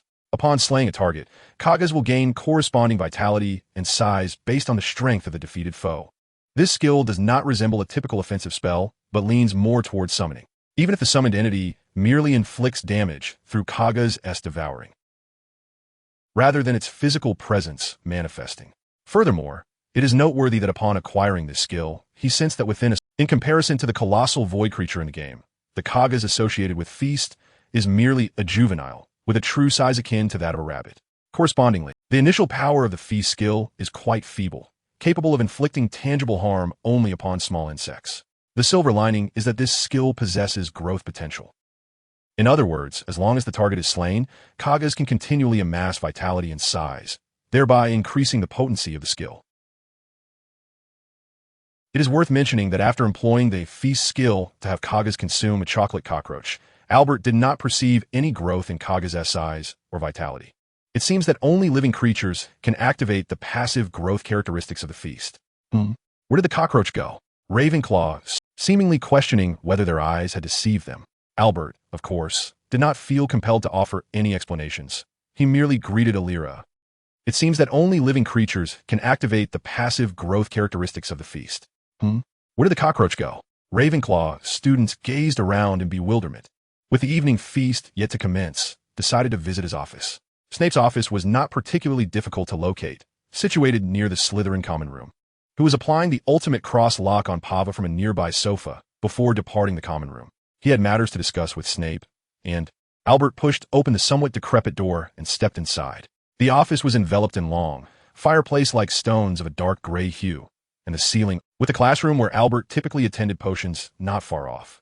In other words, it was ominously damp, a characteristic often associated with Slytherin House. Knock, knock. The room felt exceptionally cramped due to the multitude of shelves and glass jars lining the walls. A casual glance revealed jars filled with potion ingredients, consisting mainly of toads, serpents, monstrous eyes, and various organs. Though repulsive in appearance, these materials were... The room felt exceptionally cramped due to the multitude of shelves and glass jars lining the walls. A casual glance revealed jars filled with potion ingredients, consisting mainly of toads, serpents, monstrous eyes, and various organs. Though repulsive in appearance, these materials were of considerable worth, serving as primary components for crafting high-level potions. At the heart of the office, it appeared that the potions professor had just completed a brewing session and was now reflecting on his findings. Albert instinctively moved to one, curious to glimpse the contents of the parchment. However, Snape, evidently averse to having his privacy invaded, swiftly rolled, his gaze sharp as he fixed his eyes on Albert. Truth be told, he was not particularly inclined to engage with the boy unless absolutely necessary. Curious to glimpse the contents of the parchment. However, Snape, evidently averse to having his privacy invaded, swiftly rolled it up. What is it, Mr. Grindelwald? Snape's tone was frosty. Coupled with the ability to rend reality with self-invented spells, had elevated this young first-year wizard beyond the reach of the ordinary. He had already attained the caliber of a dueling champion. Yet, the most alarming aspect was that, in comparison to his intelligence and cunning, coupled with the ability to rend reality with self-invented spells, had elevated this young first-year wizard beyond the reach of the ordinary. In terms of combat ability alone, where a misstep could lead to the exposure of copious information. This holiday, I encountered someone. Albert began, placing a glass vial filled with This combat skill could only be regarded as mundane. Even Snape found it somewhat intolerable to exist in a state of constant scrutiny, where a misstep could lead to the exposure of copious information. This holiday, I encountered someone. Albert began, placing a glass vial filled with a golden liquid on the table. It contained a highly purified magical substance derived from the blood of a rare creature, processed using the highest grade centrifuge from his grandfather Campbell's laboratory. Not out of fear of physical confrontation, but due to Albert's formidable legitimacy, Snape was apprehensive that a moment's inattention might lead to the theft of his thoughts and memory. Do you wish to flaunt your strength to me, Grindelwald? Snape scoffed, yet instinctively took a step back. He seemed wary of close proximity to Albert. I will not employ legitimacy on you again. Albert spoke softly, at least not while at Hogwarts. I have analyzed the components. Albert was indeed a true monster, one who adhered to no rules, and it was prudent to remain on guard. There is no need to be so tense, Professor. I will not employ legitimacy on you again. Albert spoke softly, at least not while at Hogwarts. I have analyzed the components. I wish to inquire if there are any surviving members of the Slytherin family, or perhaps any relatives. After all, you were the one who recommended him for admission. Albert picked up a test tube, gently shaking it as the golden liquid within reflected a brilliant glow under the light. Thus, darkly contemplative, suddenly drew his wand, aiming it at the empty space beside him. Who permitted you to cast spells at will in my office? The spell shot forth rapidly, but was distorted by an invisible force, dissipating into thin air. Snape's expression turned somewhat awkward. Darkly contemplative, suddenly drew his wand, aiming it at the empty space beside him. Who permitted you to cast spells at will in my office? Captain. The spell shot forth rapidly, but was distorted by an invisible force, dissipating into thin air. Snape's expression turned somewhat awkward, clearly taken aback by how easily his spell had been nullified. After our practical lessons, I was inspired and made some slight modifications. Albert maintained his formulaic smile. Since you are also unaware of the Slytherin matters, I shall not prolong your time any further Professor Snape. I wish you a pleasant evening. Coldly watching Albert's retreating figure, Snape slowly closed the door. As he turned around, beads of sweat trickled down his neck. Truly a monster. Chapter 6. Since you are also unaware of the Slytherin matters, I shall not prolong your time any further, Professor Snape. I wish you a pleasant evening. Coldly watching Albert's retreating figure, his arms and neck were heavily bandaged, faint traces of blood seeping through. It seemed unlikely that the Ministry had subjected Professor Rowland to severe torture, suggesting that something else had occurred during his detention. Cedric, the two-faced traitor, now appeared far less professional than one might have presumed. No one knows whether this is directed at Hogwarts or merely a coincidence, yet it is indisputable that the current Hogwarts necessitates a bolstered security presence. Professor Rowland, suggesting that something else had occurred during his detention. Cedric, the two-faced traitor, now appeared far less professional than one might have presumed. Is there something amiss, Headmaster? Albert inquired politely, with the drowsy Little Gwen sprawled on his shoulder. Since boarding the train, the little one had remained in an undoubtedly, this was a pretense. Albert was well aware that Gwen was likely attempting to evade the examination by playing the part of the helpless child. However, is there something amiss, Headmaster? Albert inquired politely, with the drowsy Little Gwen sprawled on his shoulder. Since boarding the train, the little one had remained in an unshakable slumber. Albert, I am unsure if you have heard, but during the holidays Oh, it appears you are already informed, Dumbledore sighed, speaking slowly. Due to our shortage of personnel, I shall be candid, Albert. I hope you will join the patrol team composed of several professors to enhance Hogwarts nighttime security. Albert, I am unsure if you have heard, but during the holidays Oh, it appears you are already informed, Dumbledore sighed, speaking slowly. Due to our shortage of personnel, I shall be candid, Albert. I hope you will join the patrol team composed of several professors to enhance Hogwarts nighttime security. Exclaimed Professor Flitwick, the head of Ravenclaw, evidently taken aback, staring incredulously at Dumbledore. Are you jesting? Albert, despite his exceptional abilities, is merely a first-year child. How could you? Dumbledore's proposition seemed somewhat impulsive, as he had not previously conferred with Professor Flitwick. With all due respect, you may lack insight into your student, Professor Flitwick. What Severus says holds truth. In terms of magical ability and combat prowess, Albert is on par with any professor present here. You should take pride in this. I have no doubt he will transform the entire wizarding world, should he choose to do so. At this point, Dumbledore winked at Albert. However, Albus, Headmaster. What Severus says holds truth. In terms of magical ability and combat prowess, Albert is on par with any professor present here. You should take pride in this child. Headmaster Dumbledore, I hope to ensure that I can maintain my energy during daytime classes. Oh dear, of course, Severus will provide you with ample stamina potions. Additionally, it is of no concern.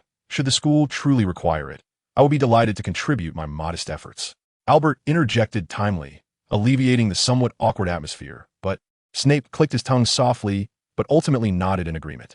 Although somewhat reluctant to intervene, Albert's presence undeniably alleviated a considerable amount of pressure on the guard. If there were no objections, might we award Ravenclaw an additional 50 points?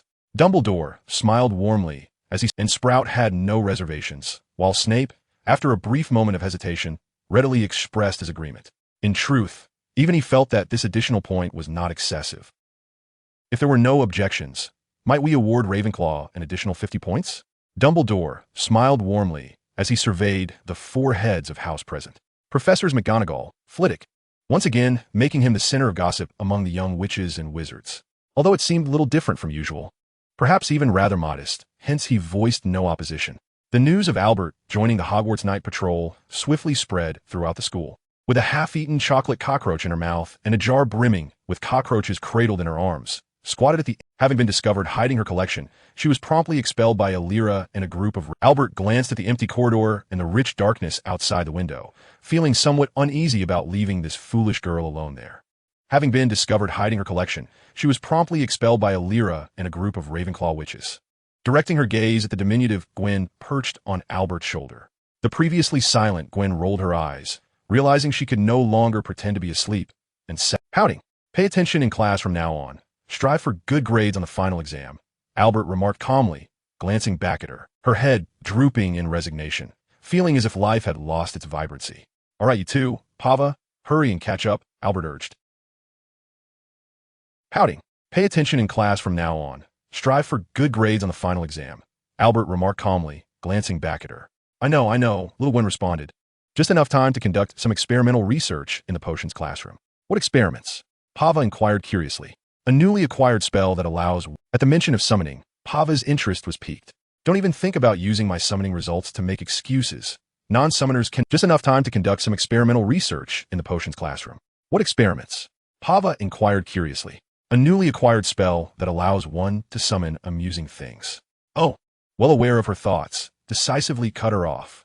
But I haven't said anything yet, Pava protested reluctantly, poking her fingers together. After all, surely your family isn't incapable of distinguishing that. Moreover, you want to be able to learn this spell, so you might as well give up. Albert. Chapter 66. Void Emblem and Void Summoning. The night patrol generally lacked much to recount. She looked up and quietly asked, "Is there truly no way?" "Give up," he replied. "If I were to give you the cockroach pile, could you?" "Oh." Absorbed in their own thoughts, Little Gwen was in no mood, Albert was disinclined to speak, and Pava was ignored. Such was the situation, save for a few ghosts and moving portraits that occasionally conversed with Albert and his companions.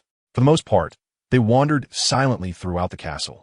Absorbed in their own thoughts, Little Gwen was in no mood, Albert was disinclined to speak, and Pava was ignored. Such was the situation. Interestingly, his peripheral vision catching a glimpse of a pale ghost emerging from the floor nearby. "Honestly, you must have bribed your way into Ravenclaw, didn't you?" "How terrifying," he continued, noting Pava's expectant expression, his own face remaining impassive. "How dull," Pava huffed, pouting slightly. "I merely wished..." With a flick of his wand, Albert unleashed a shower of varying luminescent sparks, illuminating a dark corner not far away. It wasn't fear of the dark that motivated him. "How terrifying," he continued, noting Pava's expectant expression, his own face remaining impassive. "How dull," Pava huffed, pouting slightly. "I merely wished to lighten the mood. It might prove invaluable in the future." Upon hearing this, Pava's eyes sparkled with excitement as he raised an eyebrow and inquired, "Oh, is the headmaster also..." Rather, he was experimenting with the possibility of refining the Lumos spell. He had a hunch that if he could enhance it into a stronger light or flash spell, it might prove invaluable in the future. Upon hearing this, Pava's eyes sparkled with excitement as he raised an eyebrow and inquired, "Oh, is the headmaster also skilled in storytelling?" Before making his way to the potions classroom located in the basement. Coincidentally, Severus Snape emerged from his office nearby. Their gazes met briefly, and having completed the bulk of their patrol, he exchanged greetings with Professor Flitwick, who was on the next shift. Snape maintained his usual expressionless demeanor, offering a curt humph before brushing past them into the shadows. "Oh, poor Professor Snape," Pava mused aloud. "My aunt often says that at his age, a man should have found a companion." As he spoke, he instinctively glanced over his shoulder to ensure Snape had not returned. Before lowering his voice to continue, "At night, he must engage in some craft to amuse himself. But does Professor Snape possess any needlework skills? He hardly seems the type." "No, I assure you, your aunt's notion of craft is far from that," Albert replied, shaking his head in exasperation as he pushed open the door to the potions classroom. Before lowering his voice to continue, "At night, he must engage in some craft to amuse himself. But does Professor Snape possess any needlework skills? He hardly seems the type. He would have never dared to venture into such a haunting place at this hour." Yet, that was a matter of the past, not merely a matter of traversing dimensions. The extraordinary learning capability and absolute rationality bestowed upon him by his first talent, clear mind, has transformed him into a being he never envisioned. He would have never dared to venture into such a haunting place at this hour. Yet, that was a matter of the past, not merely a matter of traversing dimensions. The extraordinary learning capability and absolute rationality bestowed upon him by his first talent, clear mind, has transformed him into a being he never envisioned. A monster. Despite the constant question of his identity that arises each time he gazes into the mirror, he harbors no regrets regarding the choices and developments he has embraced. Bathed in the emerging light, the two managed to discern the layout of the classroom. Albert hastened to the front of the lecture hall, brandishing his wand. Brighten. Both sentimentality and empathy are but expendable commodities when faced with an insatiable thirst for knowledge. "It's so dark," muttered Pava, raising his wand. Glow. Bathed in the emerging light, the two managed to discern the layout of the classroom. Albert hastened to the front of the lecture hall, brandishing his wand. Brighten. Pava had inherited the family summoning spell, and having summoned various entities on the continent numerous times since childhood, he possessed a fair understanding of the basic ritual requirements. "What exactly is the summoning spell you mentioned earlier?" Pava inquired, his gaze fixed quizzically on the empty-handed Albert. although he had never succeeded. Yet Albert's demeanor suggested a departure from the norm. "Do not rush. I shall begin shortly," Albert replied, gently closing his eyes and speaking at a measured pace. Item description: grants the owner a void bond. Gaze into the void, reverence for the void, much akin to the mechanics in games, once activated. Yet Albert's demeanor suggested a departure from the norm. "Do not rush. I shall begin shortly," Albert replied, gently closing his eyes and speaking at a measured pace. Item description: grants the owner a void bond. Gaze into the void, reverence for the void, much akin to the mechanics in games, once activated. Currently summonable void species: void fish. Void summon. Albert waved his wand, feeling a third of his magical energy dissipate instantaneously, his eyes fixed intently on the floor before him. The strength of the summon is contingent upon the amount of magic infused, while the species and rank are influenced by the level of the void bond. Who possessed 2/3 of his magic had not yet dispersed her form. It could be theorized that this summoning consumed merely 1/9 of Albert's total magical energy, remaining within an acceptable threshold. Soon, accompanied by the gradual emergence of a purple outline from beneath the floor, a purple egg, roughly the size of an adult's palm, who possessed 2/3 of his magic, had not yet dispersed her form. It could be theorized that this summoning consumed merely 1/9 of Albert's total magical energy. The appearance of the void fish bore a striking resemblance to its depiction in the game, adorned with tough purple skin, a head crowned with sharp exoskeletons, and serrated teeth, and eyes framed by a dazzling purple band reminiscent of an LED display. The void fish appeared to possess a natural ability for anti-gravity movement, effortlessly hovering in midair, even when utterly still. At the moment of the void fish's hatching, Albert felt an inexplicable connection forming between them, and eyes framed by a dazzling purple band reminiscent of an LED display. The void fish appeared to possess a natural ability for anti-gravity movement, effortlessly hovering in midair, even when utterly still. At the moment of the void fish's hatching, Albert felt an inexplicable connection forming between them, allowing for a rudimentary form of telepathic communication, albeit solely on his part. He attempted to issue commands, only to discover that, aside from simple directives for movement and attack, the void fish struggled to comprehend any more intricate instructions, lacking what could be deemed instinctual intelligence. It was merely a puppet. Furrowing his brow, Albert observed Pawa, who appeared particularly exhilarated, circling the void fish with keen interest, her expressions filled with wonder. "How did you manage this?" Even in the face of such danger, her face bore no trace of fear. Instead, her fascination only deepened. "In a sense, but I feel an inexplicable bond with it." As she rambled enthusiastically, she reached out to touch the void fish, nearly getting bitten by its instinctive reaction.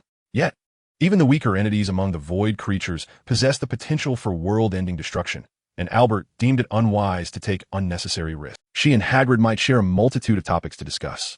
Setting aside the godlike Void Watchers, Albert controlled the magic with impeccable precision, damaging only the brain tissue without harming other organs, thereby facilitating subsequent dissection. He grasped his wand and aimed it at the void fish. A spiraling barrier drill swiftly took shape, precisely piercing the creature's head in the next moment. Albert controlled the magic with impeccable precision, damaging only the brain tissue without harming other organs, thereby facilitating subsequent dissection. Why were void creatures so powerful? And what was the source of their strength? In short, he was filled with curiosity. Just like that, it's gone?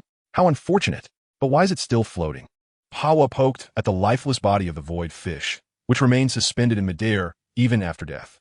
"By the way, can this thing be eaten?" "Truly, you are remarkable, Pawa," she mused. "I'm just asking, but I can't really use this as my summoning material." As she continued her chatter, her scheming for free materials reignited within her. Not a chance. Albert firmly rejected her suggestion. The void fish was already the limit of what he could attempt, and even this creature had been summoned with minimal magical energy,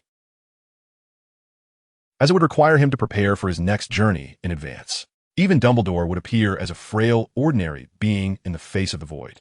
He slowly donned a mask and plastic gloves, grasping the sharp knife created by his barrier spell. There existed a vast difference between a void fish and a void whale. Using a levitation spell, Albert moved the body of the void fish onto a nearby wooden board. He slowly donned a mask and plastic gloves, grasping the sharp knife created by his barrier spell. The skin of the void fish proved remarkably resilient upon first contact. Had it not been for his timely application of the reverse twisting force dissipation spell, the mere act of cutting through the skin would have proven insurmountable. The cutting process was unexpectedly arduous, consuming a full quarter of an hour.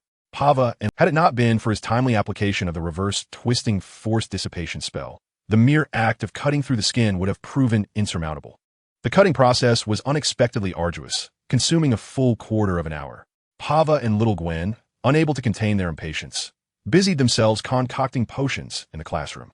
The net-like mucosa interspersed between the skin and muscles continued to operate even after death, absorbing unknown particles from the air. They would yield nothing more than a pot of sludge, which posed no threat. Thus he chose to disregard their antics. The net-like mucosa interspersed between the skin and muscles continued to operate even after death, absorbing unknown particles from the air. Intriguingly, rather than being simply biological, simulating a fully authentic operational environment, essentially a virtual machine, requiring him to further decipher the encrypted language of information storage, or the universal knowledge spell. The universal knowledge spell, also known as the compulsory identification spell, simulating a fully authentic operational environment, essentially a virtual machine, requiring him to further decipher the encrypted language of information storage. Data comparison under large samples, force translation. Although this state is merely temporary and does not signify true mastery of the information, it suffices for the time being. Is a long-lost specialized incantation capable of translating unknown information into a form comprehensible to wizards. Although this state is merely temporary and does not signify true mastery of the information, it suffices for the time being. The dilemma currently plaguing Albert is the apparent lack of any wizard known to possess this spell. Language and script are the sole keys to unlocking the secrets of those long-buried historical treasures. However, he resolved to take it one step at a time. At worst, force deciphering would merely require a bit more time. The very existence of a spell was uncovered by Albert while perusing forbidden tomes, having deciphered the cryptic language inscribed within, a remarkably mysterious endeavor. Nevertheless, swirling the clutter on the table into a chaotic mass before depositing it into his handbag, which he had enhanced with the concealment expansion spell. Meanwhile, as expected, had failed in their potion-making, both coughing from the acrid smoke, resembling two, swirling the clutter on the table into a chaotic mass before depositing it into his handbag, which he had enhanced with the concealment expansion spell. Meanwhile, Pava and Little Gwen, the feast skill activated, and that heap of refuse vanished into thin air. Indeed, while this skill currently lacks any tangible destructive, it proved surprisingly effective for waste disposal and cleaning. Chapter 68. The malfunctioning Professor Bins and the potent forgetting spell. Albert, are you still adjusting on your second? Professor Flivy, waiting at the classroom door, kindly inquired as Albert hurriedly approached. The affable head of Ravenclaw, with genuine concern for his students, it proved surprisingly effective for waste disposal and cleaning. Chapter 68. The malfunctioning Professor Bins and the potent forgetting spell. Albert, are you still adjusting on your second day? Professor Flivy, waiting at the classroom door, kindly inquired as Albert hurriedly approached. The affable head of Ravenclaw, with genuine concern for his students, is a figure hard to dislike. I'm contemplating whether to make this my daily beverage, Albert remarked half-jokingly, spreading his hands. That would depend on Severus's willingness, haha. A high-quality, side-effect-free energy potion would still require considerable effort on his part. In Charms class, Professor Flitwick slightly exceeded the syllabus, demonstrating the levitation charm and the vanishing charm to the students. Naturally, Albert was called upon again to showcase the standard wand movements for both spells, earning 5 points for Ravenclaw. Alira was the second student to successfully perform the levitation and vanishing charms, followed by Pava, who seemed demonstrating the levitation charm and the vanishing charm to the students. Naturally, Albert was called upon again to showcase the standard wand movements for both spells, earning 5 points for Ravenclaw. Alira was the second student to successfully perform the levitation and vanishing charms, followed by Pava, who seemed unrelated to the high achievers. For a prodigious little wizard like Grindelwald, the experience of interacting with peers is a more valuable treasure than the content remained consistent, commencing with notable wizarding movements or the biographies of renowned wizards, interspersed with extensive yet tedious. Albert was not particularly interested in these. Thus he soon shifted into a self-study mode.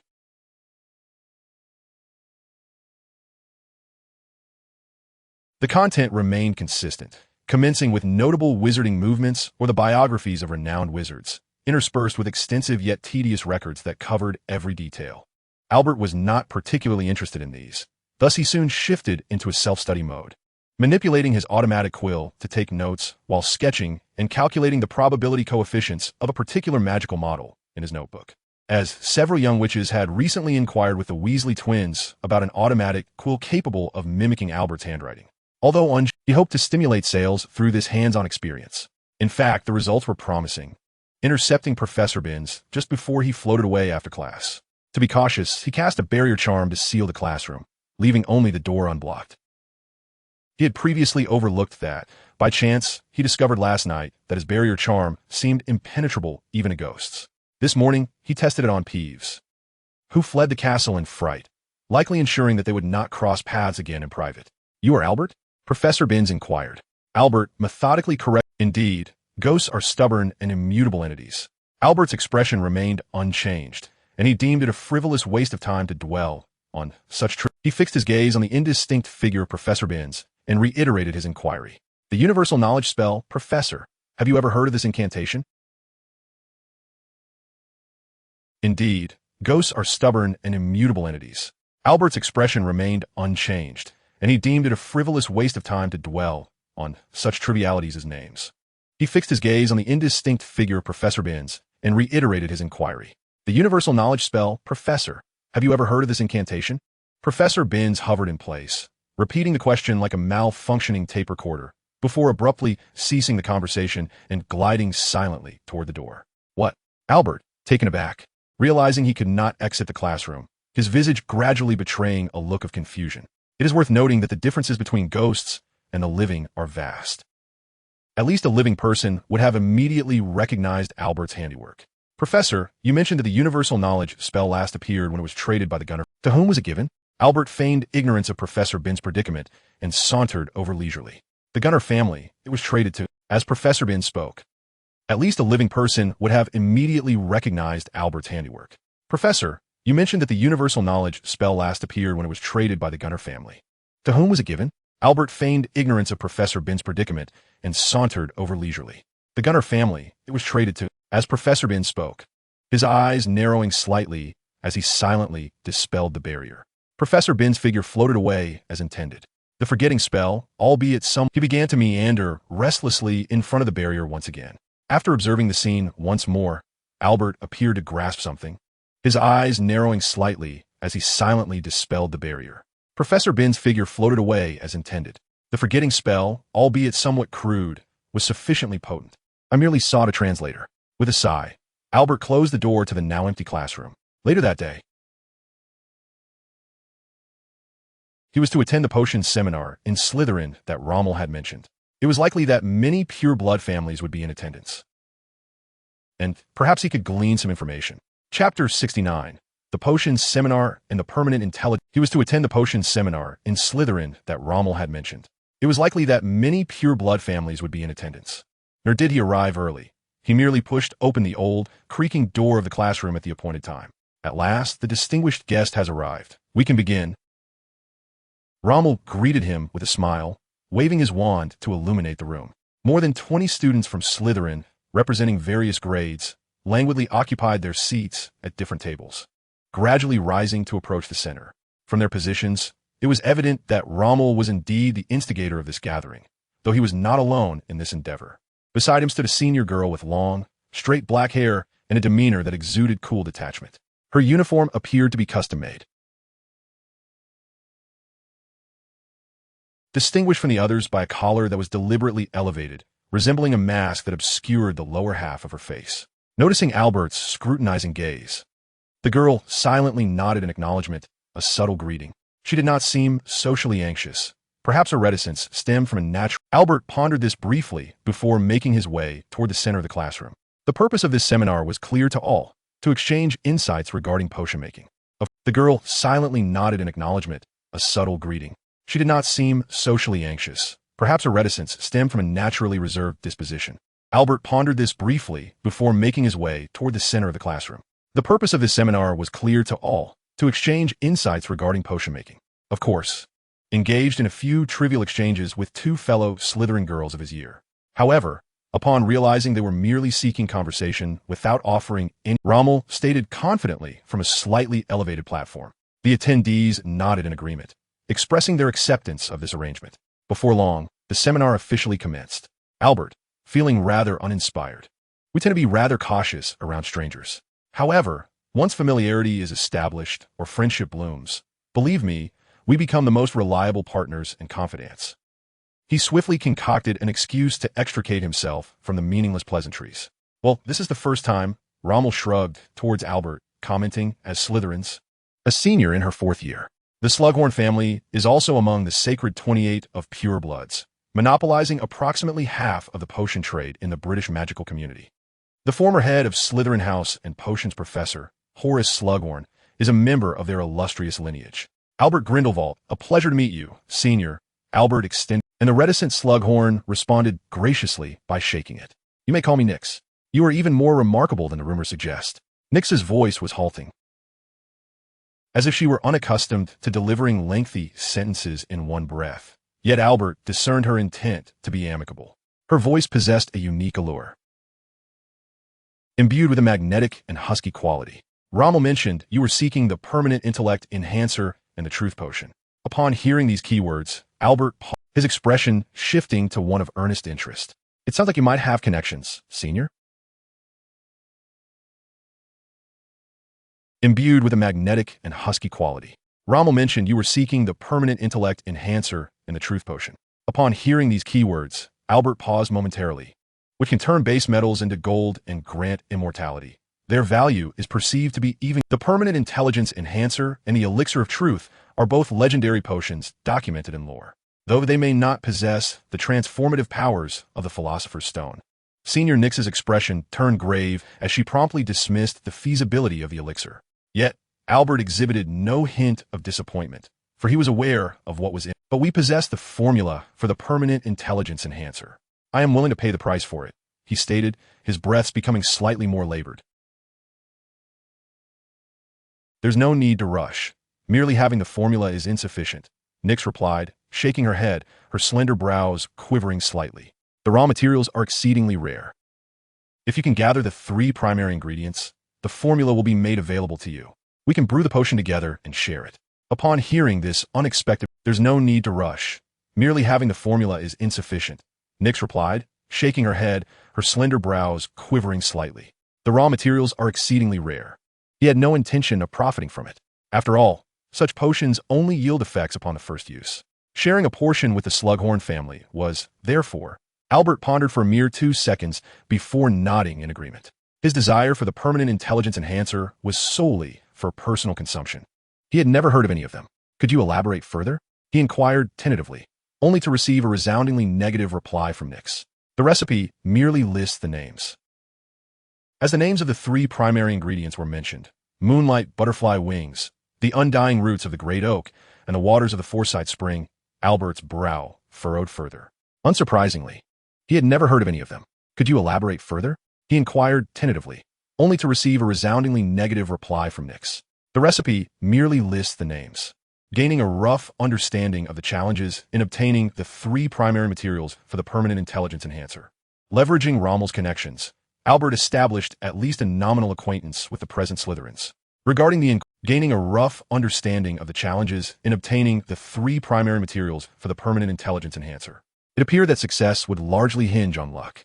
Afterward, leveraging Rommel's connections, Albert established at least a nominal acquaintance with the present Slytherins.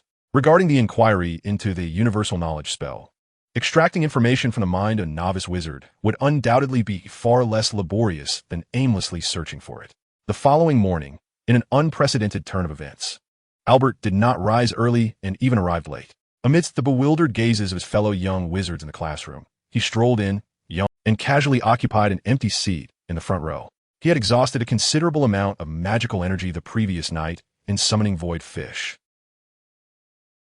Albert did not rise early and even arrived late. Amidst the bewildered gazes of his fellow young wizards in the classroom, he strolled in, yawning. To avoid revealing the connection between himself and Little Gwen, Albert decided against summoning her until his magical energy was fully restored. Today's lessons required considerable mental engagement, and she would much prefer to skip class and enjoy a nap. Is it truly necessary to avoid revealing the connection between himself and Little Gwen? Albert decided against summoning her until his magical energy was fully restored. The little creature bore no objections. Today's lessons required considerable mental engagement, and she would much prefer to skip class and enjoy a nap. Is it truly necessary to exhibit such double standards? Being a model student is such an impressive feat, isn't it? A certain Gryffindor wizard, who was penalized 2 points for being half a minute late.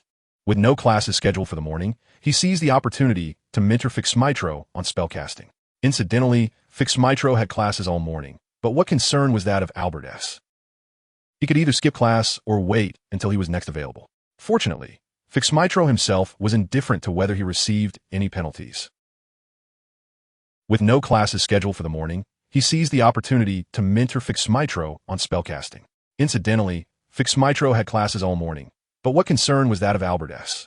Leading to a significant lack of social interaction. Indeed, most had isolated him.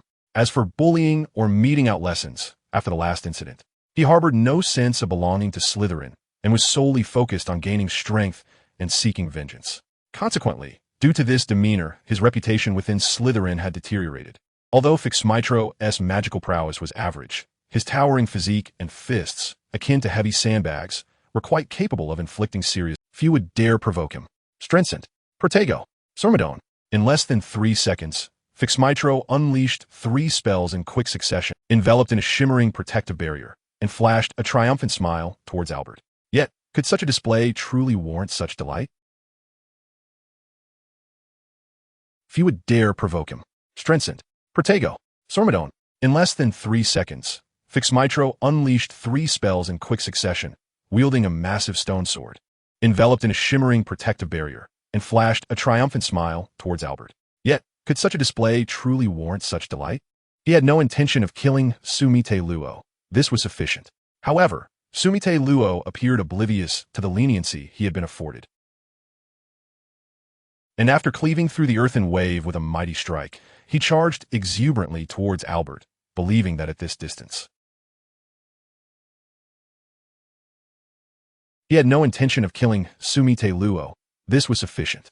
However, Sumite Luo appeared oblivious to the leniency he had been afforded. And after cleaving through the earthen wave with a mighty strike, he charged exuberantly towards Albert, believing that at this distance Albert would be unable to cast another spell in time and might afford him a fleeting victory. Are you learning to play the part of a monkey? Albert summoned a vast expanse of lake water with a levitation spell, which, when combined with the whirlwind spell, dispersed into 3 spiraling columns of water, which sent Sumite Luo soaring. I recall instructing you on the barrier spell. Do not behave as though you lack intelligence. With a furrowed brow, wielding a massive stone sword that expanded under the barrier's influence, shattering 2 of the spiraling water columns. Such a condescending tone. The third, slightly weaker column, relentlessly pursuing the now-grounded Sumite Luo. Sumite Luo, with a roar, clambered back to his feet. His resistance to spells has significantly increased. What a physical attacks! Pointing his wand towards a nearby pile of stones, Albert stated calmly, Depulso. A cascade of stones rained down upon the unprepared Sumite Luo. Some were deflected by the Iron Shield spell, yet a portion influenced by Albert's deliberate twisting force. His resistance to spells has significantly increased. What a physical attacks! Pointing his wand towards a nearby pile of stones, Albert stated calmly, Depulso. I have achieved victory. Before Sumite Luo could finish his sentence, he was abruptly pressed into the ground by a sudden twisting force. Struck his shoulder, producing a sound akin to thick leather. His physical resistance has also risen. Albert nodded, entirely disregarding the now approaching Sumite Luo. At last, I have achieved victory. Before Sumite Luo could finish his sentence, he was abruptly pressed into the ground by a sudden twisting force, which he casually tossed onto the disheveled Sumite Luo. Here are your suggestions for improvements on spells and combat strategies. I shall conduct a review I hope you can perform like a fully capable individual by then. Albert's sharp tongue seemed deliberately aimed at inciting Sumite Luo's anger, which he casually tossed onto the disheveled Sumite Luo. Here are your suggestions for improvements on spells and combat strategies. I shall conduct a review in 3 days. Until he finally grasped the disheartening reality that Albert had long since abandoned him. After a brief silence, all of his emotions coalesced. Could you not have pulled me out first? Albert, with only half of his face pressed against the ground, Remus repeated his lamentations throughout the day, until he finally grasped the disheartening reality that Albert had long since abandoned him. After a brief silence, All of his emotions coalesced into a mournful curse. Damn it. Chapter 71. What? Am I on the same level as Dumbledore when it comes to humor? Dear Uncle Chissa, I hope this letter finds you well. To return to the matter at hand, I am currently investigating a spell known as the Universal Knowledge Charm. I must candidly say that the atmosphere there is hardly superior to that of the former Fog City. It seems they've recently been plagued by a vampire issue. I have included the 3 primary ingredients for a permanent intelligence enhancer. The formula is held by the Slughorn in the name of the head of the family. I am initiating an inquiry into the surname Remus. I have included the 3 primary ingredients for a permanent intelligence enhancer. The formula is held by the Slughorn family. Details available in the encrypted message. Lastly, Albert engraved a magical emblem representing the Grindelwald family onto the surface, focusing on whether they have obtained any special bloodlines through alchemical rituals or interbreeding with other species. As he carefully tied the letter to the leg of an owl, Albert communicated in somewhat halting owl speak. He was uncertain whether the owl comprehended him, yet tilted its head, gazing at him for a moment. The letters within would be automatically destroyed by magic. Off you go. The journey may be long, but you can feast upon arrival. Trust me. But Albert managed to glean the owl's final thought as it departed. Where on earth is that accent from, mate? Well, he had been scorned by an owl. Upon reflection, it had been nearly 50 years since the author of his book, Inviting Owls for Afternoon Tea, had passed. It was indeed, Albert pondered as he slowly exited the Ollery. However, it was hardly surprising. After all, how likely was it to encounter a... Upon reflection, it had been nearly 50 years since the author of his book, Inviting Owls for Afternoon Tea, had passed. It was indeed an outdated edition. The target dummies were clearly too large to fit into such a small box, let alone several, indicating that Alira had employed a shrinking charm on them. It was quite remarkable. This charm not only reduced the size of objects, but also diminished their weight to a proportional extent. Yet, given the existence of magic, debating such unconventional matters seemed rather futile. Even with the shrinking charm in effect, the remaining weight was, and it was evident that Alira was struggling to carry it. Don't use the levitation charm. As Albert brandished his wand, Alira swiftly intervened. Recalling Professor Roland's warning that his puppets possessed a unique countermeasure against the levitation charm. Such complications. Albert paused, shaking his head in resignation, and instead, in an instant, the wooden box Alira held shrank dramatically, reducing to the size of a matchbox, resting quietly in the palm of her hand. This display of the shrinking spell was indeed remarkable, prompting even a passing upperclassman to whistle in admiration. The difficulty of reducing an object diminishes as its size decreases. And to execute a secondary shrinking spell after one has already been cast is a challenge of exponential proportions. Is there truly nothing in the... Alira mused, astonished. Albert shrugged nonchalantly and replied earnestly, "At least I can assure you I will never bear children."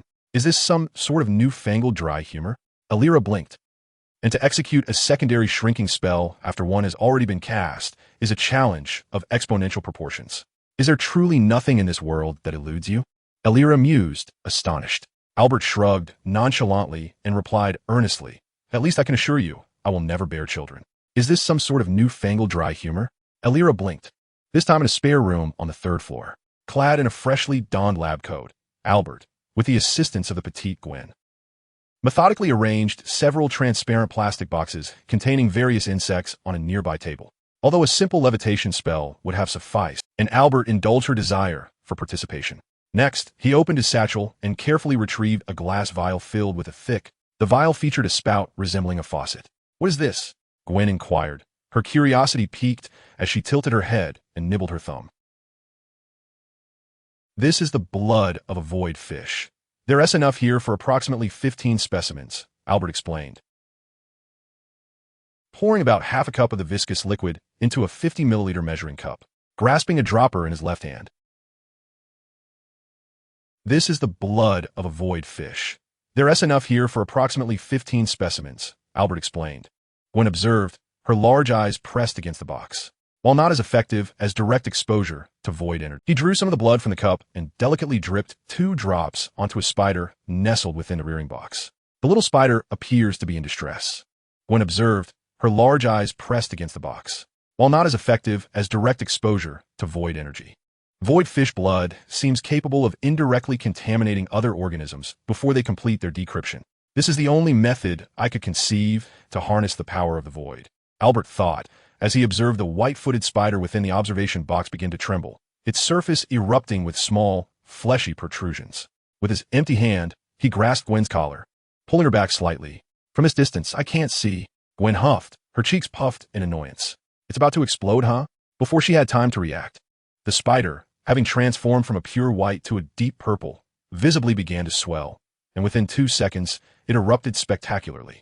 A profound wave of energy surged forth, causing the observation box to explode into fragments, subsequently sealed by an invisible barrier. Was this truly a failure? Albert felt no surprise as he silently contemplated the feast.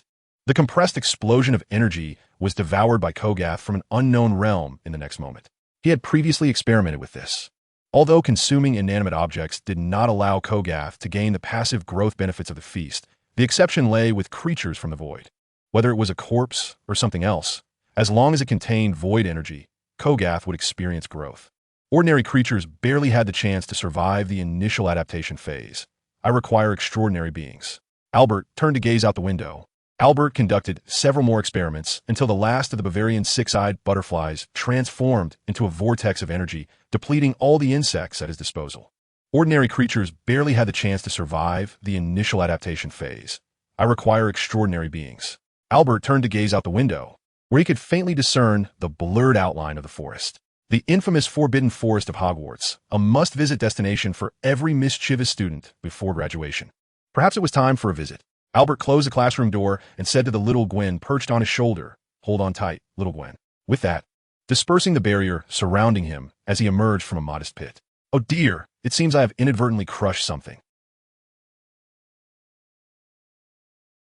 Albert noticed a bloodied and mangled corpse at the bottom of the pit, likely that of a wild wolf. "Have we arrived, Albert?" Tugging at a strand of Albert's hair with excitement, her feet dancing in anticipation. She had always been curious about. Albert noticed a bloodied and mangled corpse at the bottom of the pit, likely that of a wild wolf. "Have we arrived, Albert?" the Little Gwen exclaimed, tugging at a strand of Albert's hair with excitement, her feet dancing in anticipation. She had always been curious about the Forbidden Forest. Gwen too wished to become a warrior.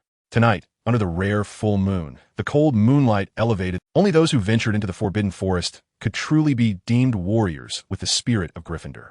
Although she had no idea what the Gryffindor spirit entailed, Albert stated with feigned seriousness, his heartbeat unwavering. "Oh, that is truly awesome."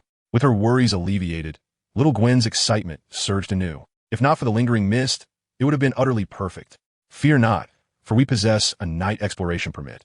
It is essential for investigating the safety of Hogwarts." Albert stated with feigned seriousness, his heartbeat unwavering. "Oh, that is truly awesome." With her worries alleviated, Little Gwen's excitement surged anew. As they conversed, severing a grand tree in half. As the mighty trunk crashed to the ground, a vibrant python, coiled upon it, plummeted to the earth, its body writhing in a desperate struggle, while its head was swiftly cleaved in two by the descending blade, ensuring its demise. Ow! Severing a grand tree in half. As the mighty trunk crashed to the ground, a vibrant python, coiled upon it, plummeted to the earth, its body writhing in a desperate struggle, while its head was swiftly cleaved in two by the descending blade, ensuring its demise. "Ow, aren't we going to capture it?" Shaking his head gently as he patted Little Gwen's head. "I have no need for a fool that shows its fangs." "Ah, it was about to eat Gwen," Little Gwen exclaimed, her expression one of sheer terror as she quickly burrowed into Albert's collar, resembling a quivering little squirrel, her soft peeking out cautiously. "Are you afraid now, Captain Gwen? Weren't you just declaring your intent to be a Gryffindor warrior?" Albert teased her lightly. Little Gwen exclaimed, her expression one of sheer terror as she quickly burrowed into Albert's collar, resembling a quivering little squirrel, her soft hands clutching the fabric, peeking out cautiously. "Are you afraid now, Captain Gwen? Weren't you just declaring your intent to be a Gryffindor warrior?" Albert teased her lightly. Well, even if they exhibited unusual characteristics, he felt confident in his ability to manage them. Creatures like juvenile acromantulas or tree guardians fit his criteria. As he flipped open the cover of his electronic watch, revealing the compass within, his current objective was clear: to capture some small magical creatures, and their demise would not invite trouble upon him. The tree guardians, however, might seem a tad cruel to capture. I recall that the lair of the acromantula is to the north, Albert mused, having previously mentioned the creature's name in Hagrid, which led to him efficiently acquiring the specific location of their nest via the legilimency spell. Yet the lucrative price of its venom often renders this danger manageable. When one learns that a pint of acromantula venom can fetch 100 galleons, it transforms from a mere hazard into a calculated risk. As they ventured deeper, the frequency of grayish-white spider webs adorning the trees and rocks increased. Yet the lucrative price of its venom often renders this danger manageable. When one learns that a pint of acromantula venom can fetch 100 galleons, it transforms from a mere hazard into a calculated risk. As they ventured deeper, the frequency of grayish-white spider webs adorning the trees and rocks increased.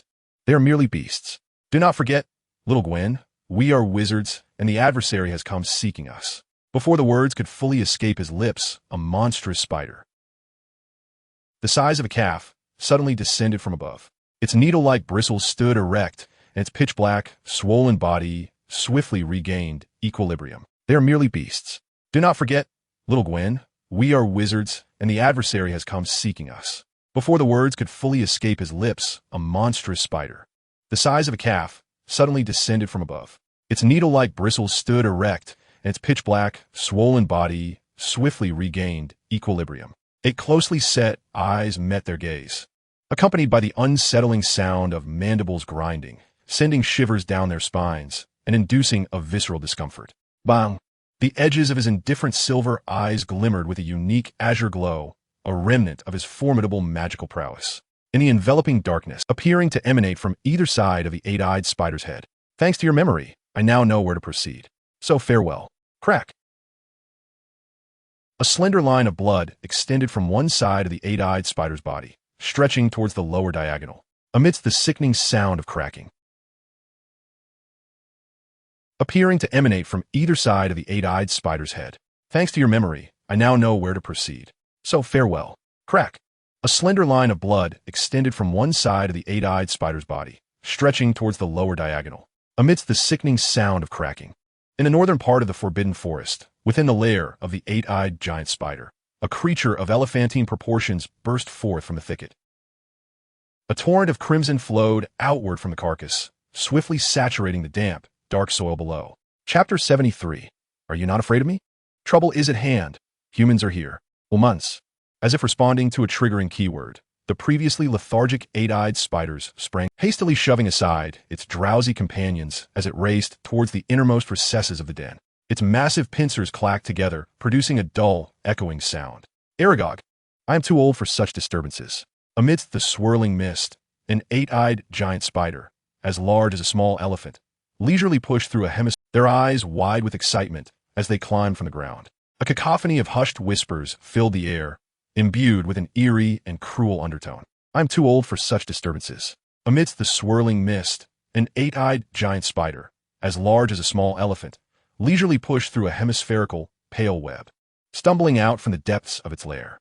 Its body and leg hairs exhibited a distinct grayish hue, revealing only a hint of the spider's glossy, black exoskeleton.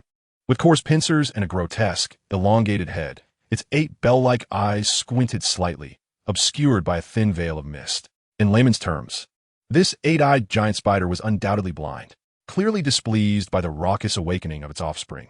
The matriarch of the Forbidden Forest's 8-eyed spiders suppressed its irritable emotions, its large pincers clattering in agitation. What do humans want? It is perilous for them to intrude.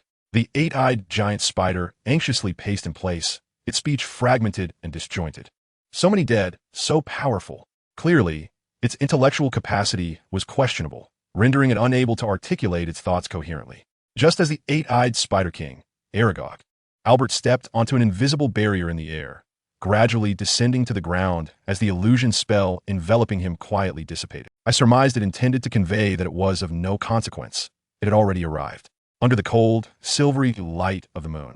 Despite sharing the same predatory instincts as the 8-eyed spiders, Aragog understood that should it consume a human, its last bond with Hagrid would be irrevocably severed. This was the most cherished treasure of the old 8-eyed spider, far surpassing the value it placed on its mate and offspring. Thus, it always restrained itself from feasting on humans, yet this did not imply it would prevent its progeny from causing harm and indulging in carnage. The inherent brutality of the eight-eyed spider was etched into its very bones. Almost simultaneously, a tide of a sudden sound drew Albert's gaze downward, revealing that the diminutive Gwen, nestled within his collar, had fainted at the sight before her. It seemed this creature was not as bold as it appeared. Shaking his head, Albert grasped his wand with his right hand and gently waved it in the air. A sudden sound drew Albert's gaze downward, revealing that the diminutive Gwen, nestled within his collar, had fainted at the sight before her. Bowing slightly, as if engaging in a polite introduction, it appeared he was entirely unfazed by the encroaching swarm. Instead, quietly, "I suppose I could consider myself a friend of Hagrid." As he spoke, the advancing eight-eyed spiders emitted cries of terror, as if confronted by something truly horrific. Then, those within a 3-meter radius of Albert were mercilessly severed into 2 distinct halves. This bizarre spectacle undoubtedly struck fear into all present eight-eyed spiders. Just as they hesitated to advance further, Albert raised his wand once more. Fusion spell, Void Wheel, Maximum Wheel. In the next instant, the invisible Void Wheel. Those within a 3-meter radius of Albert were mercilessly severed into 2 distinct halves. This bizarre spectacle undoubtedly struck fear into all present eight-eyed spiders. Just as they hesitated to advance further, Albert raised his wand once more. Fusion spell, Void Wheel, Maximum Wheel. In the next instant, the invisible Void Wheel. Everything unfolded too abruptly, as if death had arrived silently and inevitably. The aged, eight-eyed Spider King trembled involuntarily in the darkness. "You see, Aragog." It ruthlessly shredded a significant portion of the eight-eyed spiders within the lair. Blood splattered high into the air, falling upon Aragog amidst the cacophony of agonizing cries. Far exceeding that of a child's stature, compelled the physically imposing Aragog to instinctively lower its form, even as a blind old creature. "Because you're also a friend of Hagrid, I have spared you." Navigating through a scene of utter devastation, Albert slowly approached Aragog. A sense of terror, far exceeding that of a child's stature, compelled the physically imposing Aragog to instinctively lower its form, even as a blind old creature. His tone was nonchalant, merely confirming a fact. Above Albert, in the shade of the trees, a giant spider, slightly smaller than Aragog. Aragog growled, a mix of fear and anger in its voice. With a faint smile gracing his lips, Albert began to speak but abruptly halted. "Is that your companion?" His tone was nonchalant, merely confirming a fact. Above Albert, in the shade of the trees, a giant spider, slightly smaller than Aragog, positioned itself as if ready to attack. "Stop!" Aragog suddenly realized the implication and shouted in alarm. Yet it was too late. The giant spider, falling to the ground, did not die instantly. It attempted to utter something towards Aragog, only to be crushed into a pulp by a barrier summoned with a hint of impatience from Albert. After this, Albert turned leisurely back to Aragog. "What were you about to say?" Aragog, gritting its fangs, emitted a series of creaking sounds, instinctively retreating a step. "I hope to become your friend," Albert continued, seemingly oblivious to Aragog's fury and resentment. "After all, only friends assist one another. What do you truly desire?" Aragog asked.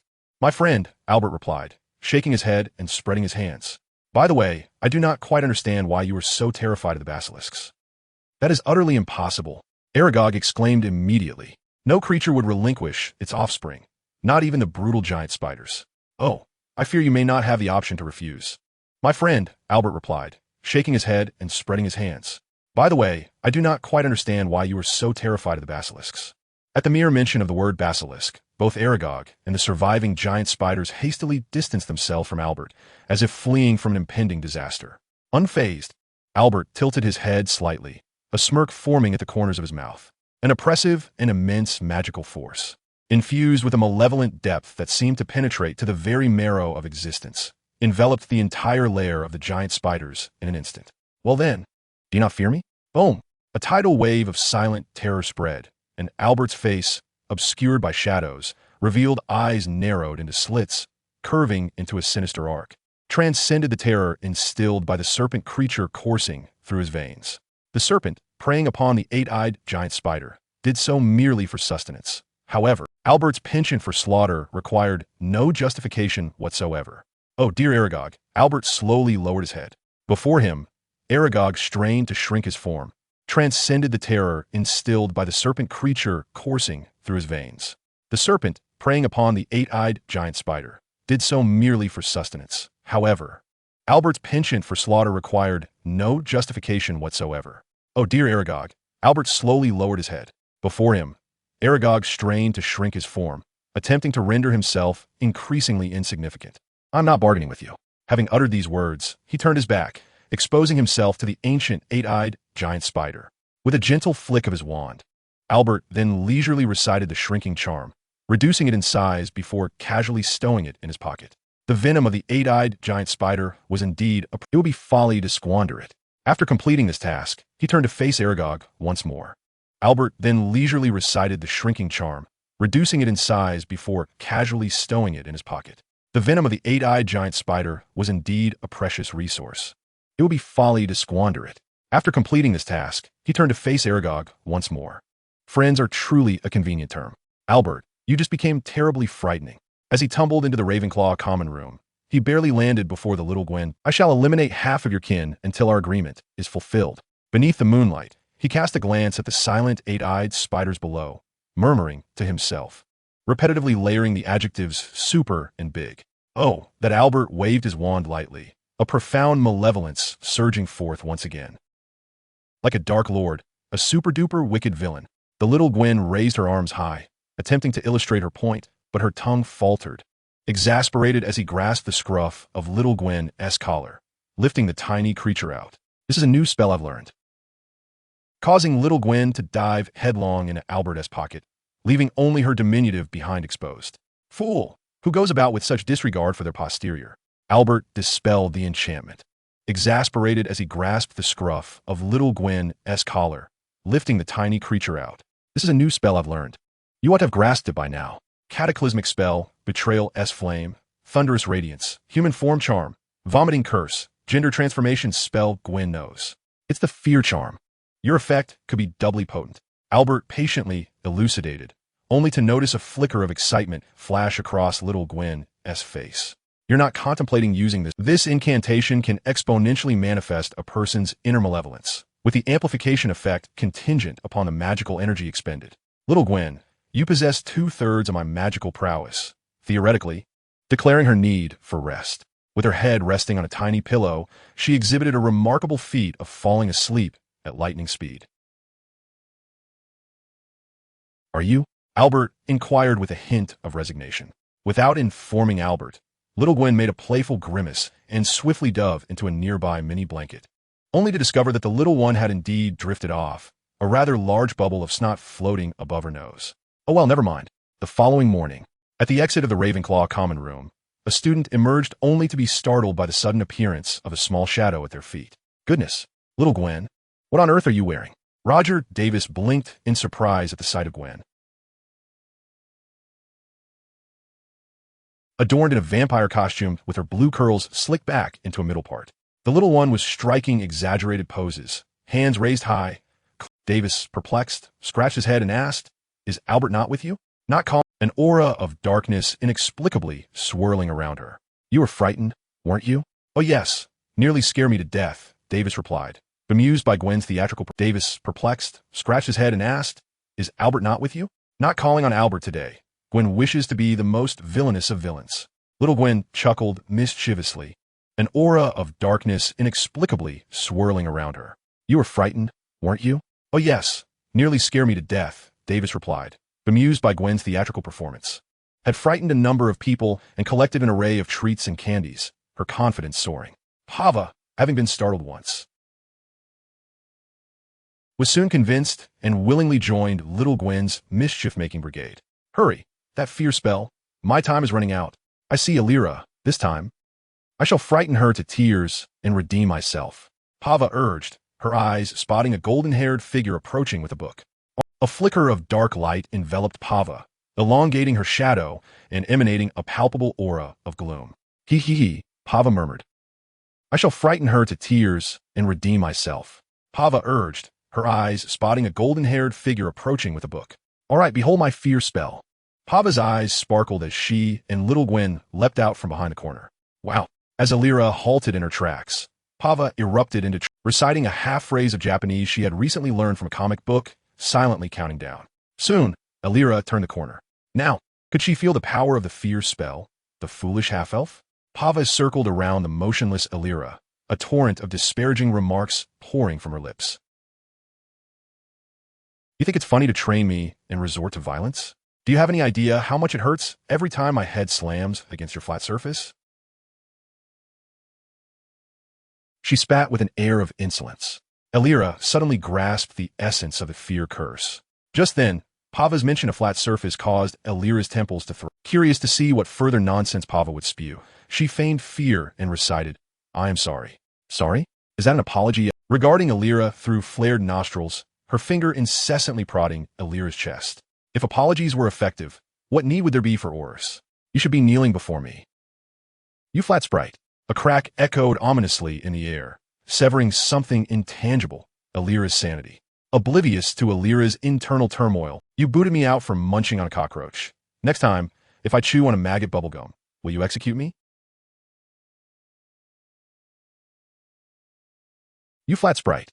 A crack echoed ominously in the air, severing something intangible, Elira's sanity. Oblivious to Elira's internal turmoil, Pava continued her tirade. A sharp crack silenced Pava's ramblings as she glanced down, dawning realization washing over her. Ouch! Before she could fully register the pain, a pale arm encircled her neck from behind. Almost immediately, a familiar maneuver was executed with impeccable. The only sight at the end of her vision was a fleeing, diminutive figure.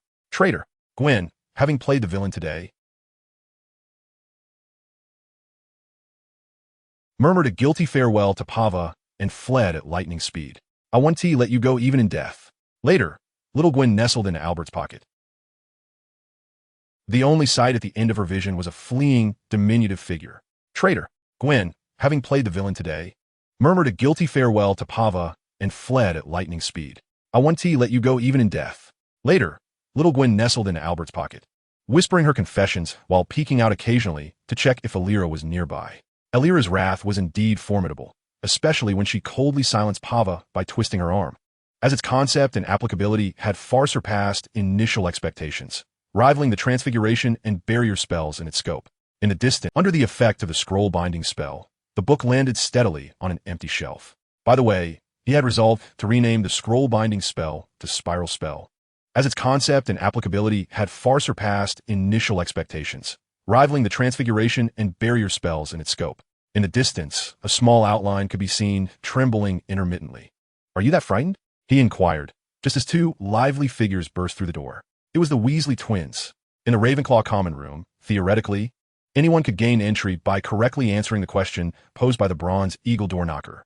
However, Albert, well acquainted with the two brothers, suspected they were likely waiting outside, biding their time until other Ravenclaw students answered correctly and entered. What seems to be the trouble? Is the development of your new product not progressing smoothly? Fred said, shrugging his shoulders and hesitating. We estimate we won't have much time until the exams.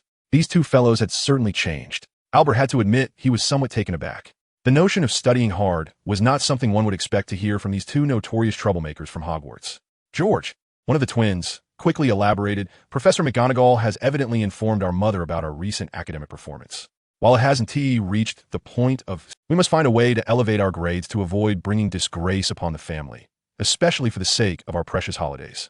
Fred chimed in, clearly Bill Charlie, one of the twins, quickly elaborated, Professor McGonagall has evidently informed our mother about our recent academic performance. While it hasn't reached the point of sending howler letters, known for their exceptional academic prowess. Bill, in particular, excelled during his time at Hogwarts, achieving 12 OWLs and having served as the and Percy have set the bar too high for Mum-S standards. Bill Weasley, Charlie Weasley, and Percy Weasley are the elder brothers of the Weasley twins, known for their exceptional academic prowess. Bill, in particular, excelled during his time at Hogwarts, achieving 12 OWLs and having served as the former president of the student council. Truly, he seemed to be an anomaly in terms of genetics. Even discounting his wand compatibility issues, his magical talents were rather modest, if not as they belonged to the category of those whose efforts would not disappoint. In contrast, Ron Weasley, who entered Hogwarts alongside the protagonists. Fred realized he had digressed when he caught sight of Albert's calm demeanor. Apologies, I seem to have strayed off topic, he said. With that, one might struggle to believe he was a Weasley. Our poor little Ronnie had no inkling of what lay ahead for him, unconsciously falling into a rhythm of banter. Fred realized he had digressed when he caught sight of Albert's calm demeanor. Apologies, I seem to have strayed off topic, he said. With that, Fred retrieved a pouch of coins from his pocket and handed it to Albert. A total of 7 galleons. Honestly, you wouldn't believe how fervent those little witches are. George S. Collar was nearly torn to shreds by them just to acquire a quill that mimics your handwriting. He successfully received the rewards, a second-level lottery ticket and a pirate treasure chest. Albert was not in dire need of money. Merely the venom harvested from the 8-eyed giant spiders the previous night could fetch an exorbitant price. Moreover, he was the current head of the Grindelwald family, theoretically wielding control over the entire family's resources. Thus, money was merely a numerical concept to him. What did you— Little Gwen tugged at Albert's sleeve with curiosity. Judgment of death, a skill with subtle intricacies. Supporting his chin with one hand. Albert scrutinized the skill he had just extracted from the prize pool. Skill, Judgment of Death. Launch a magical grappling hook that guarantees a 100 hit rate. Little Gwen tugged at Albert's sleeve with curiosity. Judgment of Death, a skill with subtle intricacies. Supporting his chin with one hand. Considering the explicit mention of 100 hit and the description of forcibly pulling the target, Albert sensed that this ability might be more complex than it appeared. A few trials would likely elucidate its mechanics. Next, he turned his attention to the other reward, the pirate treasure chest.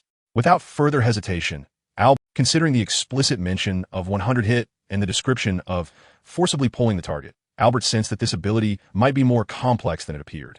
Can be integrated into weapons at any time, enhancing the user's total magical power by 15.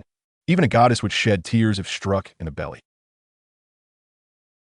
Soon, a blue loot orb emerged from within, gradually transforming into a piece of equipment. Tears of the Goddess.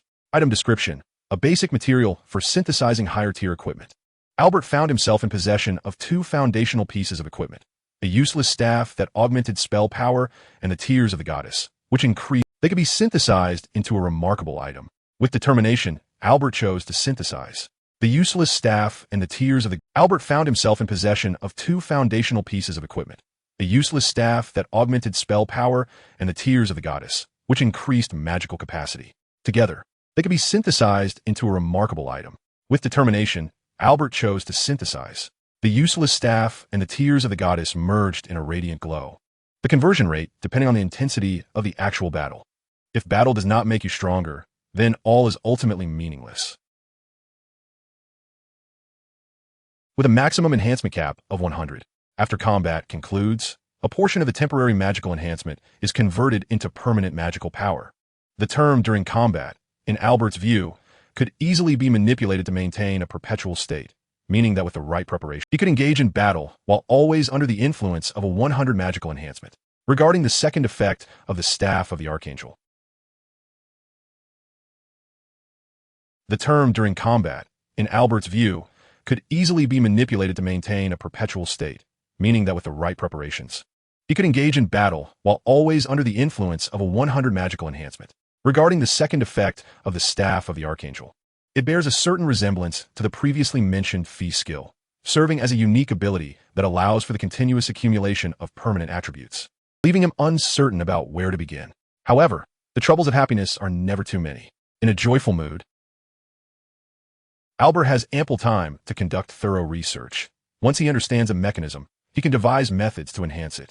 Recently, he has made quite a few discoveries, known for its calming properties, and has recently been rediscovered by a certain potion company. Albert's actions momentarily paused, yet his expression remained unchanged as he casually lifted the teacup and emptied its contents over the balcony. This brew is not meant for... The following morning, Albert encountered Pava at the entrance of the dining hall, his arms suspended in a bandage. "You're still alive?" Yet his expression remained unchanged as he casually lifted the teacup and emptied its contents over the balcony. "This brew is not meant for human consumption," he succinctly remarked. The following morning, Albert encountered Pava at the entrance of the dining hall, his arms suspended in a bandage. "You're still alive?" Albert greeted him with surprise. "Yesterday. I'll have to kneel. However, I've already knelt too many times recently, and the effectiveness may be compromised." Pava's face bore the marks of regret. "You two truly are the best of friends." Albert sincerely offered a thumbs up. "Albert, your letter." A Ravenclaw student cradling an injured owl and calling out loudly to him. "Thank you," Albert replied as he accepted a small package, glancing down at the messenger owl. "You two truly are the best of friends." Albert sincerely offered thumbs up. "Albert, your letter." A Ravenclaw student burst in. cradling an injured owl and calling out loudly to him. "Thank you," Albert replied as he accepted a small package, glancing down at the messenger owl. Albert retrieved a vial of healing essence from his pocket and sprinkled some onto the owl's leg. The wound swiftly. "It's not a magical creature of any special sort. Friend, what attacked you?" Albert inquired in the owl's native tongue. Only able to hear the coos, along with the passing young witches and wizards, looked on in astonishment. "Human, how disgusting to speak our language." The owl's head turned 60 degrees, fixing its gaze upon Albert. "Hey, I just helped you heal." "Isn't that a bit excessive to say?" Albert replied, bemused. Yet he felt it unnecessary to quarrel with an owl, pressing on with his inquiry. "Do you know who attacked you?" "A long snake, Little Whiskers, was attacked while riding. Dante was bitten. Little Mustache forgot to bring the medicine, prompting me to seek out the messenger to inform them that Little Mustache is a rogue." Yet he felt it unnecessary to quarrel with an owl, pressing on with his inquiry. "Do you know who attacked you?" "A long snake, Little Whiskers, was attacked while riding. Dante was bitten. Little Mustache forgot to bring the medicine, prompting me to seek out the messenger to inform them that Little Mustache is a rogue. Not too far from your location. However, the host family appears to harbor some biases against us." Albert opened the package to find a note and a severed piece of a snake's body. "Dear Albert, we have located a branch of the Gunther family. Can your spell-casting speed rival my trigger finger?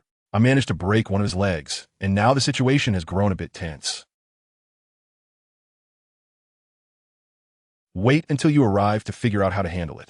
I summoned an owl for rapid delivery, and inside is a key for the portal I crafted.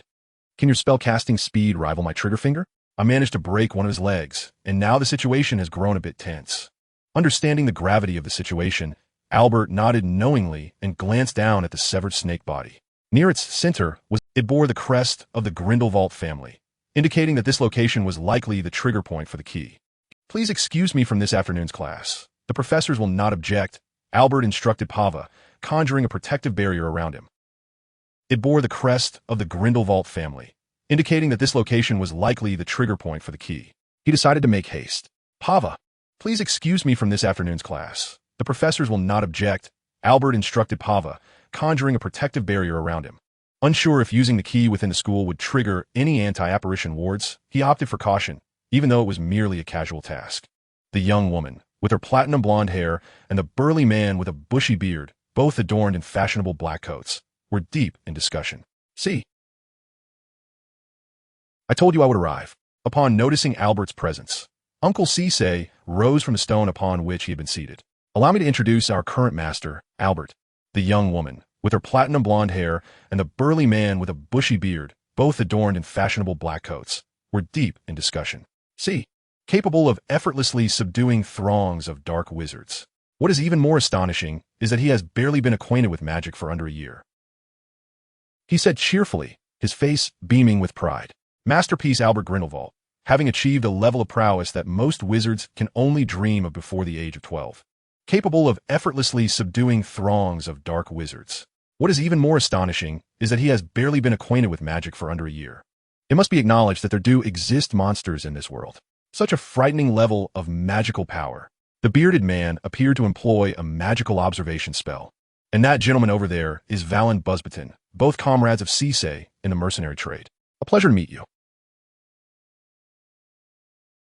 Albert keenly observed that Cecilia seemed to have omitted her surname.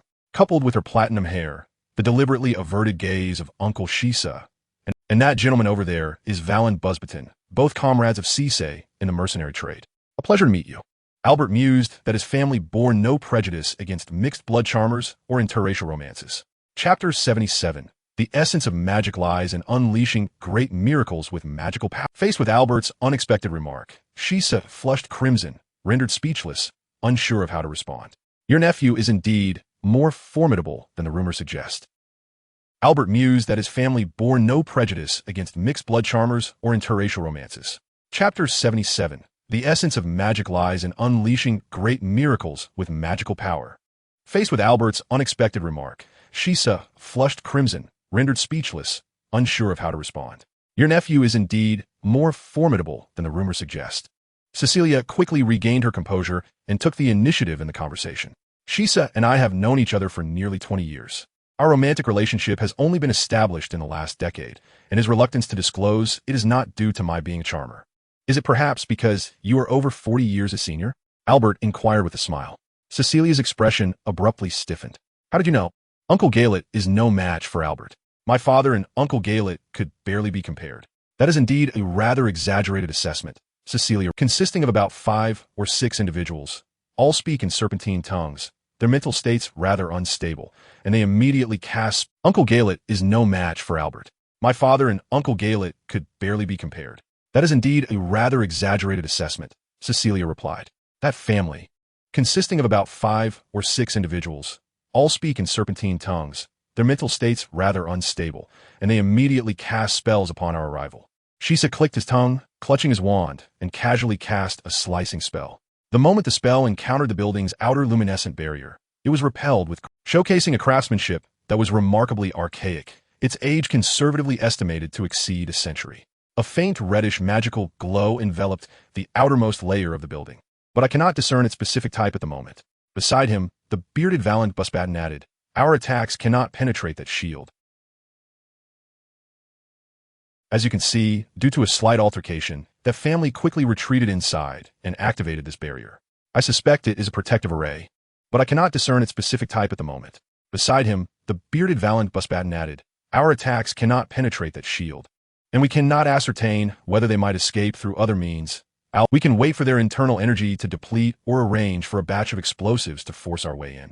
That would be excessively time-consuming, and we cannot ascertain whether they might escape through other means. Albert shook his head, dismissing the suggestion. Allow me to try first. Albert intoned an incantation, causing a deep green magical chain to extend from the tip of his wand, soaring towards a nearby boulder.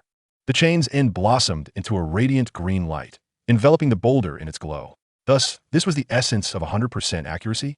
In that case, Albert intoned an incantation, causing a deep green magical chain to extend from the tip of his wand, soaring towards a nearby boulder. Upon striking the stone, the chain's end blossomed into a radiant green light, enveloping the boulder in its glow. Thus, this was the essence of 100% accuracy? In that case, traced a grand arc through the air before crashing against the outer layer of a crimson barrier surrounding the house. With a resounding boom, the stone erupted mid-air, leaving the barrier unscathed. This protective shield possessed remarkable properties, surprising Albert. What kind of spell is this? I've never encountered it before. I just invented it today, Albert replied, reluctant to delve into the existence of the system, knowing that weaving another explanation would only entangle him in a web of deceit. Leaving the barrier unscathed. This protective shield possessed remarkable properties, surprising Albert. What kind of spell is this? I've never encountered it before, inquired Ceci, approaching with curiosity. I just invented it today, Albert replied, reluctant to delve into the existence of the system, knowing that weaving another explanation would only entangle him in a web of deceit. Could one truly claim to have invented spell? Oh dear, at this moment, a smile suffices, she thought. Even if spells were subject to copyright or intellectual property protections, he held dominion over such matters. Ceci was momentarily taken aback, unsure how to respond. Step back. Huh. Though puzzled, the trio exchanged glances and nodded in compliance, embracing the ease of their relationship as she casually draped an arm over Cecilia's shoulders. Yet, it seems we cannot breach that formidable shield. Just then, Albert abruptly announced, everyone, step back. Huh. Though puzzled, the trio exchanged glances and nodded in compliance. How far back? Not enough. Retreat to 50 meters. Albert's insistence was startling. Drawing a deep breath, Albert unleashed a torrent of magical energy, his silver eyes shimmering with He suddenly had an idea concerning the spell, Judgment of Death, and was eager to experiment. If successful, the spell could become exceedingly formidable. Thus he began. Drawing a deep breath, Albert unleashed a torrent of magical energy, his silver eyes shimmering with an uncontrollable blue light. This was laid down by our great ancestors. Mere mud cannot desecrate it. A shadow by the window hissed, more formidable green magical chain than any previous attempt formed instantaneously, hurtling towards the house above. As anticipated, it was once again thwarted by the outer crimson barrier. Useless. This was laid down by our great ancestors. Mere mud cannot desecrate it. A shadow by the window hissed derisively, a mocking smile playing at the corners of its mouth. Albert felt that 2/3 of his magical energy had been expended, and he nodded impassively. The consumption of magic was less than anticipated. It appeared that this spell indeed served the purpose of a pulley or lever, capable of achieving monumental feats with only a trivial amount of magic. Albert felt that 2/3 of his magical energy had been expended, and he nodded impassively. The consumption of magic was less than anticipated. It appeared that this spell indeed served the purpose of a pulley or lever, capable of achieving monumental feats with only a trivial amount of magic. With a flick of his wand, the old house, shrouded in dark green particles, along with its foundation buried deep in the earth, was uprooted, soaring into the sky. "What on earth?" Cisse exclaimed, his jaw nearly dislocating in disbelief. However, compared to him, the true embodiment of panic lay with the members of the Gunter family still inside the house. "Monster, monster! Great ancestor, save us! I must be dreaming. This cannot be real. This is power." Due to the shift in spatial coordinates, the protective barrier had indeed faltered.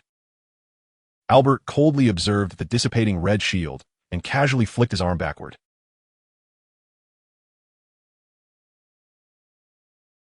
The other end of the dark green chain seemed to pull the old house with that very motion, directing it straight down towards the ground behind. The exploding earth surged like a tsunami, mingled with a thunderous roar that engulfed, revealing only a mound of rubble where the house once stood.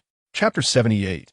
Give me an answer within 10 seconds, monkeys. Indeed, the exploding earth surged like a tsunami, mingled with a thunderous roar that engulfed everything in its vicinity. As the dust settled, Albert slowly turned around, revealing only a mound of rubble where the house once stood. Chapter 78. Give me an answer within 10 seconds, monkeys. Indeed, were there 5 individuals within the protective confines of the house. Before long, Albert sat upon an invisible chair conjured by a barrier spell, propping his chin on one hand as he towered over a row of men, women, and children kneeling at his feet. Presumably a family of 5. Even the beggars on the streets of London would appear more noble than they. A band of medieval savages. Sensing Albert's, the 5 lacked even the courage to raise their heads, huddling together on the ground like hedgehogs seeking warmth. "Is this what the gunner? How dare you insult the greatness of?" The eldest male, filled with fury, raised his head, ready to utter a curse. But upon locking eyes with Albert's silvery gaze, he instinctively lowered his head, having witnessed the terrifying scene unfold before his very eyes. He felt no inclination to resist the horrifying creature before him, who donned the guise of a youthful wizard. Indeed, the monstrous man could scarcely believe that a mere young sorcerer could possess such formidable power. This was undoubtedly a renowned ancient sorcerer who had... He felt no inclination to resist the horrifying creature before him, who donned the guise of a youthful wizard. Indeed, the hissing of the serpentine language was as incomprehensible as ever. "Speak plainly," Varon exclaimed, kicking the old man to the ground, his brow furrowed in command. Yet even so, the family appeared unperturbed, huddling together in fear, casting furtive, venomous glances through their filthy hair and tattered sleeves. They resembled a nest of serpents. The hissing of the serpentine language was as incomprehensible as ever. "Speak plainly," Varon exclaimed, kicking the old man to the ground, his brow furrowed in command. Yet even so, the family appeared unperturbed, huddling together in fear, casting furtive, venomous glances through their filthy hair and tattered sleeves. They resembled a nest of serpents cloaked in human skin. "Exuding en cetling, sinisteora." What a peculiar bunch, Cecilia remarked, her brow furrowed in disapproval. At that moment, Albert spoke again. "I care not whether speaking in parcel tongue is a tradition or a point of pride for your family, but..." Albert adjusted his posture, his hands clasped before him, gazing earnestly at the individuals before him. His movements, though somewhat brusque, were tempered by the gravity of their mental state, which might render them quite foolish. A faint smile graced Albert's lips, yet no warmth resided in his eyes. "You have 10 seconds to provide me with an answer, monkeys. I am Patton, the esteemed Gunther." Under the weight of an unseen pressure, the eldest son of the family suddenly fell to the ground, shouting in halting English. "I warned those 2 old fools not to resist. They never listened to me. Patton." The old man's expression contorted with rage as he attempted to grab his son's collar. However, before he could fully turn around, an irresistible force materialized, pinning him to the ground. Several members of the Gunther family gasped in shock. "Silence. I cannot hear with 2 speaking at once." Albert's tone remained calm. "Continue speaking." Yes, the man named Patton Gunther said, his voice quickening. "This man is my father, Patrak Gunther, and beside him is my mother, Danielle Gunther." Albert surveyed the 2, noting their striking resemblance, leading him to a troubling supposition. This was beyond mere spousal similarity. "Siblings?" Yes, my parents are blood siblings." Patton Gunther hesitated before nodding. "Ha! In the pursuit of pure blood. Have you completely lost your wits? Intermarried with several half-blood wizards. However, the Gunther family stands as an exception, an epitome of arrogance, vanity, haughtiness, and foolishness. They are acutely aware of the dreadful risks that arise from excessive genetic proximity. Thus, even the Malfoy family, which constantly boasts of its pure blood, has in practice, which includes some reprehensible instances of close kin unions. This family, once associated with great wizards such as Slytherin, now teeters on the brink of extinction. And the reasons for this decline are not unfathomable. Patton Gunther feigned ignorance to the mockery of Ceesay, continuing instead to which includes some reprehensible instances of close kin unions. This family, once associated with great wizards such as Slytherin, now teeters on the brink of extinction. And the reasons for this decline are not unfathomable. Patton Gunther feigned ignorance to the mockery of Ceesay, continuing instead to point toward the boy and girl behind him. Ves and Heezy, my younger siblings. Compared to their unremarkable parents and elder brother, this pair of seemingly twin siblings, though equally disheveled with half their faces obscured by unkempt black hair, still possessed a discernible charm. Yet, this was not the focus of Albert's concern. He had come for one singular purpose. "Surely, you have the family chronicle or logs?" he inquired, only to suddenly halt, turning to glance at the elderly woman, Danielle Gunther, who was slumped nearby. An invisible barrier constricted around her neck, lifting her slowly into the air. To onlookers, it merely appeared as though she was being suspended mid-air, struggling pitifully. "Just a reminder, I have been reading your thoughts, and I detest being lied to in my presence. Even the mere thought of such treachery is unacceptable. Release her," Patrolet Gunther shouted, yet he could not even muster the strength to lift his head, remaining firmly pinned to the ground by the spiral curse. "As I glean from your mother's memories," Albert interrupted Patton mid-sentence. The latter, momentarily stunned, looked at Albert with growing terror, nodding vigorously before fleeing towards the ruins. As soon as Patton departed, the Gunther family's little daughter, who had been unusually silent, suddenly stood. "As I glean from your mother's memories," Albert interrupted Patton mid-sentence. The latter, momentarily stunned, looked at Albert with growing terror, nodding vigorously before fleeing towards the ruins, her legs quaking as she spoke. Yet, despite her evident terror, her countenance remained unchanged, exuding an incomprehensible indifference. "How intriguing," Albert remarked, rising for the first time from his seat formed by the barrier spell, scrutinizing the girl before him. An invisible pressure surged forth, causing her to involuntarily retreat a step, her legs quaking as she spoke. Yet, despite her evident terror, her countenance remained unchanged, exuding an incomprehensible indifference. "How intriguing," Albert remarked. As I uttered these words, Albert was intently observing the girl before him, known as Gunther, though she appeared to possess no remarkable traits. Chapter 79. Though I harbor animosity towards them, I do not wish to descend into savagery. I have always upheld my promises and detest senseless slaughter. I beg your pardon, I inadvertently delved into your thoughts through my usual means of mental probing. Despite the verbal apology, Albert's tone and demeanor to him, a genuine apology was reserved for his kind, not for mere primates. He held no respect for the Gunner family. "I beg your pardon, I inadvertently delved into your thoughts through my usual means of mental probing." Despite the verbal apology, Albert's tone and demeanor betrayed no semblance of regret. To him, a genuine apology was reserved for his kind, not for mere primates. He held no respect for the Gunner family, who lacked both strength and sufficient reason or wisdom. At times, he even found it quite nauseating to be associated with such beings under the label of humanity. Even so, when she spoke those words, he could sense a profound bitterness emanating from her. "Who is Lena?" Albert inquired, glancing. Gunther stated in a nearly robotic monotone. Her emotional fluctuations were so feeble that Albert felt as though he were attempting to unearth the inner workings of a machine. Yet, utterly fascinating, Albert suddenly erupted into laughter, doubling over in mirth. The three bystanders, perplexed, exchanged glances. Albert refrained from offering an immediate explanation. "She was the second child of my father and mother, who, enamored with a muggle, was tormented by them before taking her own life," Viscount remarked softly. "How intriguing, utterly fascinating." Albert suddenly erupted into laughter, doubling over in mirth. The three bystanders, perplexed, exchanged glances. Albert refrained from offering an immediate explanation, allowing more than 10 seconds to elapse before regaining his composure and turning his gaze toward the two elderly figures seated beside one another. "Your 3 children harbor deep-seated resentment towards you. They even wish for me to take your lives." Patlet, Gunter, and Danielle Gunner were momentarily taken aback. Do you know how your information came to light? Albert suddenly posed. Could it be? Yet, before finally realizing the gravity of the situation as they glanced toward their eldest son, who was rummaging through the rubble, his mouth agape and speechless. Uncle Cisse, he did not inform his parents or notify his two younger siblings. Rather, he chose the simplest method, personally delivering the letter. He even spent half a bag of gold to ensure that the tale of the treasure and the Gunter family reached the informant he had long suspected to. He did not inform his parents or notify his two younger siblings. Rather, he chose the simplest method, personally delivering the letter to the village chief of the Muggle community. He even spent half a bag of gold to ensure that the tale of the treasure and the Gunter family reached the informant he had long suspected to be a wizard. First glancing at the smiling Albert, then ceasing his pretense, withdrawing the mask of anxiety from his face.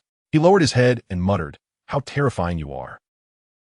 Only to find that both his parents and his two siblings were regarding him with expressions of profound complexity. He seemed to have realized something.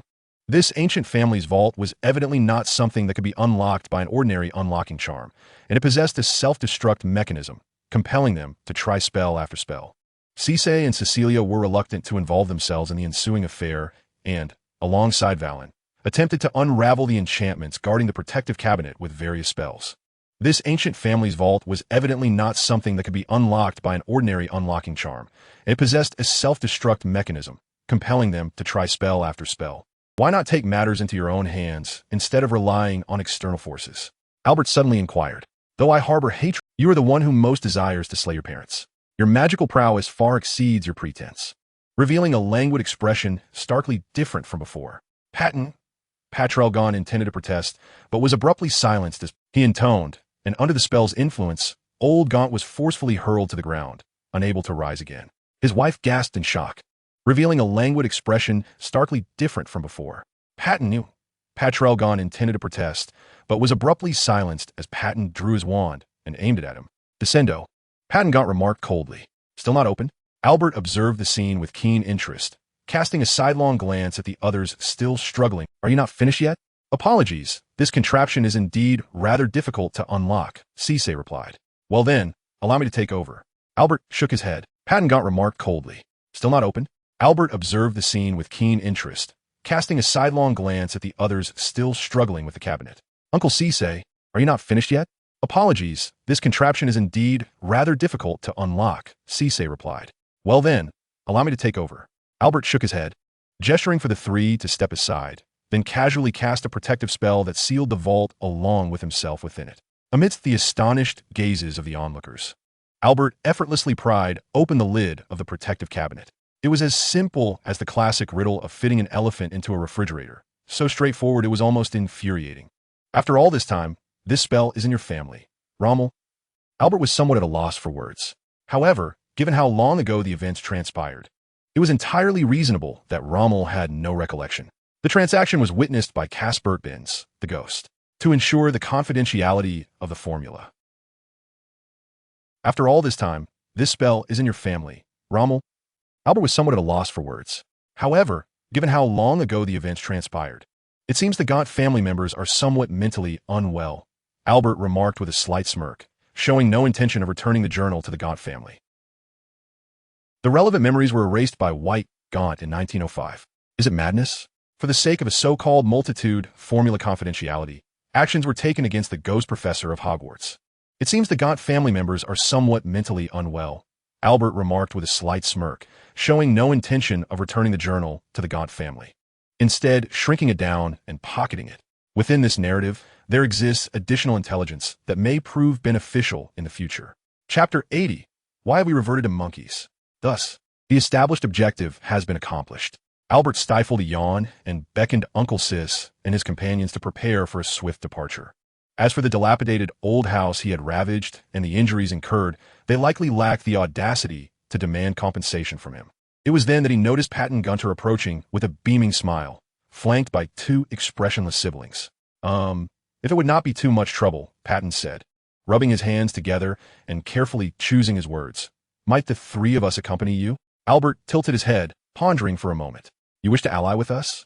I noticed your family crest earlier. It belongs to Grindelwald's lineage, does it not? Ah, your family head is quite a significant figure, Patton fawned, attempting to flatter. If you are referring to Gellert Grindelwald, he has been imprisoned in a tower for half a century. The current head of the family is myself, Albert interjected, cutting off Patton's somewhat outdated compliments. The latter awkwardly scratched his head, sheepishly explaining, I haven't had much opportunity to engage with the outside world, my apologies. Patton counted on his fingers, then gestured towards his siblings. Moreover, these two children possess considerable talent.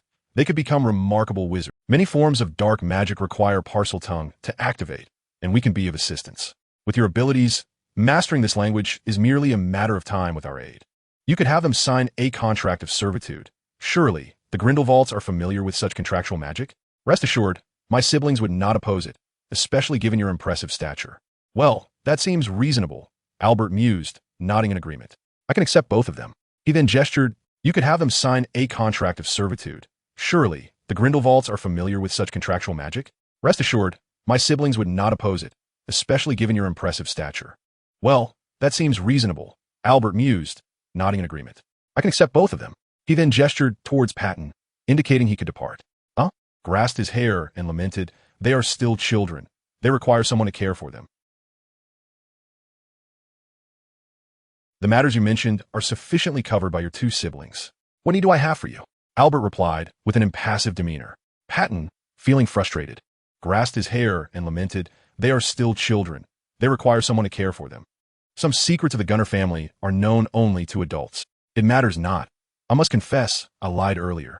I have already perused your memories. Provided you make an appointment. Patton sighed, still reluctant to concede, and with a forlorn expression, made a final attempt. Gazing at Albert's amused expression, and dejectedly inquired, no jesting, I genuinely wish to ally myself with you. What must I do for you to accept me? I am not averse to kneeling. This fellow's shamelessness was reminiscent of a disconcerting déjà vu, quite simple. Prove your worth, Albert replied, his demeanor turning serious as he raised his wand. I shall grant you an opportunity. Come at me with all your might. I am not averse to kneeling. This fellow's shamelessness was reminiscent of a disconcerting déjà vu, quite simple. Prove your worth, Albert replied, his smile fading. His demeanor turning serious as he raised his wand. I shall grant you an opportunity. Come at me with all your might.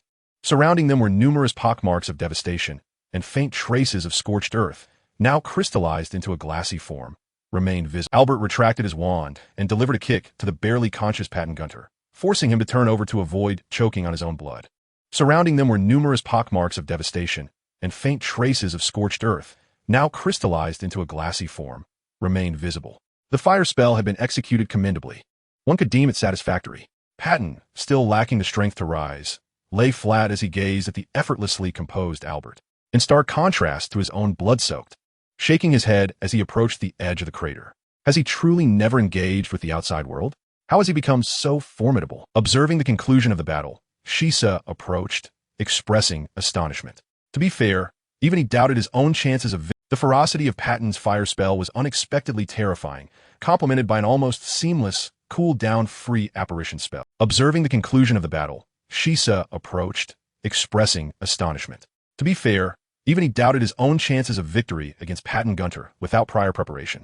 The ferocity of Patton's fire spell was unexpectedly terrifying, complemented by an almost seamless, cool-down-free apparition spell. It was only in facing a relative like his nephew. Achieving this level of prowess was only to be expected. I sincerely hope you all can rise to the occasion and not disappoint me.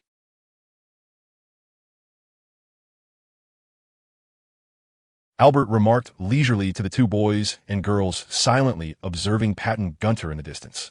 They, too, appeared incredulous. Their usually formidable elder. I shall not let you down, Higgy's Gunner declared, biting her lip and bowing deeply to Albert. Although Vis Gunner was a beat behind, he quickly imitated her. Albert remarked leisurely to the two boys and girls, silently observing Patton Gunter in the distance. They, too, appeared incredulous. Their usually formidable elder brother, when serious, was remarkably powerful. Shizi, Wei Si, you shall commence your studies at Hogwarts together in the upcoming semester. Before that, I yearn to behold the complete lexicon of Parseltongue. Bowing to Albert and proclaiming, we will surely repay your kindness. Such matters were of little consequence to Albert, as he accepted a key tossed to him by Shisa. Shizi, Wei Si, you shall commence your studies at Hogwarts together in the upcoming semester. Before that, I yearn to behold the complete lexicon of Parseltongue. Along with a hearty German hamburger, awaits my esteemed presence. Hee hee hee. Pava dashed through the doorway with a sinister grin. It coincided perfectly with mealtime. As anticipated, Albert encountered a clever little creature rushing in after class at the entrance of the dining hall. Crispy pork belly. Pava groaned as he picked himself up, shouting at the blonde which passing by. I have no idea what you're talking about. After all, I'm merely a flat sprite who resorts to violence. Look, you're still angry. I've already said it's over. What about the flat sprite? Bang. Moments later, Albert sat leisurely at his table, savoring the saffron braised bone marrow he had ordered, occasionally I'm merely a flat sprite who resorts to violence. Look, you're still angry. I've already said it's over. What about the flat sprite? Bang. Which had been replaced with a different dish due to time constraints. Mustard honey paired with blanched broccoli. Who on earth would eat this? His discontent stemmed not from being tripped, but from the cafeteria's failure to deliver the promised crispy pork belly. Staring at the empty seat among the faculty. Regardless, Snape likely does not wish to return the class to him. Why not prepare tomato stir-fried mooncakes with 5 nuts? By the way, have you noticed that Professor Roland has been absent from school these past few days? Elira suddenly inquired, staring at the empty seat among the faculty. Regardless, Snape likely does not wish to return the class to him. It's evident even to a fool that he derives genuine pleasure from teaching defense against the dark arts. Amidst the series of unfortunate events that befall the defense against the dark arts professors at Hogwarts, is it for prestige? To prove their ability to conquer Voldemort's curse? Or perhaps for personal gain? Finishing his tea, Albert's eyes narrowed. Amidst the series of unfortunate events that befall the defense against the dark arts professors at Hogwarts, there are always individuals willing to take up the mantle. A sullen figure named Xiaomi Te Luo emerged from the inky darkness, shrouded in a gloom deeper than the night itself. At the statue's apex, a shadowy figure clad in a black robe, obscuring their face, sat partially reclined, gazing downward. A sullen figure named Xiaomi Te Luo emerged from the inky darkness, shrouded in a gloom deeper than the night itself. At the statue's apex, his towering form of approximately 6 feet 3 inches appearing somewhat diminutive before Xiaomi Te Luo. Nonetheless, despite the disparity in stature, his teasing tone, lowering his head as he spoke, I have longed to see you, my father. Are you contemplating how to kill me? The indistinct man leapt from the statue, casting a scroll inscribed with messages only he could decipher at his adversary's feet. To be candid, when he unexpectedly acquired this item from the windowsill that afternoon, he nearly succumbed to the surging wrath within him. However, recognizing that such a casting a scroll inscribed with messages only he could decipher at his adversary's feet.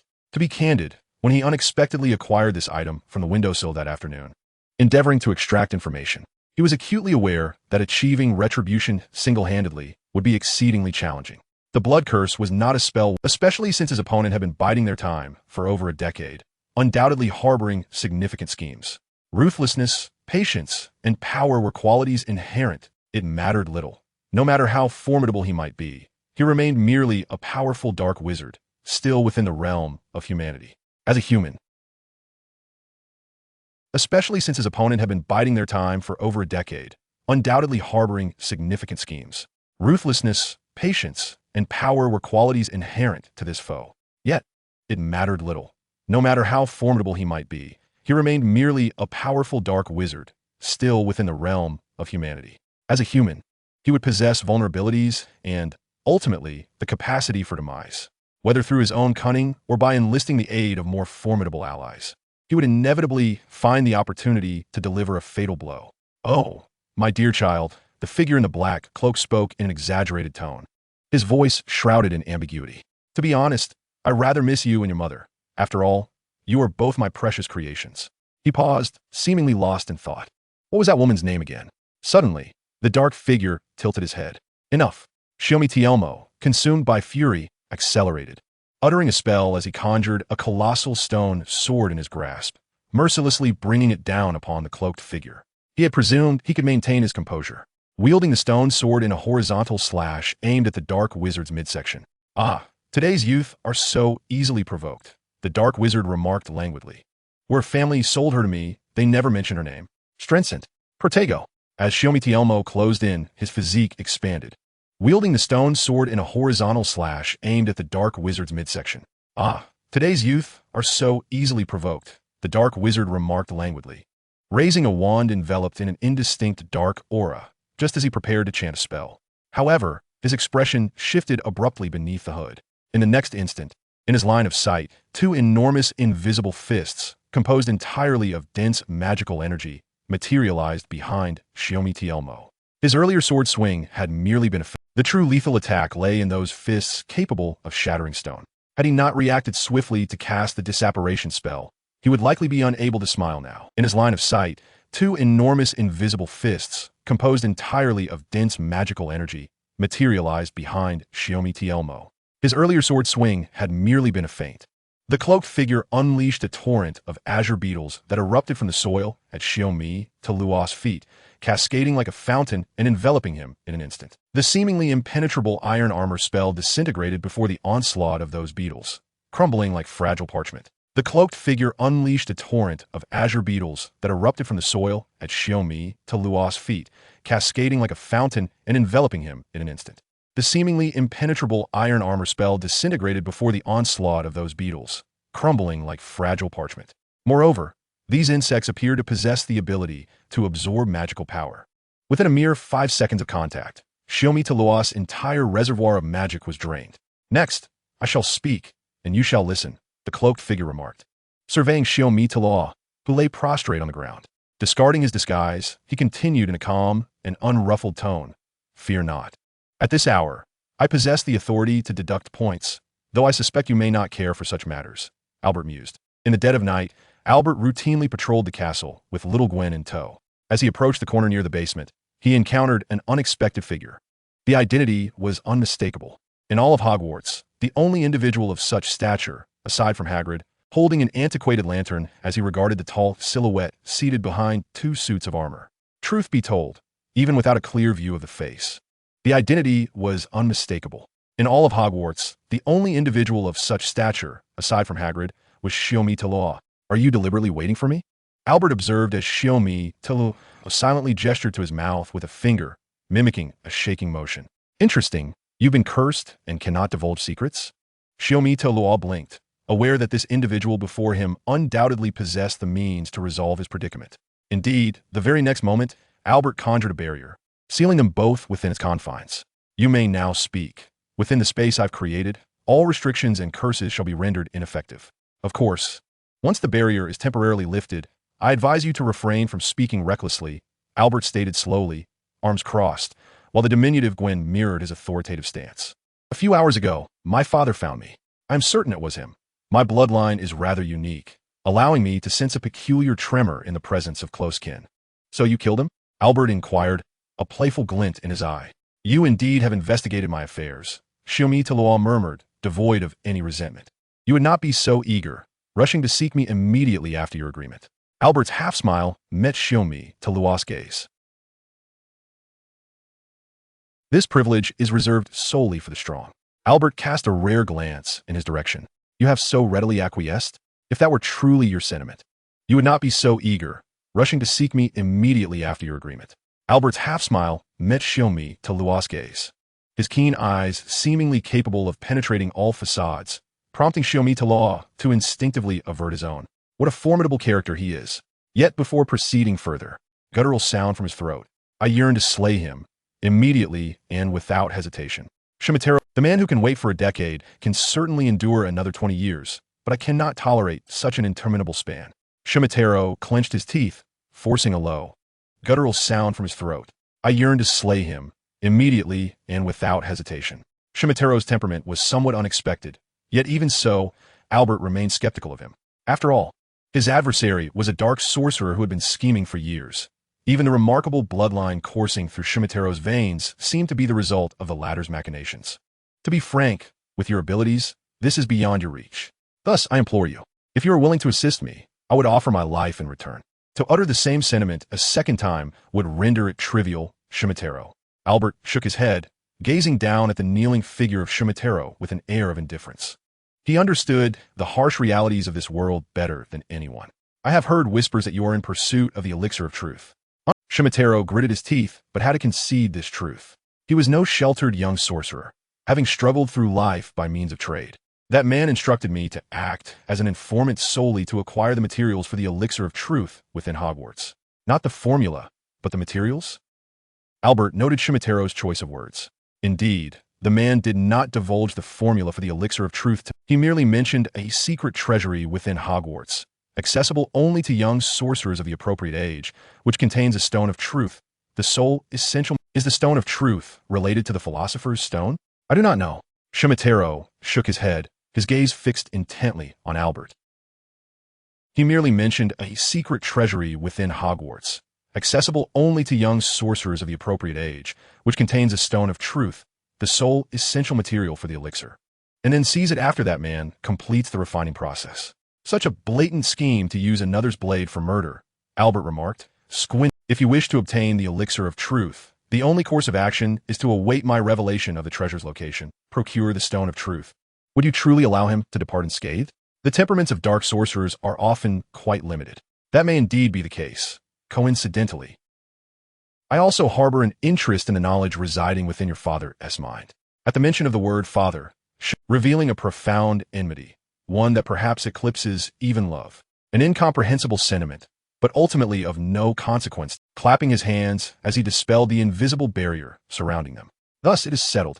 Tomorrow, you shall compile the information regarding the treasury, revealing a profound enmity, one that perhaps eclipses even love, an incomprehensible sentiment, but ultimately of no consequence to me. Albert nodded, clapping his hands as he dispelled the invisible barrier surrounding them. Thus it is settled. Tomorrow, you shall compile the information regarding the treasury and present it to me. A faint smile gracing his lips as he casually remarked, by the way, your nocturnal escapades contravene school regulations. 10 points deducted from Slytherin House. Utterly bored. Shimitero let out a low grunt and turned to leave. Albert watched his retreating figure for a while, silently chuckling under the glow of the firelight. A faint smile gracing his lips as he casually remarked, by the way, your nocturnal escapades contravene school regulations. 10 points deducted from Slytherin House. Utterly bored. Illuminated by the massive, full moon above, transformed into a twisted line, swiftly vanishing into the forbidden forest. While the news before leaping through the nearby window into the night sky. With the aid of the spiral charm, he merely adjusted his form slightly, and, who reveled in nocturnal activities, appeared to have found a hidden nook to rest. For Albert, this serene atmosphere was rather pleasant. Perhaps due to his lingering modern sensibility, the night was still young, and he had many matters to attend to. Chapter 83. Over control. Compared to his departure, Hogwarts now seemed even more tranquil, even the ghosts.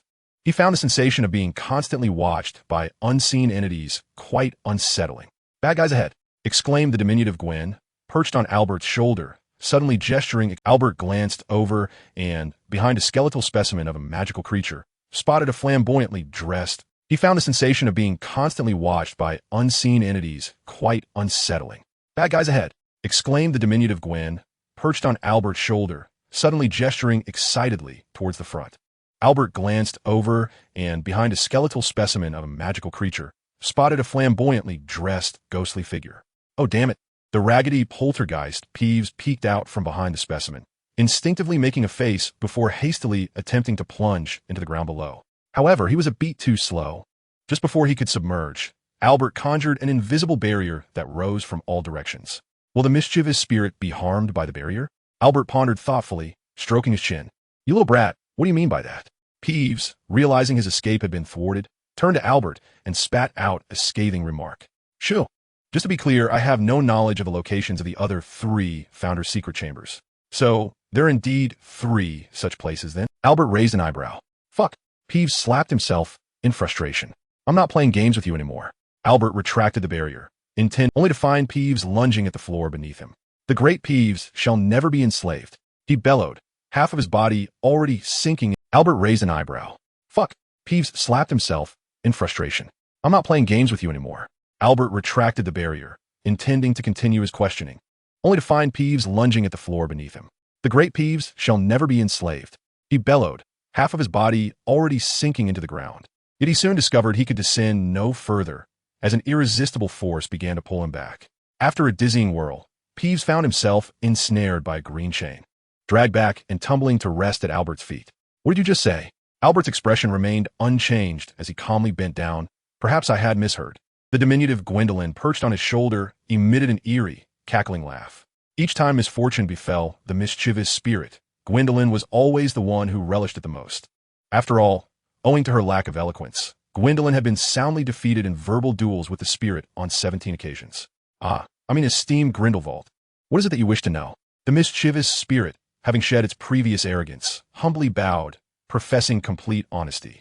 Very well, Albert nodded, though he held not a shred of faith in the spirit's words. Are you aware of the Philosopher's Stone? Fuck. The spirit could not contain itself, once more uttering a curse. By the way, are you interested in Dumbledore's secret chamber? I can guide you. You would never guess what the old fellow has hidden away.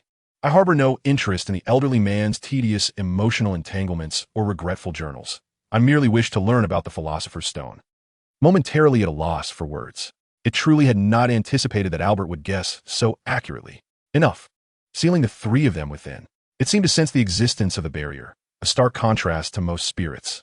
Ultimately, what is this so-called a melange of fragmented memories, or perhaps the embodiment of singular emotions? Within my barrier, any restrictions or contracts will temporarily... You may speak freely. Huh? No way. That's the Ravenclaw contract. Do you think you are? Holy crap, I can really speak. The spirit intended to mock Albert, a melange of fragmented memories, or perhaps the embodiment of singular emotions. Within my barrier, any restrictions or contracts will temporarily cease to function, Albert stated leisurely. Now, you may speak freely. Huh? No way. That's the Ravenclaw contract. Do you think you are? Holy crap, I can really speak. The spirit intended to mock Albert's overconfidence. If you speak recklessly outside this barrier, whatever happens will not be my responsibility. That will suffice. There is something I've been holding back for far too long. The spirit, uncharacteristically grateful, gave Albert a thumbs up before eagerly shouting, "Fuck you, old hag Rowena. Fuck you, idiot Raven." Albert's expression began to take on a... You may have forgotten, but I am a member of Ravenclaw. And so am I. Gwendolen echoed, equally incensed. Together, the pair exuded an The spirit, uncharacteristically grateful, gave Albert a thumbs up before eagerly shouting, "Fuck you, old hag Rowena. Fuck you, idiot Raven." Albert's expression began to take on a dangerous edge, resorting to the swiftest pace of his life to recount matters of interest to Albert, attempting to divert his attention. This little spirit, in a certain sense, was rather formidable. After all, was a truly formidable object. Perceptive and astute, the mischievous poltergeist swiftly sealed his lips, resorting to the swiftest pace of his life to recount matters of interest to Albert, attempting to divert his attention. This little spirit, in a certain sense, was rather formidable. Given his cunning nature, it was perhaps best not to provoke him. Do you know the original purpose behind the establishment of Hogwarts? To nurture young wizards? Albert inquired, following the poltergeist's lead. No, it was to prevent the emergence of murmurs. The murmurs are dark magical energies birthed from young wizards who, for various reasons, excessively repress their innate magical powers, culminating in extreme negative emotions. In the most severe cases, their very bodies may transform into a form of dark magic imperceptible to the naked eye. Are the murmurs truly that terrifying? Albert furrowed his brow. While the murmurs are indeed ominous, what caliber of wizards are the four founders to be afraid of such a phenomenon? It is not the murmurs that are frightening. The poltergeist replied after a moment of silence, a rare seriousness gracing his clown-painted visage, but rather the entity that arises following a massive outbreak of murmurs. In the past, the formation of murmurs was a challenging ordeal until the arrival of a certain individual a millennium ago. The poltergeist spoke in a low tone. No one knew his true name. He merely referred to himself as over-control and transcendent being who commanded truth. He was an extraordinarily powerful wizard. A humanoid figure composed entirely of despairing dark magic emerged, adorned with the markings of over-control across its chest, indiscriminately attacking all wizards. His words devoid of fabrication. Indeed, it was the first time Albert had heard such a tale. Yet, this narrative was inherently futile, for a humanoid figure composed entirely of despairing dark magic emerged, adorned with the markings of over-control across its chest, indiscriminately attacking all wizards. The poltergeist spoke with gravitas, his words devoid of fabrication. Indeed, it was the first time Albert had heard such a tale. Yet, this narrative was inherently futile, for that individual had long since perished, replaced by the uncontrollable truth. Should a sufficient number of murmurs appear, they could once again manifest a corporeal form. Thus, the one concealed within Hogwarts is the remnant of over-control after its defeat. Chapter 84. Oh, dear friend. After hearing the poltergeist tale regarding the Philosopher's Stone, Albert found himself somewhat awestruck. He had merely sought to concoct the legendary. The one concealed within Hogwarts is the remnant of over-control after its defeat. Chapter 84. Oh, dear friend, please cease your persecution of the spider. After hearing the poltergeist tale regarding the Philosopher's Stone, Albert found himself somewhat awestruck. He had merely sought to concoct the legendary truth elixir that could illuminate his inner uncertainties. Yet somehow, he found himself entangled in such troublesome matters, even linked to the historical foundations of Hogwarts established by the four founders. It was akin to embarking on a seemingly trivial quest in a game, only to suddenly discover that the task required vanquishing the final boss. How absurd! Wait. For the very first time in his life, Albert felt a chilling sensation, akin to cold sweat trickling down his nape. He could accept his own failures, even death. It cannot involve forcibly implanting some notion of truth into one's mind, can it? Is there truly any merit in concocting such a potion further? Albert lowered his gaze to find Little Gwen tugging at his sleeve. The young one bore a look of concern, evidently envisioning some dire consequences. The preparation of the truth potion was to be halted for the time being. He would caution Remitro to suspend his endeavors until further. Albert lowered his gaze to find Little Gwen tugging at his sleeve. The young one bore a look of concern, evidently envisioning some dire consequences. The preparation of the truth potion was to be halted for the time being. He would caution Remitro to suspend his endeavors until further notice. Yet as he spoke, Pippi Ghost proclaimed, only to suddenly adopt a more impudent demeanor, as if causing a ruckus would be far more entertaining. Though such an action could very well alert his father. How troublesome indeed! Albert sighed and shook his head. Little one, do you now comprehend the gravity of this secret? Just as he was getting into the spirit of things, that insufferable little Grindelwald had to spoil the fun. Pippi Ghost muttered curses. This night promised to be one of sleeplessness. Under the flickering firelight, Albert's shadow elongated, until, with a sigh, just as he was getting into the spirit of things, that insufferable little Grindelwald had to spoil the fun. Pippi Ghost muttered curses as he drifted away. This night promised to be one of sleeplessness. Under the flickering firelight, Albert's shadow elongated, until, with a sigh, it melted once more into the enveloping darkness, extracting several larger boxes that were several times their original size. The combination of the untraceable extension charm and the shrinking spell was indeed a remarkable nesting doll of magic. Albert retrieved a walnut-sized briefcase from his pocket. With a spell of enlargement, he restored it to its true form and reached inside, twisting open a lid and pouring forth one of the juvenile spiders. Little Gwen stood atop the table, her curiosity piqued. Indeed, Albert opened one box to reveal over a dozen glass jars, each containing a palm-sized juvenile eight-eyed giant spider. Now let's welcome our first guest, he announced, launching itself in a swift pounce, mistaking her for a diminutive prey like a field mouse. The spider's fierce visage combined. One could not deny the terrifying appearance of the eight-eyed giant spider. Even freshly awakened from its dim surroundings, it instinctively focused on the nearby Gwen, launching itself in a swift pounce, mistaking her for a diminutive prey like a field mouse. The spider's fierce visage combined with its sudden assault. I will avenge you soon, Albert reassured as he gently patted Gwen's forehead.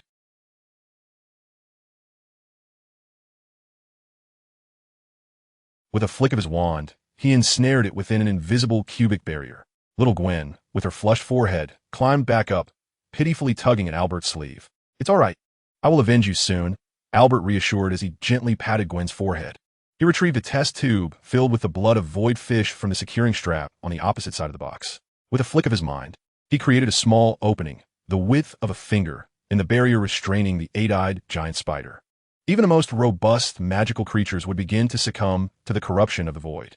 As anticipated, within less than 3 minutes, the larva began to convert. Under Gwen's horrified gaze, the once menacing creature sprouted countless purple nodules the size of soybeans amidst its dark skin and fur. Viscous blood oozed from its shattered exoskeleton, a disturbing mix of red and purple, with ethereal purple particles swirling within. So disgusting, Gwen exclaimed, covering her eyes in fear, unable to found it rather unremarkable, as it was a foreseeable outcome. Of course, if it had been an ordinary creature.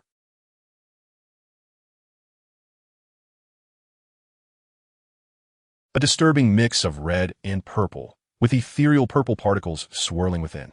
So disgusting, Gwen exclaimed, covering her eyes in fear, unable to watch any longer. Albert, however, demonstrated remarkable endurance and resistance to the void's influence, managing to withstand. an adult would undoubtedly endure even greater levels of void corruption. However, such a scenario could potentially yield uncontrollable monsters. If chaos ensued, just like Hagrid from years past, it was wise to exercise caution for the time being. Suddenly, he noted that the larva had ceased its movements. Observing the creature, an adult would undoubtedly endure even greater levels of void corruption. However, such a scenario could potentially yield uncontrollable monsters. If chaos ensued, he might find himself expelled. Just like Hagrid from years past, it was wise to exercise caution for the time being. Suddenly, he noted that the larva had ceased its movements. Observing the creature, though it was a failure, the void's blood and flesh had indeed increased in quantity, which, in a sense, enhanced the conversion rate. Albert's magic could only conjure up to 9 void fish, meaning his output was limited without a means to rapidly restore his magical energy. However, if he could find a way to proliferate the remains of these void creatures, the conversion rate would, in effect, be augmented. To put it more vividly, it would be akin to enlarging a cake. Thus far,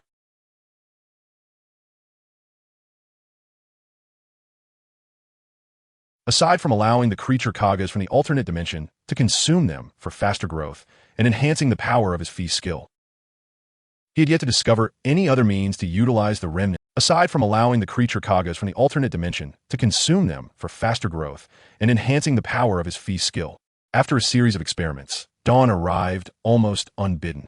Of the 8-eyed giant spider larvae procured from old, there will invariably be an increasing array of monetization methods, of which Albert remains confidently assured. Chapter 85. The Tenacious Miniature Spider and the Disappearance of the Repairer. Upon contact with the blood of the void fish, it exhibited no adverse reactions, and its exoskeleton did not turn purple at first glance. Throughout, it maintained a somewhat dazed and lethargic demeanor. This, however, was merely a superficial observation. The internal structure remained a mystery. Upon contact with the blood of the void fish, it exhibited no adverse reactions, and its exoskeleton did not turn purple at first glance. Throughout, it was the first creature to endure the erosion experiment. Who could say if such fortune would come again? After consuming a bottle of energy supplement, Albert, who had initially felt drowsy, became invigorated once more. The efficacy of the highest quality energy supplement was indeed remarkable. It was the first creature to endure the erosion experiment. Who could say if such fortune would come again? After consuming a bottle of energy supplement, Albert, on his way to the dining hall, Albert encountered Cedric, who was out for his morning exercises. Since that day,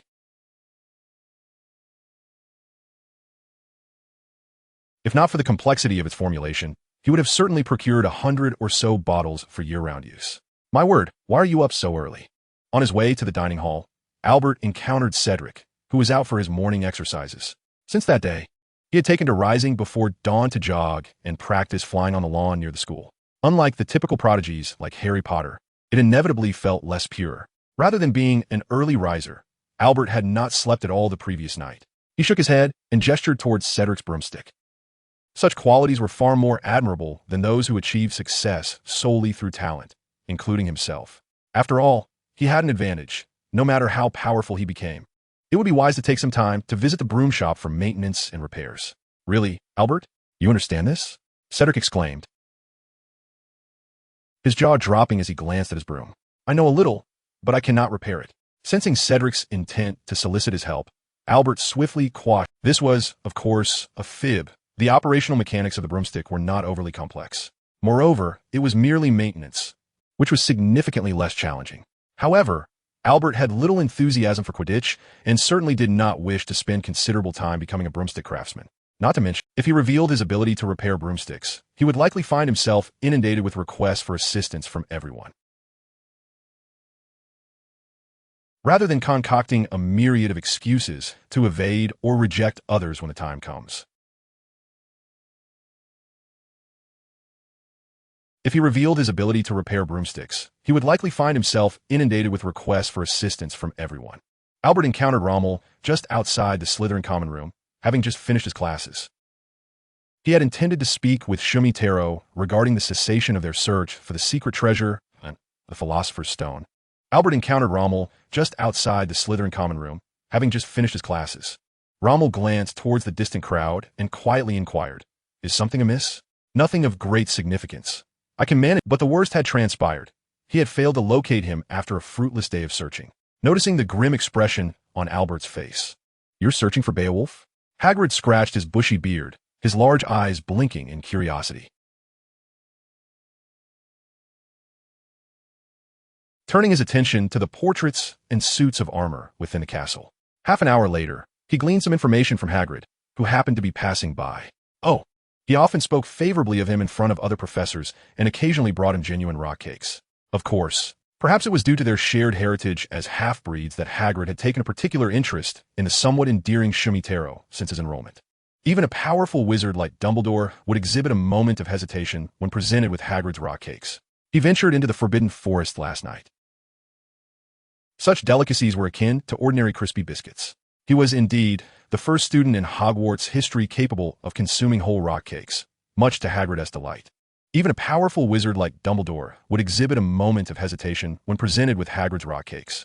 He ventured into the Forbidden Forest last night, claiming he had lost something there. I truly should have stopped him, but he earnestly requested my assistance. Hagrid continued, I'm not particularly worried about his safety.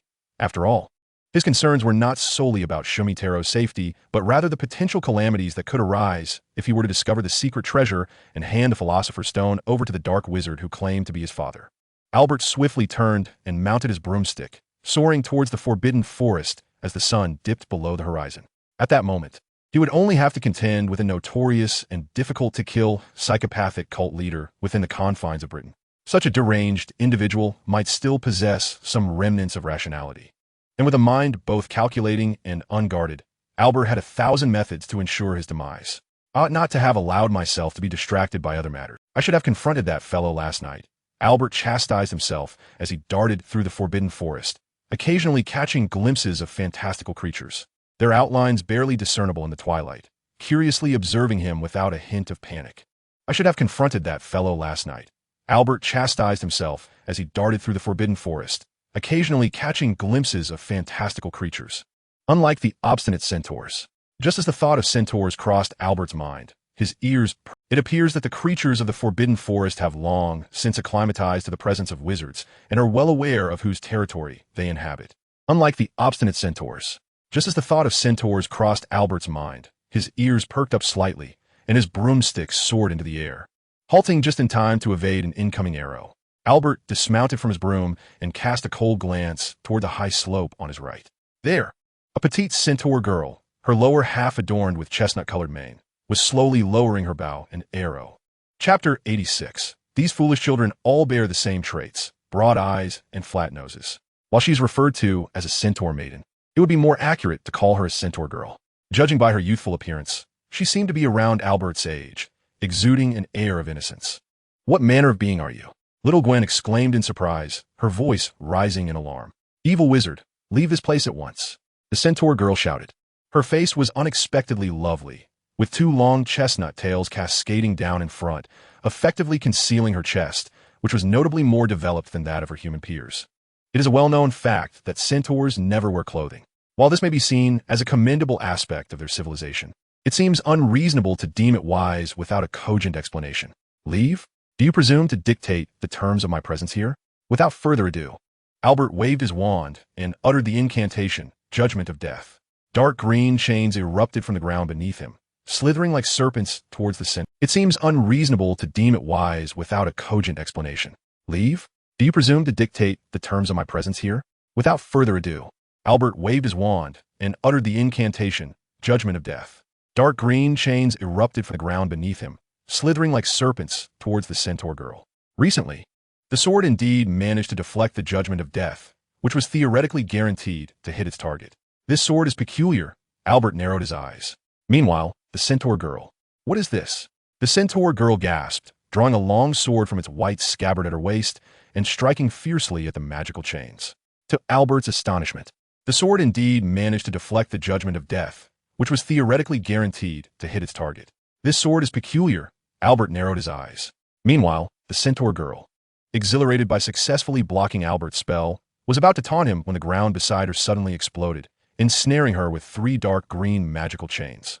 Blinking in confusion, the centaur girl, now on the ground, wore a bewildered expression, seemingly unable to comprehend what had transpired. Evil centaur, you now know the strength of Gwen and Albert. But wizards do not resemble you, the centaur girl muttered. Gwen is a little witch, Little Gwen declared indignantly. Gwen is a little witch from Ravenclaw. We centaurs are not evil. The girl protested. Neither are we wizards evil. Gwen retorted. You are not even a wizard. I do not even know what you are. But wizards do not resemble you. The centaur girl muttered. Gwen is a little witch. Little Gwen declared indignantly. Gwen is a little witch from Ravenclaw. That's not what a little witch looks like. You're trying to deceive me. In a whimsical encounter, the naive centaur girl and the diminutive Gwen found themselves embroiled in a trivial dispute. Do you know Alira? Albert inquired suddenly. Of course. Poetry, opera, and Alira are the best of friends, the centaur declared, her long ears perking up as she attempted to straighten her posture. However, despite her efforts, poetry, opera, sing-song. What do you think of my name, wicked sorcerer? Proclaimed the centaur girl, lifting her head with an air of self-importance. If one disregarded the fact that she was bound and helpless, she might have exuded a sense of authority, but in her current state, she appeared rather foolish. Poetry, opera, sing-song. What do you think of my name, wicked sorcerer? Proclaimed the centaur girl, lifting her head with an air of self-importance. Oh, nothing. I was just complimenting your intelligence. Ah, I see. Poetry, opera is indeed quite clever, exceedingly so. All these dim-witted children look the same. Wide eyes, flat noses, and identical expressions, Albert muttered to himself. What did you say? The centaur girl perked up, her curiosity piqued. Oh, nothing. I was just complimenting your intelligence. Ah, I see. Poetry, opera is indeed quite clever, exceedingly so. Even Florence declared that a centaur like me is a rare sight in 100 years, advising me not to flaunt my wisdom, she replied, proudly lifting her chin. No. I'm certain his intent was not as you interpreted, Albert thought, sensing a peculiar shift in her demeanor after learning her name. It seemed her appearance had become somewhat more endearing. Prejudice truly is a double-edged sword, he mused. Consequently, upon realizing the apparent lack of intelligence in his counterpart, Albert's eyes flickered with a plan. He gently released the magical chains binding her and squatted down in a seemingly gentle manner. This is all a misunderstanding. I, too, am a good friend of Alira and Pava, he continued, and your unprovoked attack on us warranted a natural response. Wouldn't you agree? Oh, indeed. Poetry, opera sincerely apologizes. Albert had instilled a degree of trust in the centaur regarding his friendship with Alira. Upon closer inspection, this young sorcerer was indeed a good-looking individual, must be virtuous. Poetry, opera as criteria for judgment were both simple and straightforward. It's quite all right. Misunderstandings happen. Now, how do we resolve this? Everything is well, Albert reassured her, swiftly dispelling the tension between them and placing poetry, opera in a state of relative guilt. The apparent simplicity of this centaur presented the perfect opportunity for Albert. It appears that this course of action was somewhat superfluous. Everything is well, Albert reassured her, swiftly dispelling the tension between them and placing poetry, opera in a state of relative guilt. To state it more bluntly, they are rather naive and easily deceived. However, for Albert, the latter trait constitutes a significant advantage. As the other party seems to share characteristics with Pava, their psychological activities are plainly evident on their countenance. To put it charitably, they lack guile. To state it more bluntly, they are rather naive and easily deceived. However, for Albert, the latter trait constitutes a significant advantage. Albert inquired softly, casting magical creature affinity spell upon himself with an air of calm anticipation. Under Albert's expectant gaze, the patriarch and the elders initially opposed allowing him entry, citing a breach of protocol, yet the giant produced Godric's insignia. Oh, where is the Tomb of Courage? A forgotten matter is simply forgotten. The centaur maiden, the poetical drama, expressed her refusal with great determination. To be honest, Albert felt an itch in his fist. The poetical drama shook her head for quite some time, seemingly innocently scratching the back of her head as she admitted to forgetting the location. Oh, how troublesome. A forgotten matter is simply forgotten. The centaur maiden, the poetical drama, expressed her refusal with great determination.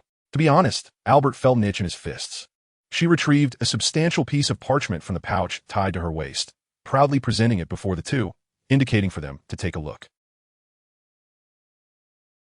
Who is the good child that will not get lost with this map? In the next moment,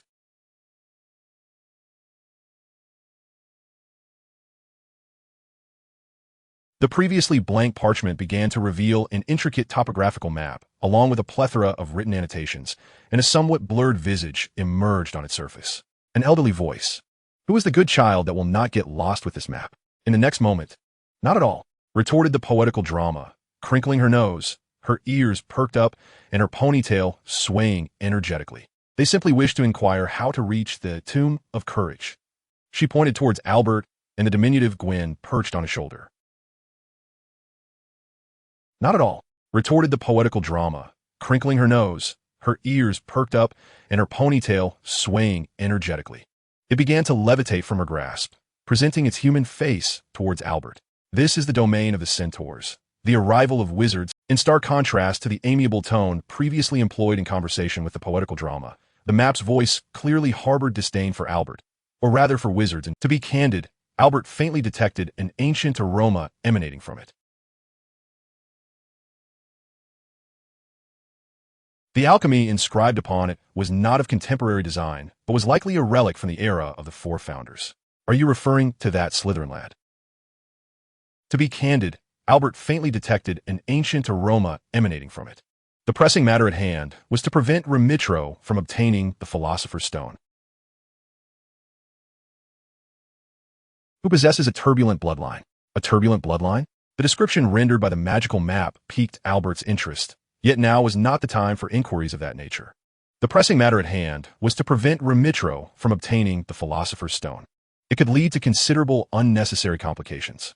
Albert spoke without a hint of menace, addressing the matter at hand. The bard mentioned entering the Tomb of Courage. If possible, please inform us of its precise location. Should a mishap occur involving Hogwarts students in Centaur territory, it could lead to considerable unnecessary complications. Albert spoke without a hint of menace, addressing the matter at hand. Hogwarts has indeed produced a remarkable individual. The enchanted map scrutinized Albert and murmured in a low voice, I understand your intent and wish to assist. However, due to the constraints imposed upon me by the Creator, that should circumvent any restrictions. The young wizard's quick wits are truly impressive, the enchanted map muttered in agreement, gesturing toward the centaur maiden who seemed lost in thought.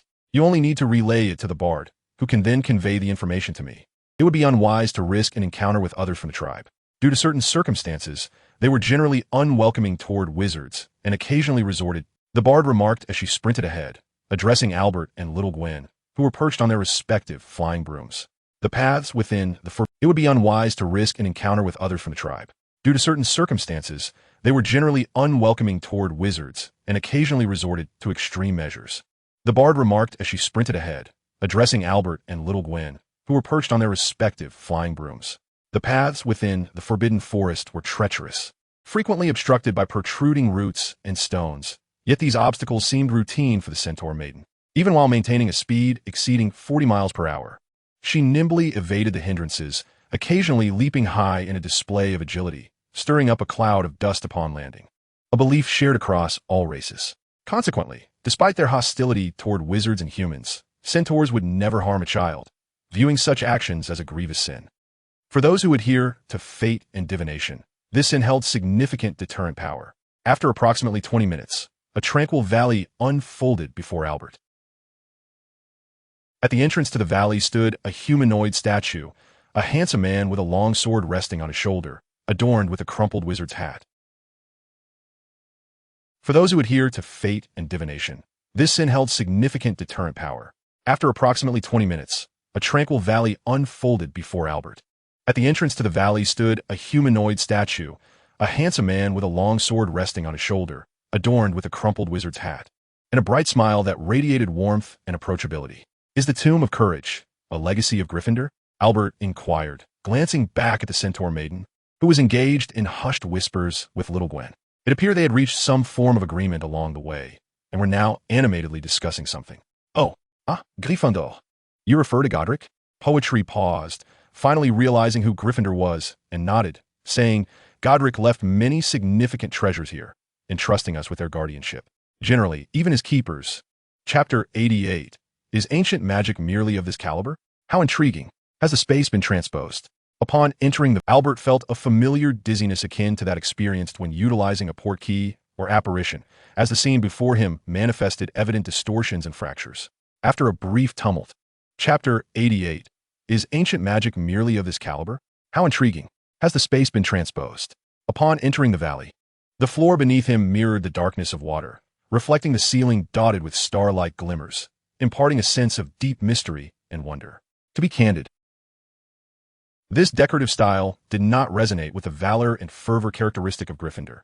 It bore more resemblance to Ravenclaw's aesthetic. How dizzying! The floor beneath him mirrored the darkness of water, reflecting the ceiling dotted with star-like glimmers, imparting a sense of deep mystery and wonder. To be candid, this decorative style did not resonate with the valor and fervor characteristic of Gryffindor. It bore more resemblance to Ravenclaw's aesthetic. How dizzying! Young Gwen evidently struggled with the forced transposition, her eyes swirling with little circles, barely held upright by Albert's steadying hand. Is that the true entrance? Albert gazed ahead, the floor beneath him rippling with peculiar patterns as he moved. Surely, this place is not a creation of Ravenclaw for Gryffindor? He pondered the relationship between the two figures. Upon reaching the gate, Albert quelled his wandering thoughts, extending his wand and preparing to utter a spell when suddenly, a distorted silhouette began to materialize before him, kneeling partially, the floor beneath him rippling with peculiar patterns as he moved. Surely, this place is not a creation of Ravenclaw for Gryffindor? He pondered the relationship between the two figures. Upon reaching the gate, Albert quelled his wandering thoughts, extending his wand and preparing to utter a spell when suddenly, a distorted silhouette began to materialize before him, kneeling partially. It was a manifestation. Albert remained composed, observing intently. Within moments, the kneeling figure solidified and gradually rose. Clad in medieval armor, it wielded a broadsword with a cross hilt. Is it an invisible qualification or a similar artifact? If it is the latter, perhaps I could use a confundus charm to deceive it. Unauthorized entry prohibited. Well, perhaps it is not as intelligent as one might have imagined. Albert had barely taken a step forward when the armored figure raised its sword, mercilessly swinging it towards him. Is it an invisible qualification or a similar artifact? If it is the latter, perhaps I could use a confundus charm to deceive it. Unauthorized entry prohibited. Well, perhaps it is not as intelligent as one might have imagined. Albert had barely taken a step forward when the armored figure raised its sword, mercilessly swinging it towards him. The spell transformed into a sharp blade that struck the armored figure squarely, cleaving through a significant portion of its chest plate and forcing it to stagger back several steps. Had it not been for its timely reaction in planting the sword to stabilize itself, it would have likely fallen to the ground, judging by its responses and movements. It was indeed superior to the decorative magical armors found within a castle. Yet, it remained merely a soulless entity. The potency of the spell had been considerable. Albert keenly sensed this and, without hesitation, brandished his wand once more. An invisible barrier began to warp and elongate under the... It was indeed superior to the decorative magical armors found within a castle. Yet, it remained merely a soulless entity. The potency of the spell had been considerably diminished. Albert keenly sensed this and, without hesitation, brandished his wand once more. An invisible barrier began to warp and elongate under the influence of his intent, morphing into a rapidly spinning drill. Merging spell, destructive spiral. 3 successive invisible spirals shot forth, lifting the armored figure high into the air. Before it could descend, slowly rose to its feet. Esoteric blue patterns adorned its surface, and it seized a massive dragon spear nearby, unleashing a ruthless horizontal sweep close to 100, akin to the activation of an alarm.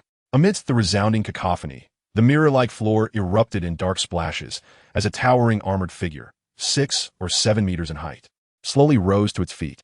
Esoteric blue patterns adorned its surface, and it seized a massive dragon spear nearby, unleashing a ruthless horizontal sweep close to 180 degrees, reflecting a cascade of brilliant meteors upon the obsidian-like surface of the floor. After a tense standoff lasting several seconds, the void wheel came to a gradual halt, only to be shattered by a single punch from the giant armored figure, scattering transparent shards across the space. A pity, the wound was too shallow. Reflecting a cascade of brilliant meteors upon the obsidian-like surface of the floor. After a tense standoff lasting several seconds, the void wheel came to a gradual halt. The armored giant refocused its attention on Albert. 2 ghostly flames flickered beneath its helmet. Its massive arm lifted high, and it hurled the dragon spear in his direction. The aim appeared slightly off, the trajectory suggesting it might soar overhead. Just as Albert prepared to dodge, he suddenly sensed the armored giant refocused its attention on Albert. 2 ghostly flames flickered beneath its helmet. Its massive arm lifted high, and it hurled the dragon spear in his direction. The aim appeared slightly off, the trajectory suggesting it might soar overhead. Just as Albert prepared to dodge, he suddenly sensed a violent surge of magical energy approaching from behind. The phantasmic shift almost caught him off guard. With that, he chose to disregard the dragon spear, turning around as he unleashed a torrent of magical energy from his wand. Judgment of Death. Almost instantaneously, the giant armored figure teleported behind Albert, grasping the incoming dragon spear with both hands and thrusting it vertically toward the diminutive wizard standing before it. Yet Albert's incantation was evidently swifter, as 4 dark green chains surged forth from the ground and ceiling, ensnaring the limbs of the colossal armored figure in an instant. What do you suppose will happen when forces from all 4 directions act upon an object simultaneously? Albert inquired with a smile. With a resounding crack, the magical chains tugged in unison, and after a fleeting moment of balance, the giant armored being was utterly torn asunder, transforming into 5 resounding fragments of iron that fell to the ground. As he approached the vortex of magic, Albert turned slightly. Albert's figure vanished entirely into the swirling magic. Chapter 89. Welcome to the world a millennia hence. What time is it again? Tinged with a regret only he could comprehend. Indeed, the magnitude of power ultimately rests in the hands of its wielder. With this contemplative thought, Albert's figure vanished entirely into the swirling magic. Chapter 89. Welcome to the world a millennia hence. What time is it again? Amidst a heap of shattered armor, that resolve was largely a mere illusion conjured by magic. The token bestowed upon him by that scoundrel from Gryffindor proved utterly useless. Cursing profusely, and these bothersome creatures had appeared with disturbing regularity, either alone or in groups. The only constant was their unwavering resolve to prevent his advancement. Though that resolve was largely a mere illusion conjured by magic, the token bestowed upon him by that scoundrel from Gryffindor proved utterly useless. Cursing profusely and fueled by resentment, Schmitro mustered what little spirit he had left, not knowing how many times he had approached the doorframe that pressed closely against the stone wall. Alongside countless treasures whose names he could not even begin to fathom, this place should not be called the Tomb of Courage, but rather the Cavern of Treasures. He found himself within a vast cavern, confronted by a dazzling mountain of treasure shimmering with golden light. Before him flowed rivers of gold coins and gems, alongside countless treasures whose names he could not even begin to fathom. This place should not be called the Tomb of Courage, but rather the Cavern of Treasures. Schmitro inhaled deeply, instinctively closing his eyes to calm his tumultuous emotions. After a brief moment of adjustment, he reopened his eyes, devoid of any glimmer of greed or excitement upon seeing the treasures, replaced instead by a tranquil silence akin to water. I must acquire the Philosopher's Stone at once, and then make my escape. The man who possesses the Philosopher's Stone will perish at the hands of the monster Grindelwald. Everything shall unfold as it should. With a limp, Schmitro began to ascend towards the mountain of treasure, often being tamed by wizards or fairies to seek out treasures buried deep within the earth or hidden within ancient ruins. It is noteworthy that Sniff's abdomen houses a nearly insatiable two-dimensional pocket reminiscent of a kangaroo's, where an array of treasures is perpetually stored without adding to its own weight. Often being tamed by wizards or fairies to seek out treasures buried deep within the earth or hidden within ancient ruins.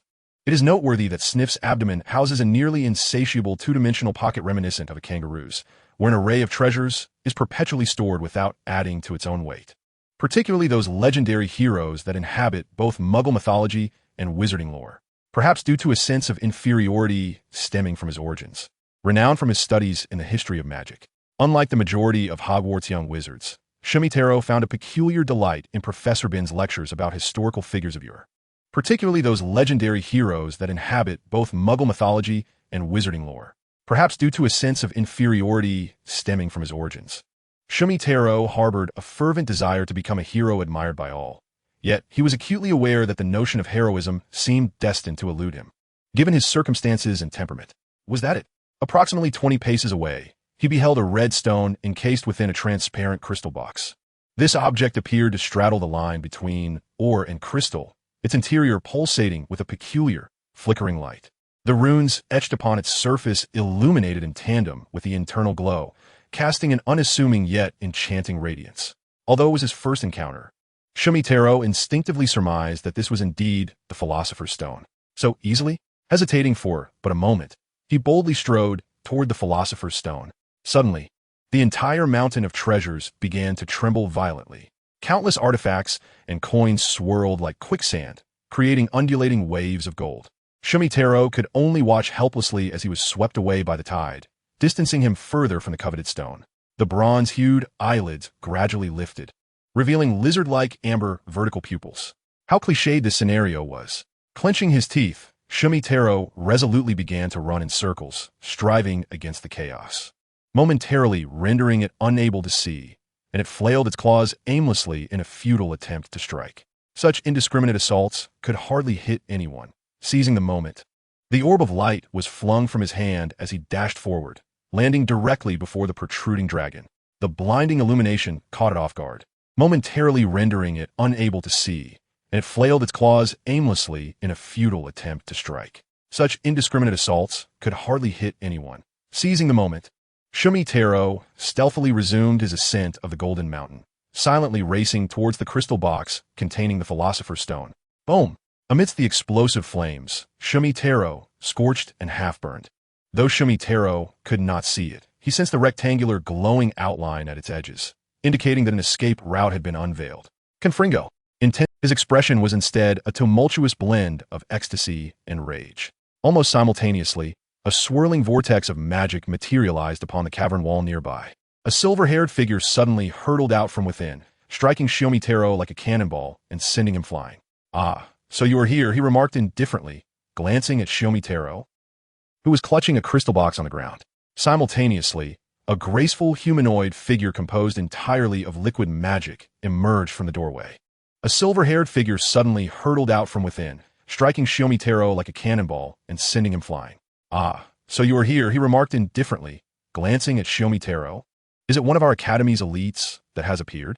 Watch out behind you." Shumitaro, struggling to maintain his composure, suddenly pointed towards Albert's back, its faceless head adorned with a delicate crown. Albert scratched his temple, tilting his head slightly. "But why? In the chamber of Gryffindor. Is it one of our Academy's elites that has appeared? Watch out behind you." Shumitaro, struggling to maintain his composure, suddenly pointed towards Albert's back, utterly astonished and momentarily at a loss for words. Ignoring the chaos behind him, Albert slowly rolled up his sleeve, revealing a pristine piercing through its neck and pinning the creature to the ground. Flames erupted from the lifeless head, igniting the entire dragon's corpse. Shumitaro stood frozen, mouth agape, utterly astonished and momentarily at a loss for words. Ignoring the chaos behind him, Albert slowly rolled up his sleeve, revealing a pristine arm bound with a transparent box. Inside, a medical leech, about the size of a third of a palm, clung to the surface of his skin. Albert raised his wand, aiming it at the Ravenclaw's magical projection, which was also lifting its hand. "Welcome to the world, a millennium hence." As soon as the words left his lips, a torrential downpour of spiral drills shot forth from the void behind Albert, completely engulfing the Ravenclaw projection. Chapter 90. Uncontrollable fate. Did that human enter directly through the entrance? A slap landed on the back of its head, and the poetry troupe, with tears in its eyes, cradled its throbbing head, wailing. The poetry troupe told him he couldn't go in. The poetry troupe nodded vigorously, blinking its pure, large eyes.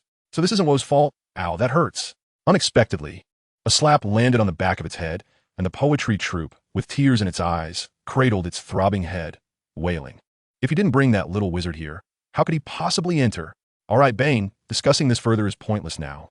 Another centaur with red hair and a beard shook his head, a hint of concern on his face. According to Elder Galolo's previous divination, that boy possessed terrifying power. Wizards and magic are always the source of all calamities. Thus, I despise humans and even more so, wizards. Behind expressing their agreement.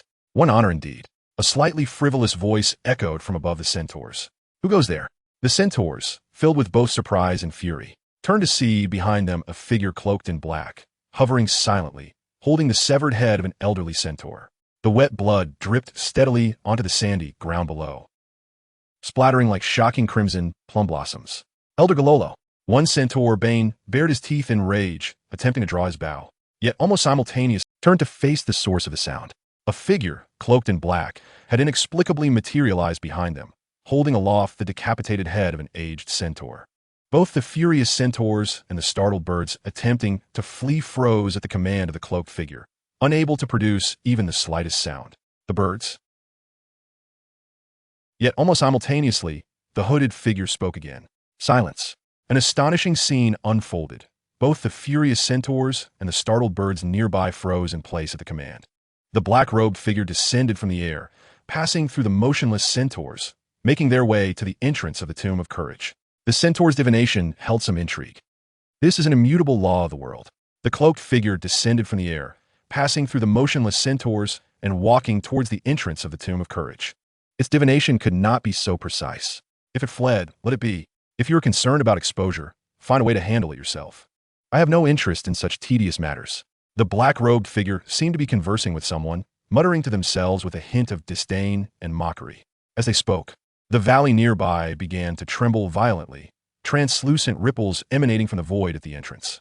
Muttering to himself with a tone laced with disdain and mockery. As he spoke, the valley nearby began to tremble violently, translucent ripples emanating from the void at the entrance. The residual force reverberated to the cloaked figure's feet, displacing countless fragments of stone and mud. Something is about to emerge. No sooner had the thought crossed his mind than a multitude of transparent cracks began to appear not far away, rapidly spreading to engulf the space before them.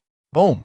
Burst forth from the shattered space, dragging behind him a completely unconscious figure, the wizard Trot. Indeed, waiting outside from the very beginning? Seemingly laced with a hint of order, the cloaked figure retreated a few steps, uncertainty flickering in his eyes. Almost simultaneously, Albert burst forth from the fractured space. The emerald chains binding the Ravenclaw projection tightened under the influence of an unseen force. He dared to strike at both parties simultaneously without a second thought.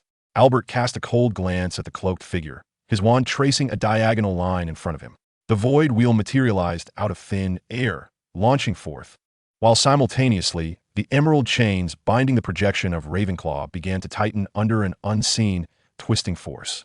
How audacious these children have become, the cloaked figure mused, gripping the wand enveloped in black smoke, mimicking the inclined gesture. Sandstorm Vola, the ground shattered and cracked, a towering sandstorm tornado, spiraling upwards, completely engulfing the void wheel upon contact. Faintly, the sharp sound of shattering glass could still be heard. Indeed, the potency of the incantation appears to be amplified when articulated in the vernacular of this era. Soaring above the Ravenclaw projection, ensnared by magical chains. The mere combination of the spiral and barrier spells proved insufficient. These formidable wizards possessed an alarming resistance to magic. Soaring above the Ravenclaw projection, ensnared by magical chains. The mere combination of the spiral and barrier spells proved insufficient. These formidable wizards possessed an alarming resistance to magic. He completed the unfinished lines on one side of the stone. The coordinates for the key were now established. Let us resolve one matter first. Albert murmured softly. He completed the unfinished lines on one side of the stone. The coordinates for the key were now established. Let us resolve one matter first. Albert murmured softly, his right hand grasping the stone, aligning it towards the Ravenclaw magical projection below. Almost simultaneously, in a remote part of the Pacific, beneath over 6,000 meters of dark ocean, a colossal artificial mass of fat, inscribed with identical patterns, began to emit a dim blue light. A terrifying whirlpool swiftly formed, tearing a passing giant squid to shreds. At the same moment, in the forbidden forest of Hogwarts, beneath the astonished gaze of the cloaked figure, a vast, bottomless pit abruptly appeared beneath Albert, accompanied by the distant sound of waves crashing against rocky walls. Now, it is your turn. The silver pupils, ablaze with dark magical blue light, turned towards the figure in black, instilling a sense of overwhelming dread and terror. If you cannot fight, retreat, the cloaked figure exclaimed, hastily brandishing his wand to conjure a sandstorm for concealment. However, in the next instant, Albert stumbled and plummeted to the ground. What is happening to me?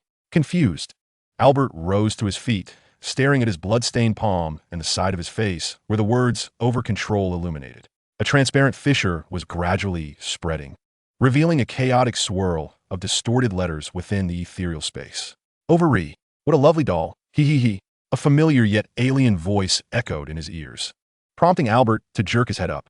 Blood filled his vision, and amidst the crimson world, he faintly discerned a girl, covered in mud and clad in tattered clothing, who embraced him warmly. Her freckled face, devoid of front teeth, radiated genuine joy, her curly pigtails bouncing with each movement. From this day forth, Albert was greeted by a ceiling that felt oddly familiar. Though he did not visit often, Albert had an excellent memory. Even before fully regaining, Albert was greeted by a ceiling that felt oddly familiar. Though he did not visit often, Albert had an excellent memory, even before fully regaining consciousness. By the looks of it, he had no intention of sharing. What a boorish creature. Albert struggled to prop himself up with his elbow. By the looks of it, he had no intention of sharing. What a boorish creature. Albert struggled to prop himself up with his elbow, leaning against the relatively soft pillow behind him. How long has it been? He gazed out at the inky blackness of the night sky, swallowing the remaining apple. Core and all, Shumatero spoke slowly, perhaps half a day. It was evident that Shumatero was concealing the events that transpired in the Forbidden Forest. Otherwise, Dumbledore would likely be seated beside them now. Your so-called father didn't seize the opportunity to eliminate me? He scoffed. Oh, you should have seen his ridiculous expression. For some reason, it was as if he had encountered something utterly unbelievable, grabbing the Philosopher's Stone and fleeing like a frightened dog, with more dignity than he displayed. And you couldn't even stop a mere wild dog. Albert's voice was icy. Shumatero's expression darkened, instinctively gripping the armrest of the chair beside him until it creaked.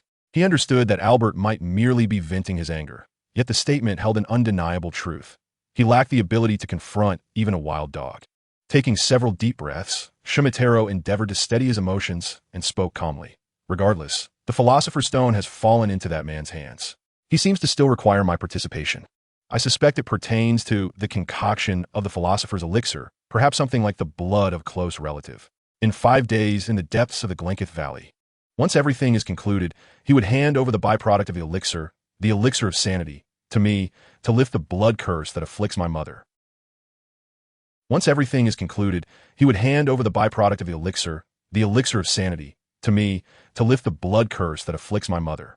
As Shumatero spoke, the long-dormant system gradually revealed an achievement awaiting completion. Mission: shatter the truth. Requirements: in the Windmill Flower Valley, 5 days hence. Complete the concoction of the Philosopher's Elixir and eliminate the truth's adherent. Rewards: Level 1 Lottery Ticket 1, Bloody Doll. Truth, it seems, is never-ending in its massacre. The mission's reward seemed so meager. No, the issue lay with that bloody doll. Albert's pupils constricted in an instant. What is it? Shumatero noticed Albert's momentary distraction. Nothing. Albert momentarily set aside the matter of the task and returned to the previous topic. Do you believe his words? Not at all. Which is why I won't be going alone. Shumatero shook his head, gazing earnestly at the pallid face of Albert on the sickbed. But there is one issue. That fellow seems quite concerned about your involvement. So he explicitly informed me that he would establish magical protections at the scene, designed to trigger upon the entrance of you or powerful wizards like Dumbledore, thereby automatically activating the apparition restriction. After that, I shall patiently await the birth of the next descendant. Those were his exact words. A spell targeting names? Rather a clever approach, sidestepping the arduous task of complete protection. Albert remarked non-committally, retrieving an apple from the fruit basket on the nearby table. The blade forged from the barrier spell, under the influence of the spiral incantation, revolved clockwise, effortlessly peeling the apple without a trace of waste. This remarkable mastery over magic filled the mage, Taro, with genuine envy. Yet, such envy was ultimately futile. You must have a way to evade it, right? Perhaps. Albert neither affirmed nor denied, merely donning his garments and descending from the sickbed. He cast a glance at the nearby, full-length mirror, beholding the face of a silver-haired youth, both familiar and foreign. His visage was as smooth as jade, unmarred by any blemish. Before you leave the school, do let me know. I shall depart with you. In the ensuing days, everything proceeded as usual, as Albert endeavored to maintain his daily routine at school, indistinguishable from his norm. He was certain that it was not related to Isolde or any other character from the original Gold Shovel, setting intertwined with Little Gwen. For in his dreams, he distinctly observed a girl resembling a stray beggar passing by a flickering, abandoned advertisement wall, adorned with posters promoting the game, Gold Shovel. He recalled that the stone had once borne the inscription, Over Control. Coupled with the information from the ancient sorcerer relayed by Pepigi, it was not difficult to surmise that these sudden changes were likely influenced by the intervention of another's abilities upon his own golden touch. How terrifying it was, whether it be the Gold Shovel system acting as a golden touch or inherent issues within himself, as long as he could control that stone. Whether it be the Gold Shovel system acting as a golden touch or inherent issues within himself, as long as he could control that stone with a little time. Clad in a heavy, worn black coat, gazing at the distant lake where a colossal tentacle rose high, splashing droplets like rain. In the frigid air, clad in a heavy, worn black coat, gazing at the distant lake where a colossal tentacle rose high, splashing droplets like rain. In the frigid air, his breath mingled with the ethereal golden light of dawn, swirling before him in a hazy mist. Top, top! Footsteps approached from behind. Taro turned to find a girl clad in a white knit sweater, draped below her shoulders in a black suit. Her golden tresses flowed behind her, dancing in the wind, though her exaggerated beauty was overshadowed by an expression of aloofness. You are casting a spell concerning names, likely involving ancient magic, not something as simple as a transformation or polyjuice potion. The girl, appearing to be around 14 or 15, raised her delicate arm to casually tuck a loose strand of hair behind her ear. Is it a body transformation spell? Sort of, though its precise designation would be gender transformation spell. By the way, my name is now GEC. Do not mistake it. Albert, no. You should now be called GEC, spoke slowly. Taro's expression shifted, glancing back towards the Hogwarts castle. You are not within the castle. That man should take notice. I implored Alira to disguise me with a compound potion for a few days, and the effects of this gender transformation have surpassed my expectations, seemingly influencing my personality and habits to a considerable extent, such that even my family would likely be unable to discern my true identity from my appearance. GEC, Albert, whose demeanor has taken on a somewhat feminine quality, remarked while cradling her rather ample bosom. Fortunately, this only needs to last for 2 days. Otherwise, GEC delivered a swift kick to Shiomi Taro, stepping upon his back to retrieve a key resembling a door key from his pocket. Why do you have to step on me? Shiomi Taro muttered in a rather disgruntled tone. Because we are about to undergo a spatial transfer. Why do you have to step on me? Shiomi Taro muttered in a rather disgruntled tone. Because we are about to undergo a spatial transfer. He dared not even attempt to rise, fearing dismemberment. Oh, perhaps it is due to the gender transformation. I feel a bit submissive at the moment. GEC maintained a faint smile, applying increasing pressure with her foot. In the next instant, their figures twisted and distorted, vanishing from a spot. Chapter 92. The Blade of the Unending Spells and Fiery Sword. We have arrived. A familiar yet strange feminine voice echoed overhead. Shiomi Taro shook his head a few times, rising from the marble floor adorned with exquisite carpets. Before his eyes lay the opulent interior of a villa. Young master, should I now refer to you as young lady? Inquired the elderly butler, Walter, bending slightly and adjusting his glasses with a hint of hesitation. Understood. The butler offered a slight bow and gestured for Shiomi Taro to follow, leading the way toward a certain direction on the first floor. For reasons unknown, despite his frail appearance, Shiomi Taro could not shake the inexplicable sense of pressure emanating from the aged butler, who seemed anything but ordinary. Guided by an almost instinctual intuition, he sensed that the butler was likely no mere servant, prompting him to follow without further ado. When you were younger, I always wished to dress you as a girl. I never imagined. As they ascended to the second floor, Aunt Artemis, clad in an evening gown, teased with a smile.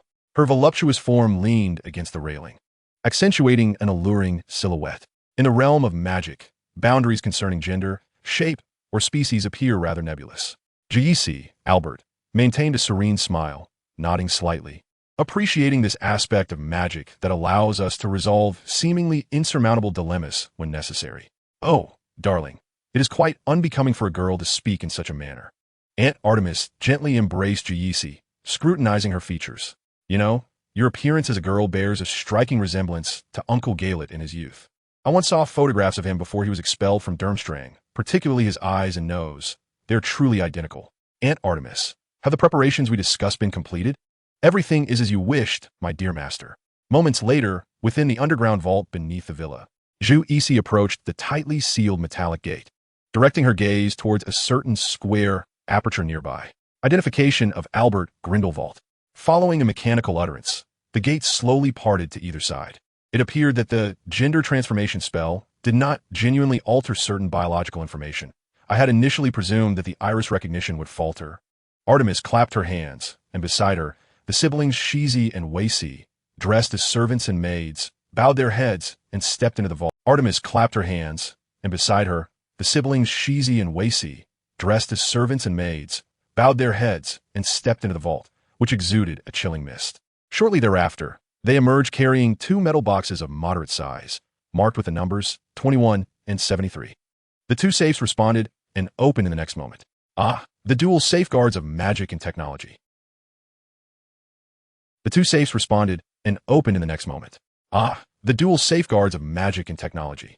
Ever since my grandfather Campbell assumed the role of head of the family, the Grindelwald lineage has always operated in this manner, although it can be somewhat cumbersome at times. The items housed within the vault are of extraordinary value, and thus, it is not entirely intolerable. By the way, The entire subterranean vault will seal itself within 10 seconds and initiate the preset anti-disillusionment. The entire subterranean vault will seal itself within 10 seconds and initiate the preset anti-disillusionment charm and special fiendfire spell. This fiendfire spell, refined by my predecessor Gellert Grindelwald, incinerates any individual who does not meet the established criteria, leaving no trace behind.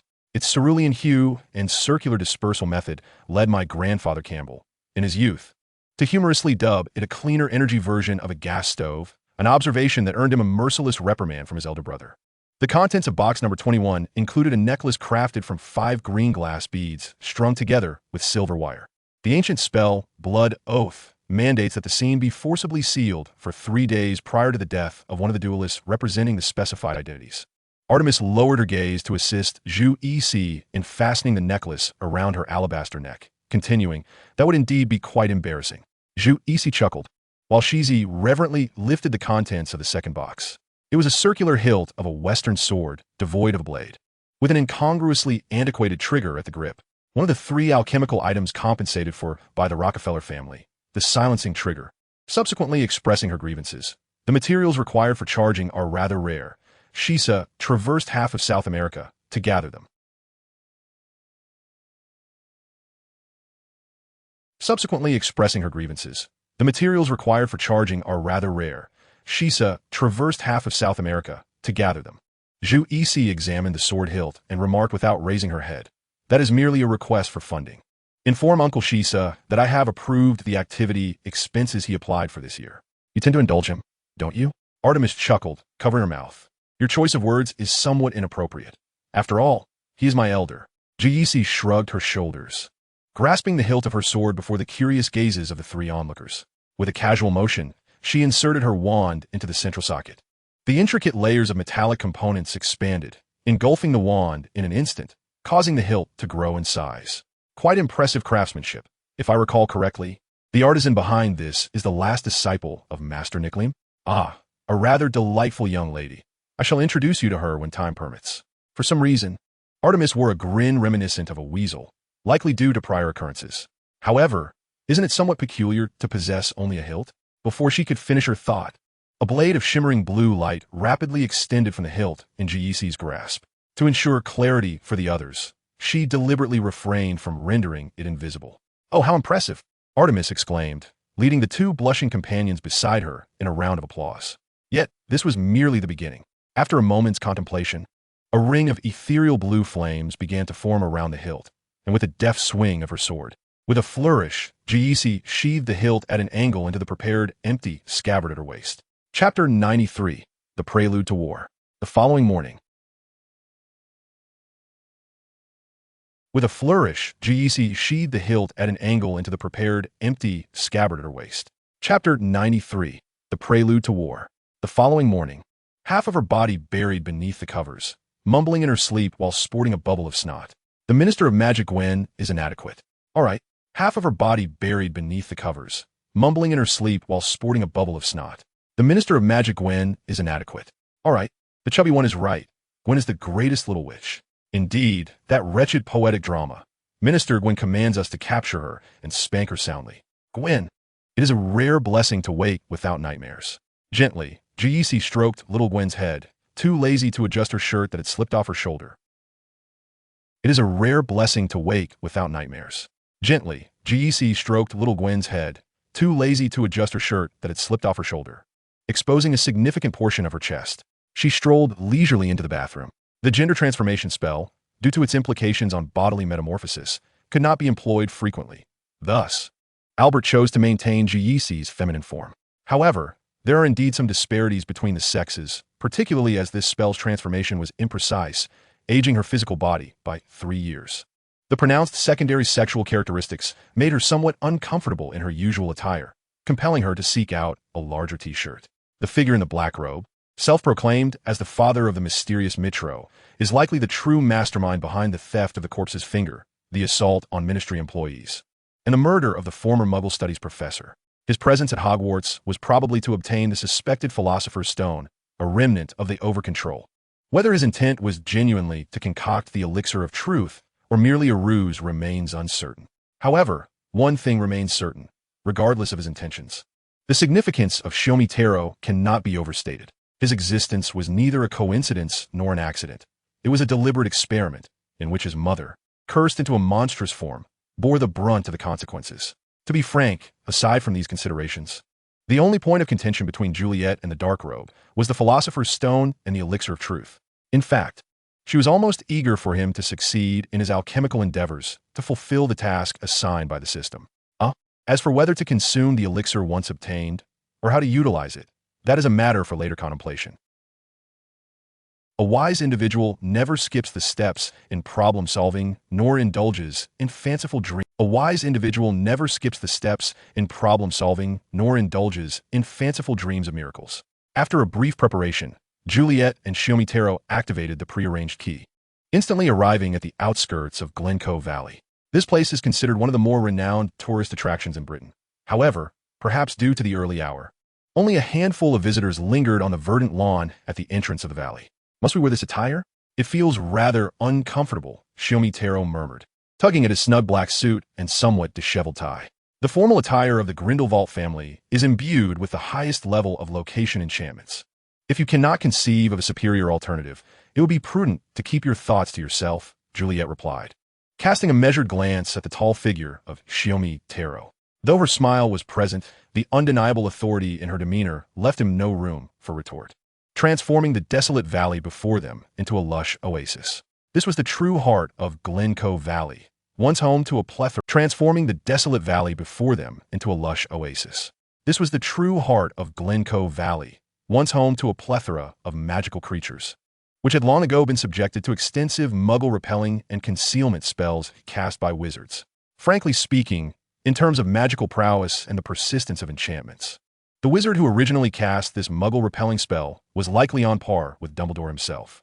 Albert surmised that such wizards were relatively numerous several centuries ago, leading to the widespread existence of these nearly permanent muggle-repelling spells around the world.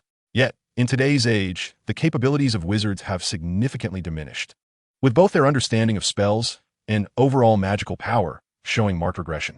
Gabrielle, I warn you not to run off again, or I shall never take you out again. A delicate-featured silver-haired girl was sprinting towards them, in pursuit of a similarly haired little girl, speaking in impeccably standard French. Given the extraordinary appearance of the pair, Juliet, Albert, quickly deduced their identities. Fleur Delacour and her sister Gabrielle Delacour, half-blood witches of one Quartervilla lineage, destined to represent Beauxbatons Academy in the Triwizard Tournament. As Gabrielle, who was leading the way, stumbled and fell to the ground, she was gently assisted by Juice. Ferron cautiously inquired, her gaze fixed on the distant blonde girl clad in a tailored suit and the towering figure of a bodyguard standing behind her. Her English was laced with a distinct French accent. Though not incomprehensible, it certainly sounded peculiar. Just as Ferron was about to ask for clarification, her vision suddenly blurred. When it cleared again, she found herself and her sister Gabrielle holding hands, appearing at the very outskirts of Glencoe Valley. The events transpiring around her were utterly bewildering, leaving her unable to comprehend either what had occurred or how they achieved it. How rare it is to see you caring for others, Zayumite murmured, following closely behind Juice with a hint of sarcasm. Before long, a moderately sized valley entrance emerged before them. The rock walls were adorned with white flowers resembling a cross between morning glories and climbing ivy. Viewed from a distance, they appeared as a pale curtain. The Windmill Flower Valley is here, Juice announced, although the enchanting creatures within had long since perished and left behind no rare resources. The muggle-repelling charms here were remarkably potent. Let's proceed, Juice declared, leading the way. Upon crossing the somewhat indistinct barrier, they were greeted by an endless sea of white blossoms. At the farthest point of her vision stood a familiar figure, cloaked in black, silently maintaining eye contact with her before a massive cauldron. Chapter 94. Hidden Agendas and Subsequent Struggles. Ah, you've brought along a few extra individuals, my dear son, the figure in black said, for the first time lifting the brim of his hood to reveal an ugly visage marred by numerous stitches. His skin was mottled, his features a jarring amalgamation of an aged man, an unremarkable young male, and certain feminine aspects. His entire face seemed to embody chaos, inducing a sense of dizziness and an inexplicable urge to strike. Do dark wizards enjoy experimenting on themselves? I do not recall agreeing to bring anyone else along. Or do you genuinely believe I would trust you? Zayumite retorted sharply. Well, that may be true. However, As long as it isn't those few troublesome individuals. Anyone else will suffice. The figure in black shrugged, scratching his cheek. You belong to the Grindelwald family, do you not? Was it the masterpiece that sent you? He inquired of Juice, who maintained her impassive demeanor. It was customary to introduce oneself before inquiring about another's identity. Juice replied with a practiced smile, unhurriedly stating, indeed. At this, Zayumite could not help but perk up an interest. That old relic Roland must have mentioned the matter of the mummy to you, right? I am the one he encountered back then, though you may also refer to me by my true name. Usher Mariseth Pamlira Ramses Miamon. Before he could finish, Juice interjected, You are Pharaoh Ramses II? Grindelwald truly was fortunate to have produced such prodigies. Oh no, if we include Gellert Grindelwald, that amounts to 3. The rate of talent emerging in this era is astonishing, even when compared to our time. The figure in the black robe did not deny it. Rather, Ramses II, one of Egypt's most renowned pharaohs, simply expressed his heartfelt astonishment. Even the mere accounts recorded by the mundane world are sufficient to deem his life a legend. And you, young lady? Judy Grindelwald. Judy boldly introduced herself, only to notice the other party's fingers twitching several times, a slight furrow appearing on his brow. A pseudonym, but it mattered little, as long as it was not Dumbledore or that masterpiece. Do you still practice divination? The preliminary procedures were nearly complete. What remained was the final fusion. With that, he turned to the silent figure of Shimitoro, whose expression was dark and brooding. Before Shimitoro could erupt, Judy stepped in front of him. What else do you require? Shimitoro's blood, fingers, or perhaps other tissues and organs. Conversing with an intelligent individual is indeed effortless. Ramses II quipped, casually grasping the enormous wooden spatula in the pot and shaking it a few times. I require 2 of his molars. Without hesitation, Shimitoro reached into his own mouth, forcibly breaking off 2 teeth and tossing them to the other. Compared to severed limbs or other organs, 2 teeth were hardly significant. Unfazed by the blood and saliva lingering on the teeth, Ramses II received them with a cheerful demeanor, tossing each one into the bubbling cauldron. The hero's first teeth are now present. We need to add more. Muttering to himself, Ramses II, seemingly oblivious to his surroundings, began extracting various bizarre human organs and materials from a pocket that clearly employed a seamless extension charm, tossing them into the cauldron one by one. The placenta of a full moon werewolf, the torn skin of the despised daughter of the earthly realm, the shattered liver of the oppressed, the beloved eyeball of the blood-cursed mother. These should suffice. Curses, exclusion, oppression, love, and a touch of insignificant resentment and anger. This is the essence of truth. Ramses II erupted into hysterical laughter, his wand, resembling a withered branch, swirling in circular motions. The magical energy radiating from it, even churning the murky surface of the cauldron below. A brilliant light surged forth as the water receded, and one could faintly discern a golden fluid appearing at the bottom of the cauldron, its surface adorned with countless densely packed, twisted symbols. I see it, my truth. So exquisitely beautiful, yet chillingly terrifying. A rough sound of metal scraping and the shattering of a glass bead echoed behind him. Ramses II ceased his laughter, stooping slightly, a bemused expression on his face. He could sense that the entire valley was now entirely sealed by a spell, preventing anyone from leaving until certain conditions were met. The potion is not yet complete. Are you unable to contain yourselves already? Behind him, Shimitoro's massive stone sword slowly took shape, while Judy too raised the empty hilt with one hand, positioning it before her. My potion-making skills are quite commendable. I can still discern whether the potion is complete. Ah, is that so? After a brief silence, Ramses II suddenly turned, a swirling column of ethereal blue flames aimed directly at his face. A deluge of azure scarab beetles erupted from the ground beneath the feet of Ramses II, forming an impenetrable wall that shielded against the infernal flames. The once all-consuming demonic fire, upon encountering the sacred beetles, appeared to meet its nemesis, swiftly dimming in intensity. Before Ramses II's smile could fully manifest, the insect wall was abruptly cleaved asunder by an unseen strike, revealing a golden-haired figure wielding an ethereal blade. By the way, I seem to have not seen your second pair of arms? Zhu Isi inquired suddenly, leaning forward as she thrust forth a spiraling sword entwined with fierce flames. As an incantation was uttered, a layer of pale, golden magical barrier materialized before her. Ramses II, observing the blinding sparks erupting perilously close, bore an oddly perplexed expression upon his grotesquely stitched visage. What do you mean by a second pair of hands? Confringo. A violent fireball detonated behind her. Propelled backward over 10 meters by an invisible force, the ground beneath her appearing as if ravaged by unseen blades, marked with terrifying scars of varying depths. Propelled backward over 10 meters by an invisible force, the ground beneath her appearing as if ravaged by unseen blades, marked with terrifying scars of varying depths. Was it some sort of spell akin to the unseen edge? Unfortunately, it was a silent incantation. Otherwise, perhaps she could have learned it. Muttering to herself,